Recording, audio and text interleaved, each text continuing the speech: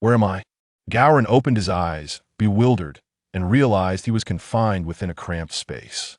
The surroundings were shrouded in darkness, with only a faint glimpse of countless points of light visible through the glass before him.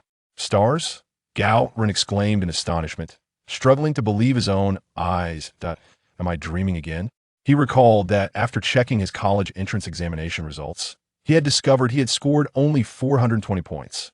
Far from the university he aspired to attend, in a fit of frustration, he had consumed several bottles of beer and subsequently lost consciousness. What on earth is this place? Gao Ren lamented, his face a portrait of confusion. The confined space made him feel uneasy, and a wave of oppression washed over him. What is this? Suddenly, he felt something resembling an oxygen mask on his thigh, connected to a thick hose. As he explored his surroundings, he gradually grasped his predicament. He seemed to be seated within a spherical pod, with numerous buttons located beneath the glass before him. He slapped the panel, triggering a series of electronic sounds. Ding, ding, ding, beep, beep, beep. Immediately, the area illuminated, and the glass transformed into a display screen, flashing a multitude of text and celestial images. The final image settled on a blue-green planet, accompanied by an electronic voice announcing, "The spacecraft is approaching Gulf Planet, expected to enter the atmosphere in 10 minutes.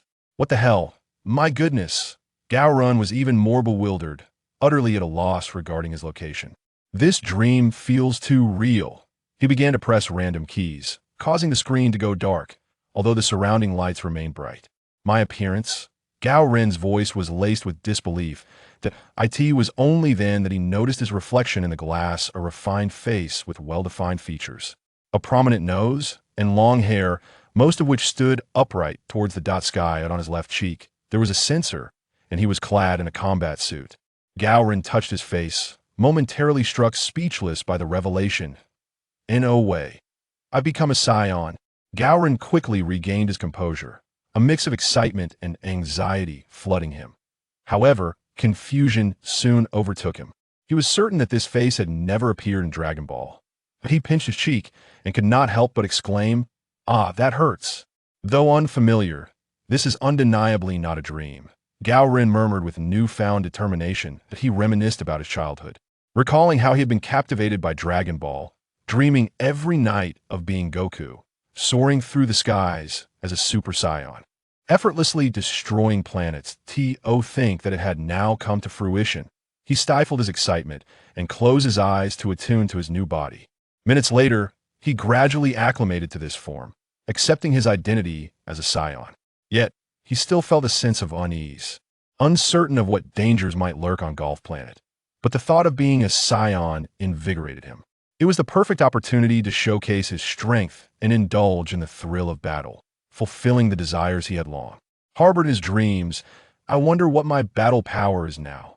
Gao Ren's face lit up with excitement, his heart racing, brimming with anticipation. Beep, beep, beep, beep. He pressed the sensor, and a torrent of data began to flash before him. However, after much effort, he could not locate an option to assess his battle power. "What are you doing, Sermant?" At that moment, a strange voice echoed from the sensor. "Who is speaking?" Gao Ren reacted, a wary expression crossing his face. "Ha ha ha. Have you forgotten? It's me, Gillard. It's only been a year since your hibernation, and you've forgotten everything?" The voice chimed again. Only then did Gao Ren notice two small spheres illuminated within the sensor, one on the left blinking intermittently. He instinctively leaned toward the window and caught sight of another Scion pod hovering about 20 meters to his left. "Of course, I haven't forgotten," Gao Ren quickly replied, deciding to feign familiarity as he was still unaware of the strengths of those around him. At that moment, a powerful gravitational force enveloped him that he instinctively looked up, and there was a massive blue-green planet, identical to the image displayed earlier. "The spacecraft is about to land, entering the atmosphere," the electronic voice announced once more. Gao Ren felt himself being secured to the seat, and upon glancing down, he realized it was akin to a safety belt. The two pods then penetrated the atmosphere of Gulf Planet, and Gao Ren experienced slight turbulence, yet he remained unfazed. He understood that a Scion's physical resilience could withstand any fall, so he had no fear of the impending impact. Above a lush jungle, the two pods streaked across the sky, racing toward the distant mountains. Moments later, there were two thunderous booms that reverberated through the ground, startling countless birds and beasts from the trees. Before long, two enormous craters, each approximately 50 meters in diameter, appeared on the hillside, perfectly aligned. Buzz, buzz, buzz. The doors of the two pods slowly opened. From the left pod emerged a 2-meter-tall, muscular man clad in combat gear, appearing to be in his 20s. His hair was cropped short, almost a buzz cut, with exposed skin revealing bulging muscles, radiating raw power. At that moment, from the right pod, a hand emerged, gripping the doorframe. Next, a young man around 18 or 19 years old, of average height and a well-proportioned physique, stepped out. He wore blue undergarments beneath his armor, revealing no skin. And while he lacked the physicality of the former, his features were notably more delicate. What a wonderful planet. This should fetch a good price, the muscular man remarked, surveying his surroundings with a smile. He pressed a button on his sensor, exclaiming with excitement, "Oh wow! 3 powerful energy signatures, quite impressive." Gao Ren gazed at the sky, the sun shining brightly amid the blue expanse and fluffy clouds, reflecting on how similar this place was to Earth when Gillard's voice interrupted his thoughts. He turned his head and, following suit, pressed his sensor. Beep, beep, beep, beep. The data on the sensor began to fluctuate, eventually indicating a direction. Gao Ren followed the arrow, stopping in the southwest point 300, 320, 323, 323. The numbers continued to rise before stabilizing at 323. How underwhelming. Just slightly stronger than Master Roshi, Gao Ren quipped. Beep, beep, beep, beep. As he voiced his disappointment, the sensor began to fluctuate again, revealing 2 small points in different directions. The numbers next to them steadily climbed, ultimately settling at 419 and 263. The total is just 1,005. How dull. The muscular man's interest waned instantly, his expression darkening. He had assumed the inhabitants of this planet would be formidable, hence sending 2 individuals prepared for a grand battle, only to be met with such a lackluster outcome. What a letdown. Let's go. The muscular man disregarded Gao Ren entirely and soared into the sky. How do I fly? Gao Ren felt a surge of trepidation, but promptly closed his eyes to concentrate on the energy within him. He indeed sensed a substantial flow of energy coursing through his being. That I suppose I must try. Cerement, what are you dawdling for? Are you not coming? The muscular man halted mid-flight as he noticed Gao Ren remained stationary. Chapter 2. The Great War approaches. Gao Ren leaped into the air, and to his astonishment, he floated effortlessly. A wave of relief washed over him. He had feared he might falter, yet it felt as simple as drinking milk. Thus, the two of them soared towards the most potent energy emanating from the northwest. Gao Ren trailed closely behind the robust man ahead, savoring the refreshing breeze that caressed his face, bringing waves of exhilaration to his heart. Indeed, flying was an exhilarating experience, one he had never known in his dreams. He murmured softly to himself, then glanced at his right hand, brimming with excitement. In the next moment, he unleashed a beam of light downwards with a swift strike. A thunderous explosion erupted as the energy collided with the ground, creating a massive crater and sending clouds of dust swirling into the air. Startled by the sight, Gao Ren quickly clenched his fist, only to be overwhelmed by a rush of exhilaration. Amidst the swirling dust, a colossal shadow emerged, stretching over 100 meters wide. "What are you doing?" The robust man turned back, a look of bewilderment etched on his face, regarding Gao Ren as if he were a fool. "Ha ha ha, I slipped." Gao Ren replied with an awkward smile. Gulade shook his head, choosing not to comment further, and then quickened his pace. Gao Ren could hardly contain himself. The sheer power he wielded was utterly intoxicating. At that very moment, on a small island near the mainland, a tall figure suddenly froze, halting its movements and gazing towards the southeast with a grave expression. How can there be such formidable energy? Shock gradually morphed into fear on his face, beads of sweat forming on his light blue skin. "What's wrong, Vuman?" A tall woman emerged from a nearby wooden cabin, her voice filled with concern. "2 incredibly strong energies are approaching us," the young man stammered, his voice trembling as if he had seen something terrifying. "It must be Lin Zhu and Tong Yu." The woman forced a smile, witnessing Vuman's uncharacteristic display of distress, which ignited a sense of dread within her. "No, it's not them. They don't possess such overwhelming energy. The young man shook his head in denial. Meanwhile, Gao Ren observed Gulade ahead and activated his detector. Beep, beep, beep, beep, beep. The numbers on the detector fluctuated rapidly. 1498, 1499, 1500, 1500. The final number blinked and settled at 1500. Not that strong, is it? That S merely Radit's level, Gao Ren mused, his expression darkening. If they were this weak, what did that make him? At that moment, Gao Ren realized a crucial point. Their relationship was not akin to that of Ba and Vegeta. Rather, it seemed inverted. Gulade had always been in charge, which implied that he was the weakest of the two. Beep, beep, beep, beep, beep. The detector suddenly surged again. Before Gao Ren could ponder further, the device activated automatically, revealing two new energies at 263 and 323, rapidly moving towards the one at 419, all located over 3,000 kilometers away. Interesting. It seems I need not search for them individually, Gulade remarked, glancing at the detector. Let us increase our speed. Gao Ren readily agreed, planning to adapt to the situation as it unfolded. The thought of mass slaughter was beyond him. He might be able to take down ferocious beasts, but he could not bring himself to annihilate sentient beings, regardless of their bizarre appearances. After all, his nature remained unchanged. The two accelerated, soaring away, vanishing into the horizon, leaving only faint trails of white light behind. During their flight, Gao Ren noted that the environment of this planet resembled that of his Earth and was even more beautiful. The ocean seemed somewhat scarce, with vast expanses of verdant, peculiar plants resembling oversized sprouts dotting the land. Before long, 2 hours had elapsed. On the small island, the young man gazed warily at the sky, exclaiming, "They're coming." A rumbling sound like the tearing of air surged, unmistakably heralding the approach of high-speed entities. In an instant, the noise ceased, and Gao Ren and his companion appeared high above, surveying the landscape below. What lay before Gao Ren was a modest island, only a few hundred meters in length and width, covered in dense foliage, with a small hemispherical wooden cabin at its center. Two figures stood beside the cabin, and even from this distance, Gao Ren could clearly discern their features, including the terror etched upon their faces. These two resembled earthlings, yet their skin glowed a pale blue. Their hair a striking turquoise, and they were notably taller than the average earthling, though they did not appear particularly strong. The detector indicated that the man, standing nearly 2 meters tall, had a combat power of only 419. He wore rough gray garments, short sleeves, and shorts, with straight hair cascading to his shoulders.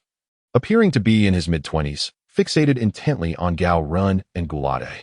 Gao Ren glanced at the woman beside him, whose combat power registered at a mere 20. She appeared to be around 24 or 25, slightly shorter, yet still about 1.8 meters tall. Her curly hair fell to her waist, and she donned similarly primitive attire, covering only essential areas. Both bore strikingly delicate features, not at all resembling savages. Gulade descended towards them, and Gao Ren followed suit, returning to the ground. "Who are you? What brings you here?" The young man asked cautiously, his tone soft yet tinged with fear. The woman, too, stared at Gulade and Gao Ren with trepidation, her vigilance palpable. One at 419, the other at 20. I never imagined such weak beings existed in the universe. Gulade laughed heartily. "Who are you? What is your purpose on this planet?" The young man and Apos' expression darkened, anxiety creeping into his heart. He had quickly discerned their extraterrestrial origins and sensed their ill intentions. The faint undercurrent of murderous intent was nearly suffocating. "Are they here?" Gulade peered into the sky. At that moment, Gao Ren's detector beeped again, and he looked up to see two dark figures soaring towards them. The rumbling sound soon followed. 506, 530. Gao Ren was taken aback. Previously, the detector had indicated energies of 263 and 323, which had suddenly surged past 500. It seemed he could not entirely trust the detector's readings, as the newcomers likely concealed their true power, much like earthlings. Gao Ren steeled himself, wary of the unknown potential hidden within them. As the figures grew clearer, one was a bald man in his 30s, towering over 2 meters, his muscular frame intimidating. The other was a youth, around 1.8 meters tall, with short hair, appearing to be 17 or 18, his physique similar to Gao Ren's, yet not overtly muscular. As soon as they touched down, the detector and Apos' readings fell back to 323 and 263, corresponding to the burly man and the youth, respectively. Have they finally arrived? Gulade and Apos' battle spirit ignited, turning to Gao Ren. "These 3 weaklings are mine to handle. You are not to interfere. His tone brooked no argument as he pointed at the woman, stating, "This one with a mere 20 points in combat power will be your responsibility." With that, he charged towards the trio, disregarding Gao Ren's consent entirely. Chapter 3. Fighting with all one's might. Gao Ren shook his head in response, choosing silence, while inwardly reflecting on the Saiyans' undeniable recklessness. It was no surprise that they would falter even before fully developing. This thought ignited another question within him. What timeline was he currently in? Was planet Vegeta still in existence? Had Goku been born yet? Perhaps this was a matter to verify at a later time. Gao Ren dismissed further contemplation and turned his gaze towards a nearby woman, who, it must be said, was quite beautiful. Upon noticing Gao Ren and Appo's gaze, she immediately assumed a combat stance, though her body trembled with fear. Observing her, Gao Ren shook his head. He had no intention of engaging. A fighter with a mere power level of 20 could hardly incite his battle spirit. He decided to watch the unfolding battle. Eager to witness the intricacies of combat up close, a stark contrast to his childhood experiences of watching from a television screen. Curiosity piqued. He wondered if Gulid would falter in this encounter, allowing him to seize the opportunity when the moment was right. There was no need for haste. Gulid charged straight at a burly man, delivering a powerful punch. Boom. The man barely had time to react before being sent flying. In an instant, Gulid vanished from sight, only to reappear between a young man and a boy. He raised his hands, unleashing 2 energy blasts. As the two were caught off guard, they turned just in time to be struck in the face by the blasts, plummeting into the sea. The entire sequence transpired in a fleeting moment. Bang, bang, bang. 3 consecutive loud detonations sent plumes of water spraying into the air. Fu Man, Tongyu, Linju. The woman called out frantically, her worry deepening. Gao Ren was initially startled. He found it hard to believe that a power level of 1500 could yield such strength. Yet, he quickly shrugged off his astonishment. Perhaps it was simply the effect of witnessing it firsthand. He turned back towards the sea, muttering, not resolved yet. He understood well the adage that where there is smoke, there is no harm, and in this case, there was not even smoke, merely splashes of water. What did you say? Gulid thought he had misheard and turned to Gao Ren. Just then, the ground beneath him suddenly cracked open, and the young man delivered a powerful punch that struck Gulid's chin. Gulid's body was launched skyward, friction with the air producing a whistling sound. The young man was enveloped in a radiant white light. He stomped the ground and surged upwards, his speed surpassing that of Gulid and Appo's ascent. In an instant, he overtook Gulid, slamming both fists down with tremendous force onto Gulid and Appo's back. Gulid and Appo's body arched like a bow, and he spat a small amount of blood. Whoosh, whoosh, whoosh. He then adjusted his trajectory, crashing towards the ground. The subsequent impact produced a deafening explosion, sending clouds of dust swirling and shaking the entire island. At that moment, Gao Ren and Appo's expression darkened. He had just registered a reading of 1000 on his scouter. For someone else, this might have suggested a malfunction. But Gao Ren was not just anyone. He had grown up watching Dragon Ball. As the dust began to settle, a deep crater was revealed, with Gulid lying at the bottom, looking disheveled and dirty, utterly motionless. Is it over?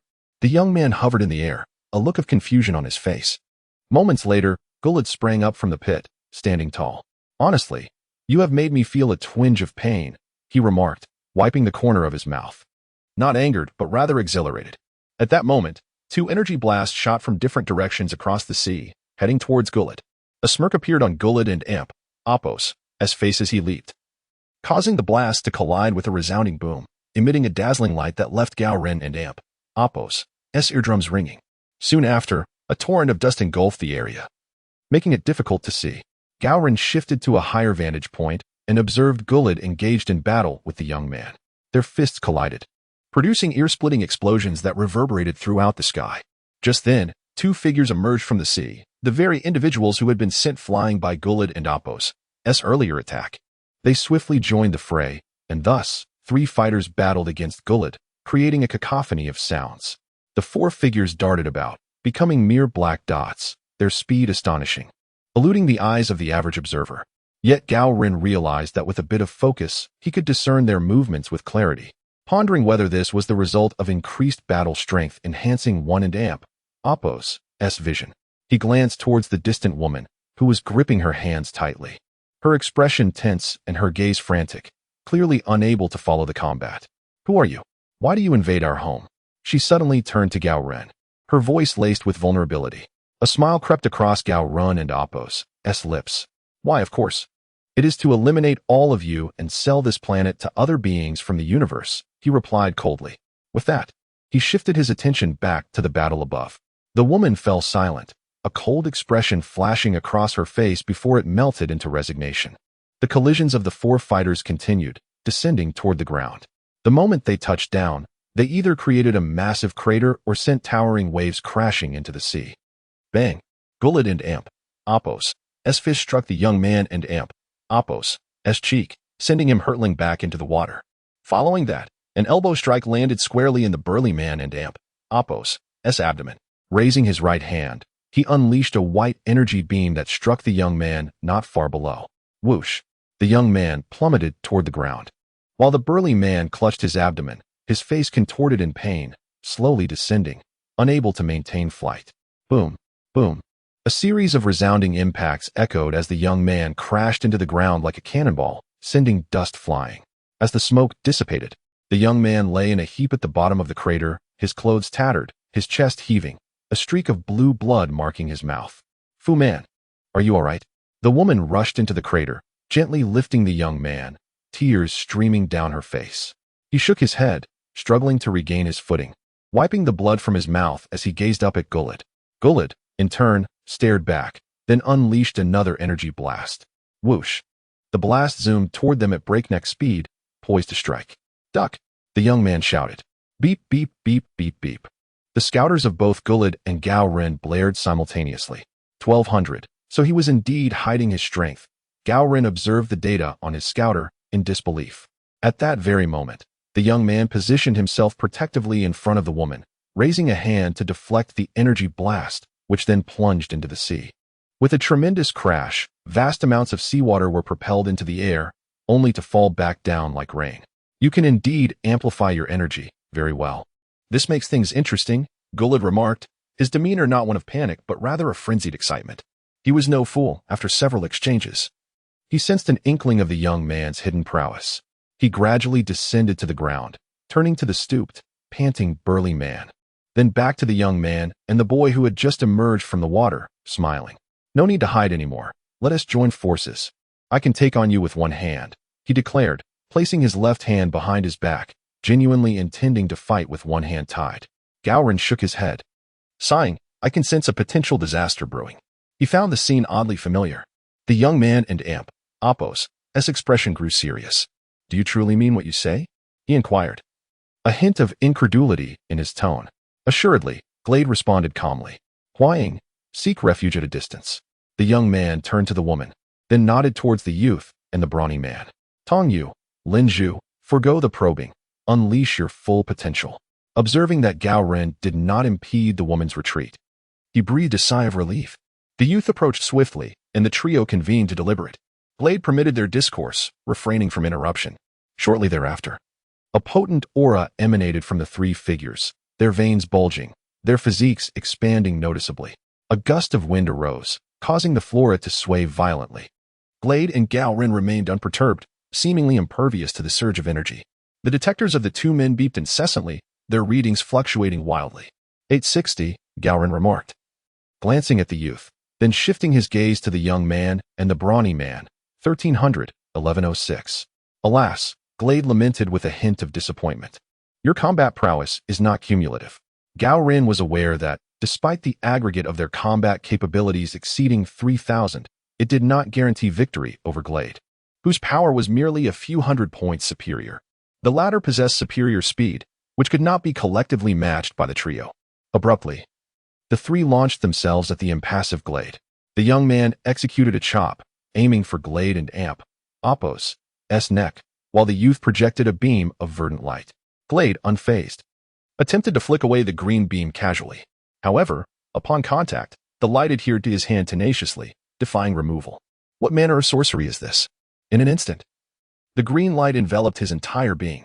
Glade and Apos' features contorted in terror as he felt a sensation akin to a tickle, yet his body became instantly paralyzed. He was then struck forcefully by the young man, sending him hurtling across the ground, carving a deep furrow that extended into the sea. A resounding splash marked his entry into the water. The brawny man followed up with a spiraling beam of energy expelled from his mouth. Chapter 4. The unleashing of Saiyan. With a thunderous roar, the sea was abruptly blasted open, revealing the clear stones of the ocean floor in a deep trench. In the blink of an eye, the water rushed back in, cascading through the ravines and pooling before the three individuals. Is it resolved? The burly man questioned. Gazing at the now tranquil surface of the sea, disbelief etched across his features. The woman, who had been hiding at a distance, allowed a smile to grace her lips. Gao Ren's expression was grave. He understood that the attacks unleashed by the youth and the burly man were formidable, and that enduring them would not bode well for Gillard. As the youth and the boy stared at the calm waters, a smile slowly emerged on their faces, for no figures surfaced. Is it a superpower? Gao Ren murmured, casting a glance at the boy. At this, the three turned to him, their expressions tightening with concern. Now it's just you left, the youth declared. And the trio assumed a combat stance, preparing for the impending confrontation. Oh, is that so? Gao Ren replied, his demeanor returning to tranquility. He showed no intention to fight. Instead, he shifted his gaze behind the group. At that moment, a jet of water shot skyward, revealing a faint silhouette, none other than Gillard. Be careful, the woman shouted. Before the three could react, they heard a whooshing sound as Gillard surged forward at high speed. With a resounding thud, he collided with the youth, sending him flying. Gillard and Apos' right fist crashed into the burly man and Apos' face, while the boy, terror-stricken, attempted to retreat but was a heartbeat too late. With a swift flick of his tail, Gillard sent him hurtling through the air. The sound of slicing wind echoed as the three were thrust into the depths of the ocean, creating towering waves. Gao Ren, utilizing his detector, discerned that Gillard was still alive, albeit his combat prowess had significantly diminished. If the opponent did not reveal his aura, he could not sense it without the device. He mused, the detector proves invaluable, at least for now. Gillard hung suspended in the low sky, his visage marred with blood. His chest heaving in distress, he appeared quite battered. Gao Ren could tell he had sustained serious injuries. Gillard adjusted his tilted head, fixing his gaze on the sea. Come out. I know you Haven and Amp. Apos' perished so easily, he stated nonchalantly. Yet, there was no response. The surface remained eerily calm. Gao Ren activated his detector. Noting that the readings were still present, albeit the trio and Amp, Apos' combat abilities had decreased, but not significantly. At that moment, Gillard soared into the sky, peering downwards. Shaking his head as he raised his hands, 3 energy blasts erupted, shooting towards the ocean in different directions. However, before they could strike the surface, the sea seemed to boil, bubbles erupting violently. With a thunderous roar, 3 jets of water shot up, revealing the figures of the youth, the boy, and the burly man. Only then did the energy blasts collide with the water below, resulting in a cacophonous explosion that sent torrents of water cascading downwards, momentarily submerging the trio. As the water settled, their silhouettes re-emerged, each bearing a somber expression, before they converged together. Are you all ready? I shall get serious now, Gillard remarked, a glint of malice flickering across his face. Let us see if you can withstand my first strike, the youth retorted, a smirk playing at the corners of his mouth, as he unleashed an energy attack aimed directly at Gillard. Such weakness, you think you can kill me? I shall simply absorb this, Gillard scoffed, crossing his arms defensively, dismissing the impending strike. At that moment, the boy revealed a cunning smile, placing his hand on the youth's back as a green light infused itself into the energy attack directed at Gillard. Yet, this maneuver slipped past Gillard's perception, leaving him oblivious to the ruse. Gao Ren, however, observed keenly, choosing not to intervene, pondering. It seems the trio has grown astute, gradually recognizing Gillard and Apos' arrogance and successfully exploiting it once more. What puzzled Gao Ren was the apparent lack of strength in the energy attack, even augmented by the boy and Apos' abilities. It hardly seemed sufficient to defeat Gillard. Just as the energy strike neared Gillard, the burly man vanished from sight, reappearing at Gillard's side in an instant. As Gillard prepared to block, he suddenly felt his body immobilize, as if time itself had slowed down. Not good. I've been tricked, he shouted, but it was too late. With a resounding impact, the burly man struck Gillard's left cheek, shattering the detector into countless fragments. Simultaneously, the energy attack released by the youth detonated, enveloping Gillard in a cloud of smoke. Gillard emerged from the smoke, propelled backward by several hundred meters before regaining his footing. Is this all the power you possess? He sneered, his demeanor largely unchanged, as if the earlier assault had left no mark. "You may as well perish," he declared coldly. However, before he could retaliate, 3 energy blasts surged towards him, causing a rumble that darkened the sky. As the smoke cleared, Gillard opened his eyes, scanning the area, only to find the trio had vanished. Fury coursed through him as he instinctively pressed the detector, only to discover it lay in ruins.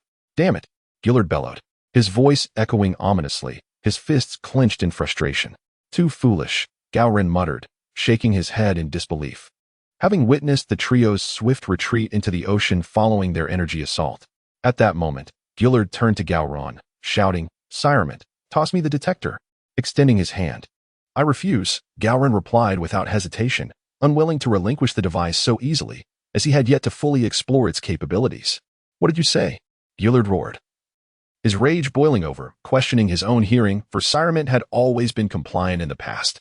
Before he could dwell on it further, Gao Ren and Appo's confident voice rang out.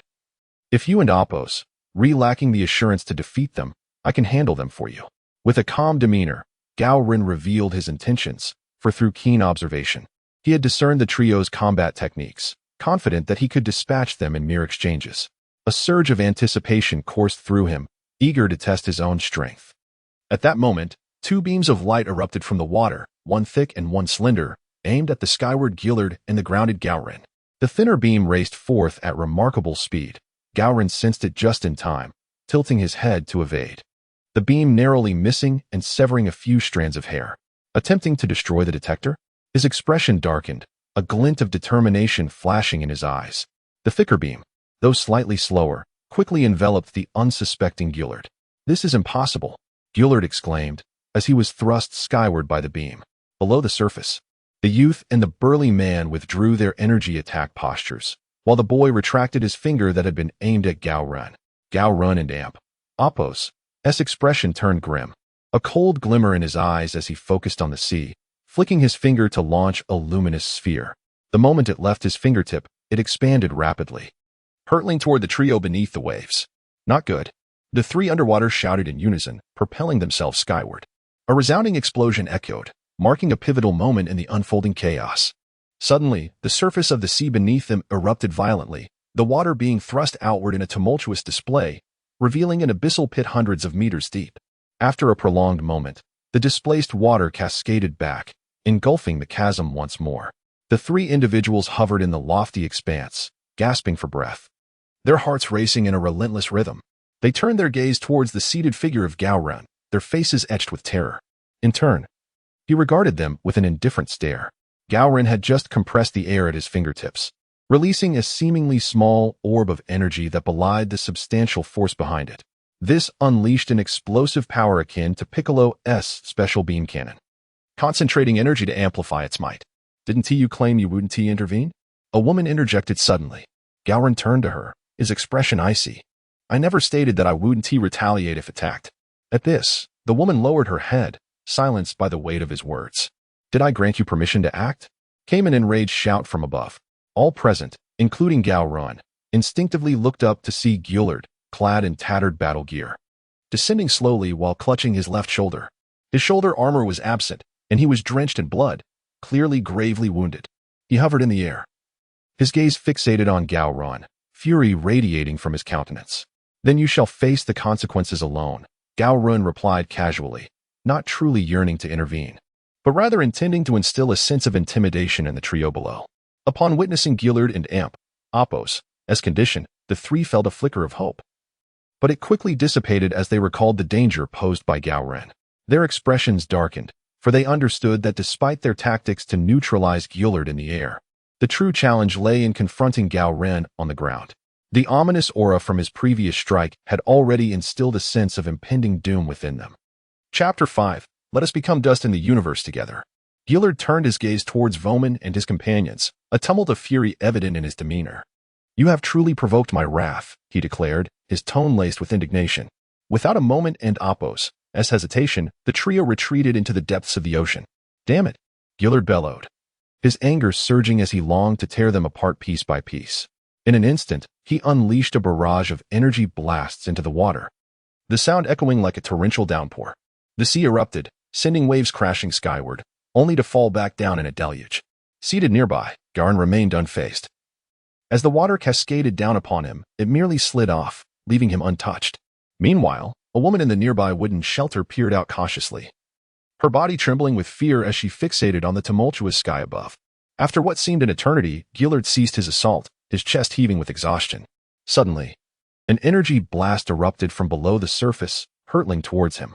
With a disdainful grunt, Gillard countered, effortlessly consuming the blast with his own energy wave, which continued unabated into the depths of the ocean.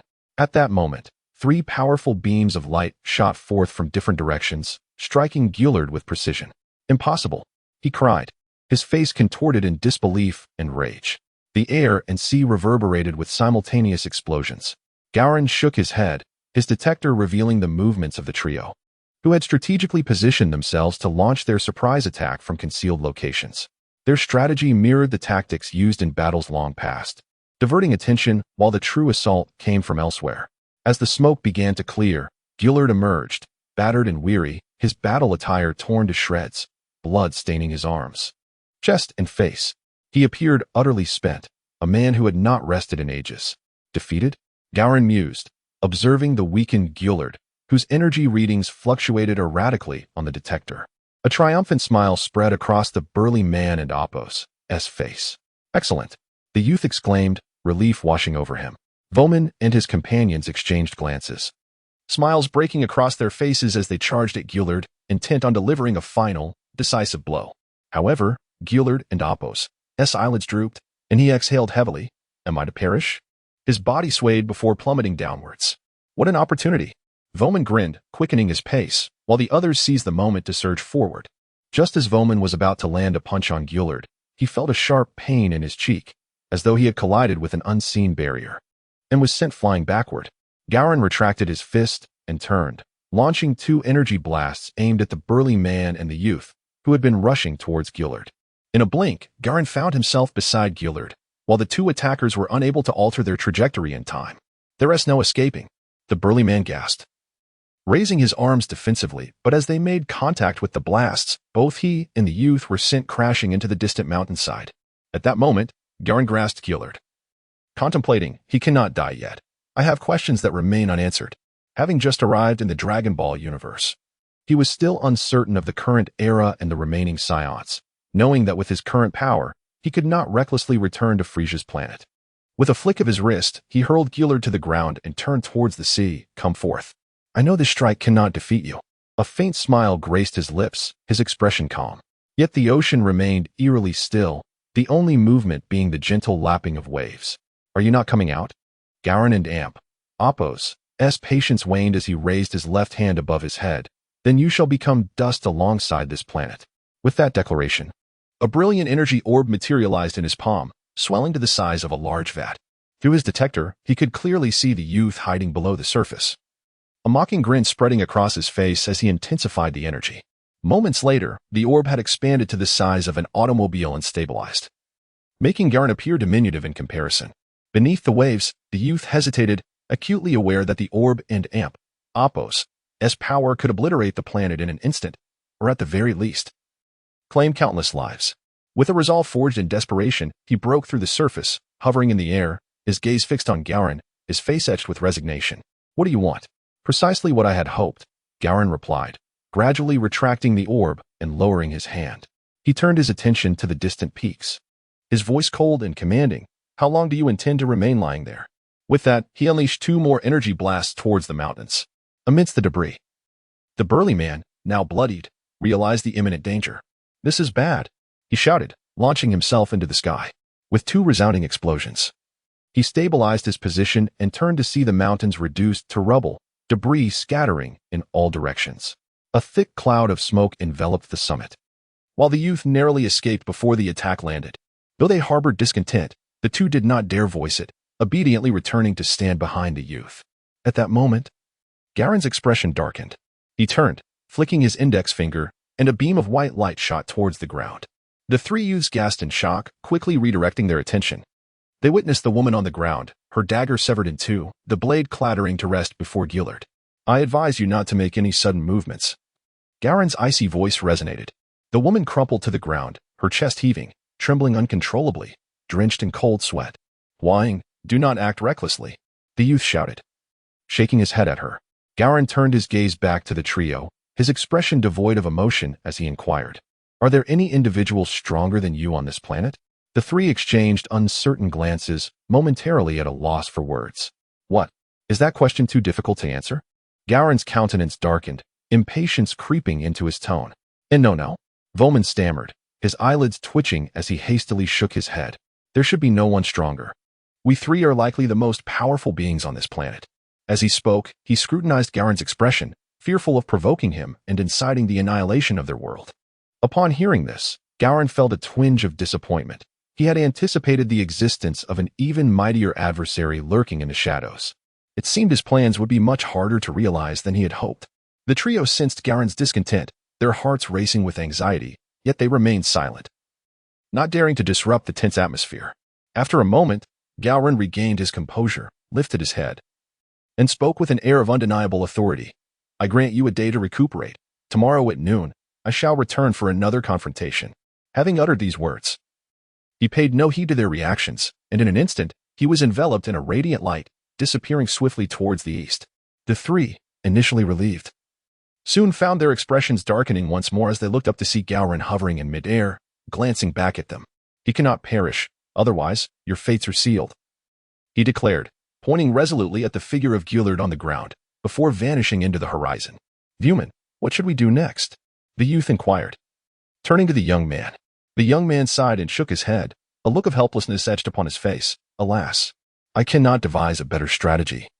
We shall have to confront him head-on. He is far more formidable than he appears, and conventional methods will prove ineffective." As he spoke, he cast a sidelong glance at Gillard lying on the ground. Chapter 6, Is it all just a dream? So it must be. I never anticipated that this individual would be so exceedingly cautious, keeping a vigilant eye on Huaying and Apos' every move while confronting us. The burly man spoke with a grave expression. "Alas," the young man sighed and shook his head, then returned to the ground, turning his gaze towards the woman. "Huaying, please retrieve the spirit water." "Oh," the woman, shaken from her fright, hurriedly dashed into the wooden cabin and emerged moments later, brimming with excitement. In her hand was a diminutive vial, no larger than a thumb, glistening a vibrant green, seemingly crafted from some sort of nut. The burly man and the youth returned to the young man's side, their eyes fixed on the approaching Huaying. "Here." As soon as Huaying reached the young man, she handed him the small vial. The burly man stared intently at the green bottle, disbelief etched across his face. "Is this truly the legendary holy water? It is said that a single drop can instantly rejuvenate one's vitality, allowing one to go 10 days without sustenance. Is it really that miraculous?" "Indeed, it is as wondrous as the tales suggest." The young man took the vial, a shadow of fear creeping onto his face as he recalled a harrowing memory. "This is but a minuscule portion I obtained 6 months ago while daring to enter the Death Forest, where I nearly lost my life." He uncorked the vial, releasing 2 drops of the emerald liquid that soared towards the burly man and the youth. "I have always hesitated to use it, but I can no longer afford to be so selfish. You must take it now." The youth and the burly man could scarcely contain their excitement as they opened their mouths and inhaled the droplets, instantly banishing fatigue and pain, replaced by a surge of strength coursing through their bodies. Meanwhile, in flight, Gao Ren and Apos' sensor emitted a rapid beeping twice before falling silent once more. "What is going on? Is it malfunctioning?" A flicker of confusion crossed his face as he inspected the device, finding no anomalies. He shook his head and increased his speed, swiftly vanishing into the horizon. "My apologies." The youth quickly retracted the excess energy, his face filled with remorse. "Are you trying to frighten me to death? Don't forget, they're equipped with sensors." The burly man sighed in relief, admonishing him. At that moment, Gao Ren, soaring through the skies, surveyed the ground below and murmured, "It appears the civilization on this planet is not particularly advanced. After flying for such an extended period, I have yet to see a single city, merely clusters of tribes." Gao Ren resolved to take this opportunity to observe the planet closely, gathering more knowledge about its circumstances. As for why he had not resolved matters with those few individuals directly, postponing the confrontation to the morrow, it was undoubtedly due to the Saiyan blood coursing through him, igniting an insatiable desire for battle, almost to the point of impatience. Hence, he granted his adversaries a day's respite, believing they would recover significantly. While Gao Ren was aware that allowing them more time to rest would enhance their recuperation, he was unwilling to wait another second. Before long, darkness enveloped the sky. By this time, Gao Ren had circumnavigated the planet, discovering it to be significantly smaller than Earth, though the duration of day and night remained comparable. He returned to his spacecraft, gnawing on a crimson fruit that resembled a space pepper yet was remarkably sweet, without a hint of spiciness. "How curious," he exclaimed.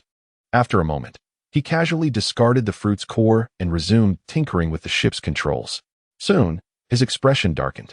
Cursed be it, there are no coordinates for Earth, nor even for planet Vegeta. The more he searched, the more his demeanor soured.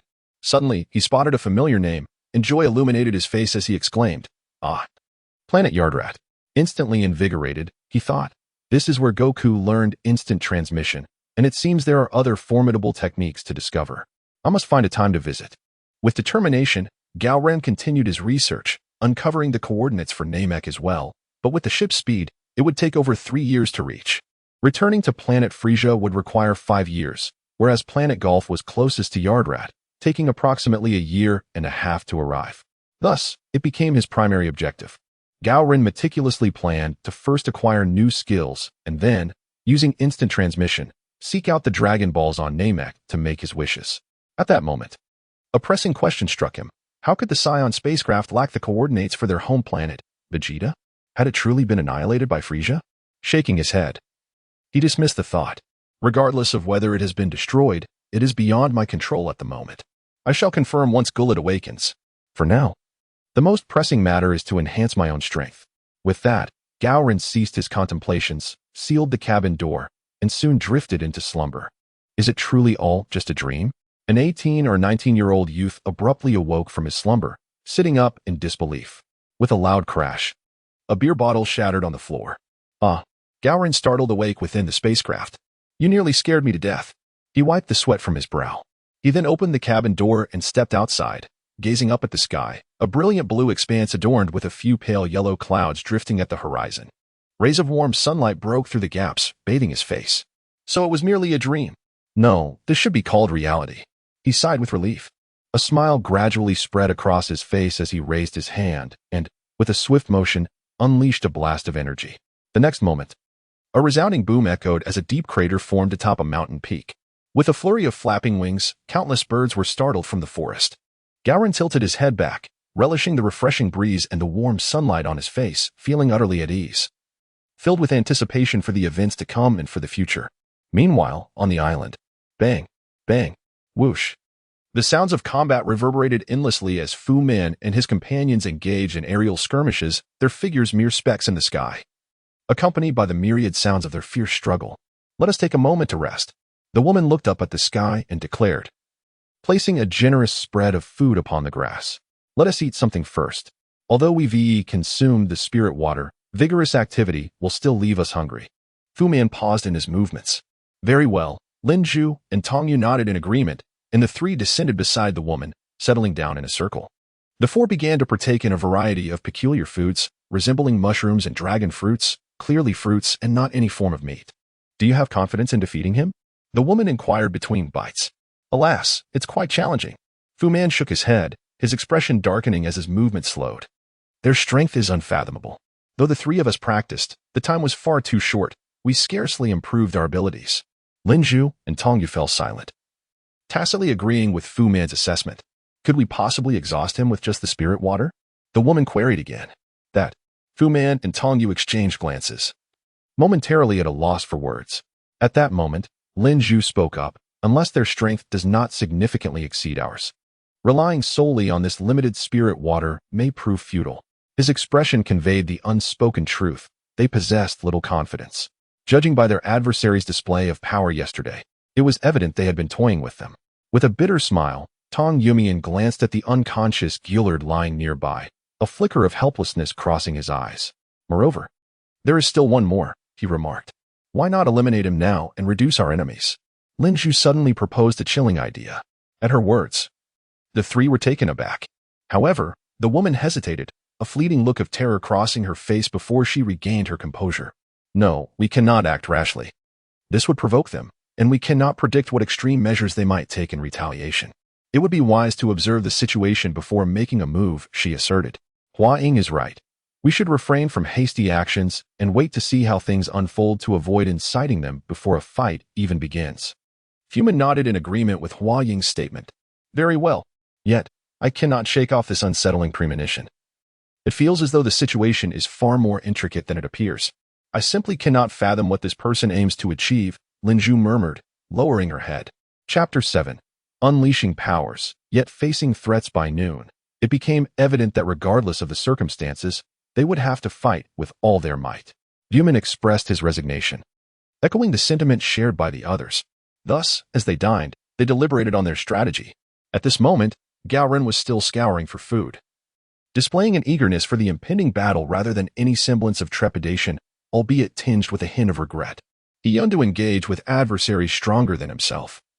For only through such encounters could he fully appreciate the thrill of combat. A lopsided victory would merely bore him and fail to refine his skills. As the sun ascended higher, noon approached. On the surface of the sea, Gao Ren patted his round belly and gazed upwards at the sun, murmuring to himself, "It seems the time is nigh."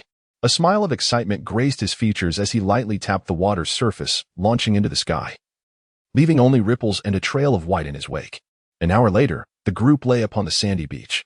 Suddenly, Vuman jolted awake, sitting upright with a look of vigilance. They're coming. The other three sensed it too, instinctively turning their gazes towards the horizon, their expressions grave. In stark contrast, Huaning appeared tense yet puzzled. Moments later, a thunderous roar approached, shaking them uncomfortably, as if the very air were being torn apart. Soon, a dark spot materialized in the distance, growing larger, and Gao Ren's figure emerged above them. Hovering in midair, he surveyed the ground below, where Gillard lay unmoving. Activating his detector, he noted the fluctuating readings of combat power. Content, he turned to face the others. Noticing the woman standing on the grass nearby while the other three stood on the beach, all eyes fixed intently on him. A smile crept across Gao Ren's lips as he confidently declared, "Why not come at me together?" He showed no intention of descending to the ground. Vuman and the others exchanged glances, understanding that they were to engage in aerial combat, and without hesitation, they soared into the sky. "Can you reveal your intentions? What will you do if we are defeated?" Vuman inquired cautiously, his heart racing with a sense of desperation. "Quite simply, I wish to fight," Gao Ren replied calmly, a smirk playing on his lips. The others exhaled in relief. But then, Gao Ren's expression hardened as he added, "However, should you all fall, your fate will be singular. I shall end your lives, including hers." As he stated this, his gaze shifted to the woman below, a chilling smile gracing his face. The moment Huang beheld that smile, it felt as if death itself had fixed its gaze upon her, causing her heart to plummet. The expressions of Vuman and his companions darkened instantaneously, jaws clenched and fists cracking ominously. Beep, beep, beep, beep. The detector was triggered, flashing erratically. 1306, 1199, 901. Gao Ren scanned the trio, youth, strongman, and boy, and remarked with enthusiasm, "Excellent. It seems your anger fuels your combat prowess.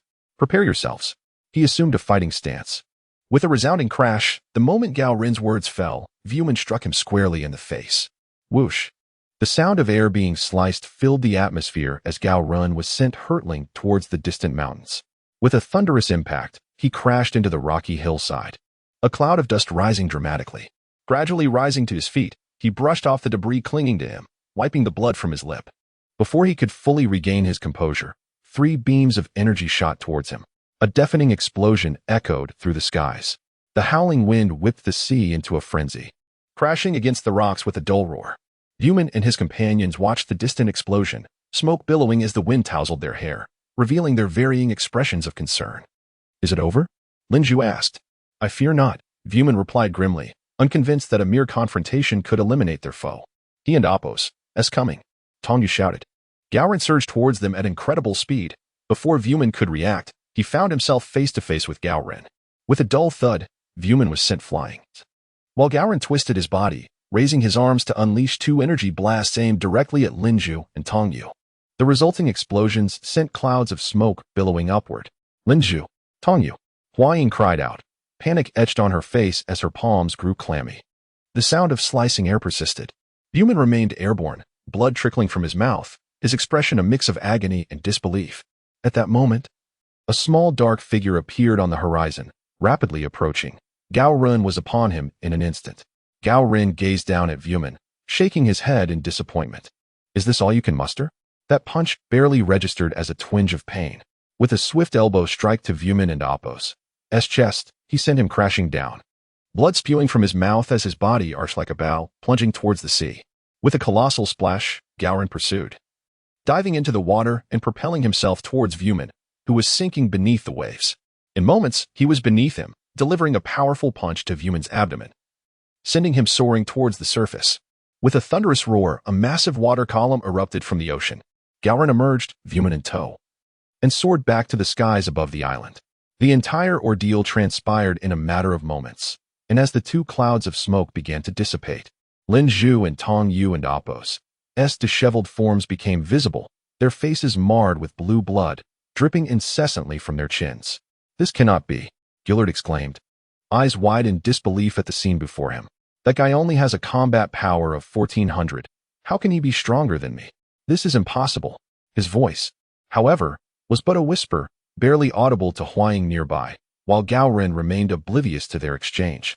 At that moment, Vuman, beneath Gao Ren and Apos' fist, began to cough violently, expelling copious amounts of bloodied seawater as he slowly opened his eyes. How can you be so strong? He gasped, his voice faint. Vuman had assumed that Gao Ren would possess a power level comparable to Gillard's, but after a mere exchange, he and his companions had been decisively defeated. You are simply too weak, Gao Ren remarked, lifting Vuman gently and leaning in closer, addressing Lin Zhu and Tong Yu with a bemused expression. Release them, or I shall take his life. At that moment, a woman in Apos' voice rang out. Gao Ren looked down to see it was Huaying who had spoken.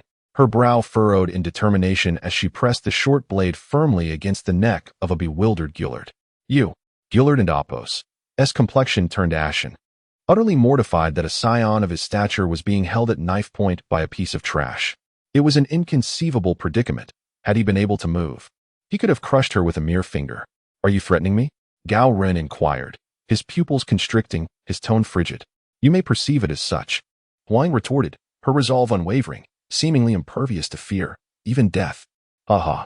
Gao Ren bellowed, descending to the ground. You're welcome to try, he stated indifferently, seemingly unconcerned with Gillard's fate. Hua Ying's gaze momentarily faltered, but her determination swiftly resurged. Raising her head with unwavering resolve, she declared, Very well. Let us test the waters. With that, she forcefully slashed the blade across Gillard's neck. Chapter 8. Have we succeeded? Save me, Saruman, Gillard cried out, his voice laden with frustration. Gao Ren observed his expression with indifference, uttering not a word. Huaying and Apos' actions showed no sign of hesitation. It seemed she was truly intent on ending Gillard and Apos' life. Just then, a voice suddenly called out, Wait. Huaying looked up to see Gao Ren wearing a serious expression as he gently placed Fu Man on the ground. I thought you truly didn't care whether he lived or died, she remarked, her smile twisted with irony. Speak. I will agree to any terms you propose. Gao Ren's demeanor remained calm. Very well, but how can you assure us that you will not turn against us afterward? Huang replied, her tone laced with caution. The knife in her hand remained firmly pressed against Gillard's neck, blood trickling down the blade. What do you wish? Gao Ren's expression darkened. Unless. Hua Ying's eyes darted, deep in thought. Unless what? Gao Ren pressed, his gaze fixed intently on her. Hua Ying glanced at Fu Man on the ground, her lips twitching before she met Gao Ren's eyes, her expression grave. Come closer, and I will tell you the terms. Gao Ren looked towards Lin Zhu and Tong Yu, observing their feeble state, completely devoid of combat ability. Relieved, he slowly approached Hua Ying, believing that a frail woman could not possibly pose a significant threat. As long as her demands were not excessive, he could agree initially. Should she press her advantage, he would not hesitate to eliminate her. If Gillard were to perish as a consequence, then it would simply be his fate. May I speak now? Gao Ren inquired as he approached Huaying. He cast a glance at Gillard, whose face was contorted with frustration, and felt a chuckle rise within him, though he suppressed it. It's simple. I kill you all.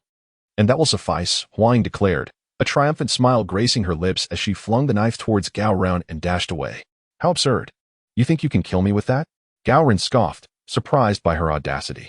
The dagger harmlessly struck him, leaving no mark as it clattered to the ground. He made no effort to chase after the now distant Huaying, but instead knelt down to assist Gillard, eager to pose some long-held questions. At that moment, a triumphant voice rang out from behind. You two can be careless. Panic surged through Gao Ren as he instinctively turned, but he was a moment too late. Fu Man had swiftly seized him from behind, rendering him immobile, as if his entire body had been frozen in place. Impossible, Gao Ren gasped in disbelief, struggling against the grip that held him fast. Slowly, he managed to turn his head, his movements akin to a marionette, producing a series of cracking sounds. He noticed the youth unleashing a blue light that connected to himself.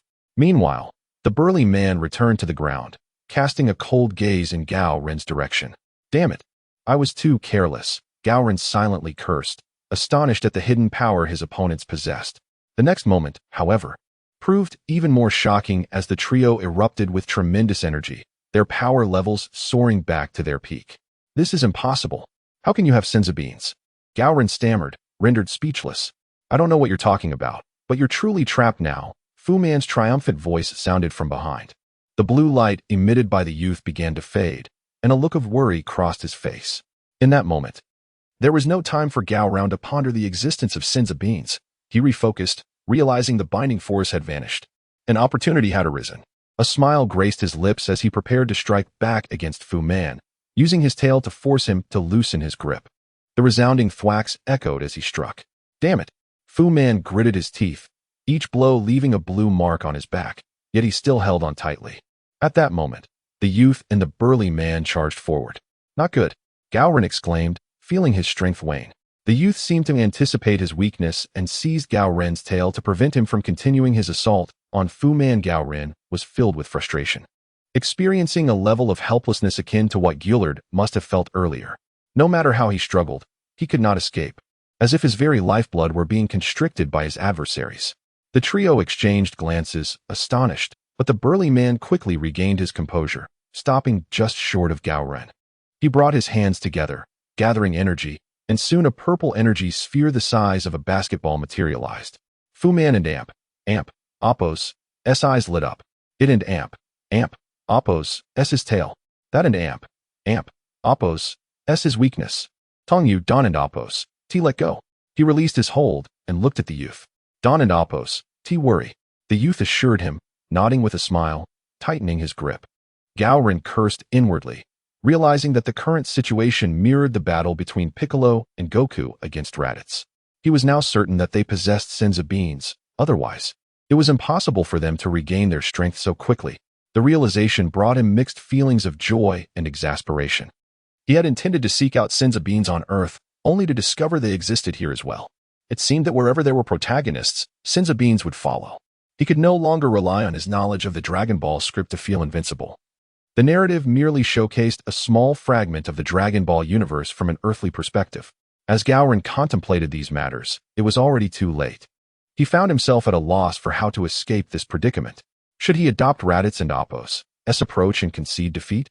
Gentlemen, perhaps we should call it quits. I and Oppos, V had enough. I concede, is that not sufficient? Gao Ren forced a smile. Fight if you wish, and refrain if you don't. It isn't so simple, Fu Man replied coldly. With that, he unleashed a flurry of punches against Gao Ren's back. The sounds of impact echoed as Gao Ren's body bent into an arc. Ah, excellent, excellent, he grimaced. Yet an exhilarated expression soon replaced the pain, as if he relished the ordeal. A trickle of crimson slipped from his lips. Keep going. Is that all the strength you have? Gao Ren cried out, consumed by a frenzy of desire. The trio exchanged bewildered glances, momentarily taken aback. While Fu Man hesitated before resuming his onslaught, the youth remained steadfast, gripping Gao Ren and Oppos' tail, and joined in the assault with relentless kicks to his back. The burly man paused momentarily, then continued to gather energy, the orb between his hands swelling to the size of a grinding wheel. At that moment, Fu Man halted, bringing his hands together before launching a powerful energy blast towards Gao Ren and Oppos' back. Almost simultaneously, the burly man thrust forth the massive energy sphere toward Gao Ren and Oppos' chest. A cacophony of sounds erupted, culminating in a tremendous roar that seemed to threaten the very fabric of the sky. The entire island was engulfed in a blinding white light, rapidly expanding and driving the waves outward. Thick clouds of smoke surged skyward, merging with the white clouds above, obscuring the sun and plunging the area into darkness. After a considerable period, the smoke gradually dissipated, allowing sunlight to once again illuminate the surface of the sea, revealing a dark abyss into which the water continuously poured. The sound of rushing water echoed, and it was only after a long while that the void was finally filled, erasing any trace of the small island. Was it resolved? Voman floated in the air, his hair tousled by the fierce winds, yet his form remained as steadfast as a rock. In his arms lay the unconscious Huaying, his own limbs dripping with azure blood. It should be resolved, right? Lin Zhu soared from the distant sea, landing behind Voman, breathless as he spoke. Gazing down at the now tranquil waters, Voman mused that this was his utmost strike. If it had not claimed its intended target, it would indeed defy reason. At that moment, Tongyu descended slowly from the heights, bloodied and appearing on the verge of collapse. In his grasp was a severed tail, oozing with blood. Voman glanced back at the two, his tense expression finally relaxing as he retrieved 3 droplets of restorative water. Drink this immediately to regain your strength, he instructed, tossing a droplet to each of them. Tongyu discarded the tail, opened his mouth, and inhaled the restorative essence, while Voman and Lin Zhu followed suit. In an instant, their vitality surged anew, all injuries mended, though the remnants of their earlier plight lingered. Wonderful. Finally resolved, Tongyu exclaimed, slapping hands with Lin Zhu before embracing Voman. Not good. Voman suddenly wore a look of terror, shouting. Tongyu and Lin Zhu exchanged puzzled glances, following his gaze to see bubbles rising from the sea below, followed by a thunderous roar. A deluge of seawater erupted, forming a colossal waterfall. This is impossible, Lin Zhu uttered in disbelief, quickly turning to flee towards the distant land, urging them to seek refuge in the forest. Voman and Tongyu, upon witnessing this, wore expressions of sheer fright and immediately took to the skies towards the land. Where do you think you're going? A chilling voice resonated from the waterfall. The water cascaded back into the sea, revealing Gao Ren's figure. He clutched the unconscious Gulade in his left hand, his face pale, chest heaving rapidly. His battle attire was tattered, the front and back riddled with cracks, particularly on the chest where several fragments had fallen away, exposing gaping wounds from which blood seeped incessantly. In that moment, he wore a manic grin, muttering to himself, "Is this the essence of death? It seems that to swiftly enhance my power, I must tread the edge of mortality." After a brief moment to catch his breath, Gao Ren pursued the land. "He is closing in," Tongyu exclaimed, turning to shout, "Hurry to the shore and hide in the forest." Voman glanced back, spotting a dark figure speeding towards them. Alarmed, he turned and quickened his pace. Gao Ren soared above the land, surveying the silent woods below, devoid of any sign of life. "Damn it, they've hidden themselves away," he muttered with irritation, though he remained composed.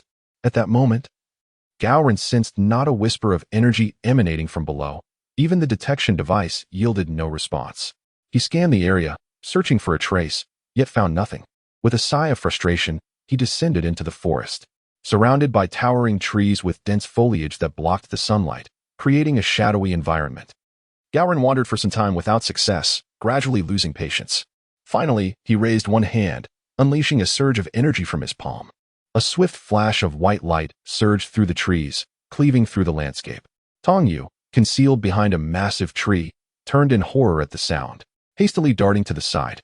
In the next instant, a beam of light struck the ground where he had stood, erupting with a thunderous crash, turning all flora in its path to ash. From above, as the smoke cleared, a deep gash appeared, measuring 7 to 8 meters wide and several hundred meters long. To my surprise, I actually created something, Gao Ren mused, retracting his hand in astonishment, having merely tested his limits. Just then, his gaze sharpened as he spotted a beam of light hurtling towards him. Not planning to evade anymore? He chuckled, waving his hand to deflect the energy wave before charging toward the source of the light. Chapter 9. Surge of Power. Lin Zhu, having failed in his ambush, resolved to cease his evasion.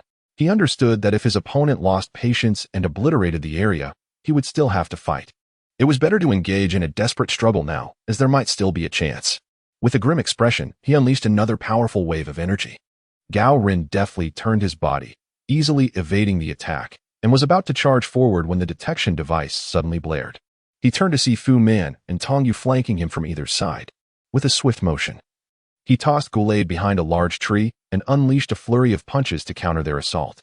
The sounds of fists and feet colliding echoed. Almost simultaneously, Lin Zhu charged directly at Gao Ren, delivering a heavy punch.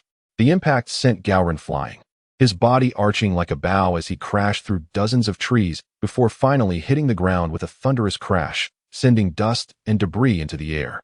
In the midst of the chaos, a crimson beam shot into the dust cloud, followed by a resounding explosion. Fu Man wasted no time in allowing Gao Ren to recover, slowly retracting his right hand as he declared, "This should resolve our little issue." Just as the three of them wore smiles of triumph, a faint whistling wind caught their attention.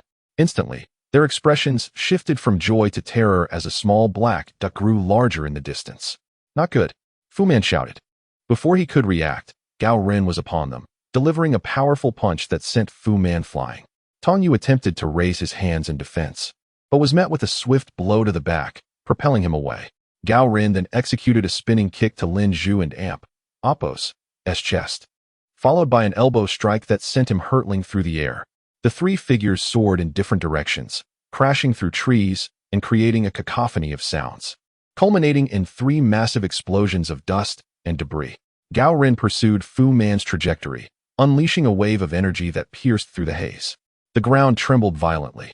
Winds howled, and clouds of dust engulfed the forest, casting a shadow over the landscape.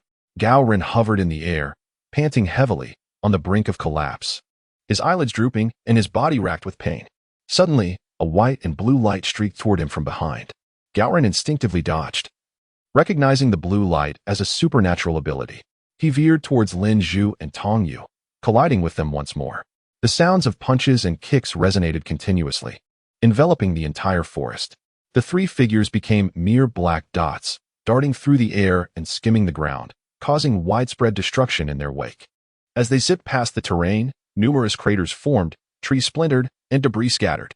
The very air vibrated with the intensity of their combat. In moments, dozens of craters marred the ground, extending deep into the earth. Lin Zhu threw a punch at Gao Ren, who narrowly dodged, leaving a massive crater in his wake. As trees fell around them, the ground trembled as if an earthquake had struck. Nearby, Wang furrowed her brow, slowly opening her eyes and sitting up. The devastation around her was overwhelming, and the cacophony of explosions sounded like the end of the world. "Fu Man," she called out, her face etched with concern, before sprinting deeper into the forest. Meanwhile, Gao Ren had just sent Tong Yu flying with a punch and followed up with a blast of energy before descending to the ground, kneeling and gasping for breath. In another crater, Lin Zhu lay incapacitated, his body twitching slightly, clearly out of combat. It wasn't long before he succumbed to unconsciousness. Moments later, Gao Ren descended into the pit, lifting the unconscious Lin Zhu before soaring into the sky. Shortly thereafter, he arrived at a mountainside, retrieving the unconscious Tong Yu and carrying both individuals deeper into the forest. At the bottom of a massive crater, Fu Man lay gasping for breath, struggling to even blink. With great effort, he fished a small transparent vial from his waist, revealing a drop of vibrant green liquid inside. Just then, the sound of explosions echoed through the air as Gao Ren approached with Lin Zhu and Tong Yu, landing at the edge of the crater and gazing down. Fu Man froze, slowly tucking the vial away. Gao Ren struggled to throw the two unconscious individuals beside Fu Man hand over the magic beans. "I know you have them," he said, his expression impassive as he moved closer. Before arriving, he had searched Lin Zhu and Tong Yu, but found nothing. Thus, he turned his attention to Fu Man, hoping for a stroke of luck. "I Don and Amp, Appo's. Do you know what you and Amp, Appo's talking about?" Fu Man replied, his face a mask of confusion, seemingly unaware. Gao Ren shook his head, a smile crossing his lips. "Do you think I and Appo's am oblivious? You all use the magic beans, restoring your energy at least twice during the fight," he asserted confidently. At that moment, he was on the verge of collapse, every ache in his body making his teeth chatter, yet he forced himself to conceal the pain. Gao Ren contemplated that if he consumed the magic beans now, not only would his strength be instantly restored, but his Saiyan physiology would allow his combat power to surge dramatically. All the sacrifices he made would finally yield rewards, and the suffering would not have been in vain. This was the outcome he desired. Hence, he had utilized these opponents to hone his abilities. Otherwise, he would have obliterated them long ago. Even if they are not magic beans, they must be something of similar nature. "Do not test my patience further, or I may be compelled to eliminate you all," he warned seriously. He feared that prolonging the encounter would lead to his own downfall, leaving him vulnerable to others. It was better to use his last reserves of strength to resolve the matter. "I do not possess what you seek," Fu Man denied, wary of his adversary. He could not fathom the consequences of allowing his enemies to regain their strength. "Oh, is that so? Then I suppose I must take matters into my own hands. Gao Ren's demeanor turned cold as he seized Fu Man by the throat, lifting him effortlessly but not applying excessive force. I will say this once more. Hand it over. And I may spare your lives. Fu Man and Appo's eyes remained fixed on Gao Ren, showing no signs of submission.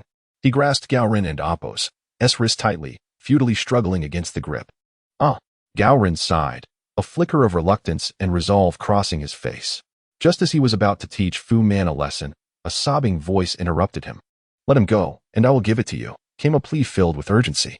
Gao Ren turned to see Huang standing at the edge of the pit.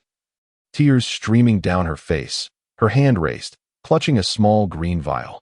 Huang, you mustn't, Appo's. Give it to him.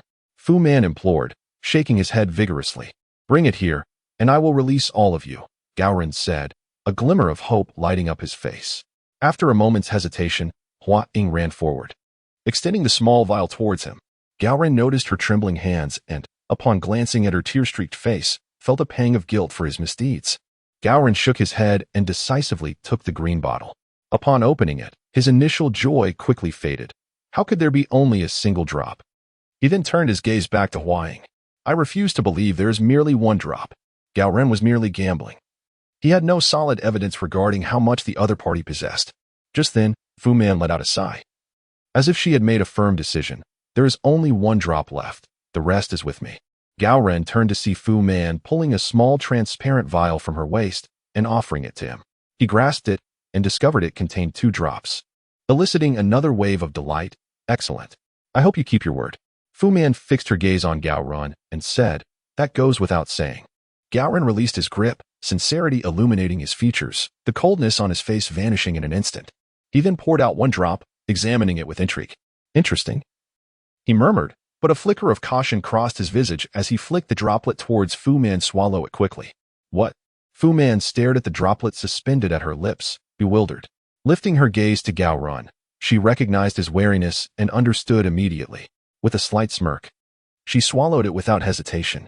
Instantly, a powerful aura erupted from her, and in a heartbeat, all her injuries healed, her strength restored to its zenith. Fu Man, Huang exclaimed, her face alight with joy as she embraced her. Gao Ren also consumed a drop, feeling its icy essence spread throughout his body, akin to the refreshing sensation of plunging into a swimming pool on a sweltering day. Almost immediately, he felt an overwhelming surge of power, even stronger than before. He roared, the atmosphere around him crackling with energy. A tempest arose, swirling dust and debris, as countless stones soared skyward. Winds howled outward from him, sending Linju and Tongyu tumbling away. The surrounding trees bent in unison, some uprooted entirely due to the force. This power. Fu Man stared in shock. Momentarily frozen, recovering her composure, she instinctively shielded Huang with her body, yet even her efforts could not contain the overwhelming aura, causing her to stagger back several meters. She barely regained her footing, her expression of astonishment only intensifying. At that moment, Linju and Tongyu awakened from their stupor, their eyes flying open to find themselves airborne, desperately grasping onto a nearby tree to avoid being swept away. Meanwhile, far away, Guladu felt the tremor of the aura and furrowed his brow, jolting awake and rising unsteadily. A brief moment of sensing left him astounded. Exhilarating, absolutely exhilarating. Gao Ren reveled in the surging energy within him, a broad grin stretching across his face that he could not suppress. Gradually, he reined in his aura and turned to Fu Man. Where did you acquire this liquid? He inquired, his excitement palpable.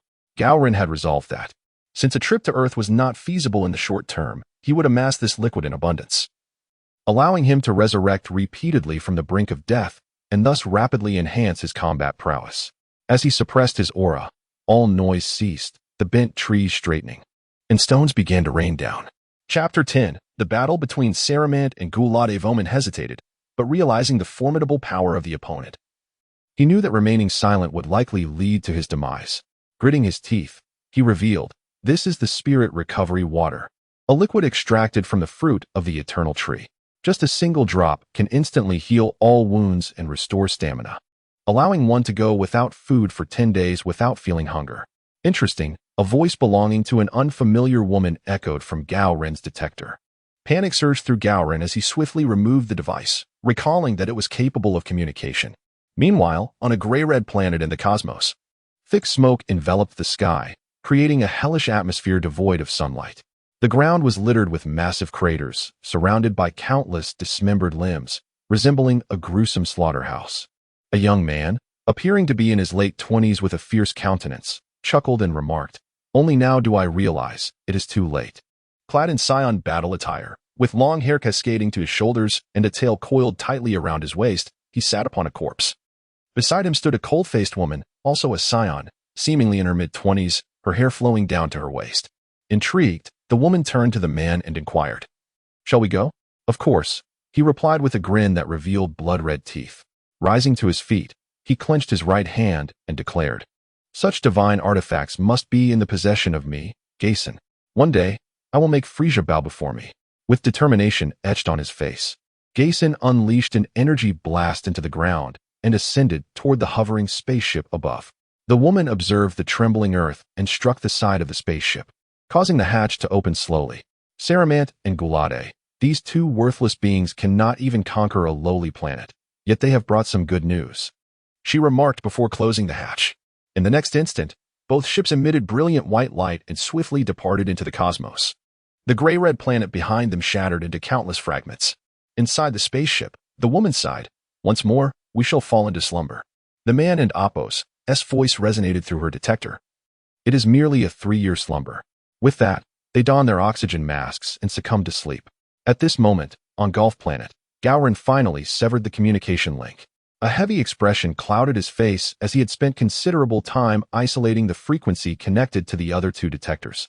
"What is going on?" Volman stared at Gao Ren. Perplexed, Lin Zhu and Tong Yu stumbled back, equally bewildered by the scene. "Best of luck to you all. In 3 years, 2 even stronger foes will return. And they want to be as merciful as I am," Gao Ren warned, his demeanor grave as he prepared to take flight. "It must be Gao and Orlan." A serious voice called from nearby. The 5 turned to see Gulade staggering toward them. "You have awakened," Gao Ren exclaimed, surprised. Then smiled as he tossed a small vial toward Gulade. "What is this?" Gulade caught it, confusion etched on his face. "Swallow it, and it will restore all your wounds and stamina instantly," Gao Ren said eagerly. Yuvoman glared at Gao Ren, panic rising within him. The other 3 shared a concerned glance, their expressions darkening as they prepared for a potential confrontation. Despite their injuries, Lin Zhu and Tong Yu were not ones to sit idle.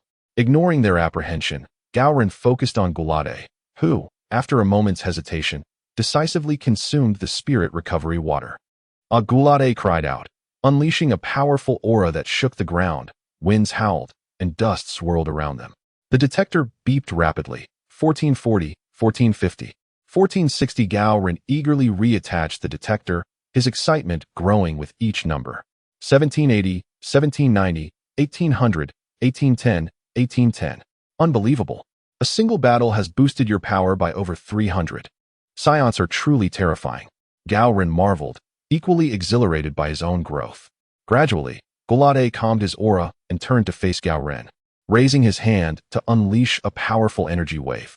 Voman and the others were drenched in sweat, unable to react as the energy wave hurtled toward them, instinctively closing their eyes. Boom! A thunderous explosion erupted from the left, shaking the heavens. A fierce wind swept through, knocking Voman and the others to the ground. When they opened their eyes, they discovered Saramant had inexplicably shielded them, gently lowering his left hand as the wind tousled his hair. To their left, a massive pit, 500 meters in diameter, had formed. "Saramant, what is the meaning of this?" Gulade asked, his expression tightening as he lowered his right hand. The 4 stared in shock at Saramant, equally puzzled, eager to understand why he had intervened. "Nothing much. I simply do not wish to see this planet destroyed any further." Gao Ren replied coolly. "Have you forgotten your mission?" Gulade shouted. "Mission? Do you intend to continue serving Frieza?" "I will crush him sooner or later," Gao Ren sneered, locking eyes with Gulade with unwavering resolve. "Are you out of your mind? Do you have any idea how terrifying King Frieza is?" Gulade asked, astonished. His face clouded with fear as if recalling something dreadful. "Isn't it just over 1 million in battle power?" Gao Ren replied with a smirk, fixing his gaze on Gulade. "Let me ask you one question. Was Planet Vegeta destroyed by Frieza?" Gulade was initially stunned, then confused. "Planet Vegeta was destroyed years ago. Was and Appo's. Tiet? Have you lost your mind?" he said, looking at Gao Ren as if he were foolish. "Ah, I see," Gao Ren realized. Thinking, it seems the timeline aligns closely with Dragon Ball Z. It cannot be much earlier. Regaining his composure, he turned to Gulade and stated, "If you wish to destroy this planet, you must first defeat me." After a pause, he added, "But let me remind you, planet Vegeta was destroyed by Frieza himself." As he feared the birth of a Super Saiyan, Gao Ren did not wish to elaborate further. He slowly ascended into the air, awaiting Gulade's challenge. Gulade bowed his head in contemplation for a moment, lost in thought. High above, Gao Ren remained patient, arms crossed and eyes closed, awaiting the inevitable clash. After a moment, Gulade raised his head, a look of determination and excitement illuminating his face as he surged upward.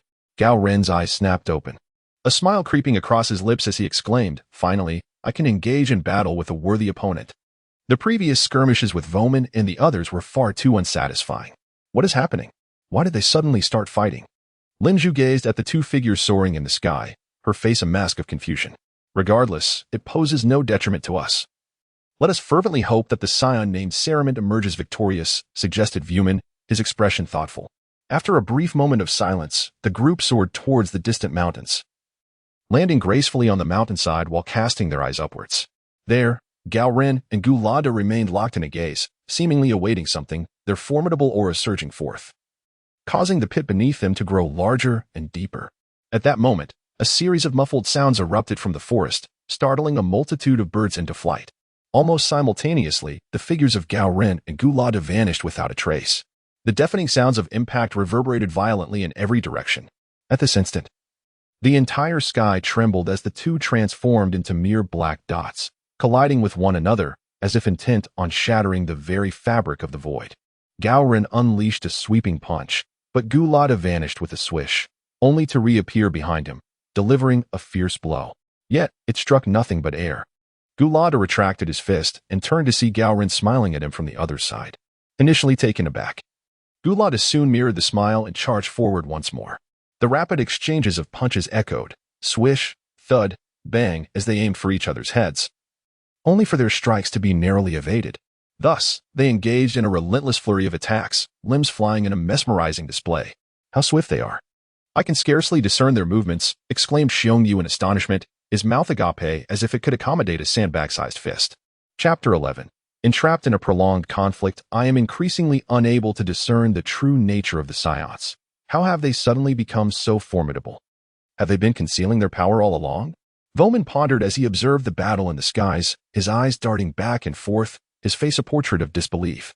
The others mirrored his astonishment, except for Huaying, who appeared utterly bewildered, merely turning her head in response to the sounds, clearly unable to see anything. Gillard unleashed a punch, only to have it firmly grasped by Gao Ren, who promptly countered with another strike, which was once again caught in a tight grip. "Ah!" both shouted. Engaged in a contest of strength, yet they remained stalemated in midair, neither able to gain the upper hand. "You possess quite a bit of strength," Gao Ren complimented, feeling as though he were pushing against an immovable mountain rather than a mere man. Likewise, Gillard gritted his teeth, frustration swelling within him as he found his fists ensnared, unable to withdraw or push away. With a resounding crash, Gao Ren collided headfirst with Gillard, causing his head to snap back. Subsequently, he released his grip and struck Gillard squarely in the chest. The dull thud echoed as Gillard was sent hurtling away towards the distant peaks. With a thunderous roar, he crashed into the mountainside, a cloud of dust erupting and swiftly enveloping the entire summit. "Ha!" Gao Ren chuckled at the billowing smoke, a peculiar smile gracing his lips. He then raised his hand, conjuring a beam of white light that vanished into the haze. The next moment, a tremendous explosion erupted, sending shards of rock into the sky.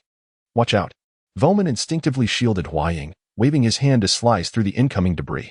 Linju and Tongyu similarly darted about, shattering the colossal rocks raining down upon them into countless fragments. Gao Ren, however, did not fixate on the smoke but rather on the sky above it. He clearly observed Gillard burst forth from the fog as he unleashed his light wave. "Now this is exhilarating." Gao Ren's face lit up with excitement as he radiated white light and ascended to pursue. Gillard, still soaring higher, turned his head to glance at the approaching Gao Ren, a smirk forming on his lips. He then rotated his body, his hands weaving intricate patterns in front of him. "Take this." Numerous energy blasts erupted from his palms, hurtling towards Gao Ren below. Gao Ren's gaze sharpened, and he slowed his ascent, deftly dodging amidst the barrage of energy orbs. He skillfully evaded most of the attacks, yet a few still bore down upon him. Maintaining a calm demeanor, he waved his hands to deflect the incoming blasts. The sounds of his palms connecting with the energy orbs echoed like rhythmic drumming. These energy blasts ricocheted in all directions, some crashing into the forest. Others aimed directly at Voman and his companions, while yet more soared toward the sea. Damn it! Are they doing this on purpose? Lin Zhu fumed as an energy orb flew toward him, leaping aside to evade it. The expressions of the other three were equally grim, and without hesitation. They scattered in different directions to avoid the onslaught. With a series of rumbling explosions, several craters suddenly formed where they had stood moments before. The cacophony of blasts echoed around them, a dissonant symphony that threatened to drive one mad. Gillard's hands moved even more rapidly now, unleashing a veritable storm of energy blasts toward Gao Ren. As the multitude of orbs closed in on him, Gao Ren's smile vanished, replaced by a look of grave determination. He found evasion increasingly challenging as the gaps between the blasts were perilously narrow, leaving him with nowhere to hide. In a desperate maneuver, he flipped backward, aiming to evade downward. Humph, do you truly believe retreat will save you? Gillard sneered, his confidence unabated as he brought his hands together with great force. The energy blasts behind Gao Ren collided violently, triggering a cascade of explosions that rained down upon him. Gao Ren darted about, drenched in sweat. Though the blasts did not strike him directly, the shockwaves were nearly as punishing as a physical blow. Damn it! It seems Gillard is not as foolish as he first appeared, Gao Ren thought, frustration mounting as he was buffeted by the residual force, leaving him little opportunity to counterattack. What was once his advantageous position had now shifted to a desperate defense. Voman and the others stood in stunned silence, overwhelmed by the spectacle of destruction unfolding above them. Gillard, eyeing the cornered Gao Ren, wore a sly grin. Now it's my turn. He pressed his hands together and dove after Gao Ren, launching a brilliant beam of light directly at him. At that moment, Gao Ren sensed the explosions behind him had abruptly ceased. Puzzled, he prepared to turn and investigate. But as he caught a fleeting glimpse of the scene behind him, alarm surged within him. Not good. He quickly rolled to the side. With a resounding boom, the light wave whizzed past, missing him and striking the ocean in the distance, sending plumes of water skyward. Just as Gao Ren steadied himself, he felt a sharp pain in his back as Gillard's fist connected with him, sending him crashing into the forest. The earth trembled violently as he impacted, raising a cloud of dust. Gao Ren struggled to rise from the crater, wiping the blood from his lips, when his gaze was met with yet another imminent light wave. The next moment, another deafening explosion erupted. Within 100 meters, the trees were reduced to ashes, billowing smoke rising as the forest succumbed to destruction. The trees collapsing like a cascade of dominoes. Damn it, are they intent on annihilating this place? Lin Zhu fumed at the ravaged forest surrounding them. We must retreat.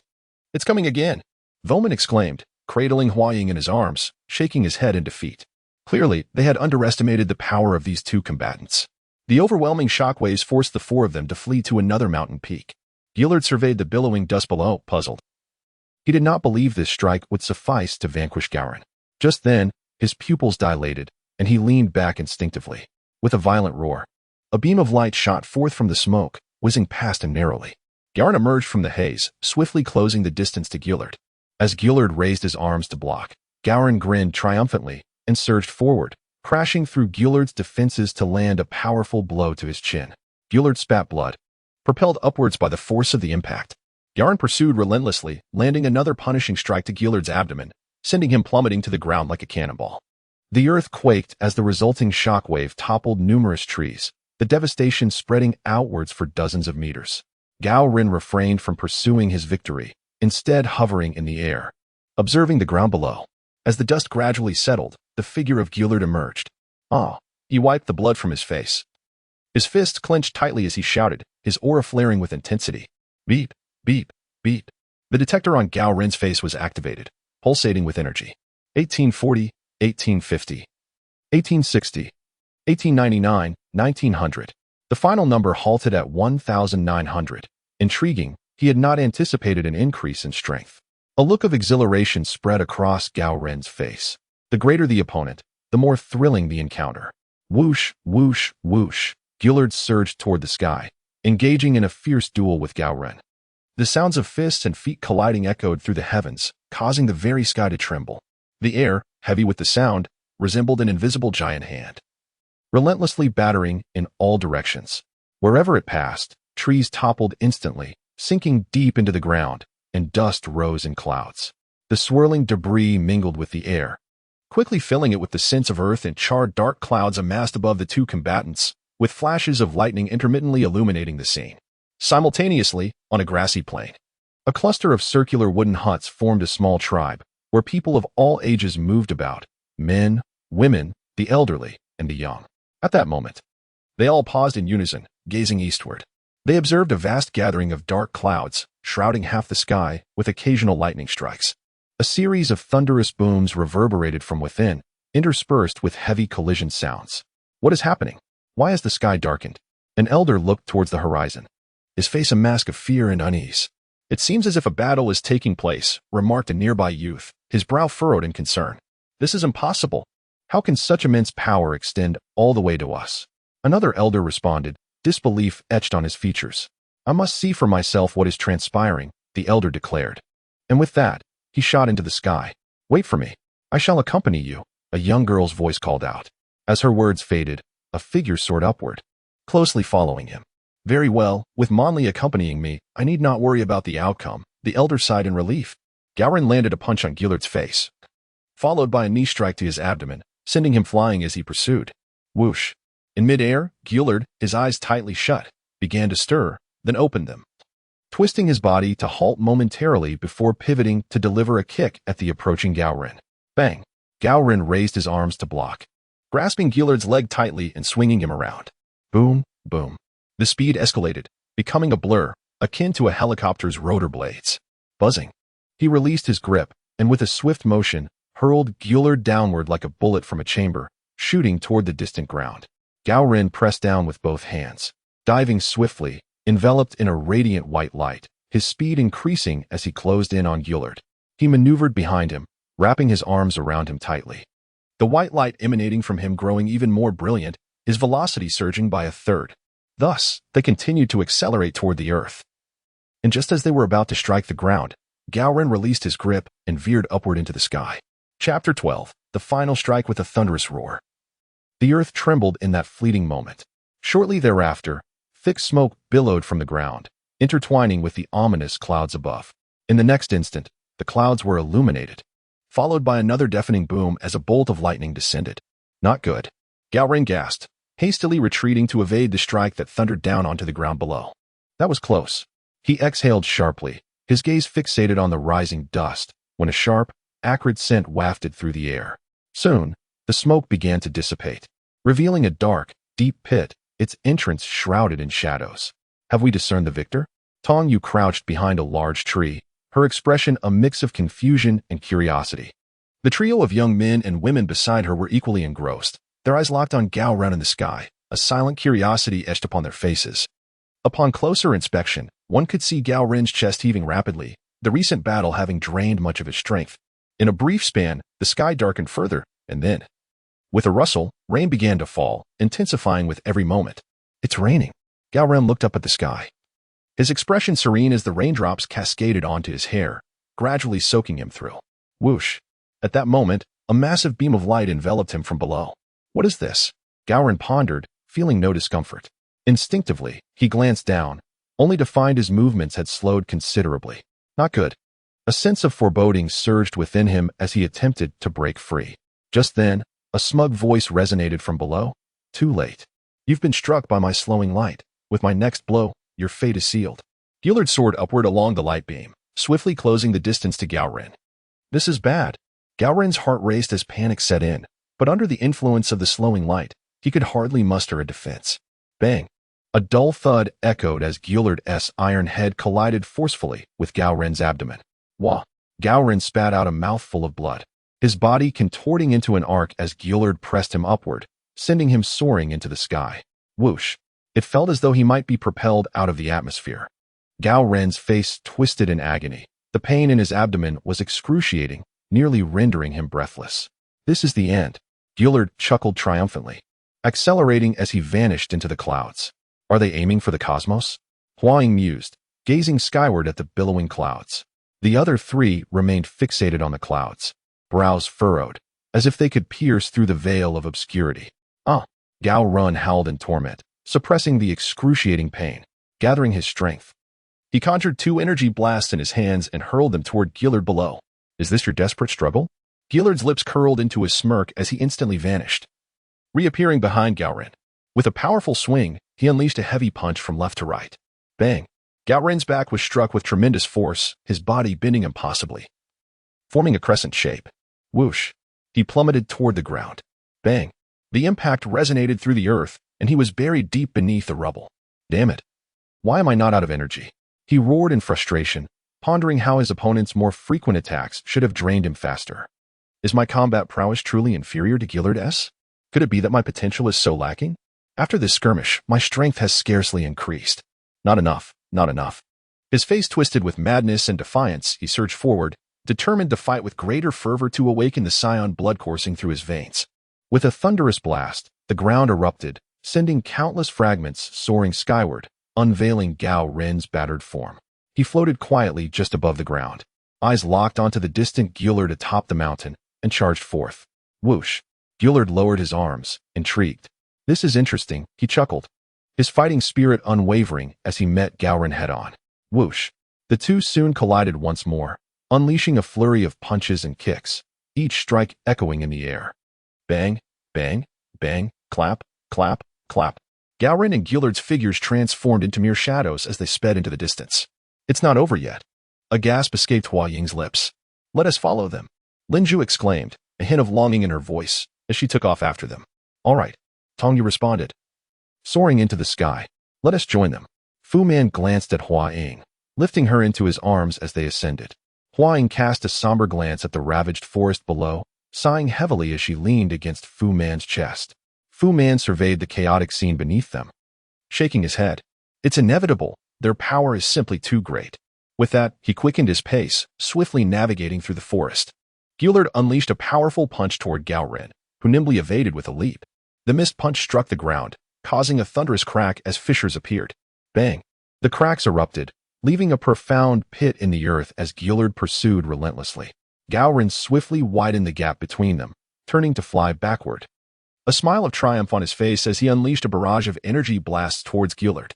Useless, Gillard scoffed, shaking his head dismissively as he raised his arms to shield himself. Oh really? A triumphant grin spread across Gao Ren's face as he altered his trajectory, charging toward Gillard. What? Gillard exclaimed, only to be met with a powerful punch to his chest. Bang! Whoosh! Gillard's body was sent flying like a kite with severed strings, soaring toward the distant mountain as Gao Ren accelerated in pursuit. Bang! The mountain peak was instantly breached by Gillard's impact, yet he maintained his speed, continuing to be propelled further away. As he was hurled through the air, Gillard struggled to open his eyes, only to see Gao Ren closing in fast. This is impossible. How can you still possess such speed? Gillard was exceedingly vexed, unable to fathom how his opponent still had so much energy. Yet, there was no time for contemplation as he launched a punch. Nothing is impossible. Gao Ren gritted his teeth, seizing Gillard's fist with one hand while grasping his other fist with the other. Gao Ren roared, unleashing a surge of fury as he thrust Gillard downward. Gillard cried out in defiance, but he was already at a disadvantage, propelled by Gao Ren's momentum toward the ground. In the next moment, with a thunderous crash, both warriors plummeted deep into the earth. From within the swirling smoke, their furious roars could be faintly heard. The smoke crackled with flashes of light, quickly drowned out by a series of explosive sounds. Boom, boom, boom. Gao Ren's figure gradually emerged from the haze. Yet the explosions beneath him showed no signs of abating, as he continued to unleash energy blasts, bombarding the deep pit below. Rat-a-tat-tat-tat-tat. He ascended higher, his hands moving ever more swiftly, releasing a relentless barrage of energy blasts into the smoke, each explosion resonating with ferocity. The relentless roar of explosions enveloped the land, causing it to tremble beneath the cacophony. Amidst the swirling smoke, flashes of light pierced through, illuminating the dust, while a multitude of debris erupted as if firecrackers were being set off. Had he lost his mind? Despite the exertion, he still had strength to spare.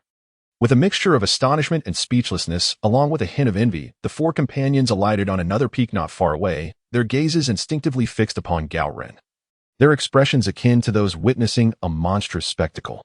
The sounds of rapid gunfire and thunderous explosions intertwined, resonating through the air. After a prolonged period, Gao Ren finally ceased his relentless assault, gasping for breath, teetering on the brink of exhaustion. Below, the ground had been transformed into an irregular chasm, measuring 400 to 500 meters in length and width. As the smoke dissipated, Gillard slowly rose to his feet, drenched in blood, his combat attire in tatters. With only vital areas modestly covered, one eye was weakly shut, while the other remained wide open, mirroring his struggle for breath and fatigue. If you can withstand this strike, then victory is yours, Gillard uttered with great difficulty. He steadied himself, grounding his stance, as he concentrated all his remaining strength into his hands. Having no energy left for flamboyant tactics, years had passed since he had fought with such fervor, and he resolved to determine the outcome with one final blow. Harboring no regrets regardless of the result. Very well, that suits me perfectly, Gao Ren replied, his face alight with madness. He, too, had fought enough and wished to waste no more time. The exhilarating sensation intertwined with the pain coursing through his body was simply sublime. Perhaps few would share this sentiment. Yet in that moment, it was precisely how he felt. He raised both hands above his head, and in an instant, two orbs of light coalesced in his palms. Concurrently, Gillard's hands were enveloped by a massive energy sphere, followed by a torrent of energy, as thick as a barrel, shooting forth towards Gao Ren. Almost simultaneously, Gao Ren brought his hands together, merging the two energy orbs into a single entity that rapidly expanded to engulf him entirely. He then thrust his hands downward, unleashing a beam of light of similar width. With a thunderous roar, the two waves of light collided, producing a sound that far surpassed that of thunder, and immediately began to wreak havoc in all directions. Cries of anguish erupted. Vuman and his companions were caught in the aftermath, tumbling to the ground. Their faces contorted in agony as they clutched their ears, writhing in distress. Chapter 13. Are we truly to be killed? A fierce wind howled as a torrent of sand and dust surged forth, sweeping away Vuman and his companions. At that moment, high above the surface of the sea, an elderly man, aged between 50 and 60, abruptly halted, his flying shield faltering in the face of overwhelming terror. His hand shielded his eyes as fear etched itself across his face. Waves of shock reverberated from the horizon, causing his frail body to sway precariously, resembling a fragile structure on the brink of collapse. Grandfather Qian, we should retreat. This aura is far too terrifying for us to withstand, a worried feminine voice suddenly interjected.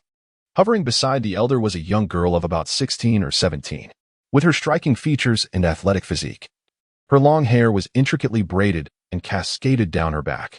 She gazed into the distance where ominous clouds were relentlessly driven apart, and no fear flickered in her eyes. Her form remained steadfast amidst the tumultuous aftershocks.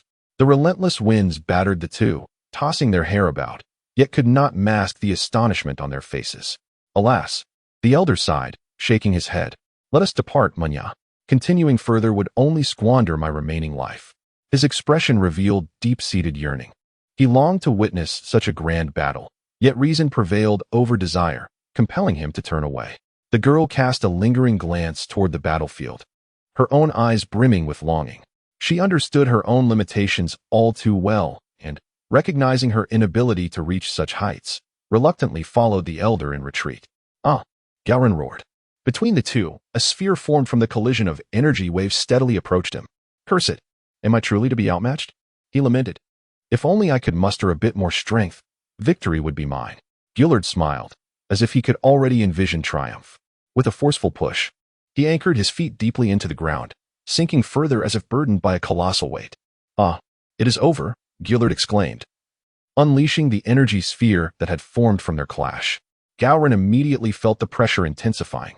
Ah, he too bellowed, his muscles straining as if on the verge of rupture. Yet he knew he could not relent. He must continue to challenge himself, for only through such trials could he emerge as a true powerhouse. He understood that Wukong had endured immense suffering and weighty responsibilities before surpassing all to become the mightiest in the universe. At that moment, Gao Ren clasped his hands together, shouting, I shall give it my all. He expelled every ounce of energy within him. The energy sphere enveloping him expanded dramatically, then contracted, launching a robust wave of light that surged downward. It collided with the incoming energy sphere, and the two forces intertwined, creating a luminous sphere that plunged downward. This is impossible, Gillard cried out, disbelief flooding his mind as he pondered how victory had slipped from his grasp. Just then, Gillard found himself sinking deeper into the ground, revealing only his chest and above. Ah! Gillard howled, expelling the last of his breath strength into the fray, causing the beam of light to thicken as it surged into the entwined sphere. In the next instant, the sphere contorted and distorted under the immense pressure, emitting a cacophony of crackling sounds. with arcs of electricity flickering around it. "Look out!" Yuman, just regaining consciousness from the rubble, turned in alarm, swiftly lifting Huaying and soaring into the distance. Linju and Tongyu, awakened by the shout, instantly ascended into the sky. Almost simultaneously, a sharp crack echoed, as if something solid had shattered, followed by a thunderous roar. The energy sphere between Gao Ren and Gillard erupted dramatically, illuminating the previously darkened sky brighter than day. Waves of shock rippled outward, devastating everything in their path. Trees were obliterated, rocks shattered into countless fragments, and even distant mountains crumbled under the onslaught. As Vuman and his companions took flight, they were caught off guard by the shockwave, feeling as if struck by a massive blow.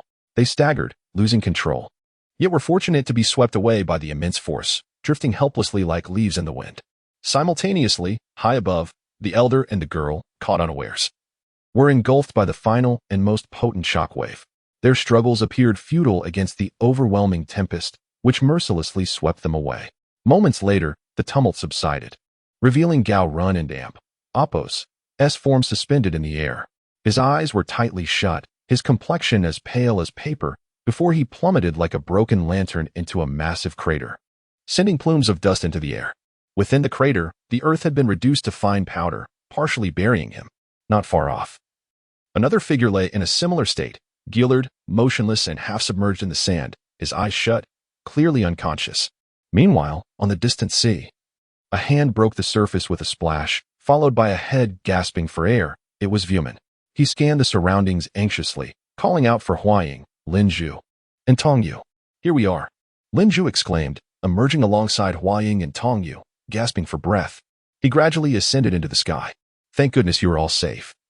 Vuman sighed in relief as he emerged from the water, taking Huaying into his arms as they turned toward the shore. On another stretch of the coastline, the relentless waves battered the rocks, gradually revealing two figures, the elder and the girl. Cough, cough, cough. The girl expelled a significant amount of seawater, slowly opening her eyes, a faint trace of blood staining her lips, evidence of her injuries. Grandfather Qian, Grandfather Qian. Panic set in as she frantically searched her surroundings, soon spotting the elder not far away. "Grandfather Qian," she called, turning him over with urgency. However, his face was smeared with blood, showing no signs of awakening, a clear indication of his severe injuries. Despite her worry, she remained composed, carefully lifting him onto her back and soaring toward the horizon. At that moment, the dark clouds above were dispersed by the shockwaves, revealing a serene blue sky. A beam of sunlight streamed down, illuminating Gillard and Gao Ren's features. Gao Ren furrowed his brow, struggling to open his eyes. "I am still alive." A smile of joy broke across his face, only to morph into a grimace as pain shot through him. He strained to adjust his position and glanced skyward, realizing it was now evening, the orange-red sunset casting a warm glow upon him. Gao Ren attempted to rise, only to realize that he was utterly powerless, unable to move even a fraction. Thus, he decided to rest a while longer before attempting to get up again. After a considerable time, Gillard and Apos' fingers finally stirred, and shortly thereafter, he opened his eyes. With great difficulty, he turned onto his side and gazed at the sky. He too endeavored to stand, but despite numerous attempts, he found himself equally incapacitated, devoid of the strength to rise. "It and Apos' futile. We possess no surplus strength at all," came Gao Ren and Apos' feeble voice from nearby. "It seems you have emerged victorious," Gillard remarked, his gaze shifting calmly towards Gao Ren, instantly recognizing that his companion had been awake for some time. Throughout this exchange, Gillard exhibited no excessive emotion. Instead, his demeanor was one of relaxed composure. "I have not won, nor have you lost," Gao Ren replied earnestly, though his tone was frail, as if he might fade away at any moment. "You have changed. You are not quite the same Saramant I once knew," Gillard stated with a serious expression. "Perhaps so.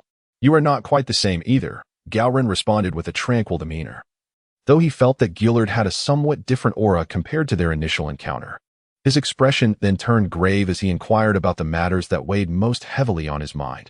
"Could you enlighten me regarding the capabilities of Gasson and Oren?"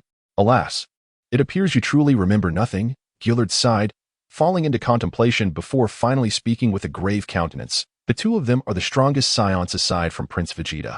As far as I am aware, 3 years ago, Oren's battle power had already surpassed 4,000, while Gasson exceeded 10,000.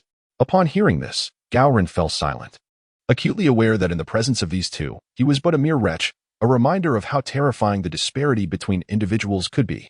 Noticing Gao Ren's silence, which bore a hint of melancholy, Gillard continued, I must warn you, it would be best not to confront either of them. They are tenfold more ruthless than I am.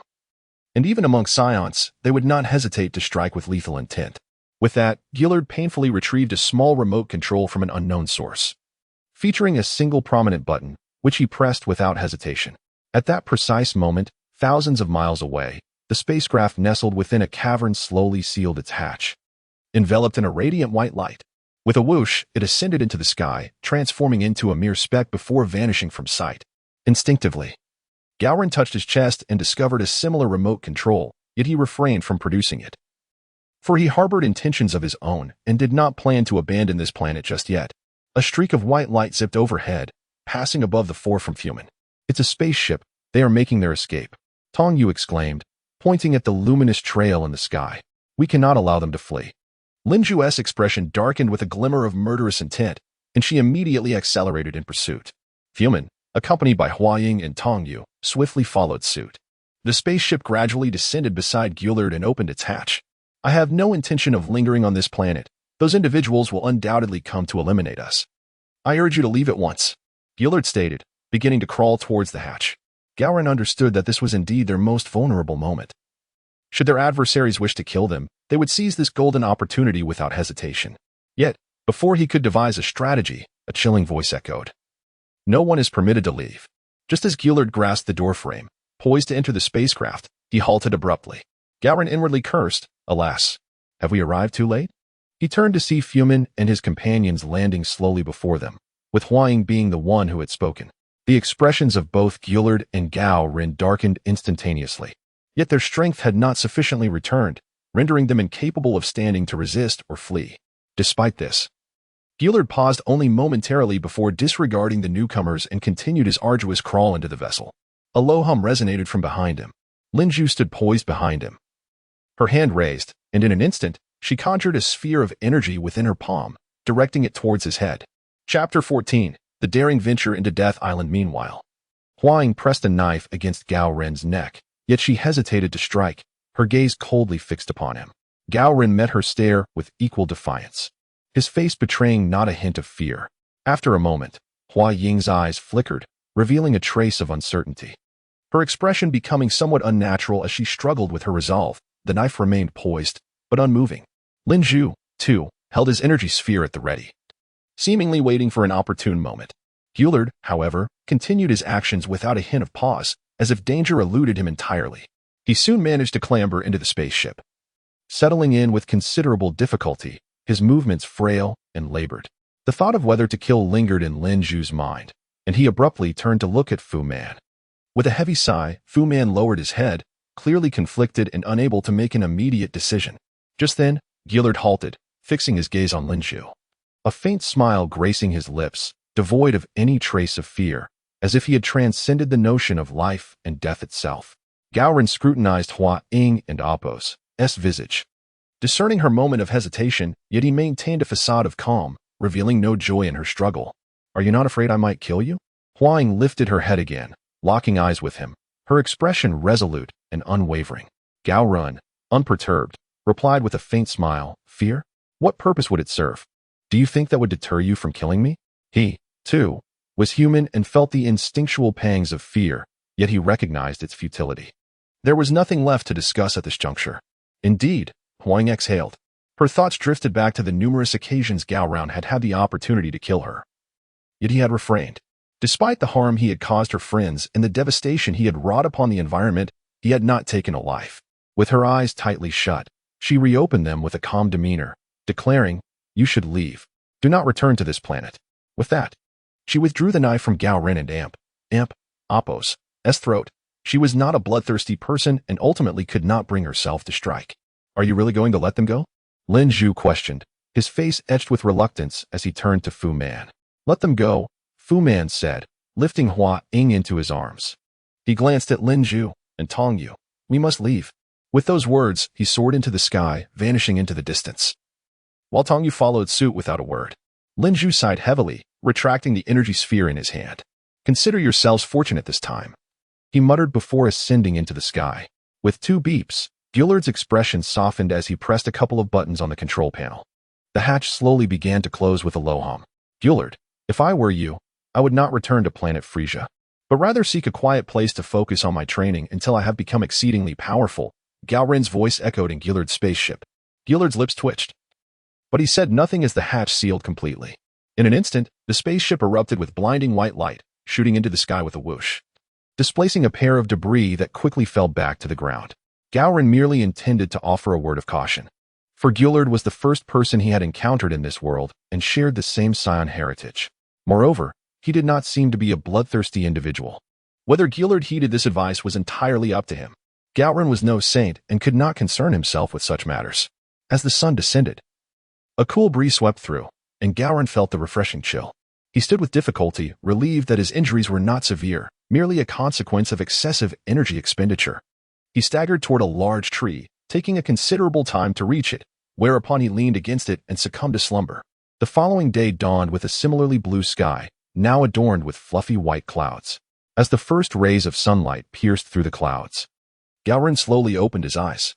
"Ah," he groaned, standing up and stretching his limbs, acutely aware of the lingering pain coursing through his body. He had only regained 20% of his strength. "I should find something to eat," he murmured, patting his stomach, and with a heavy body, he ascended into the air, scanning his surroundings before choosing a direction to speed off in. 2 hours later, above a tumultuous sea, beneath a stormy sky crackling with lightning, a resilient figure surged forward.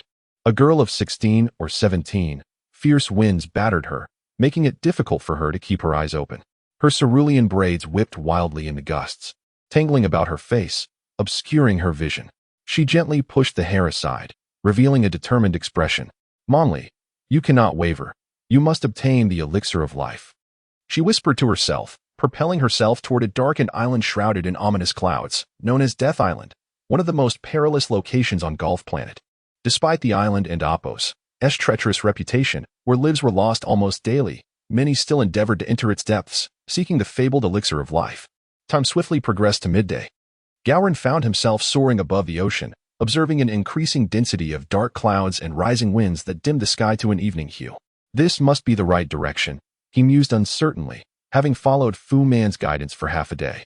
He gazed into the distance, where ominous clouds coalesced into a colossal formation resembling a giant umbrella, beneath which lay a shadowy island. Turning to glance behind him, he noticed a faint crimson glow breaking through the clouds, and if not for the sunlight still visible, you might have believed it was twilight. "I can't be mistaken. After all this time, I'm finally close," Gao Ren exclaimed, his face alight with anticipation.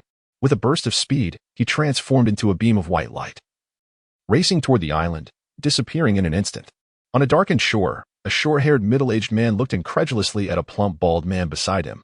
"Are you certain this is the place?" "Indeed, this is it," the bald man replied, his gaze fixed eagerly on the towering mountains that pierced the clouds. Resembling swords plunged into the earth and reaching into the stormy sky, arcs of electricity dancing between them. "Let us fly straight in," the middle-aged man said, eyeing the gap between the mountains with impatience. "Are you trying to court death? Do you know how many have perished beneath these storms? You would dare to fly in?" The bald man recoiled, recalling some harrowing memories. At his words, the middle-aged man and Appos' spine tingled, his eagerness evaporating, replaced by a grave expression. Just then, a thunderous explosion echoed from the heavens, and a figure materialized, suspended in the air. "Someone's here," the short-haired man exclaimed, gazing upward in astonishment. "Who is this peculiar, diminutive person?" The bald man squinted, a look of wonder spreading across his face, as if he had encountered something extraordinary. "Ah, his hair remains black.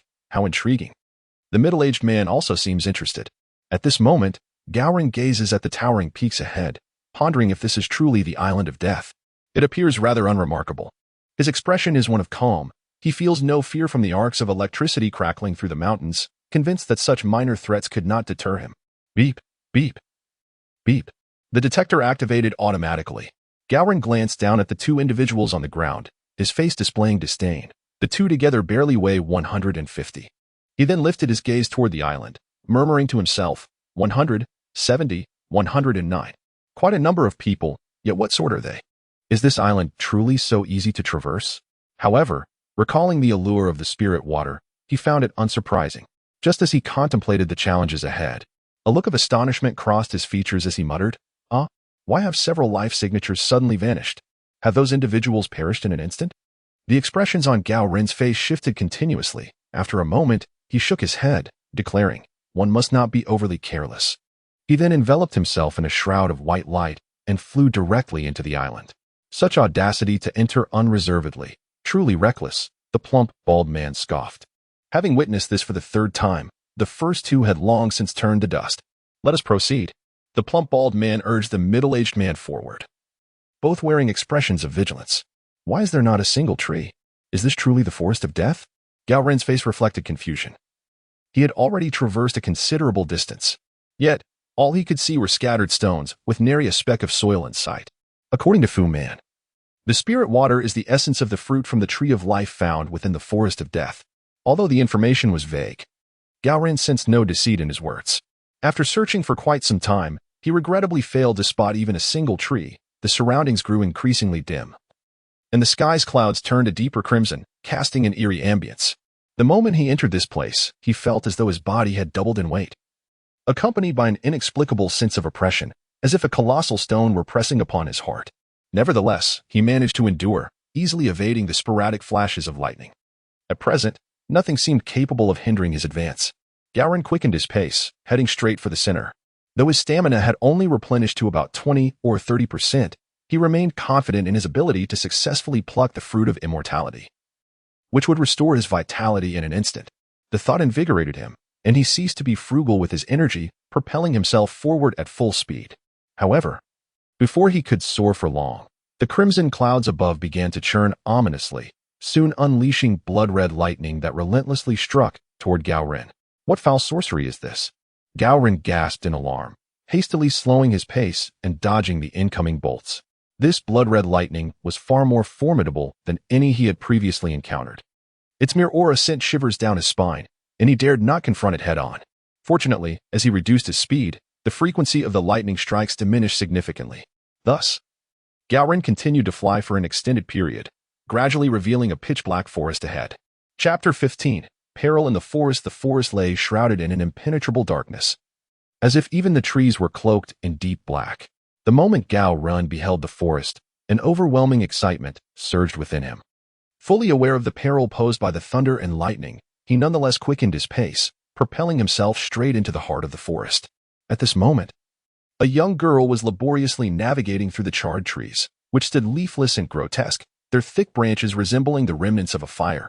The girl hunched her body, her steps heavy and sluggish, as if burdened by the weight of 1,000 stones pressing down upon her back. In the center of the forest, a vast clearing emerged, where the surrounding vegetation was sparse and stunted, akin to the aftermath of a landslide that revealed only a few branches. Two elderly men, one tall and one short, both in their 60s or 70s, trudged through this area with surprising speed, soon drawing near. "Is this the fabled everlasting tree?" the short, slender elder exclaimed in astonishment, pointing to a colossal tree that emerged from the crevice of a boulder. "It must be correct. It matches the legendary descriptions in its grandeur." The tall elder was utterly captivated, unable to divert his gaze. The towering tree soared to a height of over 100 meters, truly a giant among trees. Yet it too bore no leaves, only robust branches. Its trunk was a deep gray, resembling a tree sculpted from stone. Upon closer inspection, one could discern that some of the branch tips bore pale, peach-like fruits, each about the size of a fist, incongruous with the tree and Appo's appearance. Despite its immense stature, the tree bore fewer than 50 fruits. The two men slowly approached the tree, quickly spotting a fruit each. They then ascended into the air with their heavy bodies, effortlessly plucking the fruits from the branches. "Got it," the tall elder exclaimed joyfully, gazing at the fruit in his hand. "Indeed," the short elder echoed, his face alight with excitement. They exchanged a triumphant smile, preparing to depart when suddenly, both elders felt as if lead had been poured into their bodies, causing them to plummet downward. "What is happening?" the tall elder gasped, desperately attempting to halt his fall with sheer willpower, but to no avail. "Damn it," the short elder exclaimed in panic, struggling in vain against the inexorable descent. In the next moment, a thunderous crash echoed as they tumbled into a heap of rubble, sending dust and debris flying. "Blast it! Why has my body become so heavy?" the tall elder groaned as he crawled from the pit, collapsing to the ground and coughing up copious amounts of blood. After catching his breath, he brought the fruit to his lips for a bite. But before he could savor its flavor, it vanished in a flash of green light. How could this happen? The elder seethed in fury, struggling to his feet. Wait. I feel lighter. He raised his hands in bewilderment. Watch out. Get away. At that moment, the short elder emerged from the pit, his face a mask of terror as he pointed behind him, seemingly witnessing something unspeakably horrific. Before the tall elder could comprehend the situation, he was suddenly engulfed by a massive black dragon that had swooped down from behind. With a swift motion, the dragon vanished into the ground, as if it had the ability to become invisible, seemingly oblivious to the presence of the short elder. Hold you! The short elder cried out, his heart filled with anguish and fear, tears streaming down his face. He dropped the fruit from his hand and fled the terrifying scene. Sprinting into the depths of the forest, the short elder moved with astonishing speed, quickly disappearing into the blackened woods. As the fruit fell to the ground, it dissipated into a wisp of green smoke, and he felt an immediate lightness envelop him. 2 hours later, is this truly the everlasting tree? Gao Ren gazed at the towering tree visible in the forest center, his face alight with exhilaration. At that moment, he bore numerous marks from lightning strikes and appeared significantly fatigued. Yet, Gao Ren paid no heed to his condition. Instead, he quickened his pace once more, causing the crimson clouds above to swirl violently, unleashing torrents of blood-red lightning. These lightning strands twisted like strands of yarn, growing thicker by the moment, rapidly becoming as large as a bowl, far more terrifying than the previous flashes. They relentlessly struck towards Gao Ren. Thunder boomed incessantly, simultaneously, within the forest below. The girl unleashed a powerful strike, scattering a colossal black beast that had emerged from the rocks. Startled by the thunder, she quickly glanced up at the sky behind her, witnessing a bright point expanding rapidly, transforming into a blinding white light that soared overhead. A multitude of electric arcs pursued, striking downwards, while the unleashed lightning crashed into the massive stones below, creating a scorched crater and sending shards flying in all directions. The relentless bolts of lightning rained down, leaving the girl with nowhere to hide. No, she cried, her face ashen, as she dove towards the ground. Yet, just as she fell, a bolt of lightning struck the very spot where she had stood, creating a deep pit, the shockwave sending her flying backwards into the rubble. Damn it! How can it be this powerful? At that moment, Gao Ren in the sky was filled with dread, regretting his reckless approach. However, he found himself trapped in a dilemma. For the harder he tried to increase his speed, the more ferocious the lightning became, and slowing down would surely result in a strike. He was destined to take a hit regardless. The lightning intensified, weaving into a net that enveloped him, while he felt it increasingly difficult to fly, as if countless giant hands were gripping him tightly, preventing him from soaring through the sky. With his eyes darting about, Gao Ren swiftly identified a larger gap in the net and surged towards it. I made it, he rejoiced, having successfully traversed the lightning net. Yet, just as he slowed his pace, a myriad of electric arcs suddenly converged upon him. He dodged and weaved, attempting to evade their strikes. However, the gaps in the net shrank rapidly, becoming too small for even a normal person to pass through, and in an instant, he was ensnared within. In the next moment, it's over. Ah! Gao Ren screamed in despair as countless electric arcs relentlessly assaulted him, and he felt as if his body were being pierced by innumerable needles, each stab causing excruciating pain. His eyelids grew heavy, and he could no longer feel any agony. With a resounding crash, Gao Ren plunged into the pile of rubble. Losing consciousness, the crimson clouds above gradually settled, ceasing their onslaught. Time passed, and eventually, within the pile of debris, the girl slowly opened her eyes, bewildered as she turned her head and attempted to move her limbs. Ah, she groaned softly. Her gaze fell upon her feet, and she furrowed her brow, dragging her immobile right leg forward with great effort. Meanwhile, on the outskirts of the deathly forest, "Brother, are we not going to intervene?" A middle-aged man pointed at the fleeing short elder. "No need. It's clear he is retreating in disgrace. He stands no chance of obtaining the everlasting fruit," replied the plump old man, shaking his head. The two continued their slow journey deeper into the forest. Half an hour later, as the girl passed a pile of rubble, she frowned, sensing something amiss. With great effort, she crawled over to investigate and gasped in surprise. "There's someone here." She hastily began to clear away the stones, gradually revealing the disheveled form of Gao Ren. His hair stood on end, and numerous exposed areas of his body were charred black, still emitting wisps of smoke. However, his battle suit remained intact, seemingly insulated. The girl turned Gao Ren over and, upon seeing his face, instinctively recoiled in fright.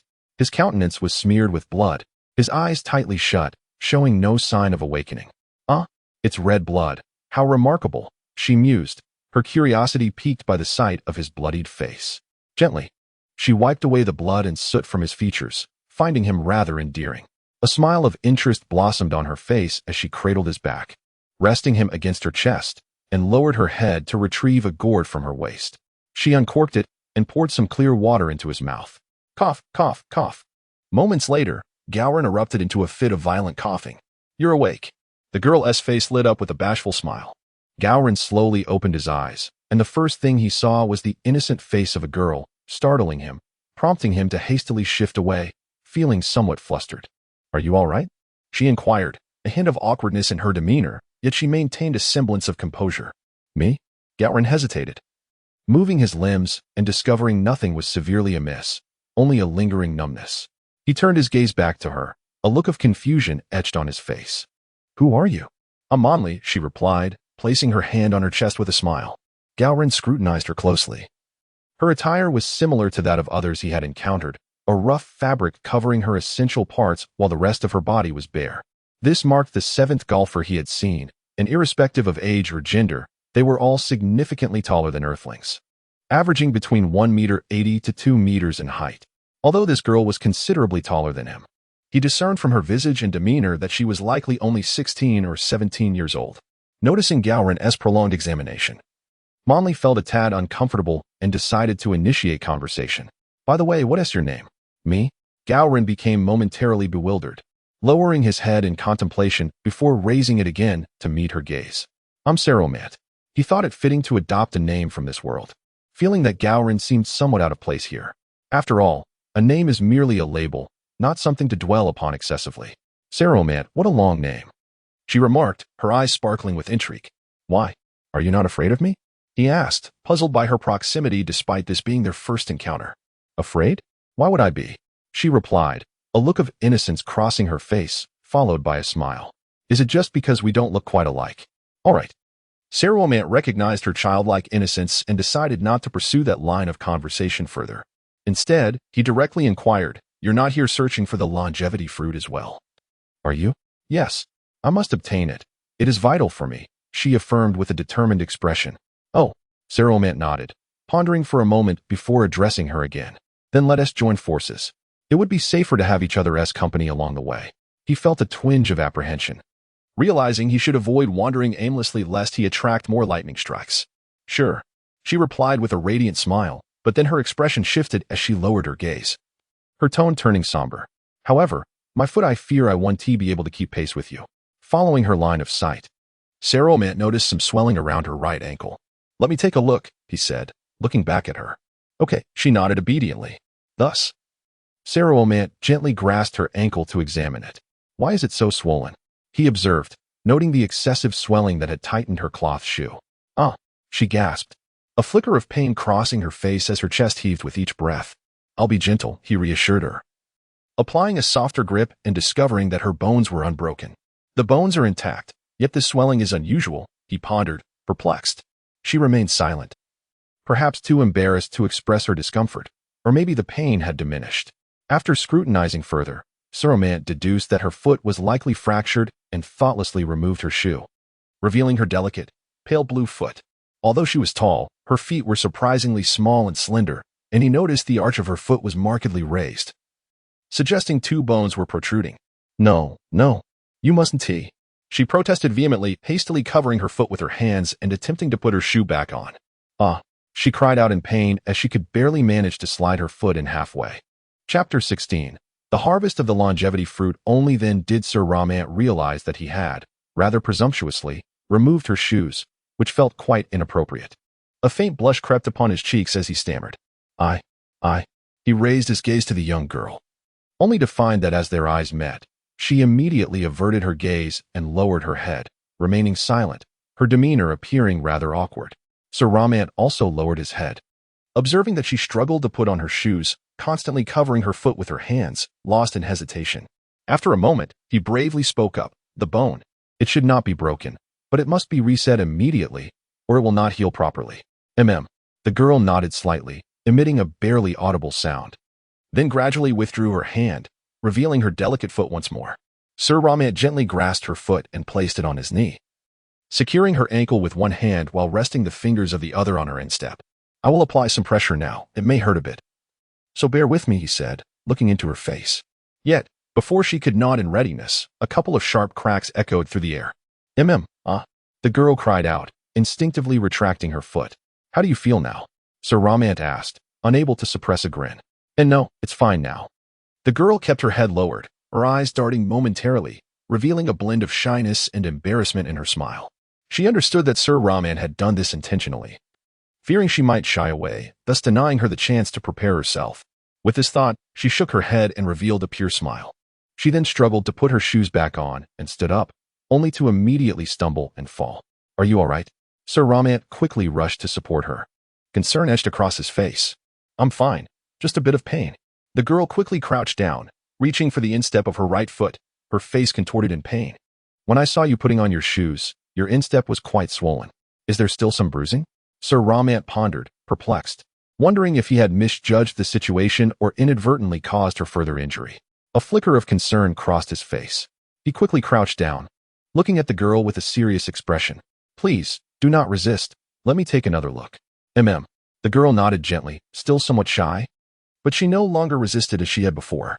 Seeing her agreement, Sir Ramant carefully placed her foot on his thigh, immediately noticing that it remained swollen. Stretching the shoe to its limits. I need to take it off. Sir Ramant looked up at the girl, and upon her nod, he cautiously removed her shoe, startled to see the swelling had worsened. Although her foot no longer bore the prominent bump indicating a broken bone, the swelling was now even more pronounced. I will check the bones again. Please endure it. All right. The girl replied decisively, biting her lip in preparation for the discomfort. Sir Ramant gently pressed on her instep and ankle, relieved to discover that both were intact without any signs of fracture. He let out a sigh of relief. Wonderful. It seems the prolonged injury has impeded circulation, causing some swelling. A bit of pressure should help. He shared his insights based on experience, then tenderly massaged her ankle and instep, his gaze serious as it rested upon her face. Try to relax. This will aid in your recovery, he advised. Okay. The girl nodded obediently, a trusting smile gracing her features as she relaxed, surrendering herself entirely to his care and following his every direction. As she reveled in the soothing massage, she turned her gaze to Sir Ramant and inquired about mundane matters. They engaged in light conversation, and soon Sir Ramant learned that the girl had ventured to harvest the longevity fruit to aid an injured elder in her village. Time flew by, and before long, a quarter of an hour had passed. It should be about time, Sir Ramant remarked, observing her foot, which had significantly reduced in swelling. He picked up her shoe and gently helped her put it back on. Stand up and see if you can walk normally, he instructed. All right, I'll try. The girl nodded and slowly rose, a hint of lingering uncertainty on her face. She took a couple of steps, her movements becoming fluid, and soon there was no hint of her previous limp. She looked up at Sir Ramant and beamed. All done. Let us go. Great. Sir Ramant exclaimed joyfully, following closely behind. This brief respite had allowed him to regain some energy. He was now cautious about their movements, having just learned from the girl that as long as they did not fly, they would be safe from the lightning.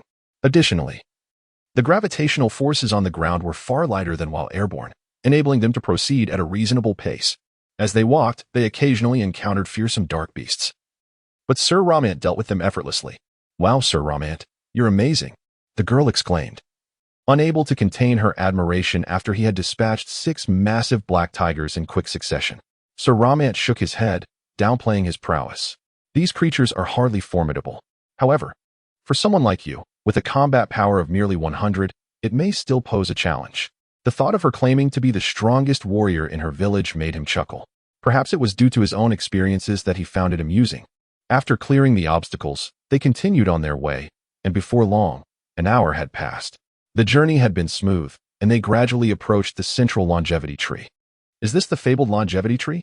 Can consuming its fruit truly grant eternal life? Sir Ramant halted, gazing with interest at the towering tree not far ahead. The girl paused as well, shaking her head with a smile. The longevity tree refers to the age of this tree. It does not mean that eating its fruit will bestow immortality. Ah, I see, Sir Ramant replied, enlightenment dawning upon him. He realized that true longevity in this world was likely no simple matter, thus he was not surprised by her explanation. They soon stood before the majestic tree, gazing upward, their faces reflecting a tapestry of emotions. Sir Ramant wore a grave expression, sensing an unsettling feeling akin to standing at the foot of a colossal mountain poised to collapse. A palpable sense of pressure and danger. Let us harvest the fruit. The girl retracted her smile, fixing her gaze on Sir Ramant, her eyes set on a particular fruit. Very well. Sir Ramant's solemnity vanished at once. After a nod, he soared into the air. He intended to gather several fruits to mitigate the risk of injury, enabling him to train vigorously and evolve into a Super Saiyan at the earliest opportunity. At that moment, an exhilarating thrill surged within him, as if the fruit before him had transformed into the reflection of his future self as a Super Saiyan. Sir Ramant seized a fruit, plucking it from the tree, feeling an icy chill in his palm. However, before he could fully register the sensation, he suddenly felt his body become heavy. Not good, he exclaimed, as if a massive mountain had descended upon his shoulders. He plummeted towards the ground with a swift whoosh. Simultaneously, the girl experienced a similar fate. Having just harvested a fruit, she too began to descend, though her form remained remarkably stable, as if she had anticipated this. How could it be so heavy?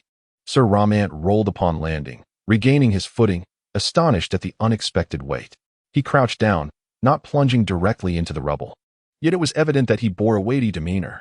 Saramant felt as though his body had become tenfold heavier, but he still managed to endure it. He mused that if his strength were at its peak, this burden would be negligible. Resolutely, he decided to first restore his stamina before collecting a few more fruits. With a firm determination, Saramant brought the fruit to his lips and took a vigorous bite.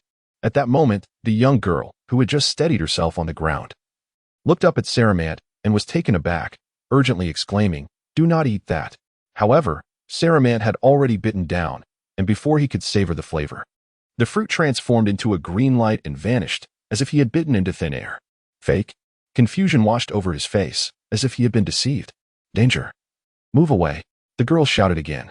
Saramant immediately felt a cold gust at his back. The longevity fruit had disappeared from his hand, and his body regained its lightness. In a swift roll, he evaded the impending threat. In the next instant, a resounding crash echoed as a massive black dragon engulfed the very spot where he had stood, sending shards of stone flying and leaving a deep crater in its wake. What is this? Saramant seethed with anger. Not only had he lost the fruit, but he had nearly been devoured. Why was the longevity fruit a deception? He glared at the black dragon that had just ambushed him, his face a mask of terror and bewilderment. The longevity fruit is not false. It simply cannot be consumed on this island. Not only is it ineffective, but it will also provoke this monster to attack relentlessly, the girl explained, her initial shock swiftly replaced by urgency. What a perplexing situation. Saramant felt exasperated, but soon realized that without some restrictions, the fruits would have likely been harvested long ago. Just as he regained his focus, the dragon pivoted and charged at him once more. Saramant leaped to evade another strike. The ground shook with continuous rumblings as debris scattered everywhere, transforming the area into a desolate wasteland. The dragon relentlessly pursued Saramant, who dodged and unleashed air blasts, only to find that they passed through the dragon as if it were mere mist. What kind of creature is this? Saramant was at a loss. The dragon seemed impervious to his air attacks, necessitating conventional physical means to confront it. Suddenly, as he miscalculated a dodge, the dragon's tail struck him, sending him crashing into the rubble with a thunderous impact. Saramant! The girl cried, her eyes filled with concern as she watched the dragon lunge toward the pile of debris. Gritting her teeth, she declared, "I will hold it off. You quickly gather more longevity fruits." With that, she bit into a longevity fruit, her body instantly feeling lighter, and she swiftly took to the air. Almost simultaneously, the dragon hesitated mid-flight before turning its attention to the girl. In that moment, a tremendous explosion erupted as the pile of debris shattered, and Saramant emerged from the chaos, calling out, "Monley." He saw the girl evading the dragon, skillfully dodging the confrontation. "You must hold on," he shouted, enveloped in a brilliant white light as he soared toward the longevity tree. The atmosphere was filled with the cacophony of destruction. The dragon relentlessly pulverized piles of stone, while the girl sought cover, the gap between them narrowing dangerously as the dragon closed in on her. Upon reaching the tree, Saramant wasted no time in plucking a longevity fruit, feeling the weight of it pull him down.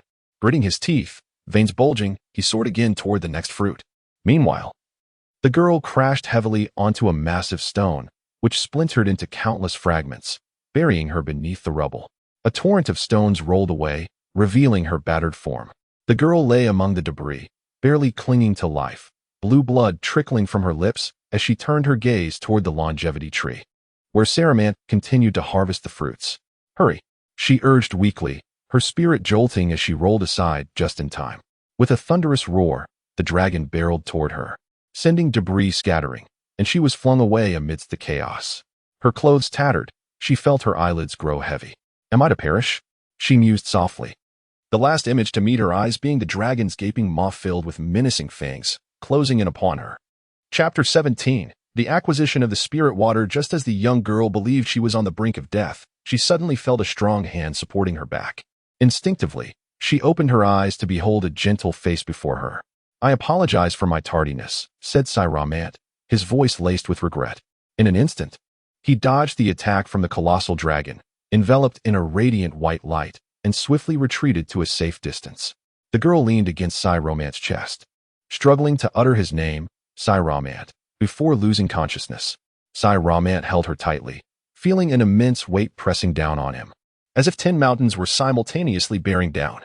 He had nearly reached his limit while harvesting the 4th longevity fruit, and in his peripheral vision, he saw the girl about to be devoured by the dragon.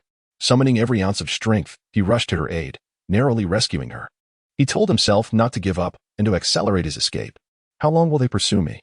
he muttered in frustration. Behind him, a second dragon had appeared, relentlessly pursuing him alongside the first. Saramant gritted his teeth, desperately dodging their attacks. His body ached with unbearable pain, his expression twisted in agony, and his eyes bloodshot, almost weeping crimson tears. Veins throbbed on his skin like worms, threatening to burst, and he felt that even the lightest feather would crush him to the ground. Yet, despite this torment, he never contemplated relinquishing the girl in his arms. Saramant understood that without her, he would not have been able to harvest the 4 longevity fruits so effortlessly. Moved by her actions, he realized that such a person was a rarity. Though he had encountered many, none had inspired such admiration in him. Thus, he continued to flee, his body on the verge of collapse. Yet the energy within him remained unspent. 2 hours passed swiftly. "Brother, what is that?"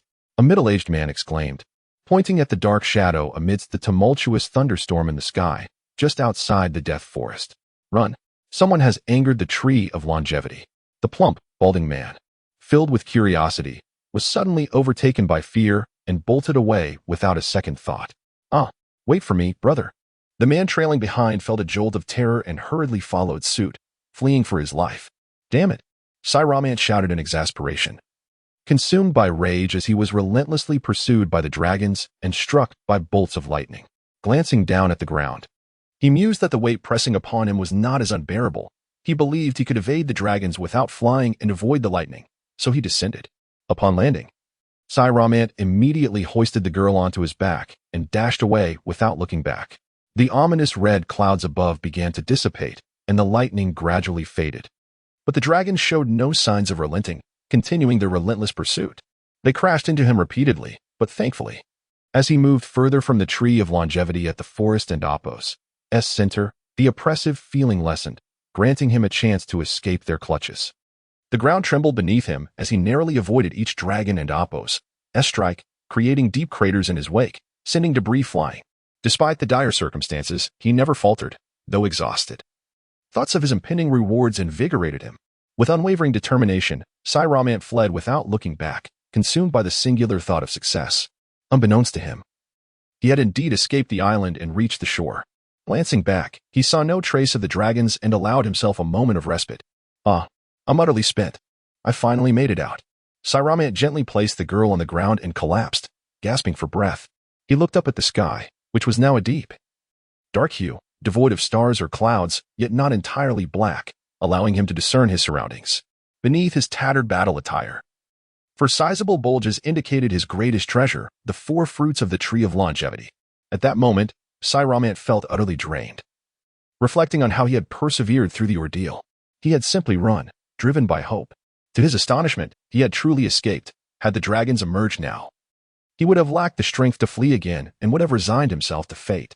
Half an hour later, with no sign of the dragons, Saramant finally relaxed, his breathing stabilizing and a hint of strength returning to his body. Just then, a smug voice reached his ears.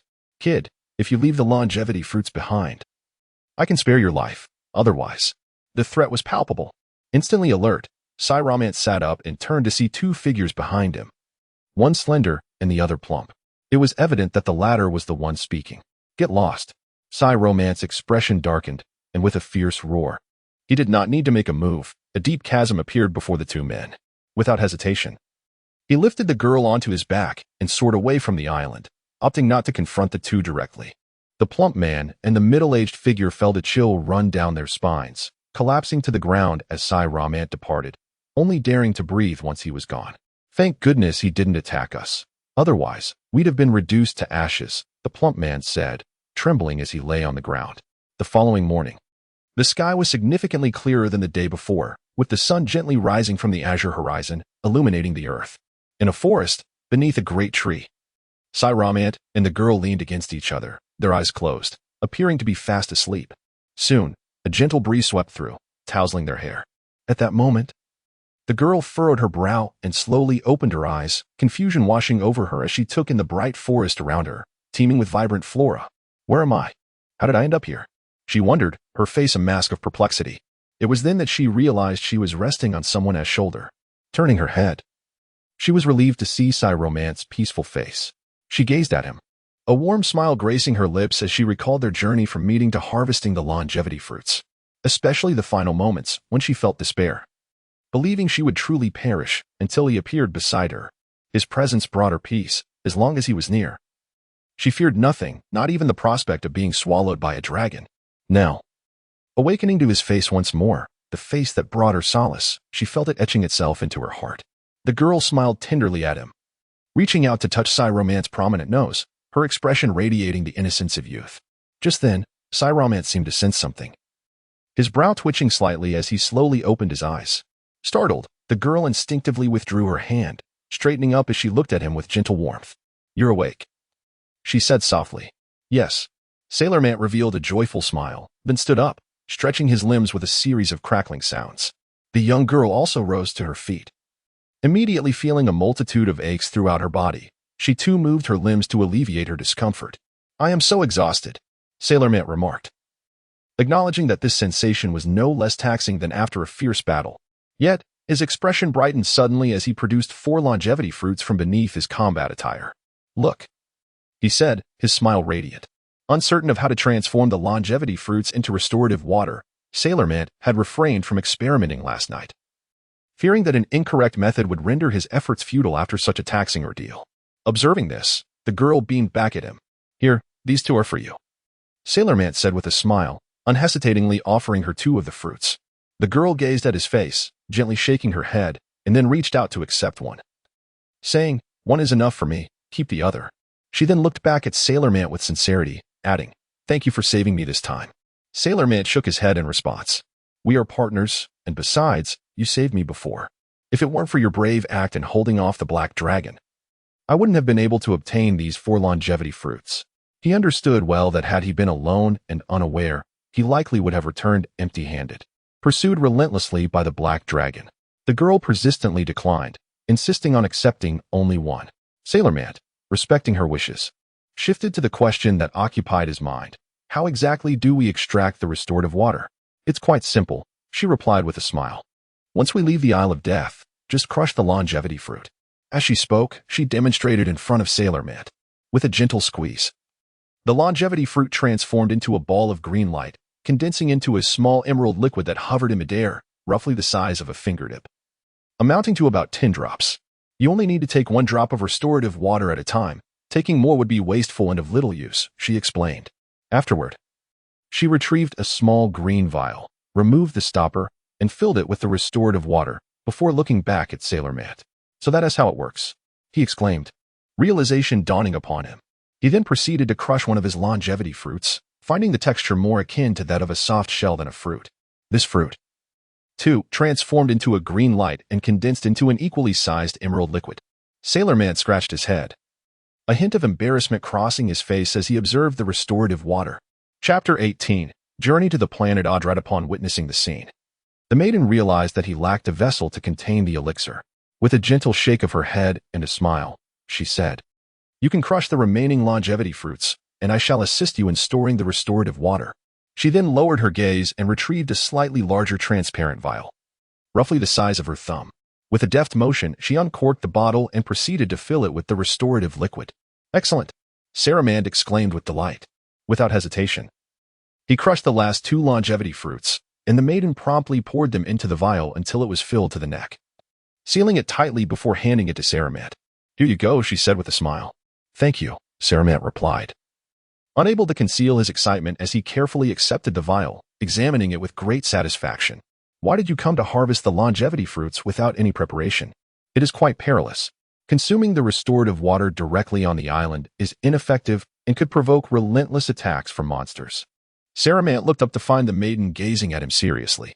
I just happened to hear about it and thought I would give it a try, he responded, scratching his head awkwardly. Very well, the maiden nodded, her expression one of silent exasperation. Haha. Saruman managed a strained smile. He understood that Vuman had not elaborated on the details, and he recognized the caution in the other party's demeanor, which was entirely justifiable. There was little to complain about. At that moment, seeing his flustered demeanor, the maiden couldn't help but chuckle softly. So, what are your plans now? She asked, covering her mouth and suppressing her laughter. Her curiosity piqued. Saruman paused, his gaze shifting momentarily. I plan to leave this planet and explore others. After speaking, he produced a remote control and pressed a button. The maiden's curiosity was evident, but she refrained from probing further, a fleeting look of disappointment crossing her face. You will return, won't you? She asked cautiously. Her eyes fixed on Saruman's face, brimming with anticipation as if she sought an affirmative answer. The question caught Saruman off guard. He had not given it much thought. His mind was occupied with thoughts of the planet Adrat and Mech. As for where he would go afterward, or where he might call home, he had no immediate answers. Thus, he looked at the maiden and replied cautiously, perhaps I shall return, or perhaps not. Upon hearing this, the maiden lowered her head, her voice barely a whisper. I see. Saruman glanced down at the vial in his hand and, without hesitation, uncorked it, taking a drop of the emerald restorative water. Without a second thought, he swallowed it. Instantly, he felt an invigorating surge of energy, all pain and fatigue dissipating in an instant, though he reined in his aura to avoid alarming the maiden. At that moment, a bright light flashed across the horizon, and in an instant, a luminous orb appeared above them. The maiden regarded the light with curiosity, remaining silent. As the brilliance faded, a round spaceship emerged, gradually descending beside Saruman before its hatch opened. Are you leaving? The maiden asked, her expression tinged with reluctance. Yes, Saruman replied, sharing her sentiment. He had grown fond of the environment here and was uncertain of what awaited him elsewhere, yet there were obligations he had to fulfill. The maiden's gaze flickered, and after a moment's hesitation, she rushed forward and embraced Saruman tightly. Take care, she said. Saruman was taken aback, his heart racing momentarily before he composed himself, gently patting her back. You too. After what felt like an eternity, the maiden finally released him, still gazing at him with reluctance, her eyes glistening with unshed tears. Saruman met her gaze, but ultimately could not withstand it, hastily averting his eyes. I must go, he stammered, turning to board the spaceship. With a series of beeps and whirs, Saruman set the destination to Adrat and pressed confirm without hesitation. The sound of whirring filled the air as the hatch slowly closed. The connection between their gazes severed at that moment, and in the next instant, the ship emitted a brilliant white light, shooting into the sky. I hope we meet again, the maiden shouted, looking up at the sky. She fixated on the diminishing light, feeling an inexplicable emptiness as if she had suddenly lost something precious. Moments later, she lowered her gaze, her expression resolute once more. She then ascended into the air, surveying her surroundings before heading southeast. Meanwhile, Saruman gazed at the receding blue-green planet, murmuring to himself, what a beautiful planet. Perhaps I shall return once more. But that is a matter for another time. When I next open my eyes, it will be upon another world. How I anticipate it. As the oxygen mask enveloped his mouth and nose, the lights dimmed, and he felt as though he inhaled some fine dust before losing consciousness. The spaceship's white light intensified, accelerating several times, and in the blink of an eye, it vanished into the depths of the cosmos. On a grassy plain, Vuman, Linju, and 2 others sat cross-legged, partaking in various delicacies while engaging in discussion. Saruman mentioned that a more formidable enemy would descend upon this planet in 3 years. Can we trust his words? Linju paused his actions, surveying the solemn expressions of his companions. I believe it to be true. There is no need for them to fabricate such tales to frighten us, Vuman replied, his demeanor grave. Huang regarded him with equal seriousness, her face etched with concern. If we cannot even defeat these two, how shall we confront a stronger adversary in the future? Tong Yu echoed the sentiment, confusion and worry evident in his expression. The atmosphere fell silent as everyone ceased their eating, the weight of the conversation hanging heavily. After a prolonged pause, it was Huang who broke the silence. Her voice laced with anxiety. We cannot simply sit idly by. We must take action. This time we were fortunate that those two did not unleash their wrath. But who knows what will happen next time? I refuse to remain idle and do nothing. I have resolved to train harder starting today. Perhaps I shall not be defeated next time, Vuman declared with conviction. Tong Yu and Lin Zhu exchanged determined glances, their resolve solidified. Indeed, even in the absence of enemies, I cannot halt my pursuit of strength. The pressure will only ignite my fighting spirit, Lin Zhu stated, invigorated. Likewise, I had grown too complacent before, which is why I am weaker than you. Next time we meet, the outcome may be quite different, Tong Yu added with a triumphant smile, determination shining in his eyes. Very well. Let us see who emerges as the weakest next time, Lin Zhu challenged, a competitive spirit ignited within him. I too shall train vigorously, Huang declared, clenching her fists as she looked toward Vuman. Excellent. I shall teach you to fly first, Vuman replied with a slight smile and a nod. An hour later, Vuman gazed at the sky and said, Shall we take our leave? At that moment, only he and Huang remained, as Lin Zhu and Tong Yu had already departed. Yes, Huang nodded in agreement. Thus, Vuman hoisted Huang onto his back, setting off toward the east. In this manner, each chose their unique environments to embark on their arduous training, refraining from disturbing one another and severing communication. Time flew by, and in the blink of an eye, 6 months had passed. The weather on Golf Planet gradually grew cooler. On this day, beneath the expansive blue sky, the sun shone brightly, its rays gentle and warm, a stark contrast to its previous intensity. In a vast expanse of grassland, there exists a modest tribe, composed of 50 to 60 spherical wooden houses, each measuring approximately 8 to 9 meters in length and width, and 4 to 5 meters in height. Here, 100 individuals have long made their home, a sight not uncommon on the planet Golf. At this moment, a flurry of activity envelopes the tribe, with people of all ages bustling about. Some adults are engaged in constructing new dwellings, while others craft various primitive tools. Meanwhile, children dart and frolic, racing between the houses in joyous abandon. A young child approaches one of the wooden huts, gazing up at a maiden perched atop the roof, lost in contemplation of the sky. With a face full of curiosity, the child inquires, Sister Monley, what are you looking at? Startled, the maiden snaps back to reality, hastily shaking her head and offering an explanation before returning to her task of assembling the wooden beams.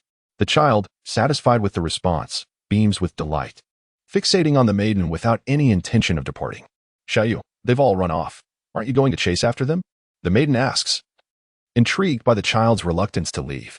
I don't want to chase anymore, the child pouts, somewhat unwilling, yet eventually scurries off, leaving behind a parting remark, Sister Monley, you must teach me to fly next time. Then they won't be able to catch up with me. The maiden chuckles softly at this, glancing skyward once more before resuming her work on the wooden structure. Amidst the icy landscape, the biting wind howls, whipping up a flurry of snowflakes that cascade down like countless shards. Were an ordinary person to be caught in such a fierce gale, the sheer force of the wind could rend flesh from bone. Yet, high upon the slopes of a towering glacier, a robust figure stands undeterred, as if the harsh elements were mere illusions. Lin Zhu, entirely bare, feels the chilling gust slice against his skin, leaving only faint traces that vanish in an instant, inflicting no harm upon him.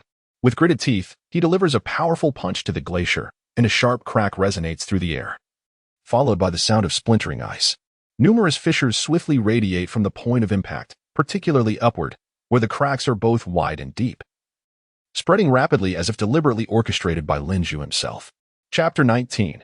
Individual cultivation. In the next moment, a cacophony akin to a torrential downpour ensued, with colossal ice blocks plummeting from above. These ice masses were enormous, the smallest measuring 2 to 3 meters in length and width, resembling gigantic boulders cascading down the mountainside, crashing toward Lin Zhu below. Yet, Lin Zhu remained unfazed. With a swift motion, he inverted his body, head directed downward, and descended directly toward the mountain's foot, while the ice blocks, propelled by gravity, accelerated rapidly in pursuit. At a height of over 100 meters from the ground, Lam-Z abruptly halted, raising his gaze with a grave expression. Before him, the mountain-sized ice blocks continued their relentless descent, and a subtle smile graced his lips as he vanished with a whoosh, darting agilely between the falling ice. As time elapsed, the number of ice blocks intensified, becoming increasingly dense, soon cornering him with no refuge in sight. Lam-Z's gaze sharpened. Rather than employing energy blasts, he opted for sheer brute force, pummeling the immense ice with his fists. With resounding thuds and cracks, the colossal ice formations shattered like spun sugar upon impact. Ice shards flew in all directions, resembling a fresh snowfall that obscured the scene, rendering the unfolding events indistinguishable, save for the continuous thundering sounds echoing through the air. Thus, Lam-Z relentlessly shattered these massive ice blocks, rapidly reducing them to countless fragments. At this juncture, Lam-Z's chest heaved rapidly, and he endeavored to regulate his breath to prevent his lungs from sustaining frostbite due to the frigid air. Even for a seasoned practitioner like him, such an environment limited his strength, yet this was precisely what he desired. Just then, the summit of the ice mountain became precariously suspended. In an instant, it tilted, crashing down with a thunderous roar. The air itself seemed to be punctured by the falling mass. A sense of dread washed over Lam-Z as he widened his eyes, his vision engulfed by the looming mountain. With hands raised high, he braced himself as the mountain descended upon him, its momentum unabated. To Lam-Z, who appeared as diminutive as an ant beneath its weight, the oppressive force was insurmountable. His muscles tensed, a faint luminescence emanating from his skin, amplifying his strength significantly. Yet he remained unable to withstand the mountain and Apos' overwhelming pressure. With a resounding crash, the entire mountain, along with Lam-Z, plunged into the snow, sending a flurry of snowflakes spiraling into the air, swiftly concealing half the ice mountain. Moments later, an earth-shattering explosion erupted. The snow at the mountain's base fractured, scattering countless ice chunks and snowflakes, marking the true onset of an ice block deluge. Shortly thereafter, Lam-Z's figure emerged slowly from the deep pit, bloodied and enveloped in a radiant white glow, gasping for breath. He struggled to regain his previous altitude, only to close his eyes momentarily, his body swaying before plummeting back into the fissure. Under a blue and white sky, the sun shone brightly, and the sound of rushing water echoed through a verdant canyon, teeming with an array of peculiar flora that thrived under the radiant sunlight, creating a veritable paradise. At the heart of the canyon, beneath a waterfall, a lithe figure sat atop a massive stone, fully unclothed save for a modest cloth draped over his lower body. This was Vuman. His skin glowed with a faint blue hue, interspersed with a subtle red light. As the waterfall cascaded over him, akin to gentle raindrops brushing past lotus leaves, failing to dampen him in the slightest. In an instant, Vuman's eyes flew open as he soared into the depths of the waterfall, unleashing a flurry of punches and kicks. Yet, curiously, the surface of the waterfall remained undisturbed. His form glided effortlessly through the water, and suddenly he came to a halt at the waterfall's center, causing the cascading water to become increasingly pure and white, expanding outward until the entire waterfall appeared frozen in time, suspended motionless from the cliff. However, the water did not freeze, it simply ceased to flow, as if gravity had lost its potency, while a multitude of tiny bubbles began to form within the still waters. These bubbles ascended, imprisoning the water flowing from above, creating a surreal image reminiscent of a giant with its tongue extended. Yet, the incoming water continued to flow, accumulating without overflowing, as vast quantities of air erupted from Vuman's body, rising upward. This phenomenon trapped the incoming water, forming a colossal sphere of water suspended at the cliff's edge, refusing to descend. Suddenly, a figure appeared in the distance, Hua Ying, who flew closer and alighted on a nearby boulder, her expression laden with concern as she scrutinized the motionless Vuman within the waterfall. Her hands clenched tightly, betraying her anxiety. Before long, the top of the waterfall had formed a water sphere the size of a small hill, with more water surging in. At that moment, Vuman's muscles bulged, his brow furrowed, trembling slightly in evident agony as if all the pressure of the world bore down upon him. With a sudden gasp, he expelled a mouthful of blood. Almost simultaneously, the hill-sized water sphere lost its support and plummeted downward, causing all the bubbles to rush back into Vuman's body. "Ah!" he cried, another torrent of blood spilling forth as his eyes fluttered shut, surrendering to unconsciousness. With a crash, the gathered water surged forth like a tsunami, engulfing Vuman's form. The canyon was instantaneously filled, water spilling in all directions. Human! Hua Ying's face blanched in horror as she shouted, immediately diving into the water. Holding her breath, she searched frantically until she spotted Vuman sinking. She accelerated toward him, wrapping him tightly in her embrace, and emerged triumphantly above the surface. Ugh!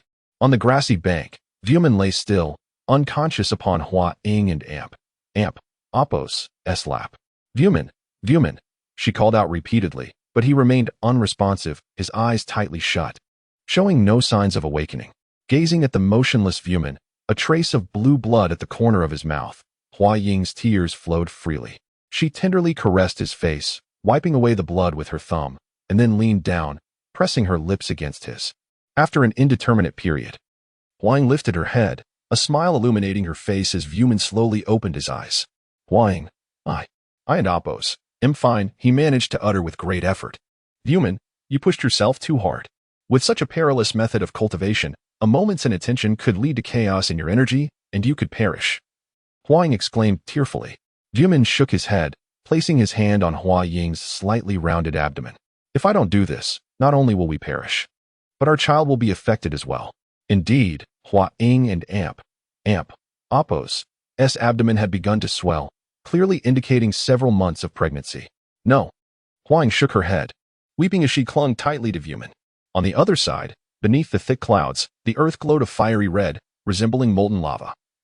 As countless enormous firebirds dashed recklessly through the sky, they relentlessly lunged toward the low-flying figure of Tongyu, who deftly evaded their onslaught while continuously unleashing air blasts to strike at these fiery entities, akin to elemental spirits. These firebirds appeared almost sentient. Upon swallowing one of Tongyu's air blasts, they swelled in size almost instantaneously. How infuriating. They can even grow. This is truly grotesque, Tongyu thought wryly. He surveyed his surroundings and then dove toward the ground. The sights in every direction twisted and writhed as if the very air had begun to boil. Taking refuge behind a massive boulder, Tongyu watched as the firebirds, seemingly possessing X-ray vision, charged directly toward him without hesitation. With a thunderous roar, a multitude of small stones erupted into the air. Tongyu, enveloped in smoke, evaded their pursuit as the firebirds collided with empty space, swiftly pivoting to chase him down, offering him no respite. Yet, Tongyu remained calm, exhibiting not a trace of panic. Instead, he waved his hands gracefully. The debris on the ground surged upward, and with a flurry of sounds, they shot in all directions, pummeling the firebirds.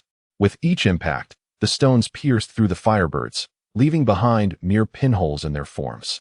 It seems they are not without vulnerabilities, he mused, a smirk gracing his lips as he veered directly toward the earth, the firebirds closely trailing him. As Tongyu plunged into the ground, he vanished from sight, followed by a crack and an explosive sound. Suddenly, a cacophony of stones erupted from the fractured surface, hurtling toward the firebirds. The resounding impacts split the firebirds apart, dividing them into 2, then 4, and onward, until they transformed into countless motes of light, merging into the ground and disappearing entirely. Emerging slowly from the earth's crevice, Tongyu was scorched in several places, his body charred.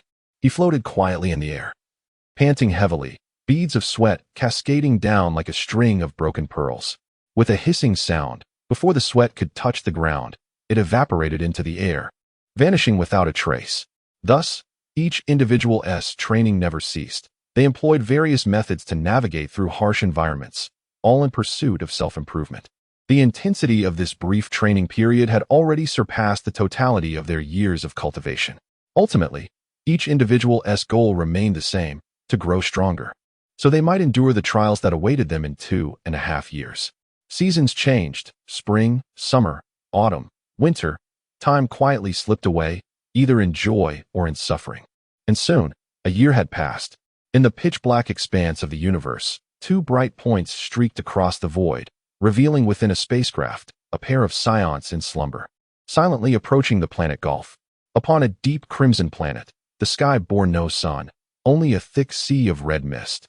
The ground was cast in a pale red hue, littered with ruins, desolate in its entirety.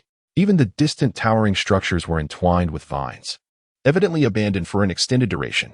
Damn it! Guled panted, droplets of sweat incessantly falling as he lifted his gaze. Not far ahead, in the wasteland, stood a crimson figure, an extraterrestrial with two small red horns, devoid of hair yet possessing distinct features, trailing a dinosaur-like tail.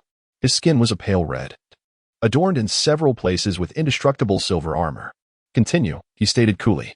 "That is exactly my intention," Guled replied, wiping the sweat from his brow as he vanished from sight. Boom, boom, boom. The ominous sky echoed with explosive sounds. In the next instant, a thunderous crash resonated, followed by the whooshing of air slicing through. Guled's body slammed heavily against the ground. The extraterrestrial pursued closely, arriving beside Guled and casting a sidelong glance at his anguished expression. "Not enough," he remarked flatly. Pressing his right hand against Guled's chest, a sudden explosion erupted without any visible strike or energy release. Guled instantly spewed forth a copious amount of blood, his body, once plummeting downward, now careened sideways. A series of thunderous crashes ensued as he barreled through heaps of debris, ultimately embedding himself deep within a colossal structure. A cloud of dust billowed from the gaping hole, slowly merging with the crimson mist of the sky. Chapter 20. Is this the planet Yatarat? At this moment, the extraterrestrial being, akin to a diver, executed a graceful somersault, leaping high into the air before landing softly upon a heap of architectural debris.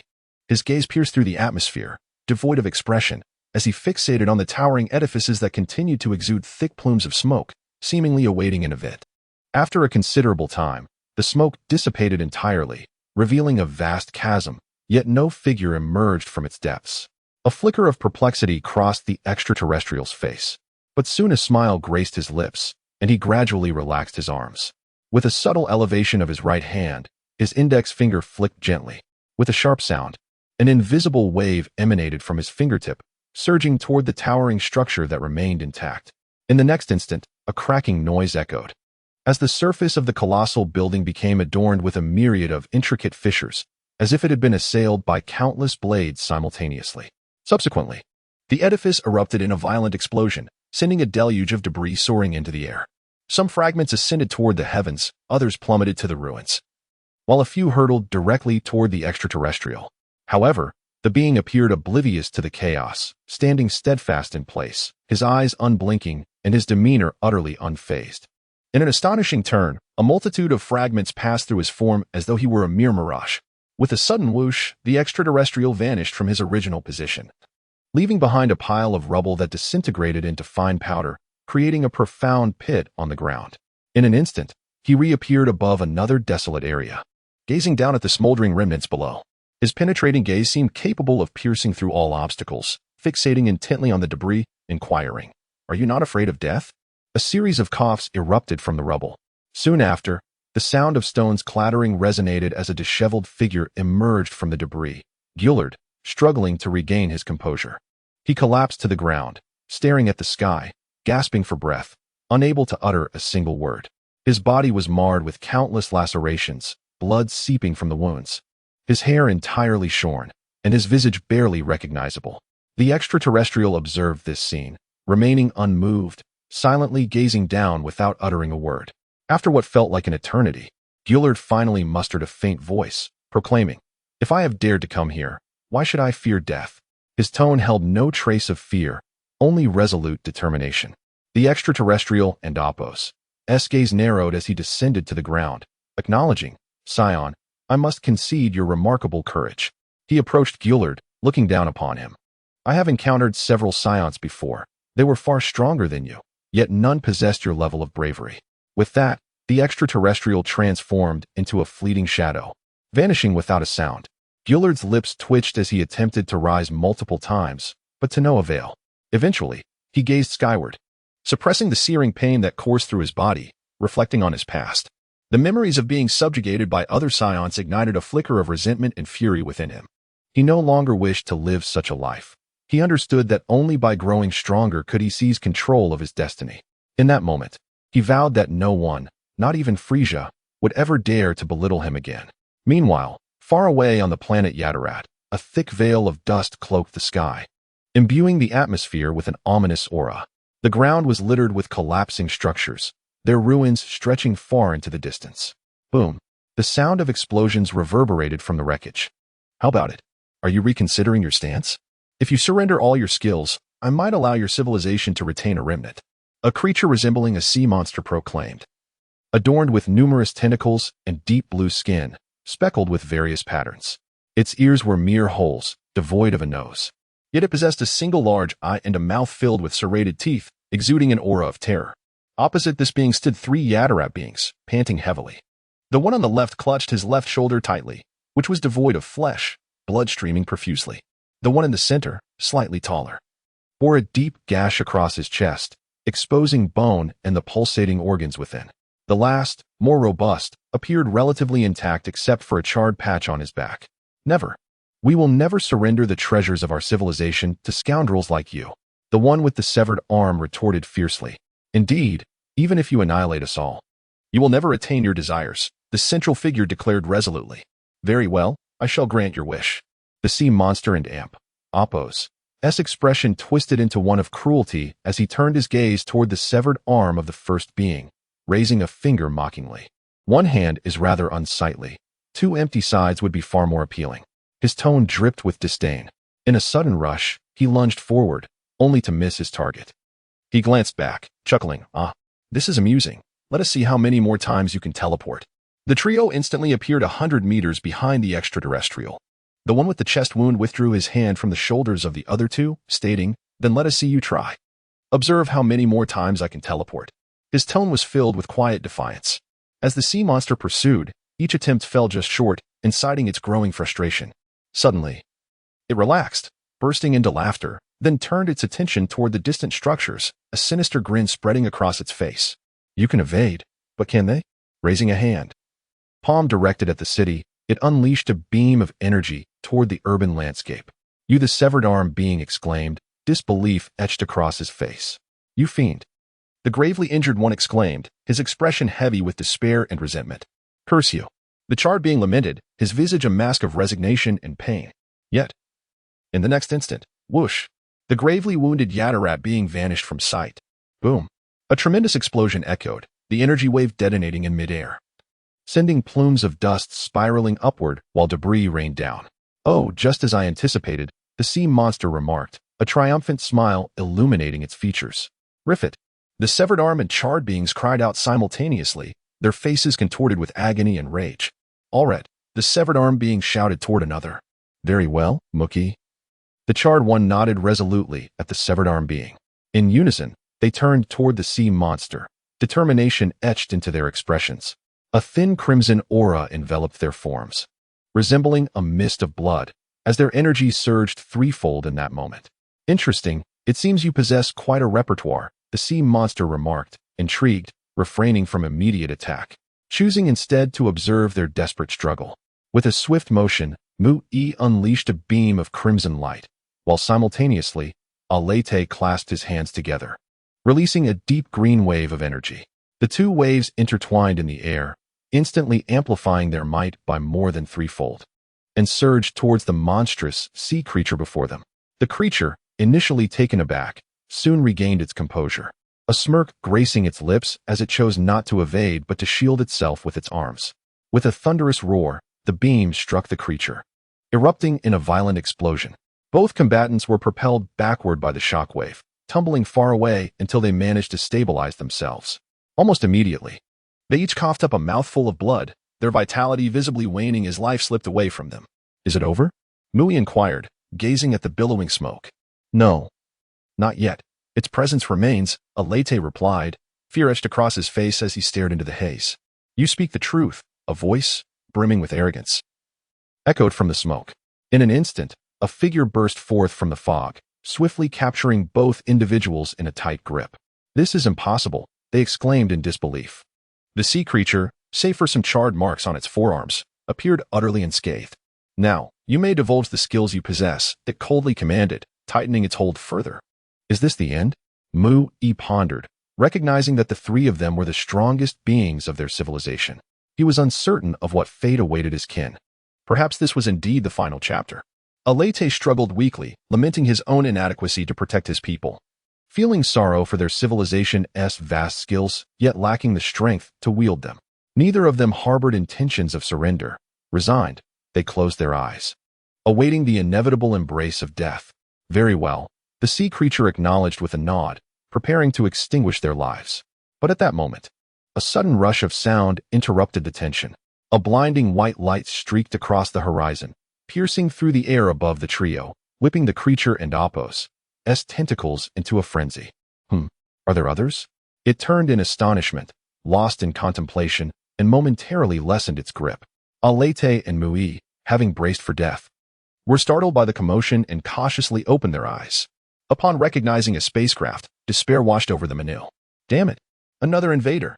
Is the civilization of Adalat truly doomed to face this calamity? Alete seethed with rage. If given the chance, he would annihilate all records of their civilization-esque skills. Yet he could only watch helplessly, powerless to intervene.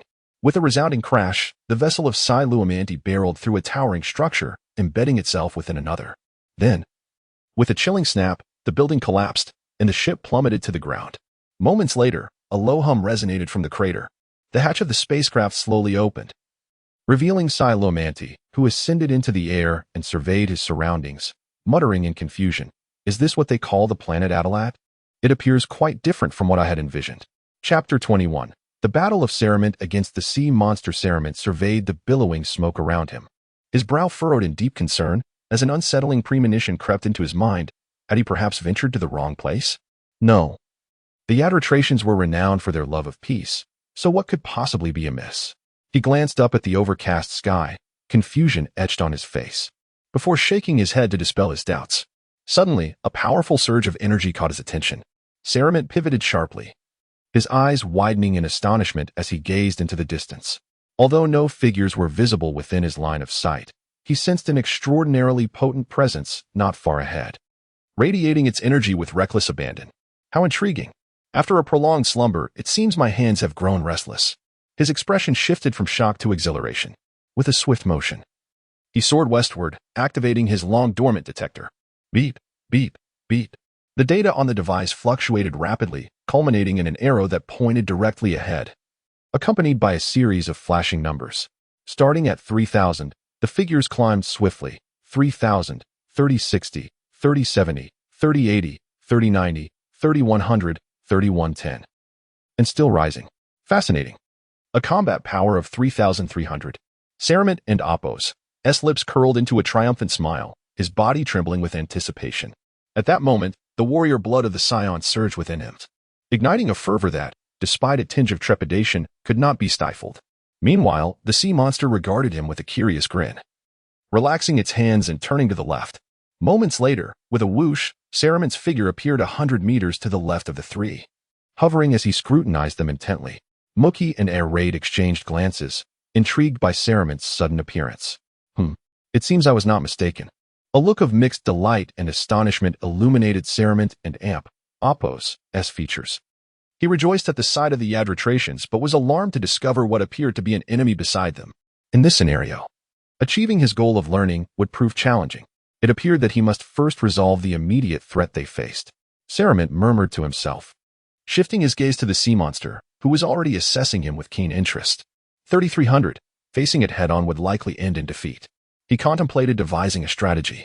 His countenance grew grave as he pondered whether the creature might be concealing even greater power. After a thorough examination, Saramint concluded that this monster, resembling a sentient piranha, was a being he had never encountered before. Kid, have you seen enough? The sea monster remarked coldly, its expression darkening. It then taunted, what lowly creature are you? Come here to meet your demise? Me? Saramint pointed his thumb at his chin, initially taken aback before relaxing into a smile. I am here to defeat you. Upon hearing this, a glimmer of hope flickered across the faces of the two Yadratracians. In stark contrast, the sea monster erupted into a fit of laughter. Ha ha ha. Defeat me? It scoffed, before tilting its head back to find Saramint regarding it with a bemused expression. Enraged, it bellowed, you seek death. With a sudden release of its grip on Mookie and Air Raid, the sea monster charged at Saramint, unleashing a powerful punch. Saramint and Apos' attention had been momentarily on the two Yadratracians, and he realized too late the danger he was in. Just as he reacted, the fist was upon him. With a resounding thud, Saramint was struck in the chest, sent flying like a cannonball, crashing to the ground amidst a cacophony of debris. What an arrogant fool, the sea monster mocked, gazing down at the impact site, only to find a small mound rising at the edge of the crater, moving clumsily toward where Mookie and Aerate had fallen. Humph, I will not let you escape. The sea monster growled, its eyes glinting with fury. As it followed the movement of the mound, a cruel smile spread across its face, and it hurled a massive energy blast toward the target. The instant the blast was released, it sped toward the mound.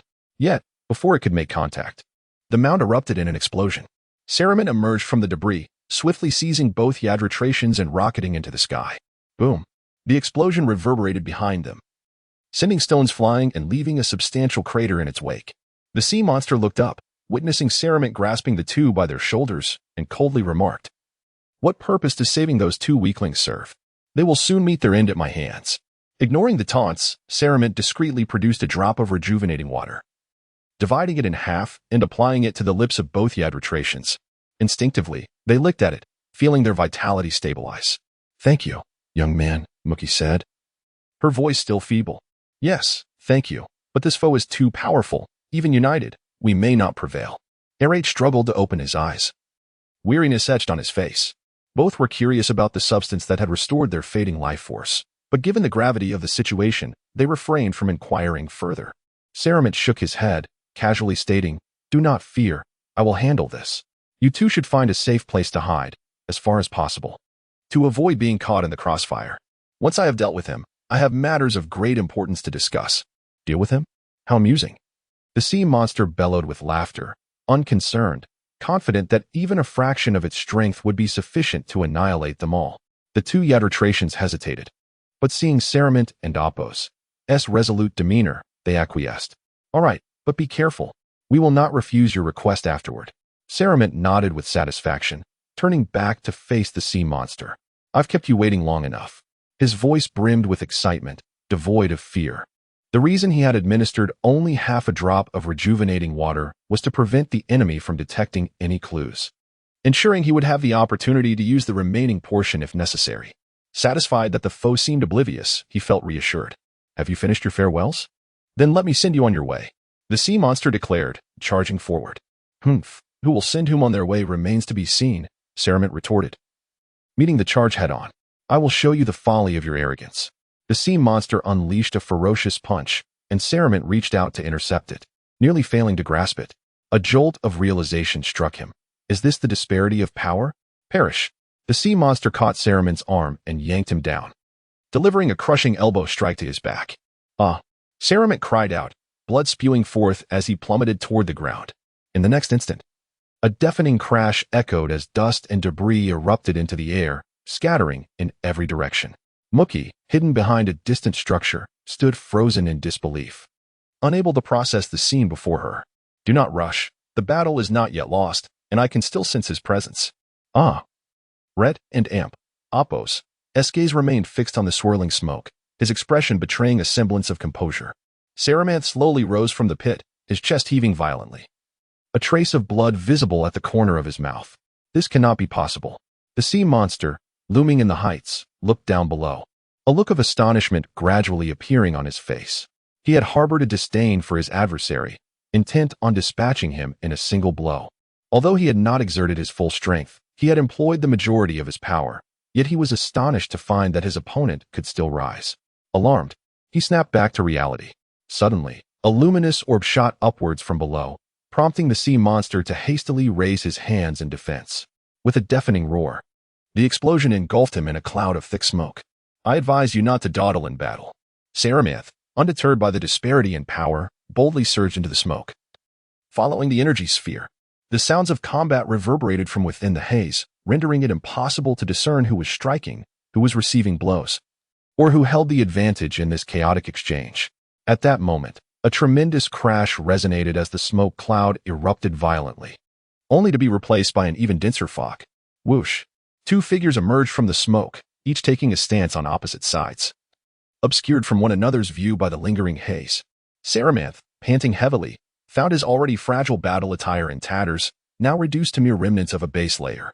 Wiping the blood from his face, a glimmer of exhilaration lit his features. He displayed no fear even in the face of a formidable foe, only a heightened fervor. This was not merely due to the elixir of revitalization at his disposal, but rather a testament to his combative spirit, reminiscent of the initial encounters of Goku, who, despite knowing the terrifying nature of Frieza, could not resist the urge to engage in battle. Just as he lingered in thought, the sea monster surged from the smoke with a swift whoosh. This is not good. As Saruman lifted his gaze, he was suddenly met with a violent collision to his chest, propelling him backward and causing a torrent of blood to spew forth into the air. Chapter 22, completely caught in the headwind whoosh. Saruman's body bent into an arch, uncontrollably hurled into the distance. Humph. The sea monster's lips curled upward, fist clenched tight, as a radiant white light erupted from his entire being, propelling him forward. Die. He raised and clasped his hands in midair, unleashing a dazzling wave of light from his palms, akin to the size of a basin, aimed directly at Saruman. As Saruman flew backward, he struggled to lift his head. Terror etched on his face. This is bad, he exclaimed in alarm. With a mighty effort, he rose, gritting through the agony within him, soaring higher into the sky. Whoosh. The light wave missed its target, crashing into a distant cluster of buildings. In the next instant, a thunderous boom resounded, and a vast urban area was instantly reduced to ruins. Respite, Arid, hiding at a distance, witnessed this scene, his fist clenched tight, his expression twisted with fury. We must evacuate the citizens immediately, he shouted, or else, even if we win in the end, the people will be lost. Mu-E echoed his sentiment, darting towards another part of the city, turning her gaze in a different direction. At this moment, the sea monster halted, gazing up at the ever-rising Saruman, then glanced down at his arms, his expression chilling. Previously, in the midst of smoke, Saruman had struck him with a compressed air blast, leaving deep scars on his arm and Appo's armor, which still throbbed with pain. Respite. The sea monster and Appo's anger intensified, and he suddenly looked up. Whoosh. He surged forward. The two engaged in a relentless chase. Saruman turned to look back, infuriated. Is there such a disparity in speed? He seethed. The sea monster was drawing ever closer, threatening to catch up. With a twist of his body, Saruman faced his pursuer, his hands dancing in front of his chest as he unleashed a barrage of air blasts, each as large as a soccer ball. The number of blasts multiplied, their speed accelerating with each moment. Whoosh, whoosh, whoosh. In an instant, the sea monster was enveloped by these air blasts, followed by a series of explosive bangs that reverberated across the sky. Yet, amidst the barrage, the sea monster deftly maneuvered between the blasts, evading every single one. Mere child and Appo's play, he scoffed, nonchalantly waving his hand, summoning a fierce wind. Boom. All the air blasts detonated simultaneously. How is this possible? Saruman turned in disbelief, compressing his hands as he dove downward, abandoning his guerrilla tactics. Not fleeing? The sea monster wore a mocking expression, accelerating to meet him. Bang, bang. The two exchanged powerful punches, striking each other in the face. Saruman felt blood trickle from the corner of his mouth, while the sea monster turned his head, seemingly unfazed, instead sporting a smirk of derision. Boom, boom. Saruman unleashed two more punches, but in the next moment, with a crack, the sea monster seized his fists tightly. With a resounding thud, a knee struck Saruman and Appo's abdomen, followed by relentless headbutts. The dull thuds of impact echoed around them. Saruman gasped, nearly devoid of strength, as blood spilled from his mouth. At that moment, a cold, triumphant smile flickered across the sea monster's face. Die. He roared, his teeth gritted, as he propelled Saruman downward towards the ground. Saruman glanced back in horror, enraged. He struggled to break free, but no matter how he thrashed, he could not escape. In the next moment, with a thunderous crash, he was forcefully driven into a massive pit. Whoosh, whoosh, whoosh. The sounds of destruction rang out continuously. The sea monster emerged from the dust, relentlessly launching air blasts at the ground below. He gradually ascended into the sky, his hands never ceasing their movement. Boom. The earth erupted in a series of explosions, thick smoke billowing upward, soon merging with the clouds above. After a long while, the sea monster paused, raising his hands above his head as a colossal energy sphere formed instantaneously. Turned to ashes, he bellowed, hurling it forward. The tank-sized energy orb shot into the smoke. In the next instant, a tremendous explosion shattered the ground, sending tremors throughout the land. A towering mushroom cloud ascended, fierce winds spiraling outward. Arid, filled with terror, swiftly ascended from atop a tall tower, shielding himself with his hands against the oncoming shockwave. The building he had stood upon crumbled, and all surrounding structures fell under the immense quake. Nearby, Mui braced herself against the relentless winds, her eyes fixed on the distant mushroom cloud, her face a mask of shock. What now? Should we unleash those creatures? Eret pondered, but swiftly dismissed the thought.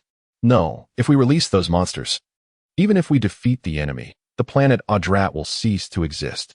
His pupils dilated in alarm. He resolutely refused. The two sighed in resignation, turning their gaze back to the battlefield. At that moment, the sea monster hovered in the air, panting heavily, clearly exhausted from the recent onslaught. As the smoke began to dissipate, he looked down into the pit, finding it empty, a sudden joy lighting his expression. Has he truly turned to ashes? Ha. What a fool. The sea monster and Apos' self-satisfied grin widened, and after catching his breath, he turned to fly toward the distant city. Meanwhile, the vast pit below lay barren, as if Saruman had indeed turned to dust. This is bad, he is coming. Eret and Apos' face blanched in fear, and he quickly fled into the distance, with Mui following suit. Flee? Where to flee? The sea monster snorted derisively, quickening his pursuit. Boom. What? He turned in shock.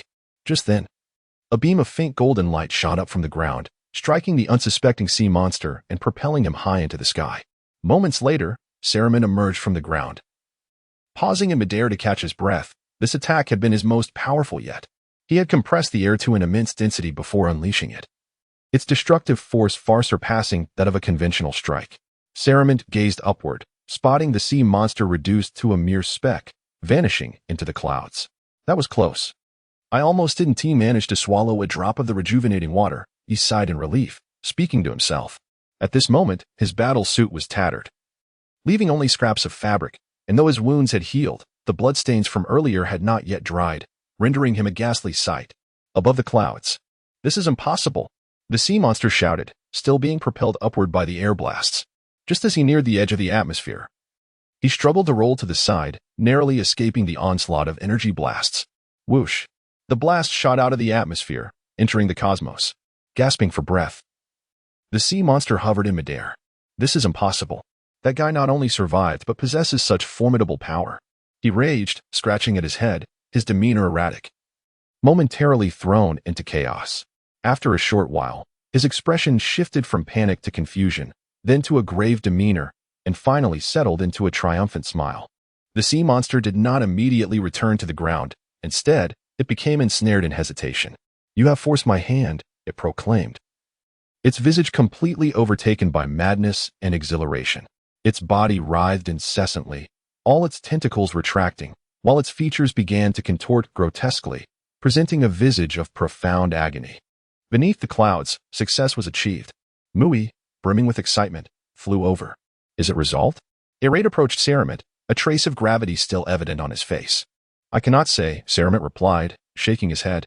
Instinctively, he felt that the matter could not be so easily settled, yet at that moment, he sensed no presence from the foe, and even the detector remained silent. Boom. Suddenly, the clouds above ignited with brilliance, illuminated as if struck by lightning.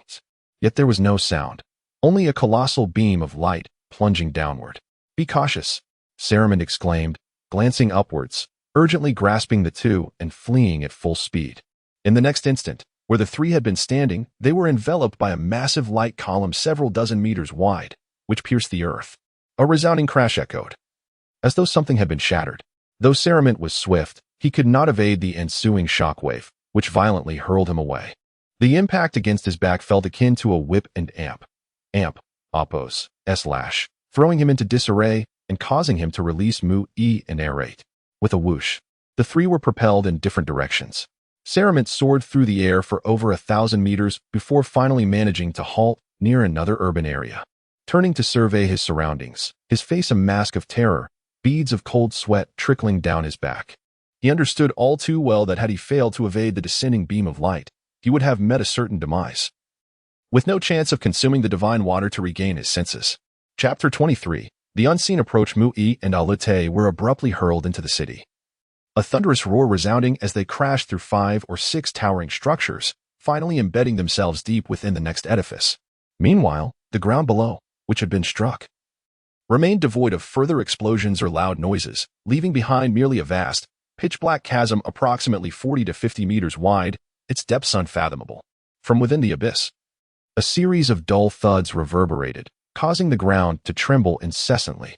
Suddenly, a torrent erupted skyward, piercing through the gloomy clouds and illuminating them with a radiant glow. Thick plumes of smoke rose continuously from the edges of the pit, signaling that the Earth's crust had been breached. Sailor Man, witnessing the scene, was instantly taken aback. He had intended to approach for a closer inspection, but that thought vanished in an instant as he hastily retreated, fleeing without hesitation. A blood-red shockwave, as thick as a thumb, shot diagonally from the clouds, its speed astonishing, akin to a bolt of lightning, swiftly reaching the retreating Sailor Man from behind. Curse it! Sailor Man's heart raced, a chill creeping down his spine as he realized there was no time to evade. He swiftly pivoted, unleashing a ki blast in a desperate attempt to counter. With a resounding explosion, the coarse and fine waves of energy collided, bursting apart and engulfing Sailor Man within the chaos. As thick smoke billowed upward, a figure emerged, revealing Sailor Man himself. After executing several aerial rolls, he landed firmly on the ground, gasping for breath. Sailor Man lifted his gaze towards the clouds, his expression grave, brow furrowed, and fist clenched. His hands throbbed painfully from the explosive backlash, and he understood clearly that his opponent's strength had significantly escalated. As he pondered this, a silhouette slowly descended from the clouds. It was the sea monster, now bathed in a vivid crimson hue, resembling a freshly boiled lobster, his back and head adorned with dark, menacing spikes. He appeared utterly fearsome. Though his size remained largely unchanged, his demeanor had grown more menacing, his body encased in thick armor that rendered him seemingly indestructible. The sea monster turned to Sailor Man, offering a begrudging compliment. "You're quite impressive, kid. You're the first to escape my dragon-esque breath." He raised a finger in acknowledgement. "Humph. There's even better to come," Sailor Man retorted coolly, and without further ado, he darted into the ruins. Even having consumed a drop of revival essence to recover from the brink of death, he knew he was still no match for his adversary. So he contemplated using the environment to his advantage. Fleeing? Futile. The sea monster shook his head, his hands spreading wide, summoning a violent gale. Crack! Crash! The debris was instantly shredded into countless fragments, leaving deep gashes on the ground. Sailor Man swiftly veered to the side, darting into the urban expanse and hiding behind a high tower. Peering out, he spotted the sea monster scanning the area, activating his detector. Beep beep beep. 4490. 4498. 4500. 4502. 4509. Damn it. He has grown even stronger. Where do all these monsters come from in this universe? Sailor Man felt utterly speechless. Had his opponent not been able to transform, he would have had confidence in defeating him with the enhanced strength he possessed, but alas, it was not to be. Suddenly, a sense of danger jolted him back to reality, and he quickly dodged to the side. Behind him, a tremendous crash echoed as the tower he had just sheltered under was obliterated by a crimson beam. The sea monster lowered his finger, a grin spreading across his face. "I'll see just how long you can hide," he declared, his tone dripping with mockery, as if everything was under his control. With increasing speed, he ascended into the air, producing a buzzing sound akin to that of an insect in flight. "You cannot escape." The sea monster bombarded the area, his head sweeping from side to side. "I need a plan," Sailor Man thought, glancing backward, weaving through the buildings while contemplating his next move. "This won't end well if this continues," he grimaced, anxiety etched across his face. Boom, boom, boom. Behind Sailor Man, entire blocks of buildings crumbled, clouds of dust rising and soon enveloping half the city. Suddenly, a flurry of red beams shot through the haze, whizzing past Sailor Man. Eureka! He can't sense me. Sailor Man clapped his hands together, a smile breaking across his face. He quickly turned, crouching slightly, energy spheres forming in his palms, swelling larger until they resembled bowling balls. Through his detector, he could see the sea monster's figure advancing through the smoke. "Take this," he murmured, pressing his hands together and merging the two energy balls into a single, smaller sphere that shimmered with a faint golden light. He then thrust it forward. Whoosh! A pale golden streak zipped through the smoke. The sea monster, still oblivious, continued firing red beams amidst the haze. In the next instant, his panicked shout rang out from the mist. "No!" The energy sphere struck him squarely in the chest, erupting into a resounding explosion. "Ah!"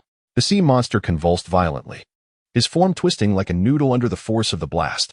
Sailor Man grinned, swiftly veering left and diving into the sea. After a while, as the smoke began to dissipate, the furious visage of the sea monster was revealed, his armor scorched black across the chest. Although he had escaped critical injury, the damage was substantial. "Damn it! Come out!" he roared, the ground quaking as it shattered beneath him. buildings collapsing like dominoes in every direction. Soon, the entire city lay in ruins, with seawater surging through the massive fissures in the ground. With a light leap, the sea monster soared into the sky, scanning the area. Yet found no trace of anyone, neither Sailor Man nor the Atlatrians.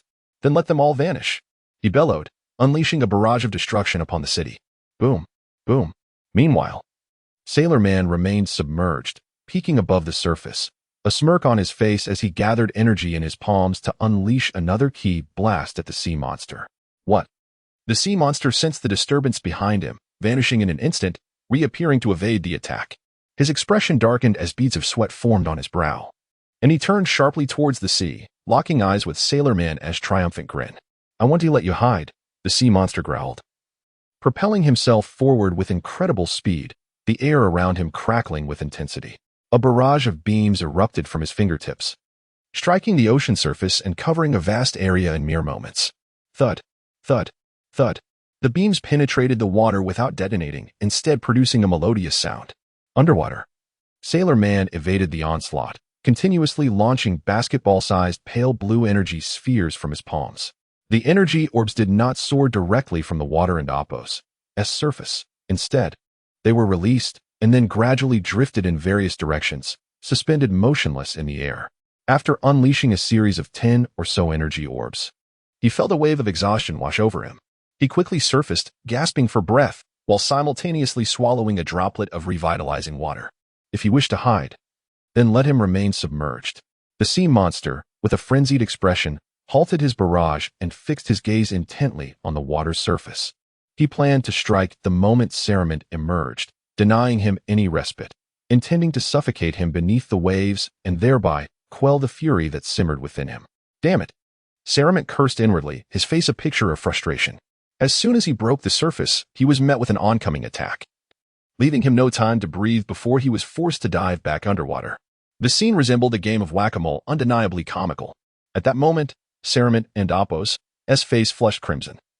He had been holding his breath for several minutes and realized a critical issue. He could not rapidly enhance his combat prowess in such a manner.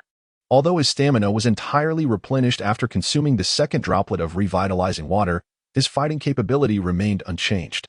It was uncertain whether the Saiyan physiology could not be stimulated too frequently, or if one must be pushed to the brink of death before true recovery became effective. Gulping bubbles, Saruman felt the pressure building within him. He hastily covered his mouth with both hands, nearly succumbing to asphyxiation. Desperately, he swam toward the surface, his vision beginning to blur. However, just as he emerged, a powerful energy blast struck, forcing him to dive once more. In that moment, he couldn't find an opportunity to breathe or consume the third droplet of revitalizing water. Could it be that he was truly destined to perish here in such a suffocating manner? Saruman mused bitterly. What he had initially believed would be a smoothly executed plan had ultimately unraveled, a stark reflection of reality. No, I cannot succumb to such a pitiful fate. Even in death, I shall fight with honor. With this determination, Saruman felt his vision sharpen significantly, and he resolved to break through the surface for one last desperate attempt. Just then, his eye caught sight of the energy orbs still suspended at a distance, and a flicker of hope ignited within him. It appeared he had been short-sighted in his initial considerations. Adjustments to the plan were necessary, and he decided to deploy a few orbs first. Muttering to himself, he pointed at one orb and raised 2 fingers. Whoosh splash. An energy orb shot forth from the water and Appo's surface, aimed directly at the waiting sea monster. The creature and Appo's lips curled into a smirk as he declared, "If you wish to hide, then continue to do so." However, as he turned to confront the orb, his smile vanished upon recognizing it for what it was. What? He was momentarily taken aback, but quickly pressed his palm to his cheek and forcefully swatted the orb away. Simultaneously, Saruman seized the opportunity to burst forth from another angle, inhaling deeply twice and swallowing the third droplet of revitalizing water. "Die!" he shouted. The sea monster immediately sensed the ruse and his expression twisted in rage. He swiftly pivoted and unleashed a beam of red energy. But he was ultimately a moment too late. Saruman hastily submerged once more. At that moment, the energy orb that had been deflected by the sea monster struck the distant waters, resulting in a tremendous explosion that sent sprays of water cascading into the air. The entire surface of the sea trembled under the force of the blast, generating towering waves that crashed against the coastal city with a thunderous roar. The falling droplets resembled rain, drenching the motionless sea monster and adding a touch of disarray to his demeanor. With a long, piercing howl, the sea monster unleashed a formidable aura that dispersed the water droplets, creating a massive hemispherical indentation in the sea beneath him. Chapter 24. A distortion of justice yet. Within the depths of the pit, no sign of movement could be discerned beneath the surface of the sea. Below, Saramant remained undeterred by the slightest disturbance above, relentlessly conjuring an array of energy orbs, intending to strategically prepare an overwhelming barrage. He believed that even the mightiest sea creature, clad in impenetrable armor, would falter under the simultaneous assault of countless energy blasts. With this thought, Saramant felt a surge of exhilaration, but soon realized that he would need to prepare at least 100 orbs, and they must all strike at once to achieve the desired effect. The process, he knew, would be far more complex than he initially imagined, yet he stroked his chin in satisfaction, nodding in agreement with his own plan. Then, he turned his gaze toward the suspended orbs in the distance, pointing decisively at one, which soared skyward. Simultaneously, he swiftly maneuvered to another position. Splash! Splash! Saramant emerged from the water almost in tandem with the energy orb. What? He gasped in astonishment.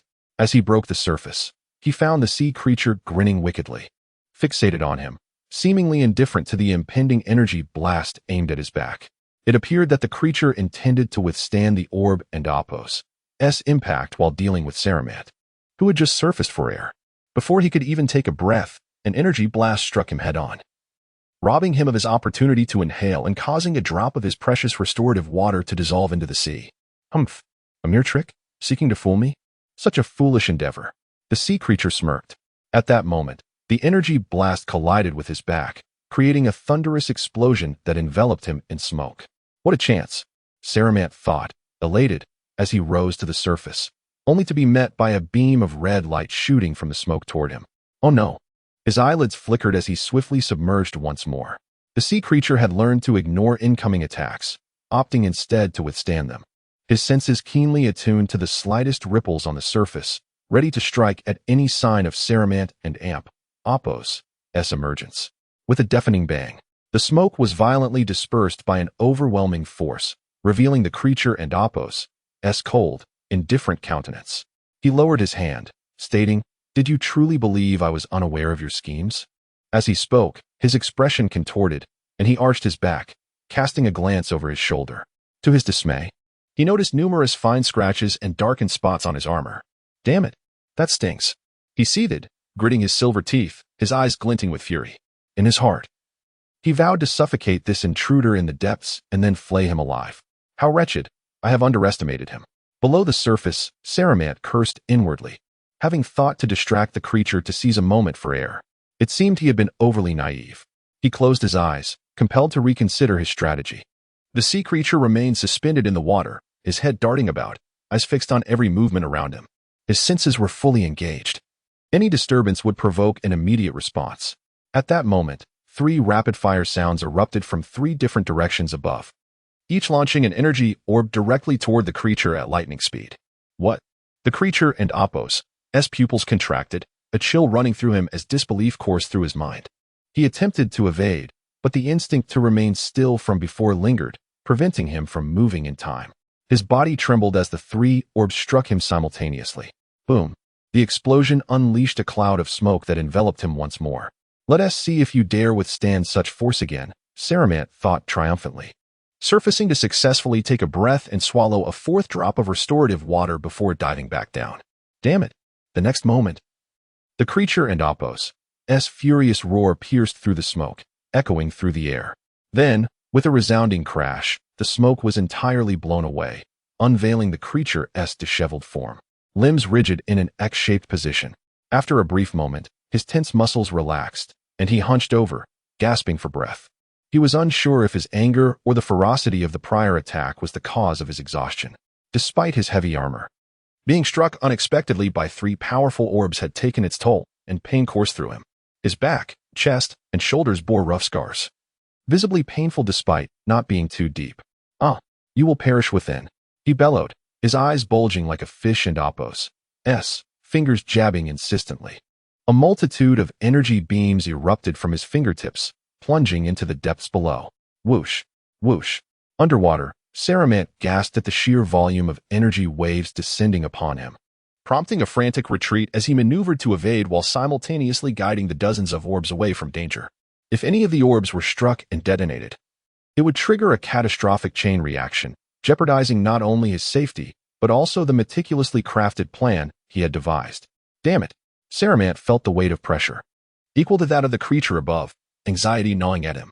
If the creature were to plunge into the water now, he was uncertain how to respond. All his preparations would be laid bare, and the power of the remaining orbs would be insufficient to vanquish his foe. Even with this awareness, Saramant refused to surrender. As long as he had breath, he would not relent. He continued to evade while contemplating his next move. Relieved that the creature's onslaught had not persisted for long, nor had it dived after him, temporarily easing his worries. Above the surface, the creature paused, his chest heaving rapidly, revealing the toll of the recent barrage. He regained his composure, seemingly deep in thought. But at that moment, a single energy orb broke the surface, hurtling toward the creature.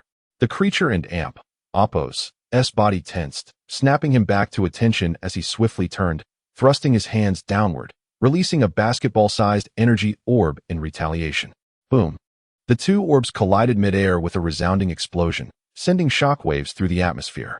Seizing the opportunity, Saramant surfaced to inhale, quickly swallowing another drop of restorative water before diving down once more, his movements growing increasingly fluid and practiced, completing the action in mere moments.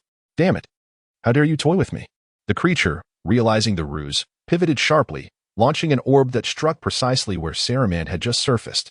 Boom. No body emerged from the water. Instead, a torrent of spray erupted, drenching the creature's bewildered visage. His teeth clenched as he anticipated a barrage of simultaneous strikes, only to discover it was a solitary orb that had caused his panic. With renewed focus, he heightened his senses, acutely attuned to the slightest disturbance on the surface. Thus, moments passed with only a single orb being launched, then two or three, and at times even more. On occasion, Saramant boldly surfaced to breathe before submerging again. At times, he would swim to distant depths before resurfacing, while the sea monster unleashed air bubbles to attack. The various strategies employed in a seemingly erratic manner left the creature utterly bewildered. The sea monster had contemplated plunging directly to the surface to tear him apart. But the thought of allowing such an opportunity to pass, given his overwhelming strength, deterred him. Thus, he suppressed his rage and persisted with his initial plan. During this time, Saramant seized the moment to resurface 7 times, strategically placing over 100 air bubbles at varying depths and distances, preparing for the final strike.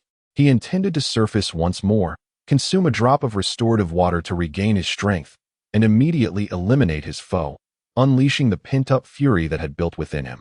As the opportunity loomed closer, Saramant's body trembled involuntarily. The sea monster's form flickered in and out of sight, appearing at different locations, its expression shifting continuously, with wounds marring its body. Suddenly, the sea monster jolted and swiftly dodged to the side. Startled, Saramant surfaced with a grin, refraining from launching any air bubbles. He drew in 2 deep breaths and swallowed a drop of restorative water before diving back down. He descended to considerable depths, raising his hands to direct the dozens of air bubbles scattered around him. Under his command, they converged to form a bowl-like array, primed for action, ready to be unleashed at the perfect moment to vanquish the sea monster. You dare to toy with me? I shall crush you. My patience has its limits. Do you truly believe I fear diving into the depths? The sea monster seethed, its eyes ablaze with fury, its teeth grinding in rage. At that moment, all of its patience had evaporated, and it resolved to tear Saramant apart. With a swift turn, it plunged into the water. Just as planned, Saramant, sensing the commotion, looked up with glee, initially worried about missing his target. He now found the enemy charging towards him from such close proximity that failing to hit would be tantamount to self-destruction. As the sea monster dove, it spotted the dense cluster of air bubbles below, a chill running down its spine, leading to a sudden existential crisis. What? No, this cannot be. Its once confident demeanor was replaced by sheer terror. Die. Saramant roared, bringing his hands together. Having reached this juncture, he would not squander such an exquisite opportunity. Nor would he show any mercy. In an instant, the array of over 100 air bubbles surged forth, encircling the sea monster. No, let us negotiate. The creature cried out in horror, waving its arms in desperation. It understood that escape was impossible. It would grasp at any straw. Yet, Saramint remained impassive. And with a clenched jaw, the sea monster curled into a ball, a faint red glow emanating from its armor in preparation for a desperate defense. Saramint, taken aback for a moment, quickly refocused, rubbing his hands together fiercely. The next instant, every air bubble struck the sea monster. A thunderous explosion reverberated through the air, shattering the tranquility of the ocean. A massive cavity formed beneath the waves, contrary to expectations, as much of the water was redirected rather than propelled skyward. Saramint was catapulted through the air, having not had time to evade the blast, and was flung above the surface, a trail of blood marking his path. The sea and surrounding land trembled violently, with several buildings in adjacent districts collapsing under the seismic force. An earthquake. Run. In the distance, structures swayed and toppled, while a tsunami surged over areas near the shoreline. The outer latrons were thrown into chaos, fleeing upward and in all directions. For a long while, the sea continued to roil, and a figure floated atop the surface, surrounded by crimson-stained waters. Meanwhile, Muyi and Eret hovered above, both instinctively gazing towards the southeast. Did we succeed? Muyi murmured. Disbelief etched on her face. I don and Apos. Tino, let and Apos.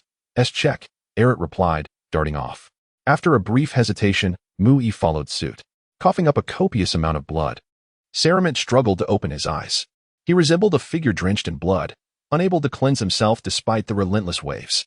With great effort, he extracted a drop of restorative water and swallowed it, swiftly regaining his strength. He then soared into the sky, surveying his surroundings before decisively heading in a specific direction. He pondered that if this strike did not kill his foe, he would be at a loss, knowing there would be no second chance. Saramint scanned the ocean's surface, seeking remnants of the enemy's body to quell his lingering anxiety. If he found no traces, he would not dare to believe his opponent had perished so easily. Eventually, he hovered over a section of the sea, muttering in disbelief. Could it be? Has it truly been reduced to ashes? He searched the area thoroughly but found no evidence of the enemy's demise, not even a severed limb. Unease settled within him. It felt implausible that the conflict could be resolved so easily. The strike had been formidable, yet the sea monster's combat prowess far surpassed his own. It could not have been obliterated so completely. Activating his detector, he sought to locate the opponent's energy signature but, after much effort, found no sign of formidable power. Instead, he detected two weaker energies approaching. Saramint remained unperturbed, instinctively knowing who they belonged to. It seems I have indeed triumphed. Perhaps I was overly anxious, he mused, releasing a sigh of relief. Soon, two figures emerged in his line of sight. Did we succeed? Muyi and Eret asked as they flew closer. It should be resolved, Saramint replied with a faint smile. However, just as they halted, their faces turned pale with disbelief as they pointed behind him. This cannot be. Saramint and Apos. Heart raced as he turned slowly, following their gaze, revealing an expression of utter incredulity. Chapter 25. The decision to depart before the three. The surface of the sea was bubbling incessantly. Beneath the effervescent surface, a shadow was gradually enlarging, indicating that something was rapidly surfacing. Saramint's eyes widened in disbelief as he beheld the scene, rendering him momentarily speechless. He was acutely aware of the tremendous force of the previous strike. Even he had nearly perished in the aftermath. If the opponent had not perished, there was no way they could create such a commotion. Could it be? As this thought crossed his mind, he dared not pursue it any further. He was still alive. Muyi, he called out, his body trembling involuntarily. Fear etched across his face as he instinctively began to retreat, embodying sheer terror. Ret? Seeing this, Eret shouted to halt him. At that, Muyi managed to regain a semblance of composure and ceased his retreat. Eret turned back, his gaze fixed intently on the surface of the water, his expression dark and his fist clenched. Beneath his calm exterior, turmoil raged within him. Saramint, too, felt a disquieting unease. Such circumstances perpetually instilled a sense of an unending predicament. At this moment, the shadow drew nearer, quickly approaching the water's surface. And then with a resounding splash, a figure emerged, standing upon the water. What? Muyi exclaimed, disbelief saturating his tone, as Saramint discerned the figure. Shock washed over his features, but he soon exhaled in relief. Fear not, Eret declared with unwavering determination, his gaze locked on the figure in the water, showing no sign of retreat. It was the sea monster, yet now it was a pitiful sight. Its upper body was almost entirely missing, leaving only a single right arm, while its lower body was completely absent, and even its head was reduced to a mere half. Thick, Viscous liquid dripped continuously from its massive wound, revealing writhing organs within. A gruesome sight that was hard to bear. Its breath was fleeting, almost imperceptible, as if it could plunge back into the water at any moment. The three stood aghast at this scene, utterly taken aback by the creature and Appos' resilience despite its grievous injuries. The sea monster paid no heed to their astonished gazes. Instead, it slowly floated to a position where it was level with the three, gazing back at them. Upon meeting its gaze, they each shuddered involuntarily, a chill of horror enveloping them. However, Saramit quickly regained his composure. He harbored no belief that the creature could regenerate like Shala did. The sea monster's gaze finally settled on Saramit, and upon seeing him bloodied and battered, a twisted smile of triumph emerged on its grotesque visage. Die! It screeched in a frenzied roar, extending its only remaining arm to unleash a beam of light directed at Saramit and his companions. Seeking death, Saramit bellowed in response, raising a hand to unleash a powerful wave of energy. Witnessing the monster and Appos' pitiable condition stirred a flicker of compassion within him. But the creature and Appos' unhesitating assault compelled him to obliterate that sentiment. Whoosh!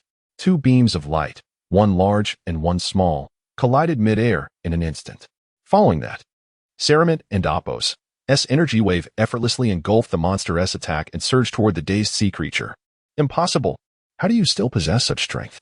The sea monster, witnessing this, felt a surge of terror. It had previously seen Saramit hurled away by the explosion and had released numerous energy orbs. It believed Saramit should have been on the brink of exhaustion. Moreover, having confirmed this from a close distance, it was resolute in its decision to expend its last ounce of strength to eliminate Saramit, only to find itself gravely mistaken. No. The sea monster cried out in its final moments as it was consumed by the energy wave, instantly reduced to ashes. Tragically, it had never fathomed the existence of miraculous substances like echo water and the sacred beans. That truly resolves the matter, Saramit sighed in relief. The guilt that had once lingered dissipated when he recalled the lives lost at the hands of the monster. And he felt a sense of closure for those who had perished. Hooray! Mui and Aret embraced each other, their faces alight with exhilaration. Specifically, it was Aret who had clasped Mui in an embrace. Observing this, Saramit smiled faintly, equally overwhelmed with emotion. For now, it was time for him to attend to pressing matters. Consume this, he instructed, gesturing toward them. It will allow you to recover half your injuries and restore your strength immediately. He glanced at the two, flicking a droplet of echo water toward each, continuing, earlier. I only administered half a drop to avoid alerting the enemy. However, it appears they were oblivious to our actions. I hope you will not hold it against me. Saramit believed that courtesy would not be frowned upon in such circumstances, as he would require their assistance for significant matters ahead. The two gazed at the verdant droplets hovering near their lips, exchanging glances that clarified their earlier confusion. While curiosity bubbled within them, they felt it was impolite to probe further into the origin of such a precious substance. Our injuries have already healed by more than half. This substance is far too valuable for us to accept. Please, my friend, keep it for yourself, Aret declined with a shake of his head. Indeed. Moreover, since you have saved us from this crisis, we must express our gratitude and hospitality to you, Mui concurred earnestly. Saramit, unable to press the issue further, raised an eyebrow and smiled. Turning to Mui, he suggested, why not try it first and see if it can restore your arms? I have yet to experiment with it myself, and am quite curious. Very well. Mui hesitated briefly before acquiescing. He too longed to restore his arms, but held little expectation. Seeing Saramit's curiosity, he thought it worthwhile to experiment, thus consuming the echo water without further hesitation. Saramit retracted another droplet of echo water and focused intently on Mui, while Aret observed with equal curiosity. Regrettably, after an extended period, Mui found that his new arms did not materialize. However, all his injuries had healed, including the emergence of new skin over the severed area. Mui assessed his condition and smiled, shaking his head. All my injuries have healed, but it appears my arms will not regenerate. While this substance is miraculous, it is not omnipotent. We should return to the capital. He maintained a buoyant demeanor, inviting Saramit to the heart of the Adalat civilization. Yes, let us proceed to the city center. We must properly express our gratitude for your rescue. Aret turned to Saramit with sincerity in his gaze. Very well. Saramit nodded, agreeing without objection, seizing the opportunity to inquire about the matter of instantaneous movement along the way. Thus, Mui and Aret led Saramit northward. during which they introduced themselves to one another, quickly garnering a general understanding of each other. As they traversed multiple desolate zones, a multitude of structures gradually emerged on the distant horizon, shrouded in mist. Aret and Mui guided Saramit directly toward them. "May I ask what you seek?" "My friend, is it perhaps related to the skills documented within our civilization?" Aret suddenly inquired politely, articulating his conjecture. "Indeed, I have heard that your civilization possesses a skill known as instantaneous movement, which is rather enigmatic. Thus, I seek to learn from you, and I hope for your guidance." Saramit admitted somewhat sheepishly. The airborne Aret and Mui exchanged a glance, both taken aback, and a trace of guilt flickered across their faces. "Is there something inconvenient about this? If it poses any difficulty, I completely understand," Saramit remarked, sensing their demeanor. A momentary sense of dejection washed over him, but it quickly gave way to curiosity. Upon hearing this, Aret realized Saramit had misunderstood, and he fervently shook his head, insisting, No, that is not the case. It and oppose. It's merely that instantaneous movement is among the most challenging skills to master. I fear we may not be able to offer our friend substantial assistance." "Indeed. Among all our kin, very few have managed to learn it, and the last who could has perished in the recent Great War," Mui added, her expression turning somber as she recalled a painful memory. Aret too fell into a melancholic reflection, thoughts of his dear friend surfacing, and a shadow of sorrow crossed his visage. Saramit fell silent, pondering if he would return empty-handed. He was not surprised by the difficulty of instantaneous movement, recalling how long it took for Yukong to master it. Just then, Aret, emerging from his reverie, noticed Saramit and Appo's silence and quickly interjected. "It is not that it cannot be learned. Rather, we can only provide the documented contents, as we lack practical experience and techniques ourselves." "I see. That is quite all right," Saramit replied, a smile illuminating his face. His eyes sparkled with enthusiasm as he shyly inquired, "Might I learn several more formidable skills?" Aret and Mui exchanged knowing smiles and nodded in agreement. With a proud expression, Aret declared, "Of course, as long as our friend wishes to learn, he may do so. However, some skills are exceedingly perilous, and we dare not attempt them lightly. Please consider your choices carefully before proceeding." "That is no issue. I will choose wisely," Saramit exclaimed, his excitement bubbling over as he resolved to acquire several powerful skills. Before long, the trio found themselves soaring above an expansive and magnificent city. Mui nodded to Saramit and Aret before descending into the heart of the metropolis. Soon, a multitude of idolatrad inhabitants, informed by Mui, graciously welcomed Saramit into the main city, their hospitality overwhelming him. From that moment forth, Saramit resided there, devoting all his energy to the rigorous practice of instantaneous movement, completely forgetting about enhancing his combat prowess. The foundation of learning instantaneous movement lay in first perceiving the presence of various energies, regardless of their strength or distance, including flora, fauna, and even inanimate objects. He deactivated the sensor and focused intently on sensing the surrounding energies, starting from scratch. Though monotonous, it was a skill he had long desired to master, albeit previously lacking direction. Now he could learn it alongside instantaneous movement. Time flew by, and a year passed in the blink of an eye. On a day when the sky was shrouded in ominous clouds and rain fell incessantly, Saramit, clad in idolatrad attire, sat cross-legged atop the highest tower. With his eyes shut and utterly still, a faint red glow enveloped him. In an instant, he opened his eyes and shot upward, moving with astonishing speed. Like a serpent in flight, he was nearly impossible to track. The air around him was rent asunder, producing a deafening crack. Swish, swish, whoosh, whoosh. High above, Saramit relentlessly threw punches and kicked, creating invisible shockwaves that surged outward, akin to colossal tidal waves sweeping through the surrounding space. All the raindrops were transformed into vapor, dissipating into nothingness. After a while, Saramit paused, raising a hand to release an energy sphere the size of a watermelon. Simultaneously, a crimson aura enveloped him, and his speed surged exponentially. In the blink of an eye, he appeared at the opposite end, slapping the energy sphere. Slap, slap, slap.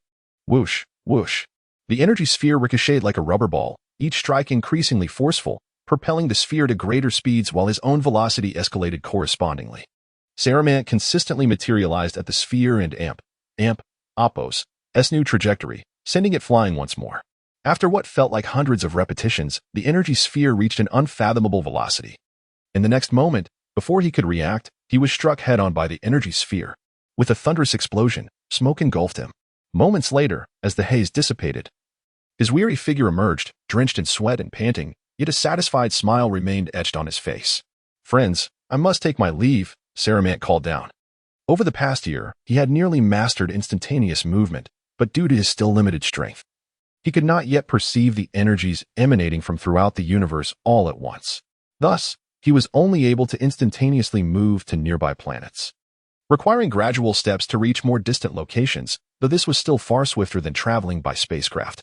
He estimated that only upon transforming into a Super Saiyan could he sense the more profound energies of the universe, allowing him to teleport directly to planets like Golf or Namek. He had also chosen 2 additional skills, one of which resembled the Kaioken, an amplification technique. Since the records did not specify the skill's name, he had dubbed it Multiplication Fist. However, this skill was far inferior to the Kaioken. With a mere cap of 5-fold amplification, it placed a significant strain on the body, should one attempt to use it beyond their physical limits. It could severely damage their vitality, potentially resulting in dire consequences. Currently, Saruman had only scratched the surface, managing to amplify his strength by 2 or 3 times at most. Any further enhancement led to unbearable strain and pain. Chapter 26. The twists and turns of collecting Dragon Balls. One of the skills is rather peculiar. It is an ability to penetrate the barriers of different dimensions. According to the records of the ancestors of the Adrat civilization, the universe we currently inhabit is merely a fragment of the true cosmos, existing as but a thin membrane. This skill allows one to breach the weak spots in the space-time boundary between membranes, thereby granting access to other dimensions within the primary universe. These dimensions are not parallel universes. Rather, they are independent worlds based on the primary universe, devoid of individuals resembling those from other dimensions. However, such breaches into dimensional barriers are fraught with peril, as it is said that many terrifying entities lurk within the rifts. And this is merely the journey to other dimensional realms. The Adrat civilization has left no further records on this matter. It remains unclear whether their ancestors ventured there or if time has simply eroded the accounts. Sailorman chose to learn this skill out of a long-standing fascination with the demon realm from which Dabura hails, eager to explore it. This was merely one of his motivations. After perusing numerous ancient texts, his curiosity about the contents of other dimensional spaces intensified. Sailorman yearned to pursue a higher echelon of Saiyan existence. Being invincible in the current universe was no longer his ambition, as he now aspired to transcend all dimensions. There were many alluring skills he wished to master, yet he found himself unable to dedicate sufficient energy to them.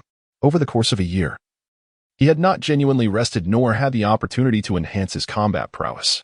All his efforts were devoted to mastering instantaneous movement, which accounted for his current achievements.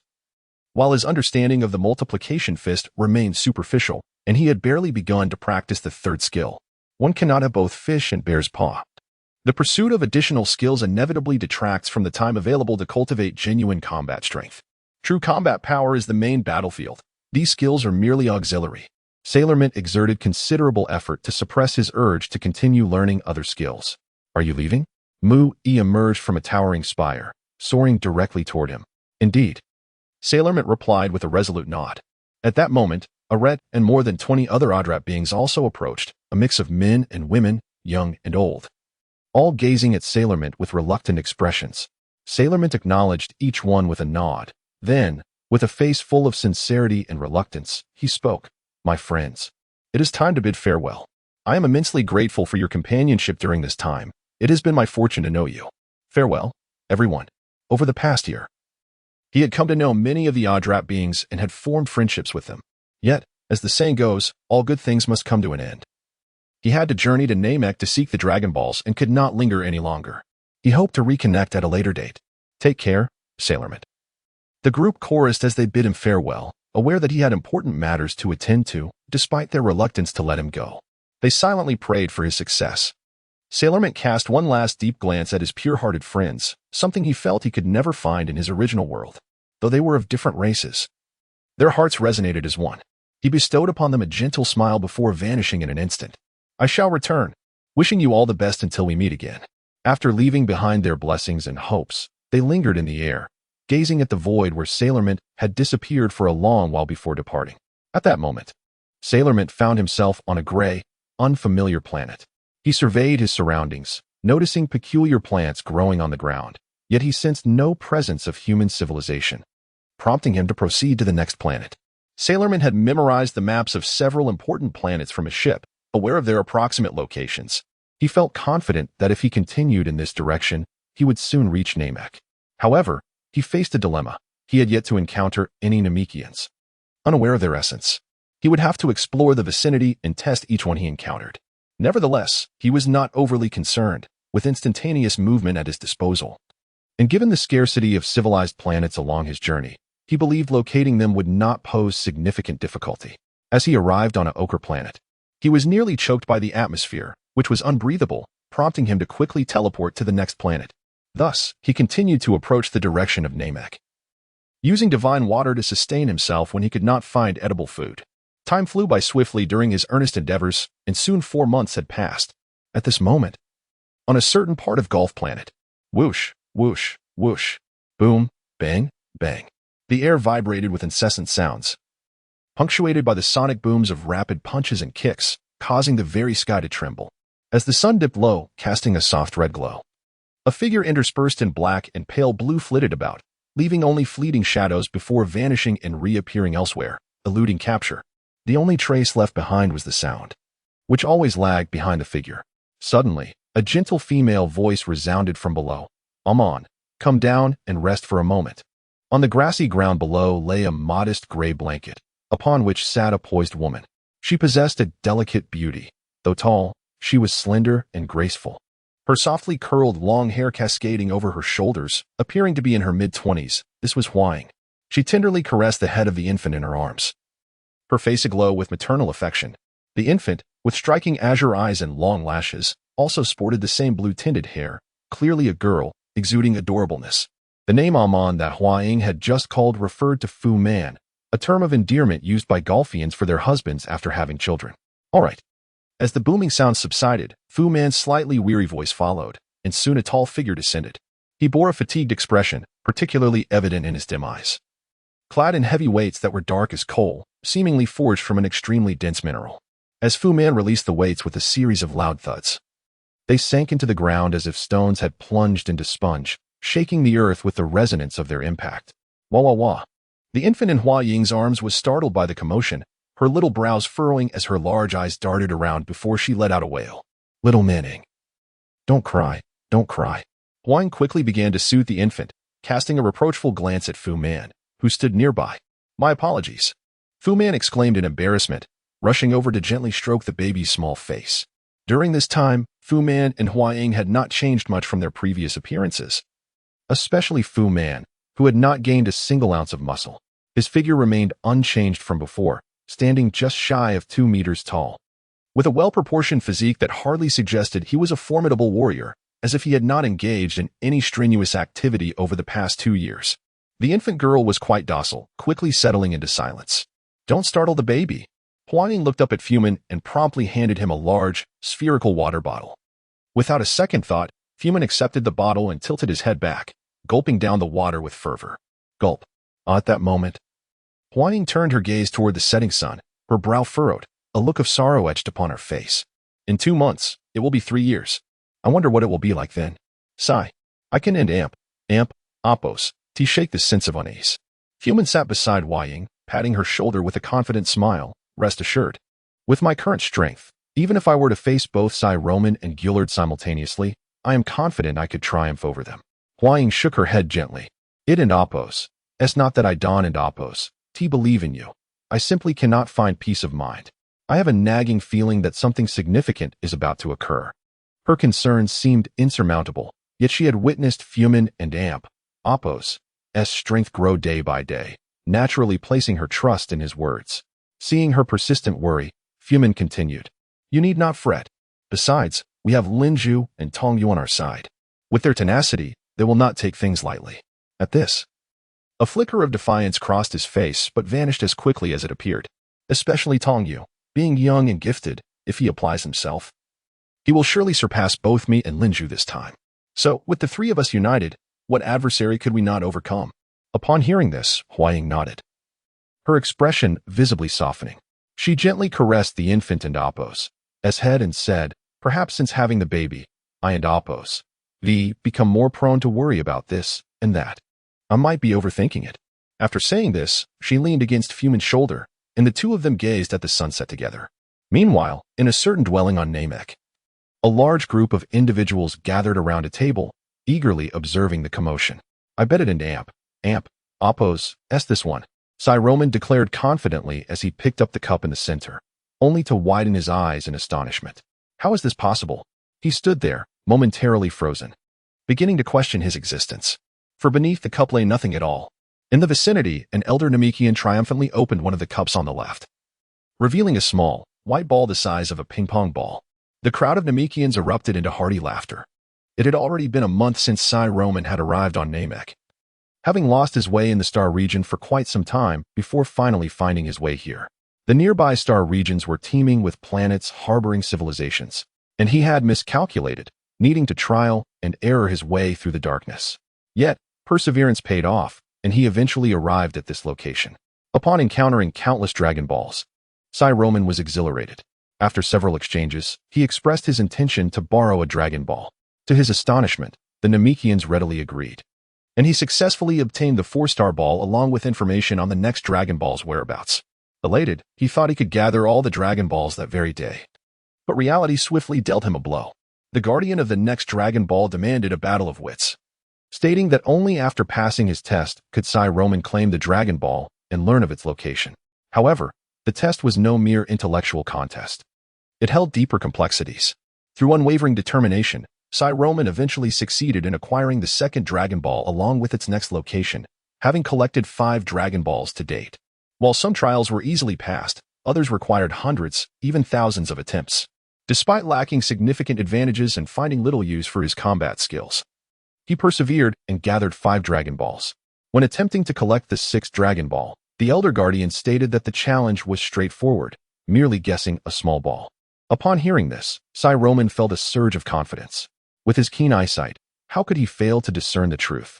Yet, this current scenario unfolded before him, where the ball appeared to be in this cup, yet upon opening, it was not. Let us try again, Roman muttered defiantly. This marked the 45th attempt. Are you certain you wish to continue? The elder Namekian advised. Roman fell silent, pondering deeply before suddenly exclaiming, Elder, have you employed psychic abilities? He was aware that many Namekians possess such powers, and this guessing game undoubtedly had its complications. Otherwise, these circumstances would not arise. The elder did not conceal the truth, readily admitting it and elaborating. Indeed, there are intricacies involved. We do not intend to be unreasonable. What you see with your eyes cannot be trusted. You must feel it with your heart, and it must be a kind heart. Heart. Roman was uncertain how to perceive with his heart. It was indeed a perplexing concept. Nevertheless, after some contemplation, he decided to give it a try and closed his eyes. All right, let us proceed. After a brief moment of concentration, he called out. The others, intrigued, fell silent, curious to see if he would succeed on his first attempt. The elder patiently covered the small ball with the cup once again and mixed it with 2 empty cups, shuffling them without haste, just barely visible to the naked eye. Chapter 27. Successfully gathering the 7 Dragon Balls after a brief moment, the elder ceased his movements and raised his gaze towards the still closed eyes of Saramant, inquiring, Have you found the answer? This one. Saramant abruptly opened his eyes and firmly pressed down on the cup furthest to the left, exclaiming. Although he hadn't sensed it with his heart, the sound produced by the small ball's movement distinctly indicated its presence within this cup. Oh, are you certain? The elder observed Saramant's confident expression, a subtle smile playing on his lips. From his countenance, it was impossible to discern whether Saramant's choice was right or wrong. Well, yes, I am certain. Saramant hesitated briefly but affirmed his decision with conviction. Despite the likelihood of being incorrect in such situations, he resolved to maintain his choice. Very well, then you may remove the cup yourself. The elder, seeing his determination, spoke with a smile. What? This? It cannot be. Upon lifting the cup, Saramant was left speechless. The space beneath it was entirely empty, devoid of any trace of the small ball. At that moment, he was overwhelmed by a sensation of having misperceived reality, no longer daring to trust his eyes or ears. I distinctly heard it inside. How could this happen? Saramant gazed at the elder, his face etched with disbelief and frustration. The elder, witnessing this, shook his head, then lifted the middle cup, saying, What is seen may be illusory, and what is heard may also be deceptive. Only by truly feeling can one perceive the essence of reality, for the heart cannot lie. Upon hearing this, Saramant fell into contemplation, grappling with the notion that challenged his understanding. What did it mean to feel with the heart? What exactly is the heart? Noticing his silence, the elder continued, "Young man, I sense that your heart is pure. I can bestow upon you the Dragon Ball right now. Do you wish for it?" At this, Saramant's spirit lifted, though he did not express overt excitement. Instead, he looked at the elder with surprise as he continued earnestly. "However, if you can genuinely feel the presence of this small ball, that would be beneficial for you, as it is a form of cultivation." Before Saramant could interject with questions, the elder paused before adding, "Do not underestimate this small ball. It is not an ordinary object, but a divine entity capable of resonating with the spirit. So, are you certain you desire the Dragon Ball?" The elder regarded Saramant with solemnity. Saramant met his gaze, but found himself unable to respond immediately. Lowering his head in deep thought, seeing him in contemplation, the elder nodded with satisfaction, refraining from interrupting him, allowing his thoughts to flow. The surrounding crowd also fell silent, patiently awaiting his response. After a considerable pause, Saramant finally lifted his head, determination shining in his eyes as he declared, "Very well, I have decided. I do not wish for the Dragon Ball at this moment. Please continue to test me." As the elder had stated, this was indeed a test and a form of cultivation, and after reflection, Saramant resolved to truly feel the presence of the small ball, believing it might benefit him in the future. The elder smiled, then covered the small ball once more, shaking it to create a mix. The onlookers observed with approving smiles. Having made his decision, Saramant closed his eyes, quietly attuning himself to the moment. However, upon shutting his eyes and silencing his hearing, he could only perceive the presence of a few individuals around him. Nothing else registered, not even the small ball. It felt as though the surrounding space was solely inhabited by these few energies, devoid of even darkness, enveloped in utter silence.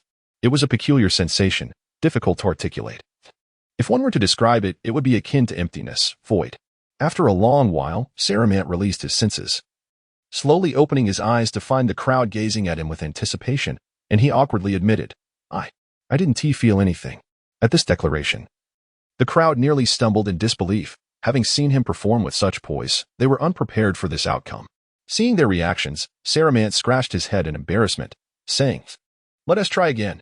Thus, Saramant returned daily, attempting 70 to 80 times, sometimes even exceeding 100, while the Namekians patiently supported him. Gradually, he grew more at ease with them, even integrating into their daily lives. Before long, half a month had passed.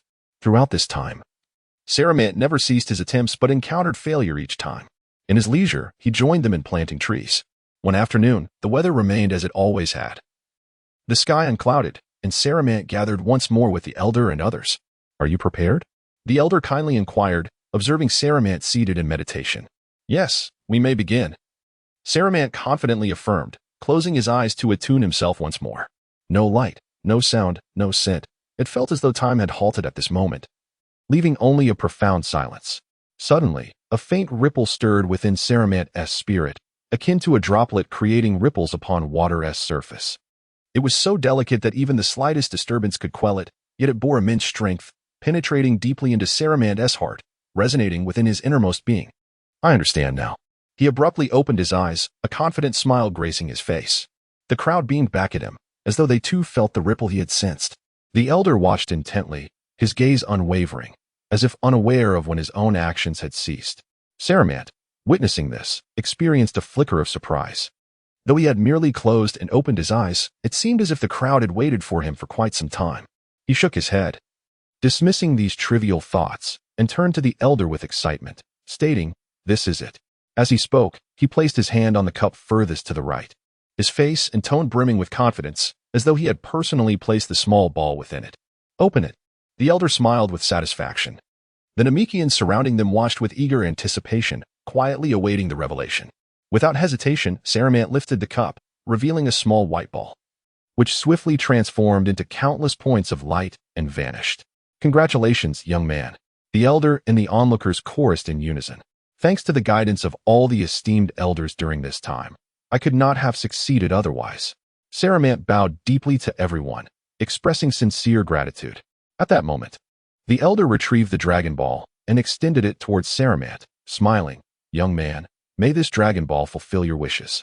"Thank you, elder," Saramant replied earnestly, his gratitude evident. During this period, he had noticeably felt the growth of his mind. He He was now far more patient and composed than before, affirming that his efforts had not been in vain. Go forth. The last Dragon Ball is located in the westernmost peak, guarded by the Grand Elder. The Elder patted Saramant on the shoulder with a smile. Indeed, we shall meet again if fate allows, Saramant replied. Sailor Mant received the 6-star ball, as large as a football, and nodded farewell to the crowd before vanishing with a swift sound. He was a man of pure heart. The Elder remarked approvingly as he watched the fading shadow. Indeed, if it were otherwise, he could not have fully mastered the art of telepathy.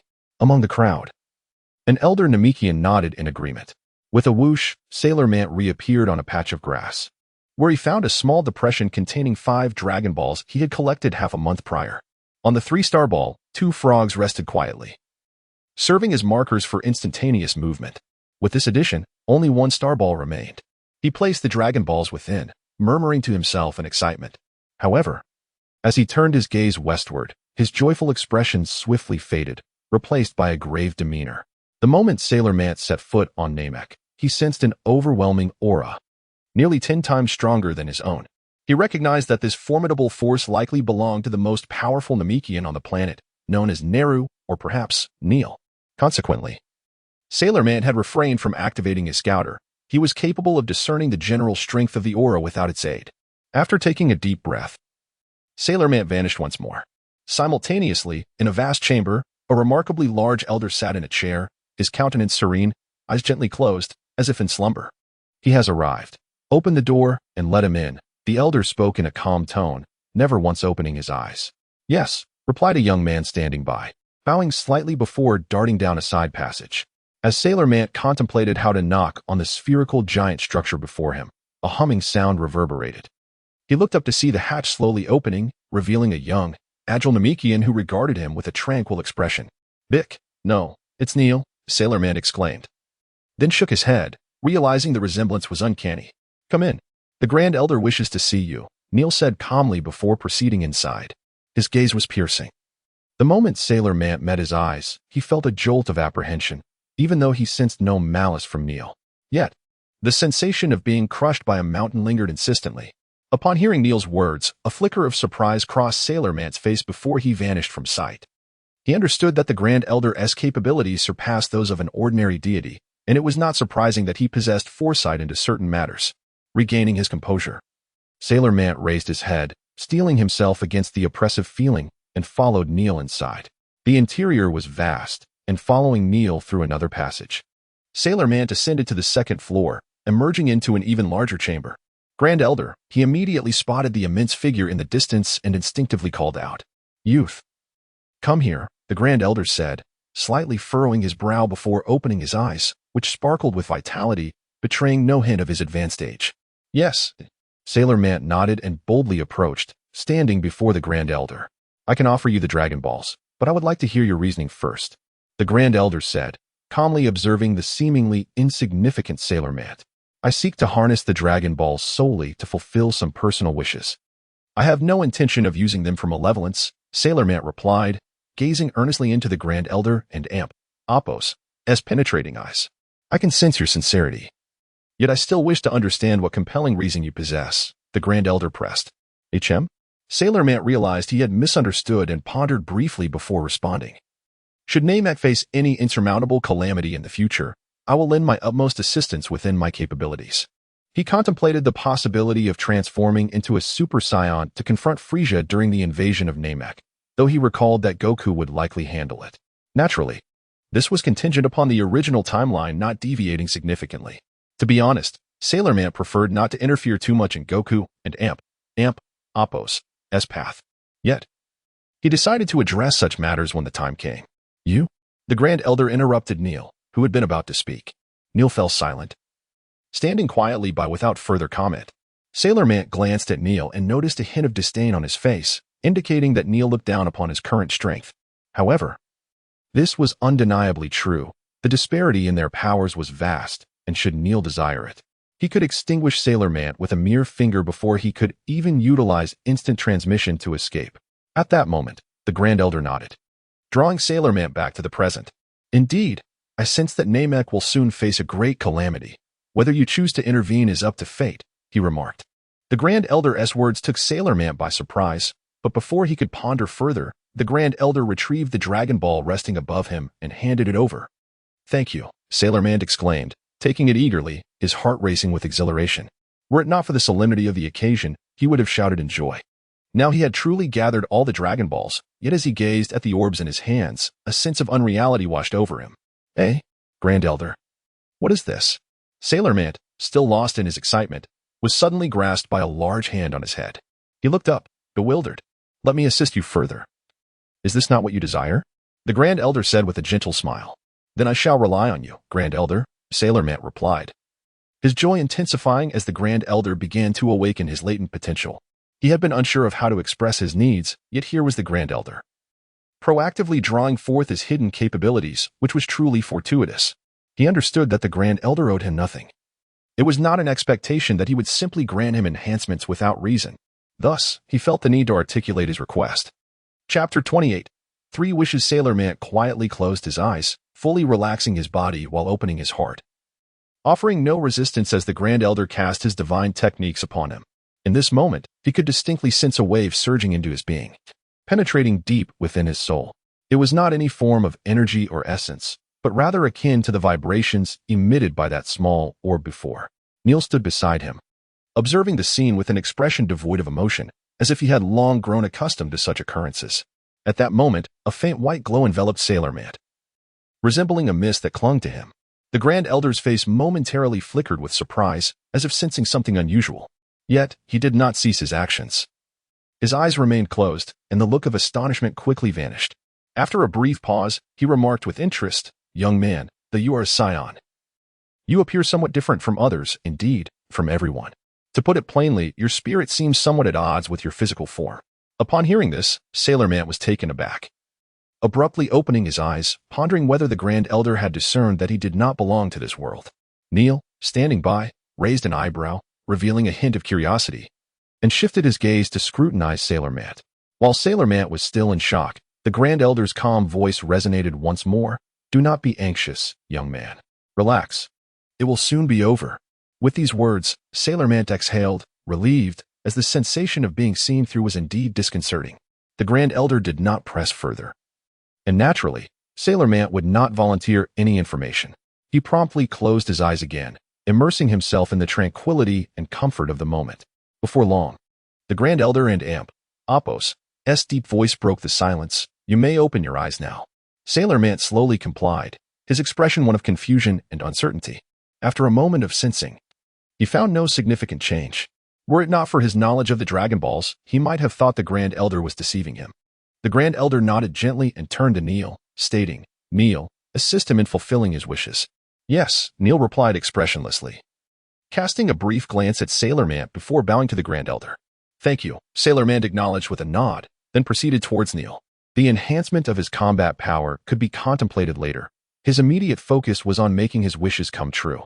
Sailor Man sensed that this body likely possessed little potential and thus looked forward to realizing his desires.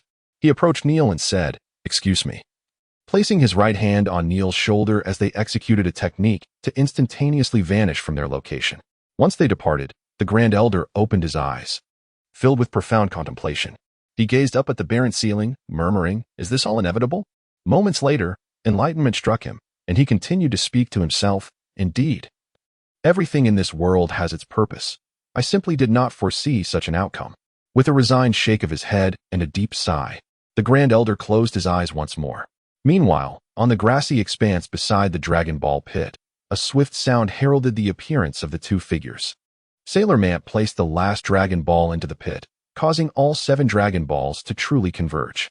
He turned to Neil with excitement, only to find Neil still surveying his surroundings, seemingly fascinated by the intricacies of instant transmission. However, Neil soon noticed Sailor Man and Apos' gaze and promptly focused on the 7 Dragon Balls, calling out in the Namekian tongue, "Arise, Eternal Dragon." At that moment, Sailor Man and Apos' heart raced uncontrollably. He attempted to quell his excitement, but regardless of his efforts, it only intensified. Abandoning his attempts, he devoted his attention to the 7 Dragon Balls, eager to witness the emergence of the dragon. The Dragon Ball shimmered with a soft glow, resonating in harmony. Suddenly, the entire sky darkened, akin to the onset of night. Sailor Man looked up, confronted by an expanse of darkness devoid of stars, as if shrouded by some unseen force. Utterly opaque. This was his first experience of Namekian nightfall. Although there was no cycle of day and night, they still possessed a sense of time. On a distant island, several children emerged from a hemispherical dwelling, gazing up at the sky with excitement, pointing animatedly. It's the dragon. The dragon has appeared again. The last time the sky darkened was years ago. I wonder who gathered them? I can't wait to hear their wishes. Simultaneously, across various locations on Namek, countless Namekians paused in their tasks, looking to the horizon with anticipation. May his wishes come true. Congratulations. Surely they will be realized. In different places, Namekians expressed a mixture of curiosity and joy, each voicing their congratulations for the young man. Before Sailorman, a resounding boom echoed as a golden light shot skyward from the 7 Dragon Balls. The suddenness nearly caused him to stumble backward. Following this, the 7 Dragon Balls ascended into the sky, gradually merging into the ethereal form of the dragon. The dragon's silhouette grew increasingly solid as it absorbed the Dragon Balls, transforming into a colossal creature with verdant scales, its claws sharp enough to rend reality itself. Upon its emergence, the dragon's tail remained connected to the ground, while its immense head swirled in the air, seemingly wandering without pause, instilling a sense of reverence in all who beheld it. Sailorman was momentarily taken aback by the sight, his composure shaken despite the absence of combat prowess within the dragon. He glanced at Neil, who appeared unfazed, as if he had long since acclimated to such wonders. The two stood in silence, awaiting the next moment. Fortunately, it was not long before the dragon ceased its swirling, lowering its massive head to regard the 2 diminutive figures below, akin to ants. A voice, thunderous and resonant, filled the air. Speak. State your wishes, whatever they may be. I shall grant you 3. The volume of the voice was so great that Sailorman felt a sharp pain in his ears, yet he comprehended the message effortlessly. As soon as the dragon and Apos' words faded, Neil turned to Sailorman, who, recovering from his astonishment, swiftly declared his first wish. I desire eternal life, to live forever. Upon hearing this, Neil remained expressionless, then turned to address the dragon in the Namekian language. At the side, Saruman observed the scene, his excitement rendering his limbs almost numb. As if caught in a dream, would he truly attain eternal life? Such a desire is one that few would ever wish to forsake, he mused. Raising his gaze, he noticed the dragon speaking to Neil in the tongue of Namek. Hastily, he turned to Neil, who also turned to him, shaking his head and saying, regrettably, this wish is unattainable. It surpasses the capabilities of the Elder. Only a higher deity can possess infinite longevity. Upon hearing this, Saruman and Apos' expression darkened, whispering to himself. So it is truly impossible? He had prepared himself for this outcome, realizing that in the realm of Dragon Balls, no one had ever successfully fulfilled such a wish. Thus, he did not feel deeply despondent, though he found it acceptable. Seeing him fall into silence, Neil continued, why not propose another wish? Saruman lifted his head once more and said to Neil, then let it be a spacecraft equipped with a gravity device 100 times stronger. The faster, the better, ideally. It should be compact enough to fit in a capsule. Neil nodded in response, then looked up at the dragon, articulating the wish in the Namekian tongue. He spoke at length, and before he finished, Saruman felt uncertain. The Namekian dragon seemed somewhat limited, and he wondered if it could fulfill so many demands. Regardless, the gravity device was essential. It was his utmost desire at that moment. Suddenly, Neil turned, offering a faint smile, and said, it has been granted. It felt as though the dragon had realized his wish. Instantly, Saruman's heart soared with joy. In the next moment, there was a muffled thud, followed by a plume of smoke erupting from the sky, revealing a colossal sphere that descended rapidly. With a resounding crash, the ground trembled as the spacecraft landed, creating a deep crater. As the lingering dust settled, they beheld the entirety of the vessel, a nearly 10-meter-wide orb, pure white, like jade, resembling neither gold nor jade. Saruman examined it, momentarily at a loss for words regarding its material. Before he could scrutinize it further, Neil and Apos' voice rang out again. State your second wish. Saruman snapped back to reality, contemplating deeply. Truthfully, he had no other wishes of great significance. His primary goal had been the gravity device, which had now been realized. What should he wish for next? He pondered, knowing that a complex wish might be unachievable and that trivial desires lacked substance. After much deliberation, he finally raised his head and said to Neil, then let it be 100 sets of fitted battle suits. Neil nodded and addressed the dragon. who quickly summoned 10 modest wooden boxes that descended from the sky. With a series of thuds, only one box remained. After the wish was fulfilled, Neil glanced over and said, "Now, for your final wish." Sarament's eyes darted, and after considerable thought, he articulated, "For my last wish. May I enjoy lifelong health and never fall ill again." "Very well," Neil affirmed, directing his gaze back to the dragon. Uttering a few more words before turning back to Sarament, "It is done." At that moment, a faint white light enveloped Sarament, only to vanish almost immediately. He examined his body, perceiving no discernible change or sensation, and decided not to dwell on it, assuming that his wish had been granted. Then, with a hum, the dragon began to dissipate, revealing 7 radiant Dragon Balls that encircled each other, rotating briefly before, with a flick, they shot off in 7 different directions. The sky brightened once more, restoring daylight, with blue skies and white clouds, as if nothing had ever transpired. "All right, I must take my leave." "Take care," Neil said, nodding at Sarament before soaring into the sky without hesitation. "Shall I not transport you back using instant transmission?" Sarament called out to the heavens. "No need," came Neil's decisive voice from afar, shortly before he vanished beyond the eastern horizon. Realizing that Neil likely had other pressing matters to attend to, Sarament chose not to dwell on it further. Chapter 29, The Saiyan Assault. "The hell show begins until we meet again," murmured Sarament softly, as he stepped forward to collect the 3 crates of combat suits strewn across the ground, making his way directly to a nearby spaceship. Upon reaching the vessel, he quickly discerned a circular emblem, 3 meters in diameter, adorned with intricate lines that formed a swirling vortex on one side of the craft. Just as he pondered how to open the hatch, the emblem expanded suddenly, resembling a camera aperture, revealing a circular passageway 3 meters wide. Intrigued, Sarament and Apos' interest peaked. He had not anticipated that merely contemplating it would cause the door to open autonomously. Shaking his head, he peered inside and noticed the interior was illuminated, revealing a corridor over 2 meters in length.